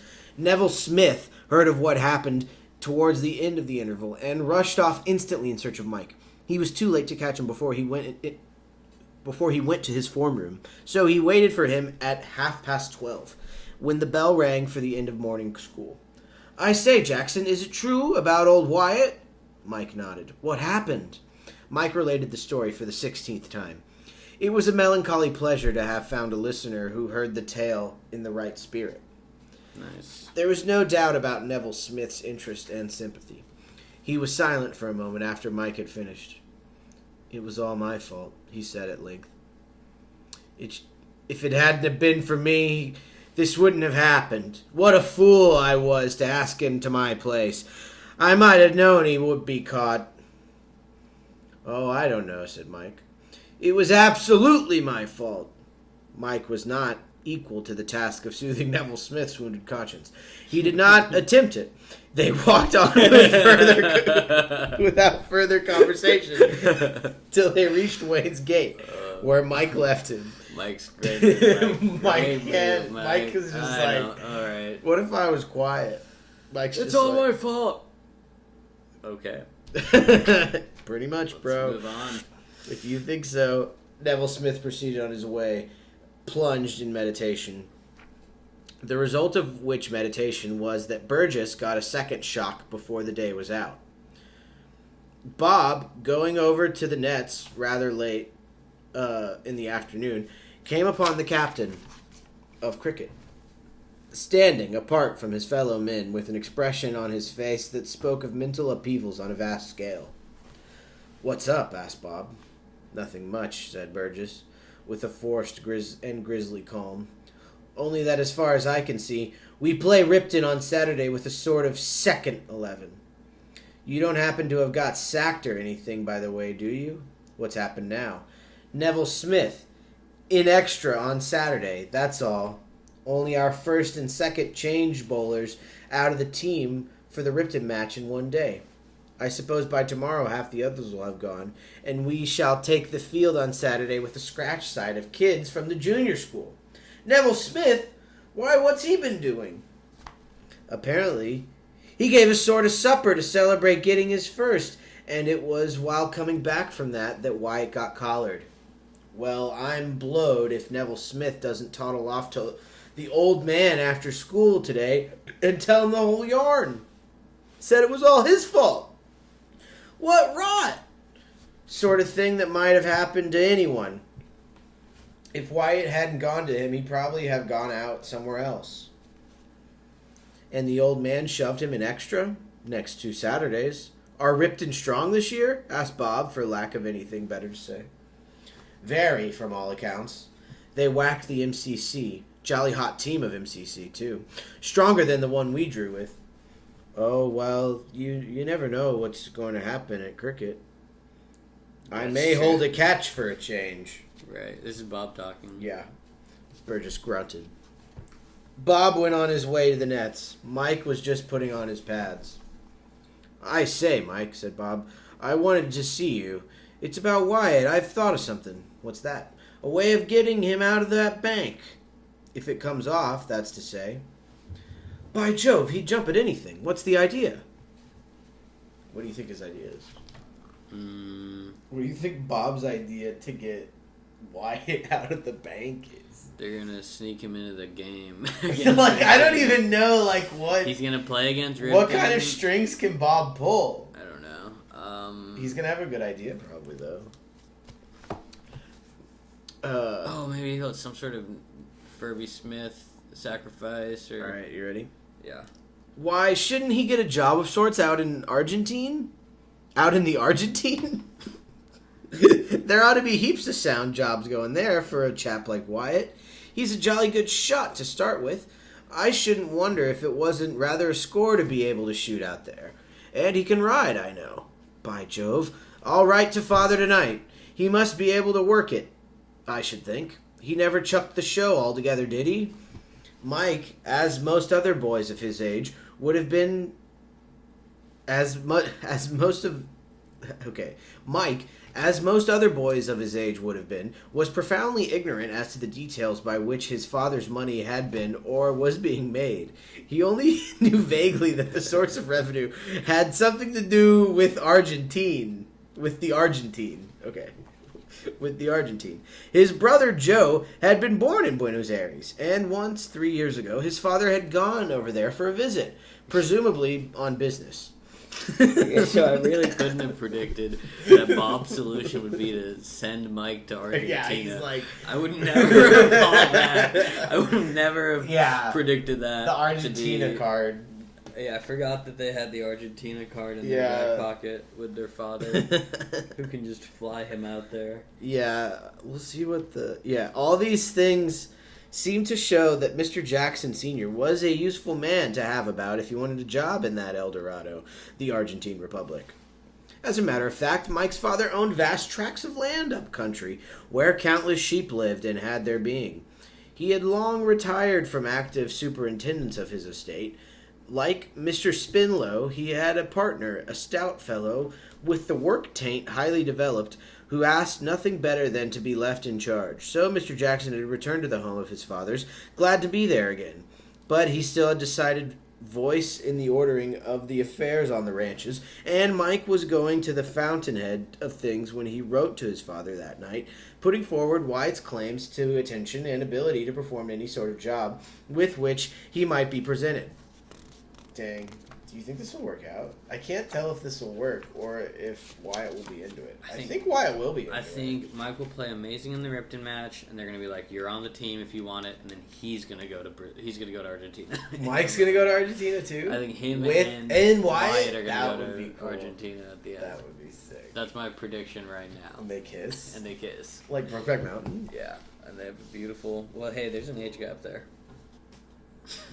Dang, Wyatt. There's Wyatt a Romeo and Juliet. I mean, classic Michael Jackson. Yeah. The reflection that he had done all that could be done tended to console him from the non-appearance of Wyatt, either that night or next morning, a non-appearance which was due to the simple fact that he had passed the night in a bed in Mr. Wayne's dressing room, the door of which that cautious pedagogue, who believed in taking no chances, locked from the outside on retiring to rest. Well, okay. I love how they were like, and he'll probably sneak out. Yeah. And then they're like, but he locked the door. Exactly. Yeah. That's crazy. But I guess that's sort of why it's a subversion of a school story. You know what I mean? Yeah. Like if it was a classic school story, he'd run out again. He would get out again. Yeah. But this time he locks the door. It's like they should always just lock the door. Wow. You hit the match. Now we're on the match. We're on match day. But I don't know if it's... How long is the match? It's a couple pages or... And then you got... What's the next one after it? What's it called? The one after it? I want to get... Oh, we should get there first. It's a spoiler. Oh, dang. Which one? The Ripton Match. Chapter 27. Mike got an answer from his father on the morning of the Ripton match. A letter from Wyatt also lay on his plate when he came down to breakfast. Mr. Jackson's letter was short but to the point. He said he would go and see Wyatt early in the next week. He added that being expelled from a public school was not the only qualification for success as a sheep farmer, but that, if Mike's friend added to this a general intelligence and amiability and a skill for picking off cats with an air pistol and bullseye with a Lee Enfield, there was no reason why something should not be done for him. In any case, he would buy him a lunch so that Wyatt would extract at least some profit from his visit. He said that he hoped something could be managed. It was a pity that a boy accustomed to shoot cats should be condemned for the rest of his life to shoot nothing more exciting than his cuffs. Shoot his cuffs. He's going to shoot his cuffs. We all know that. Wyatt's letter was longer. It might have been published under the title, My First Day in a Bank by a Beginner. That's funny. His advent had apparently caused little sensation. He had first had a brief conversation with the manager, which had run as follows. Mr. Wyatt? Yes, sir. Sportsman? Yes, sir. Cricketer? Yes, sir. Play rugger? I assume rugby. Yeah, that's what they call rugby. Yes, sir. Rackets? Yes, sir. Everything? Yes, sir. Well, you won't get any more of it now. Wow. That is a bummer. I hate being an adult. I don't get to build ups. The rackets. You don't get to play anything. Can't do any sports again. They don't let let you play rugger. But he's kind of right. Not like you can when you're in high school. Yeah, they don't have intramural. Also, yeah, not at the bank. Yeah. But some banks do have that, Some actually. kind of whatever you call that. My brother works with a bank, and he has a table tennis tournament that he partakes in pretty often, so that's kind of a sport in a bank. Intercompany. Right. They could play against other companies. He could totally still play rackets with some friends. Rackets, yeah. The king. After which, a Mr. Blenkinsop had led him up to a vast ledger in which he was to inscribe the address of all outgoing letters. These letters would then stamp and subsequently take in bundles to the post office. Once a week, he would be required to buy stamps. If I were one of those Napoleons of finance, wrote Wyatt, I should cook the accounts, I suppose, and embezzle stamps to an incredible amount. But it doesn't seem in my line. I'm afraid I wasn't cut out for a business career. Still, I have stamped this letter at the expense of the office and entered it up under the heading Sundries, which is a sort of start. Look out for an article in the Wrykyn. Hints for Young Criminals by J. Wyatt. Champion, catch-as-can criminals. Or catch-as-can stamp stealer of the British Isles. Oh. Hints for Young Criminals by J. Wyatt, champion catch-as-can stamp stealer of the British Isles. Yeah. Catch-as-can stamp stealer. So long. I suppose you are playing against Ripton, now that the world of commerce has found it that can't get on without me. Mind you make a century, and then perhaps Burgess will give you your first after all. There were 12 colours given 3 years ago, because one chap left at half-term, and the man who played instead of him came off against Ripton. Well, history repeats itself. Wow. 12 guys got the colours. I guess so. Wow. What does that mean? It was a whole new team? I don't know what that means at all. There were 12 colours given 3 years ago because one chap left at half-term, and the man who played instead of him came off against Ripton. Oh, so this is what it is. Okay, so they lost one of the guys that was going to play on their team, on the cricket team. Yeah. But they did so bad against Ripton that they said, we're getting a whole new team. All new guys. Oh, right? Yeah. 12 new colors. No one gets to stay on. Wow.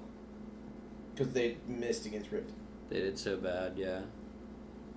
12 new colors. That means 12 people off the team. I think so. I think you're right. It's 12 new people on the team. This had occurred to Mike independently. The Ripton match was a special event, and the man who performed any outstanding feat against that school was treated as a sort of Horatius. Honors were heaped upon him. If he could only make a century, or even 50, even 20, if it got the school out of a tight place. He was as nervous on the Saturday morning as he had been on the morning of the MCC match. It was Victory or Westminster Abbey now. To do only averagely well, to be among the ruck, would be as useless as not playing at all, as far as his chance of his first was concerned. Wow. It was evident to those who woke early on the Saturday morning that this Ripton match was not likely to end in a draw. During the Friday rain had fallen almost incessantly in a steady drizzle. It had stopped late at night, and at 6 a.m. there was every prospect of another hot day. There was that feeling in the air which shows that the sun is trying to get through the clouds. The sky was a dull gray at breakfast time, except where a flush of deeper color gave a hint of the sun. It was a day on which to win the toss and go in first. At 11:30, when the match was time to begin, the wicket would be too wet to be difficult. Whoa. Runs would come easily till the sun came out and begin to dry the ground. When that happened, there would be trouble for the side that was batting. Yeah, we know how cricket works, PG. Just to let you know. We know a wet wicket favors batters, okay? Right. We know that once it dries out, it's going to favor the bowlers. Have a feeling that the Mike's team will not be batting first. Yeah. Burgess, inspecting the wicket odds with Mr. Spence during the quarter to 11 interval, was not slow to recognize this fact. I should win the toss today if I were you, Burgess, said Mr. Spence. Just what I was thinking, sir. Yeah, you should win the toss. That wicket's going to get nasty after lunch, and if the sun comes out, a regular Laker wicket it's going to be. I wish we had a Laker, said Burgess, or even Wyatt. It would just suit him, this. Lakers capitalized? Yes. So he's a guy that can hit good? That wicket's going to get nasty after lunch. A regular Laker wicket it's going to be. Oh, it's going to be nasty, so it'll be good for a guy that's a good bowler. Okay, a regular Laker wicket it's going to be. That wicket's going to get nasty after lunch if the sun comes out. A regular... And the wicket is the pitch, right? I guess, yeah. I think it means the pitch. Like where they play? Yeah. Okay.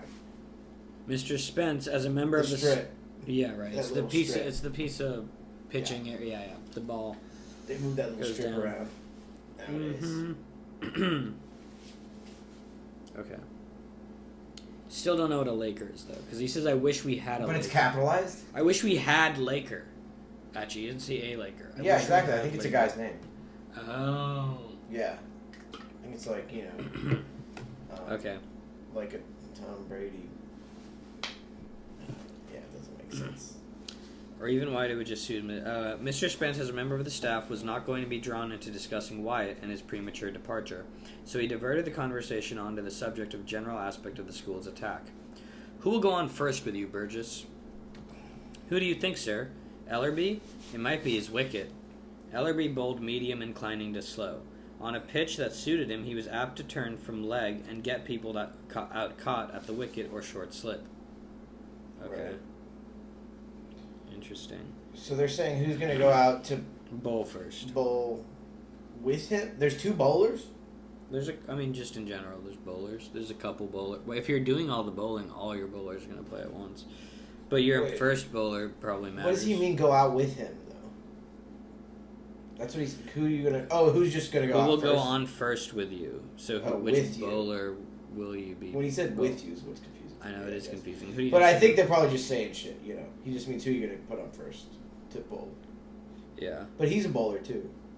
Burgess. Certainly Ellerby. This end, I think. The other's yours, though. I'm afraid you'll have a poor time bowling fast today. Even with plenty of sawdust, There's a bowler on each end. I doubt it will be possible to get a decent foothold till after lunch. I must win the toss, said Burgess. It's a nuisance, too, about our batting. Marsh will probably be dead out of form after being in the infirmary so long. If he'd have a chance of getting a bit of practice yesterday, it might have been all right. That rain will have a lot to answer for it if we lose. On a dry, hard wicket, I'm certain we should beat them 4 times out of 6. I was talking to a man who played against them for the Nomads. He said that on a true wicket, there was not a great deal of sting in their bowling, but that they've got a slow leg break man who might be dangerous on a day like this. A boy called De Vries. I don't know of him. He wasn't in the team last year. Shit. So they got a dangerous bowler who bowls slow leg break. Slow leg break, damn. Which means he can throw towards your legs and Yeah. be cheeky. Yeah, especially bad when it's a dry wicket like this. I know the chap. He played wing 3 for them at Rugger against us this year on their ground. He was crocked when they came here. He's really good. He's really cool and good. Crocked, dude. He's crocked, He's bro. crocked. It's like yoked. Well, I think it's like yoked. There's a couple things it's like. It's like swole. He's swole. He's goated. He was goated when he came here. He's a pretty useful chap all around, I believe.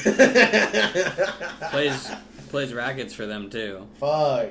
Well, my friend He needs to said... go to Argentina with all of us, bro. Dude, it would rule if he all... What if we all moved to Argentina?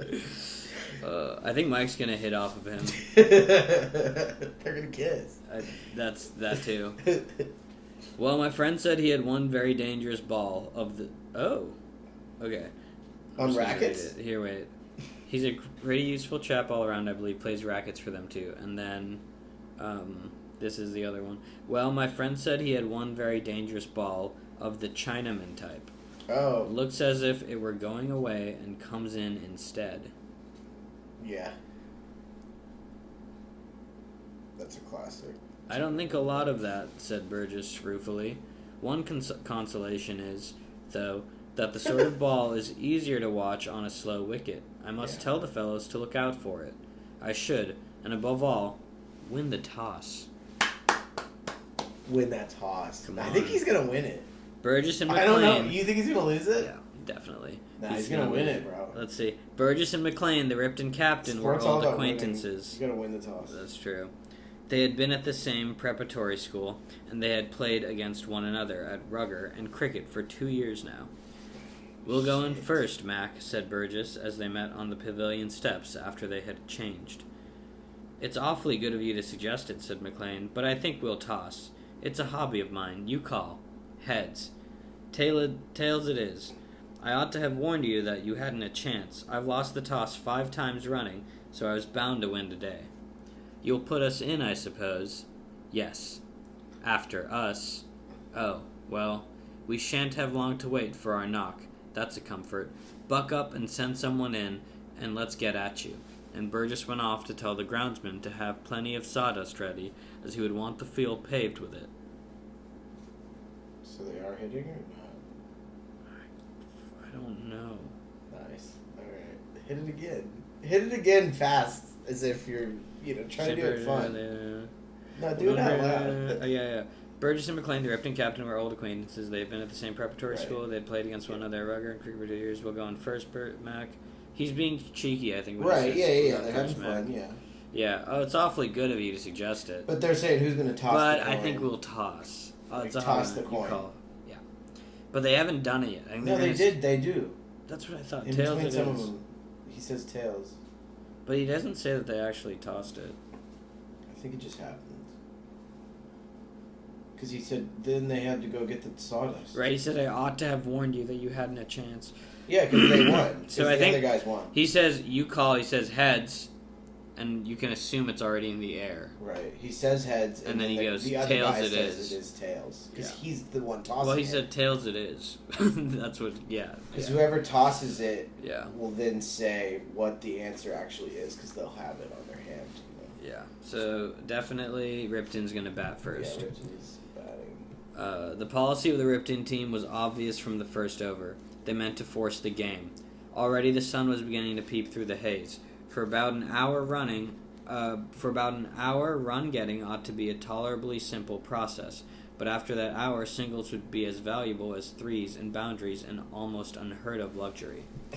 So, Ripton went in to hit. The policy proved successful for a time, as it generally does. Burgess, who relied on a run that was a series of tiger-like leaps culminating in a spring that suggested that he meant to lower the long jump record, found himself badly handicapped by the state of the ground. In spite of frequent libations of sawdust, he was compelled to tread cautiously, and this robbed his bowling of much of its pace. The score mounted rapidly. No! 20 came in 10 minutes. Costly. At 35, the first wicket fell, run out. Expensive. Okay, so we get a wicket, though, at 35. 35. At 60... How many overs was it? We don't know, but they don't say. But we're 10 minutes in. Right. This is 10 minutes. Right. But now we're at 60. 20 came in 10 minutes. At 35, the first wicket fell, run out. Right. I think 35 is the score for sure. Right, yeah. But then, yeah, so At run 60, out is when they're running. They're running and you throw the And ball they to the get 'em. wicket. Yeah. Cool. At 60, Ellerby, who had found the pitch too soft for him and had been expensive, gave place to Grant. Grant bowled what were supposed to be slow leg breaks, but which did not always break. The change worked. McLean, after hitting the first 2 balls to the boundary, skied the third to Bob Jackson in the deep, and Bob, for whom constant practice had robbed his sort of catch of its terrors, held it. Nice. That was his big thing, yeah. Yeah. He was joking about it. Nice. So Bob got the catch. Bob got the big catch. They've got a... Second wicket. It's 2 wickets down. A Yorker from Burgess disposed the next man before he could settle down. Let's go. But the score, 74 That's for 3 3 wickets, was large enough in view of the fact that the pitch was already becoming more difficult and was certain to get worse, to make Ripton feel that the advantage was with them. Another hour of play remained before lunch. The deterioration of the wicket would be slow during that period. The sun, which was now shining brightly, would put in its deadliest work from 2 o'clock onwards. McLean's instructions to his men were to go on hitting. When is T? 3? Yeah. Or 3 or 4. Okay. A too liberal interpretation of the meaning of the verb to hit led to the departure of 2 more Riptonians in the course of the next 2 overs. There's a certain type of school batsman who considers that to force the game means to swipe blindly at every ball on the chance of taking it half volley. This policy sometimes leads to a boundary or two, as it did on this occasion, but it means that the wickets will fall, as also happened now. 74 for 3 became 86 for 5. Burgess began to look happier. His contentment increased when he got the next man, leg before wicket, with the total unaltered. LBW! Wow, 74 for... so 86 for 6. That's crazy. That's fast. Right. But it is the pitch. The wicket dried up. His contentment increased when he got the... At this rate, Ripton would be out before lunch under 100. Yeah, that's crazy. But the rot stopped with the fall of that wicket. Dashing tactics were laid aside. The pitch had begun to play tricks, and the pair now settled down to watch the ball. They plodded on, scoring slowly and jerkily, till the hands of the clock stood at 1:30. Then Ellerby, who had gone on again instead of Grant, beat the less steady of the pair with a ball that pitched on the middle stump. I thought something would happen at lunch. We didn't even really stop for lunch. No, they're still going because they just did. Okay. I thought lunch would be lunch. I know. The pitch had begun to... Then Ellerby, who had gone on again instead of Grant, beat the less steady of the pair with a ball that pitched on the middle stump and shot into the base of the off. 120 had gone up on the board at the beginning of the over. 7. That period, which is always so dangerous when the wicket is bad, the 10 minutes before lunch, proved fatal. There you go. Proved fatal to 2 more of the enemy. The last man had just gone to the wicket with the score at 131. When a 1:45 arrived, and with the luncheon interval, so far it was anybody's game. So if lunch is at 2, when is tea? Tea's at 6. Interesting that... Didn't think lunch would be at 2. Okay, so they got 131, or what was it? It's kind of like they're playing a T20 game, because it's pretty low scoring for a cricket match. I mean, but it's a one-day. It's a one-day. Some high school kids. It's school cricket, yeah. Public school. You gotta play from 8 a.m. to 5 to 3. Yeah. Okay. Chapter 28. Mike wins home. 20s. Nice. The Ripton last wicket man was De Vries, the slow bowler. Right. He was apparently, of course, leg break. He's the last batsman, obviously, because he's a slow bowler. Right. So he's not. He was apparently a young gentleman, wholly free from the curse of nervousness. Right, he's good at rugger. He's about to go crazy on the pitch. I feel like he's about to century from De Vries. De Vries is about to go nuts. He wore a cheerful smile as he took guard before receiving the first ball after lunch. Okay, so they're still batting after lunch. Okay. And Wrykyn had plenty of opportunity of seeing that. So they're going to play the next day, right? On Sunday? I think it's just one day, I think. Okay. I think it's an ODI. And Wrykyn had plenty of opportunity of seeing that was his normal expression when at the wickets. There is often a certain looseness about the attack after lunch, and the bowler of Googlies took advantage of it now. Bowler of Googlies. He seemed to be a batsman. At yahoo.com. He seemed to be a batsman with only one hit. But he had also a very accurate eye, and his one hit, a semicircular stroke, which suggested the golf links rather than the cricket field, came off with distressing frequency. He mowed Burgess's first ball to the square leg boundary, missed his second, and snicked the third for a 3 over long slip's head. The other batsman played out the over, and De Vries proceeded to treat Ellerby's bowling with equal familiarity. The scoring board showed an increase of 20 as the result of 3 overs. Every run was invaluable now, and the Ripton contingent made the pavilion re-echo as a fluky shot over the mid-on's head sent up the 150. There are few things more exasperating to the fielding side than a last wicket stand. Yeah. It resembles, in its effect, the dragging out of a book or play after the denouement has been reached. At the fall of the 9th wicket, the fieldsmen nearly always look on their outing as finished. Just a ball. Come It's on. true. Well, you doing a last wicket stand? Come on, Okay. some kind of last wicket stand going on What here. is this, a last wicket stand? That's crazy. It is a crazy feeling to have a last wicket stand when you're just like, we got nothing left. Yeah, you're like, come on, man. But you keep hitting. You're the bowler. Just a ball or two to the last man, and it will be their turn to bat. If the last man insists on keeping them out in the field, they resent it. Wow. What made it especially irritating now was the knowledge that a straight Yorker would solve the whole thing. Yeah. But when Burgess bowled a Yorker, it was not straight. And when he bowled a straight ball, it was not a Yorker. Idiot. A 4, a 3 to DeFree, and a 4 by sent up 160.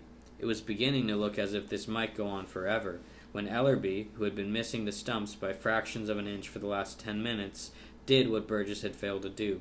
He bowled a straight, medium-paced Yorker, and DeFries, swiping at it with a bright smile, found his leg stump knocked back. He had made 28. His record score, he explained to Mike, as they walked to the pavilion, for this or any ground. The Ripton total was 166. He never made more than 28. Because he's a bowler. Right. Yeah. He's huge. But it's cool that he was He's talking fucking to- crocked, bro. But isn't it cool that He's he was... crocked. What do you mean? He's crocked as hell, for sure. But isn't it cool that he was talking to Mike as well? Yeah, I like that he's just walking off the field talking to Mike, yeah. Yeah, he's just talking to one of the fielders. That's the most I've ever made. That's the most runs I've ever made, dude. And it's like not even that many. It's 28. Yeah. That's cool. Yeah.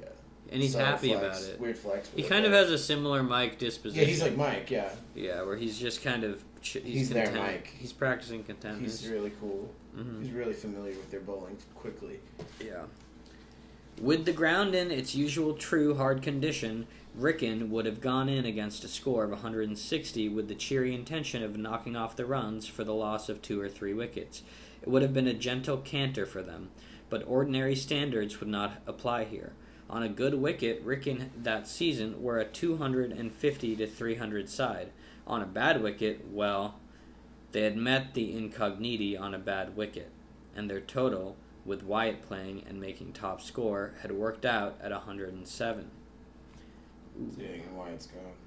A grim determination to do their best, rather than confidence that their best, when done, would be anything record-breaking, was the spirit which animated the team when they opened their innings. And in 5 minutes, this had changed. Why? To a dull gloom. Because everybody's doing bad. The tragedy started... When does Mike bat? He's last? Is he last as well? I bet he's in the middle of the lineup. Okay. Yeah, Burgess is last, probably. The tragedy started with the very first ball. It hardly seemed that the innings had begun when Morris was seen to leave the crease and make for the pavilion. "It's that googly, man," said Burgess blankly. "What happened?" shouted a voice from the interior of the first 11 room. Again? Explain the googly. So googly's where it's like a curveball in a way because it tricks the batter. It looks like one thing, but it's actually another. Like a Chinaman. Like a Chinaman type ball. Chinaman baller. That's what he said. It's just curvy. It's just great. Yeah, you don't know what's gonna happen. Yeah. Okay. And a Yorker's when it's at their feet. Yeah, a Yorker's just classic. That's classy. It's Yeah. hard to hit a Yorker because it's at your feet. Yeah. And usually when it bounces, it will hit the wicket because it's low. But to the the googly ground. gets crazy bounce in a regular Yeah. in the regular place. A It's not googly- going to bounce at your feet like a Yorker. It's got bounce. Kind of. Yeah, but a googly can get... you can bowl out with a googly because a googly can also be... It's more about like a different intent. You think it's going to be this kind of ball and it's not. Right. And sometimes it'll knock the stumps off. You think someone's going to be spinning to the left side and he spins to the right side. Yeah. And you're like, whoa. So you can hit the wicket with it too. You can bowl a googly Yorker. Yeah. That As makes well. sense.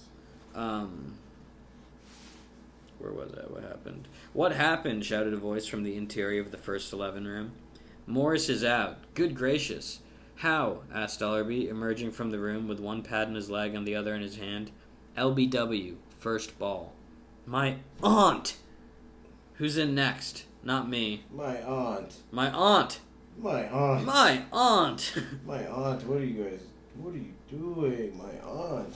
No, who's in next? Not me. No, Barrage. For goodness sake, Barry, stick a bat in the way and not your legs. Watch that DeFries man like a hawk. He breaks like sin all over the shop. Hello, Morris? Bad luck. Were you out, do you think? A batsman who has given LBW is always asked this question on his return to the pavilion, and he answers it in the 9 cases out of 10 in the negative. Morris was the 10th case. Dang, what a loser. He thought it was all right, he said. No, I think it's one of those ones where it's like, damn, DeFries really is throwing them good balls. Really good, He's throwing a ball it's so good that this batter's coming back being like, no, that looked like it was, he really got me there. Yeah. He nailed that. Thought the thing was going to break, but it didn't. Hear that, Barry? He doesn't always break. You must look out for that, said Burgess helpfully. Morris sat down and began to take off his pads. That chap will have Barry if he doesn't look out, he said. But Barrett survived the ordeal. He turned his first ball to leg for a single. This brought Marsh to the batting end, and the second tragedy occurred. No! It was evident from the way he shaped that Marsh was short of practice. His visit to the infirmary had taken the edge off his batting. He scratched awkwardly at 3 balls without hitting them. The last of the over had him in 2 minds. He started to play forward, changed his stroke suddenly, and began to step back. And the next moment, the bails had shot up. No! Like the debris of a small explosion. No! And the wicketkeeper was clapping. No! His gloved hands gently and slowly in the introspective, dreamy way wicketkeepers have on these occasions. Dang, he caught it off the bails. I'm glad PG Wodehouse he caught it off the bails. Is finally talking about the introspective, dreamy way wicketkeepers have. They are very introspective and dreamy. But does he mean he caught it, or he's just clapping? I think the ball hit the bails went up in the air, and then the wicketkeeper is clapping about it. Yeah. He's clapping. He's just happy as hell. But he's dreamy, too, because he's not like... He's aloof as well. Of everyone in the game, he's the most tuned into that area, so he's watching it very intensely. Yeah. Because that's exactly when, he's just kind of stunned. Because it's awe. Because he's really good at bowling. DeFries is really good at bowling. A silence that could be felt brooded over the pavilion. The voice of the scorer, addressing from his little wooden hut the melancholy youth who was working the telegraph board, broke it. 1 for 2. Last man duck. No! Ellerby echoed the remark. He got up and took off his blazer.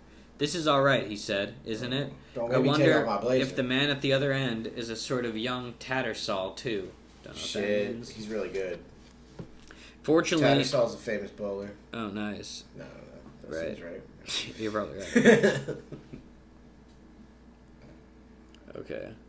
Fortunately, he was not. The star of the Ripton attack was evidently DeFries. The bowler at the other end looked fairly plain. He sent them down medium pace, and on a good wicket would probably have been simple. But today there was danger in the most guileless-looking deliveries. Barrage relieved the tension a little by playing safely through the over and scoring a couple of 2s off it. And when Ellerby not only survived the destructive DeFries second over, but actually lifted a loose ball onto the roof of the scoring hut, the cloud began perceptibly to lift. A no ball in the same over sent up the first 10. 10 for 2 was not good, but it was considerably better than 1 for 2. That's true. With a score of 30, Ellerby was missed in the slips off DeFries. With the score at 30. So we got 30. He had been playing with slowly increasing confidence till then, but this seemed to throw him out of his stride. I really don't know what the score hut looks like. It could look any way. I get it. It's probably like I a could tent. guess. Yeah. I could guess, but I'm not super sure about the score hut. I bet it's a tent. The scoring hut. You think it's a tent? It's not like a little camp. I'm picturing like a little camp. It could be that too. But I'm picturing it. It's like raised off the ground. I'm picturing a lifeguard hut. But this is like college ball. But yeah. I'm picturing like a lifeguard hut on the beach. A lifeguard. I understand the lifeguard hut from the. Yeah, I know what that's like. Maybe just a high chair that a guy sits in. And there's a ladder. I bet it's. But I can't tell. Something to protect you from the sun, but. Right. No, yeah, there's a cover on top of it. Yeah. Of course. There's a roof. Implicit in a hut. Ellerby had been playing with slowly increasing confidence till then, but this seemed to throw him out of his stride. He played inside the next ball and was all but bowled. And then, jumping out to drive, he was smartly stumped. The cloud began to settle again. Bob was the next man in. He's pretty good at batting. Well, yeah, we'll see. He's bad at fielding. And he did good at fielding. He caught the big catch. Yeah. Ellerby took off his pads and then dropped into the chair next to Mike's. Mike was silent and thoughtful. He was in after Bob, and to be on the eve. He was in after Bob, and to be on the eve of batting does not make one conversational. He is always silent and thoughtful. You in next? Asked Ellerby. Mike nodded. It's getting trickier every minute, said Ellerby. The only thing is, if we can only stay in, we might have a chance. The wicket'll get better, and I don't believe they've any bowling at all, bar de Vries. By George, Bob's out. No, he isn't. Bob had jumped out at one of de Vries' slows, as Ellerby had done, and had nearly met the same fate. The wicket-keeper, however, had fumbled the ball. That's the way I was had, said Ellerby. That man's keeping such a jolly length that you don't know whether to stay in your ground or to go out at them. If only somebody would knock him off his length, I believe we might win again. What's his length? I mean, yeah. Is he talking about the length? Is he talking about the keeper or the no, bowler? The bowler. It's the length at which you're where the bounce happens. The bounce happens, yeah. Okay. And he's keeping a really good length that you don't know whether to. And it's kind of far away. It's tricking you. It's far away because the ball's coming in, and you don't know whether it's going to land on your near your feet or in front of you, so you don't know if you should move in to hit it or if you should stay where you are. Cool. And it's kind of tricking you. The same idea apparently occurred to Burgess. He came to where Mike was sitting. I'm going to shove you down one, Jackson, he said. I shall go in next myself and swipe and try to knock that man de Vries off. All right, said Mike.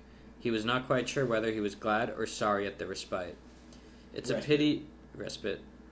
pity old Wyatt isn't here, said Ellerby. This is just the sort of time when he might have come off. Bob's broken his egg, said Mike. Good man. Every little helps. Oh, you silly ass. Get back. Oh, you silly ass. So Bob's broken his egg. Oh, that means that he's no longer a duck. He's hit. He scored a run. Good man. Every little helps. Oh, you silly ass. Get back. Berridge had called Bob for a short run that was obviously no run. Third man was returning the ball as the batsman crossed. The next moment, the wicket-keeper had the bails off.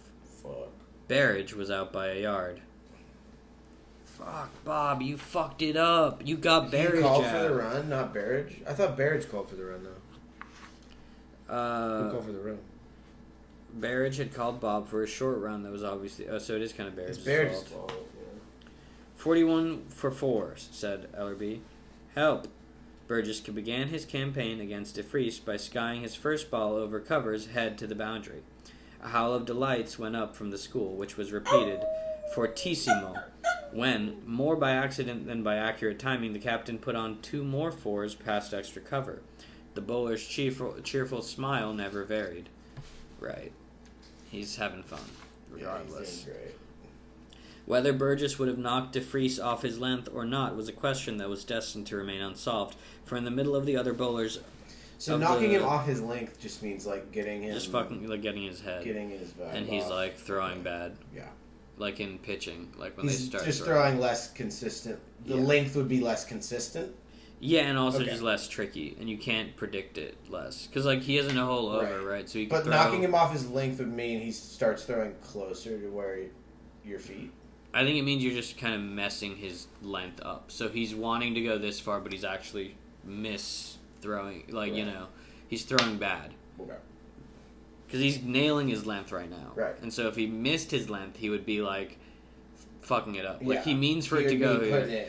And that can be next to his feet, or that can be way in front of him. Yeah. That's just whatever he's hitting what he wants to. Right. And they're saying it'd be great if he wasn't hitting where he wanted to hit.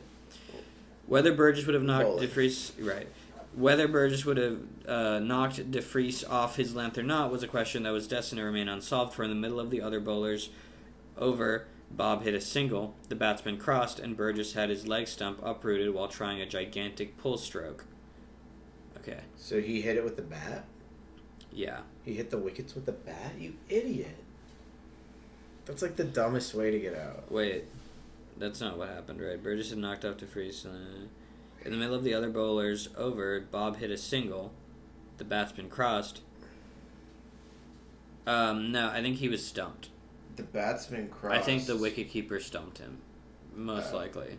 What happened? Oh, okay. Burgess had his leg stump uprooted, which I think means that he stepped out to do a gigantic pull stroke, and then the wicketkeeper stumped him. Oh, this is a LBW? No, LBW is different. LBW is leg before wicket, right. Which is when it hits their leg. And right. you're like, and you have to be like, oh, it probably would have hit the wicket, so right. it's LBW, okay, and that's out. And then but this is like he stepped over the line and then they hit the thing off. Yeah, they hit the thing off. I think that's what I bet. Because he's doing a big pull stroke. Yeah, and that makes sense. And also, that's just the most common way you get out when you do a big pull stroke and your leg stump gets uprooted.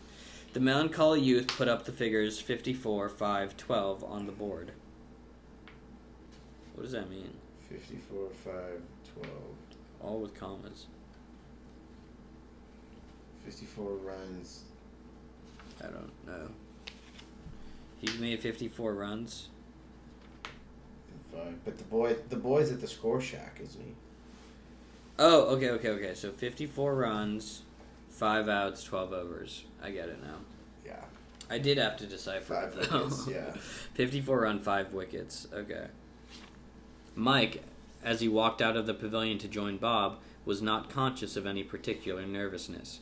It had been an ordeal having to wait and look on while wickets fell, but now that the time of inaction was at an end, he felt curiously composed. When he had gone out to bat against the MCC on the occasion of his first appearance for the school, he experienced a quaint sensation of unreality.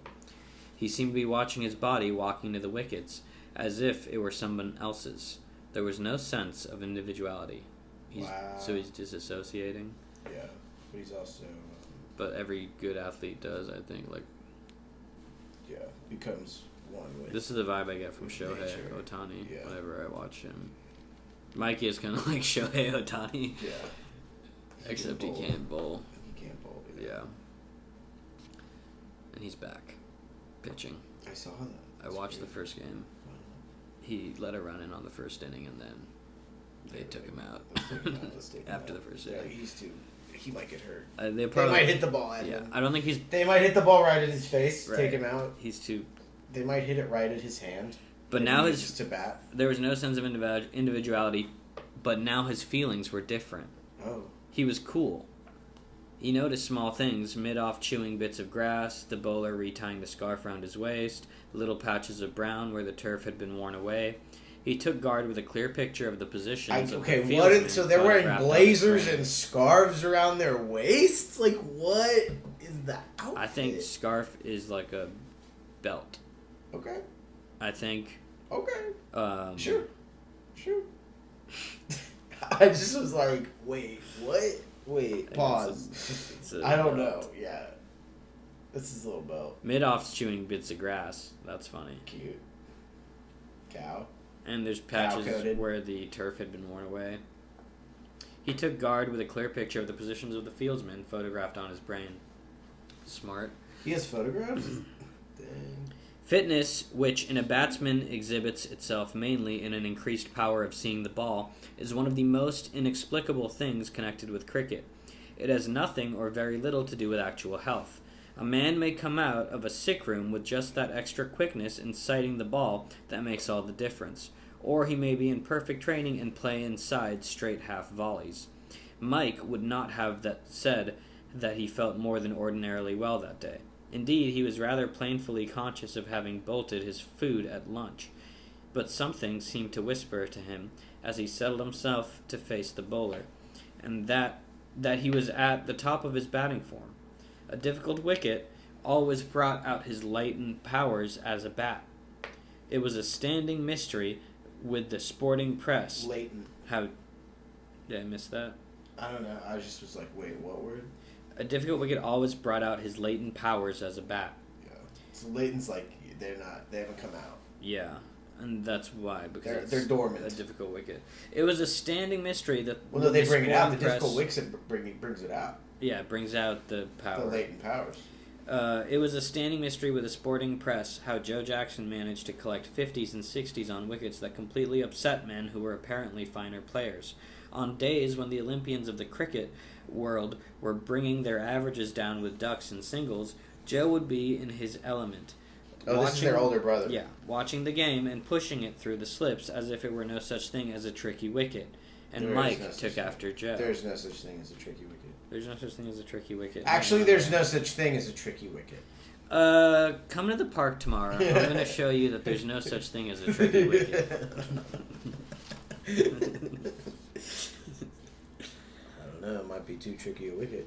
A single off the fifth ball to the over opened his score and brought him to the opposite end. Bob played ball number 6 back to the bowler, and Mike took guard preparatory to facing DeFries. The Ripton slow bowler took a long run, considering his pace. In the early part of an innings, he often trapped the batsmen in this way by leading them to expect a faster ball than he actually sent down. A queer little jump in the middle of the run increased the difficulty of watching him. So you know how they do the big run-up? Right. Imagine some guy does a huge run-up and then he throws a really slow ball. And you're like, whoa, why'd you do all that? Why'd you make me think it was going to be so fast? And he does a queer jump. And he does a queer little jump, which a lot of players do. I'm doing that. I do that. I started doing that. It helps. Yeah, it does help with bowling. The smiting he had received from Burgess in the previous over had not the effect of knocking DeFries off his length. The ball was too short to reach with comfort and not short enough to take liberties with. It pitched slightly to the leg and whipped in quickly. Mike had faced half left and stepped back. The increased speed of the ball after it had touched the ground beat him. The ball hit his right pad. "How's that?" shouted mid-on. In this it says that, but I know in real cricket you scream, "How is that?" And it's turned that to just apostrophe S. That. Yeah. That. Because you hear them in like Indian, Pakistani people will be like, "How's that?" Like you just hear that noise, but you can tell that they're actually saying, That's "How's." when it gets hit. It comes from "How's that?" Yeah, because it might be an LBW. "How's that?" shouted Mid-on. Mid-on has a habit of appealing for an LBW in school matches. DeFries said nothing. The Ripton bowler was as conscientious in the matter of appeals as a good bowler should be. He had seen that the ball had pitched off the leg stump. The umpire shook his head. Mid-on tried to look as if he had not spoken. Mike prepared himself for the next ball with a glow of confidence. He felt that he knew where he was now. Till then he had not thought the wicket was so fast. The 2 balls he had played at the other end had told him nothing. They had been well pitched up, and he had smothered them. He knew what to do now. He had played on wickets of this pace at home, and I was waiting for them to say his name, at home against Saunders. Oh, Saunders! And Saunders had shown him the right way to cope with them. I knew Saunders was about to come up. You can tell Saunders is coming up when he starts getting on the field. The next ball was of the same length, but this time off stump. Mike jumped out and hit it before it had time to break. It flew along the ground, through the gap between cover and extra cover, a comfortable 3. Bob played out the over with elaborate care. Off the second ball of the other man's over, Mike scored his first boundary. It was a long hop on the off. He banged it behind point to the terrace bank. The last ball on the over, a half volley to leg, he lifted over the other boundary. 60 up, said Ellerby, in the pavilion as the umpire signaled another no ball. By George, I believe these chaps are going to knock off the runs. Young Jackson looks as if he was in for a century. You ass, said Barrage. Don't say that, bro. Or he's certain to get out. Bro? Yeah, of course. You idiot. Don't fucking say that, dog. Barrage was one of those who are skilled in cricket superstitions. Of course. I consider myself skilled in cricket. On LinkedIn, it says I'm skilled in cricket superstitions. Actually, yeah. I minored in cricket superstitions. But Mike did not get During out. my study abroad at Cambridge, I actually received a certificate in in cricket superstitions. Mike did not get out. He took 7 off DeFries's next over by means of 2 cuts and a drive. And, with Bob still exhibiting a stolid and rock-like defense, the score mounted to 80, thence to 90, and so, mainly by singles, to 100. Nice. At 104, when the wicket had put on exactly 50, Bob fell to a combination of DeFries and extra cover. He had stuck like a limpet for an hour and a quarter and made 21. Mike watched him go with much of the same feelings as those of a man who turns away from the platform after seeing a friend off on a long railway journey.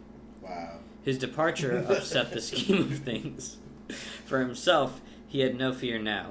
He might possibly get out off his next ball, but he felt set enough to stay at the wickets till nightfall. He had had narrow escapes from DeFries, but he was full of that conviction which comes to all batsmen on occasion, that this was his day. He had made 26, and the wicket was getting easier. He could feel the sting going out of the bowling every over. Henfrey, the next man in, was a promising rather than an effective bat. He had an excellent style, but he was uncertain.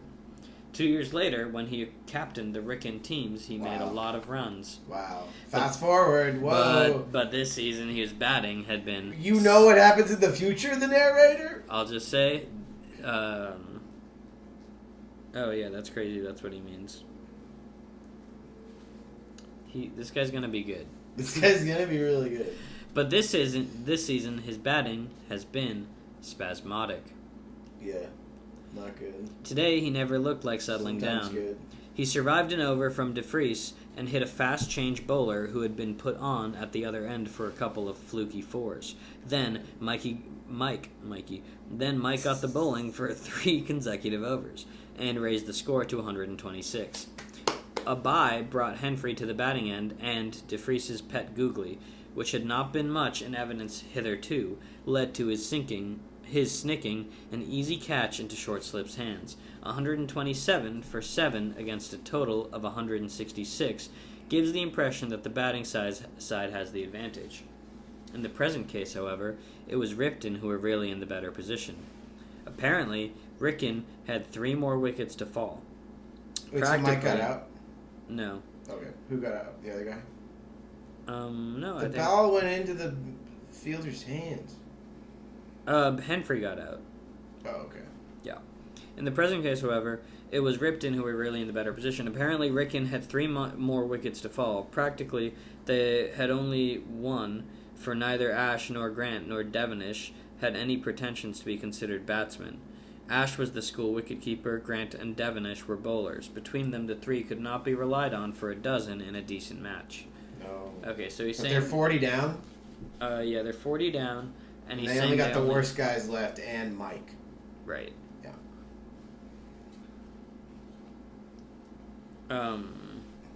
Well, they have more than that, but they only had 3 to fall, including Mike. Yeah, it's the 3 worst guys, the 2 bowlers and the wicketkeeper. Mike watched Ashe shape with a sinking heart. The wicketkeeper looked like a man who feels that his hour has come. Mike could see him licking his lips. There was nervousness written all over him. He was not kept long in suspense. DeFries's first ball made a hideous wreck of his wicket. Over, said the umpire. Mike felt that the school's one chance now lay in his keeping the bowling. But how was he to do this? It suddenly occurred to him that it was a delicate position that he was in. It was not often that he was troubled by an inconvenient modesty, but this happened now. Grant was a fellow he hardly knew, and a school prefect to boot. Shit. Could he go up to him and explain that he, Jackson, did not consider him competent to bat in this crisis? Would not this get about and be accounted to him for side? He had mad 40. Okay, the letter is completely gone, but I gotta assume it means 40. Yeah. He had made 40, but even so. Fortunately, Grant solved the problem on his own account. He came up to Mike and spoke with an earnestness born on nerves. For goodness sake, he whispered, collar the bowling all you know, or we're done. I shall get out at first ball. All right, said Mike, and set his teeth. 40 to win. A large order. But it was going to be done. His whole existence seemed to concentrate itself on those 40 runs. The fast bowler, who was the last of several changes that had been tried at the other end, was well-meaning but erratic. The wicket was almost true again now, and it was possible to take liberties. Mike took them. Nice. A distant clapping from the pavilion, taken up a moment later all around the ground and echoed by the Ripton fieldsman, announced that he had reached his 50. The last ball of the over he mishit. It rolled in the direction of third man. "Come on," shouted Grant. Mike and the ball arrived at the opposite wicket almost simultaneously. Another fraction of a second, and he would have been run out. The last balls of the next 2 overs provided repetitions of this performance, but each time luck was with him, and his bat was across the crease before the bails were off. The telegraph board showed 150. The next over was doubly sensational. The original medium-paced bowler had gone on again in place of the fast man, and for the first 5 balls he could not find his length.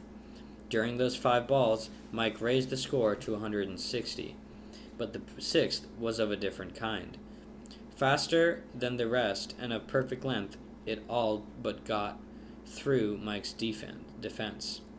As it was, he stopped it, but he did not score. The umpire called over, and there was Grant at the batting end, with DeFries smiling pleasantly as he walked back to begin his run, with the comfortable reflection that at last he had got somebody except Mike to bowl at. That over was an experience Mike never forgot. Grant pursued the Fabian policy of keeping his bat almost immovable and trusting to luck.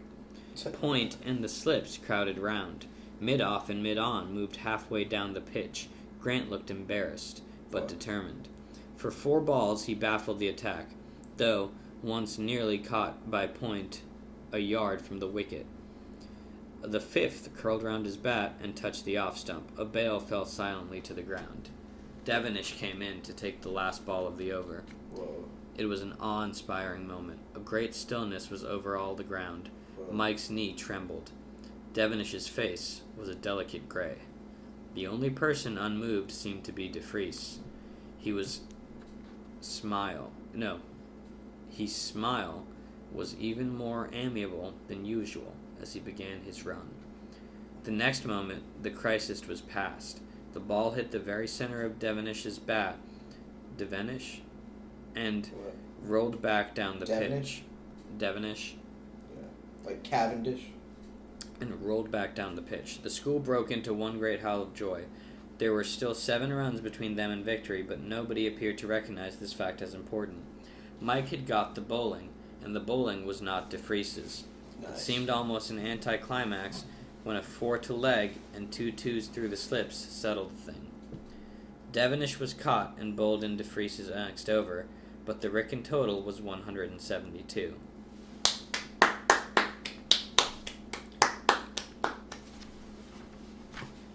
"Good game," said McLean, meeting Burgess in the pavilion. "Who was the man who made all the runs? How many, by the way?" 83. Wow. It was young Jackson, brother of that other one. That's funny. Tito, Jermaine, Yeah, exactly. Michael, young Michael. Janet. That family, how many more of them are you going to have here? He's the last. I say rough luck on DeFries. He bowled magnificently. Politeness to a beaten foe caused Burgess to change his usual not bad. The funny part of it is, continued he, that young Jackson was only playing as a sub. You've got a rum idea of what's funny, said McLean. Whoa. He does have a rum idea. That is a rum idea. This is the last You chapter. want to do it, or You should hit it. It's called... Wyatt again. Yeah, you should wrap the Wyatt story. Wow. You kind of covered it last Right. chapter. That's true. It was a morning in the middle of September. Okay. That's way later, right? Because it was like school was ending, right? Yeah. It was like April or some shit, yeah. The Jacksons were breakfasting. Mr. Jackson was reading letters. The rest, including Gladys Maud, whose finely chiseled features were gradually disappearing behind a mask of bread and milk, had settled down to serious work.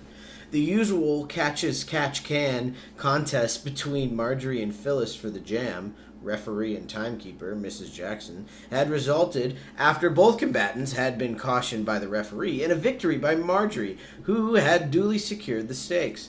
The hour being 9:15 and the official time for breakfast, 9 o'clock, Mike's place was still empty.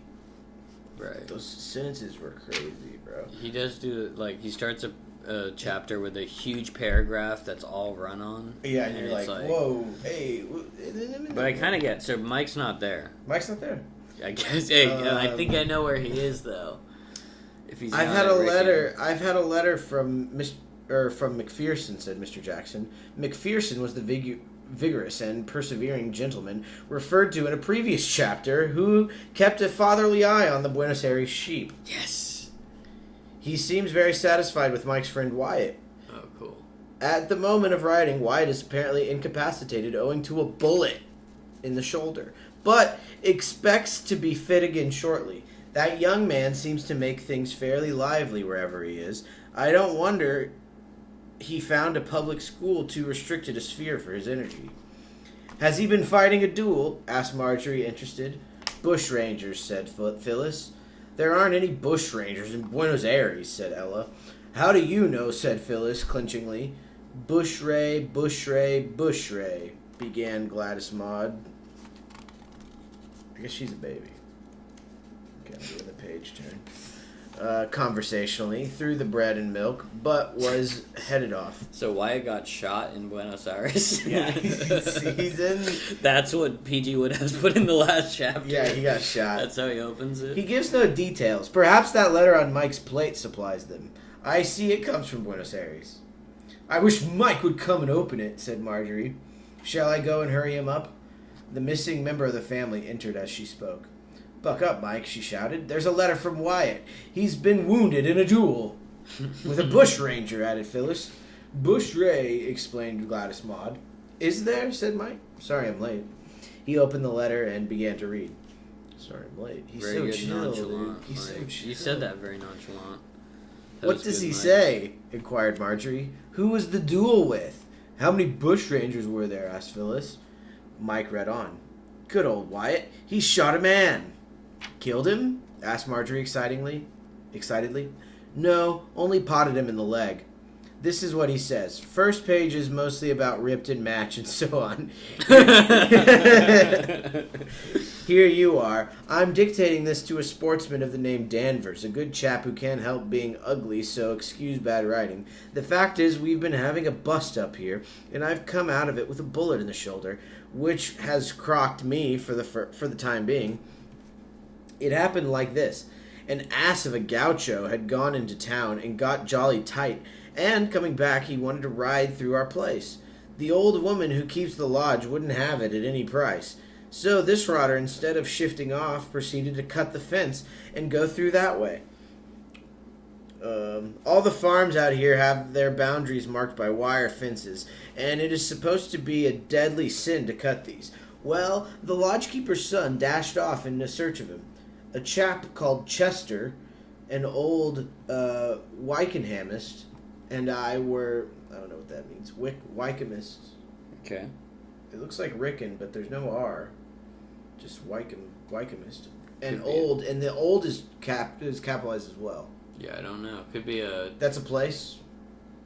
An old Wykynamist and I were dipping sheep close by, so he came to us and told us what had happened. We nipped onto a couple of horses, pulled out our revolvers, and tooled after him. After a bit, we overtook him, and that's when the trouble began. The Johnny had dismounted when we arrived. I thought he was simply tightening the horse's girths. What he was really doing was getting a steady aim at us with his revolver. He fired as we came up and dropped poor old Chester. I thought he was killed at first, but it turned out it was only his leg.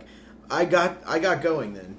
I emptied all 6 chambers of my revolver and missed him clean every time. In the meantime, he got me in the right shoulder. Hurt like sin afterwards, though it was only a sort of dull shock at the moment. The next time of the program The next item of the program was a forward move in force on the part of the enemy.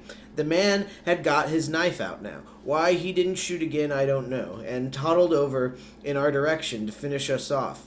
Chester was unconscious, and it was any money on the gaucho when I happened to catch sight of Chester's pistol, which had fallen just by where I came down. I picked it up and loosed off. Missed the first shot, but got him with the second in the ankle at 2 yards, and his day's work was done. That's the painful story. Danvers says he's getting rider's cramp, so I shall have to stop. By Jove, said Mike. What a dreadful thing, said Mrs. Jackson. Anyhow, it was practically a bushranger, said Phyllis. I told you it was a duel, and so it was, said Marjorie. What a terrible experience for the poor boy, said Mrs. Jackson. Much better than being in a beastly bank, said Mike, summing up. I'm glad he's having such a ripping time. It must be almost as decent as Wrykyn out there. I say, what's under the dish? What's for breakfast? Wow. He's so chill. And that's the end of the book. It does sound like he's having a ripping time in Argentina. He's so chill in the Argentine Republic. Epilogue, check in with They're Wyatt. like, yeah, he's killing it. He should have been. He should have been out there to begin with. It's cool. They were like, you were wondering why he had a gun the whole time in the book. Yeah. And he lived in England. He's a shooter, dude. Yeah, I got shooters, bro. Down Argentine way. Oh, watch out. Argentine shooters. So any final thoughts on the PG on Mike at Wrykyn by PG Wodehouse?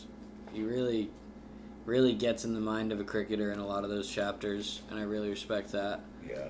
Really taps into a certain consciousness when you're on the field. So do you want to hear the other Mike books that are available from Penguin by the same author? Are they all cricket based? Mike, The Adventures of Mike and P. Smith, which is that Furby Smith? Is Furby It's Smith be a P. new Smith? different There's Smith. a new Smith. Yeah, that's F. Smith. Yeah. So he's a P, but it's just P with a Smith, and it's one word. I think it's just Smith, but the P silent. Yeah. Mike and Smith. That's the other. That's one of the. There's 4 books here. These are the like little summaries. It was a preference for cricket over schoolwork that caused Mike to be removed from Wrykyn and Smith from Eton. But Sedley is sorely unprepared for boys or their resources and foresight. The school, as Smith would say, confuses the usual with the impossible, and is thus taken as very much by surprise by the duo in their element. Okay. So there's another cool guy. Yeah. And he got kicked out of Eton. Mike gets kicked out of Wrykyn. Whoa. And then they go to Sedley. And they play cricket there together. Yeah. Yeah. Cricket's still involved, so there are sequels. This is sort of a... Okay, this is Smith in the city. Smith and his friend Mike are sent by their fathers to work in the city, but the ponderous ritual of a mere bank cannot dent Smith's flippant irresponsibility.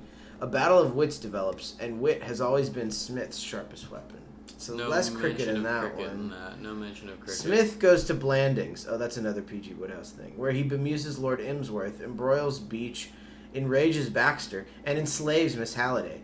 But, with his usual aplomb, he brings everything to a satisfactory conclusion, except perhaps for Freddie Threepwood. We gotta find out what's up with P. Smith.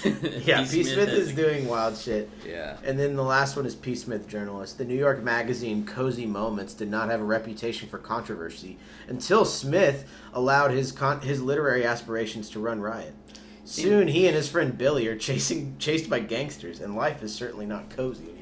Seems like all the Mike stuff is cricket-centric, and the And P. then Smith stuff is kind of like kind of a different vibe. Yeah. But at some point, they crossed over. That seems like the good one, Mike and Smith. We gotta get Mike and It's Smith. pretty nuts. It's crazy they cross over, and then he pretty much just writes P. Smith stories. Yeah, after he's like, that. yeah, people like Smith way more. Mike's kind of just chill. Mike's just good at cricket, and he's chill. And he's Mike's nice. really chill. He's balanced. He's kind of like Samurai Jack. Yeah, he is kind of like Samurai Jack. Very humble.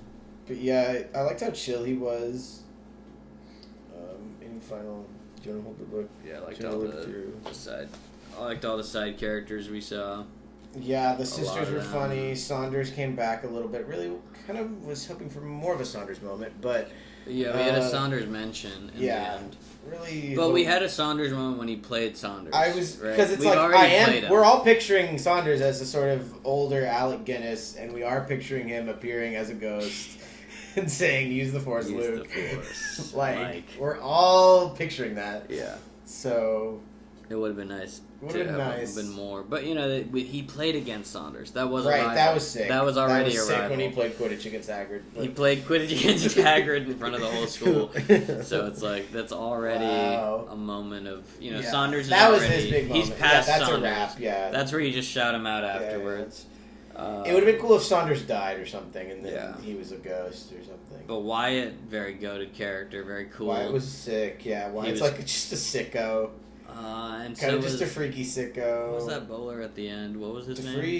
DeFries, and then he was what was the word they used to describe? He was a slow break leg bowler. He's crooked or something. He was crocked. He's crocked. Yeah. Yeah. Crocked is good. He was crocked in rugger and rackets. Yeah. Do you call tennis rackets, or are you going to start? Rackets. It was spelled like that? I never read it. You were reading it. It was spelled like that, I think. It was raquettes? Yeah. Dang. But I assumed it was rackets. Probably. Yeah. Well, are you going to start saying that? Raquettes. For tennis? Or just saying, rackets? Oh, like rackets instead just of anything else. Just referring to tennis as That rackets. Is kind of cool, yeah. Like, just asking a friend, hey, rackets tonight? Rackets later? Rackets. I'll text my... Rackets, question mark? I'm playing it whenever I wake up, so I'll text him. Rackets? Rackets at Shipe. Nets? Yeah, nets. Just weirdly removed. Court. Or courts, What was the cop? The cop was funny. The cover photo is the cop getting all wet in the pond. Yeah, he falls in the pond. That was a great chapter. When they went on the big march. That was great. A very good chapter. I liked all the hijinks. It was pretty much like Hogwarts a lot of the time. Yeah. It was pretty Harry Potter. But yeah, it sounds like Furby Smith, or P. Smith is going to be... That sounds like a fun one. It's him if and you Mike. liked him, yeah. So... But it feels like Scooby-Doo-ish to have two guys cross over like that. Yeah, they're like, and the Harlem Globetrotters are here. Exactly. Like, what? Okay. It's just when you have, characters cross over. Yeah. But yeah, I think because they also go to Blandings and stuff, which is also PG Wodehouse. He has like a whole universe of characters that all live together and interact. That makes sense. He's cool. My family liked him. He's PG. Big. We had a bunch of PG. Some of the PG-13 Wodehouse. Some of the. It's pretty PG. It was pretty PG. There was no drugs. They just went out for a row. Yeah, they had some crackers. They didn't really do anything that. They had Rarebit. It really. They had some Rarebit on crackers. Yeah. That was nice. So yeah, that's what happened with Michael Jackson. Michael Jackson at Wrykyn.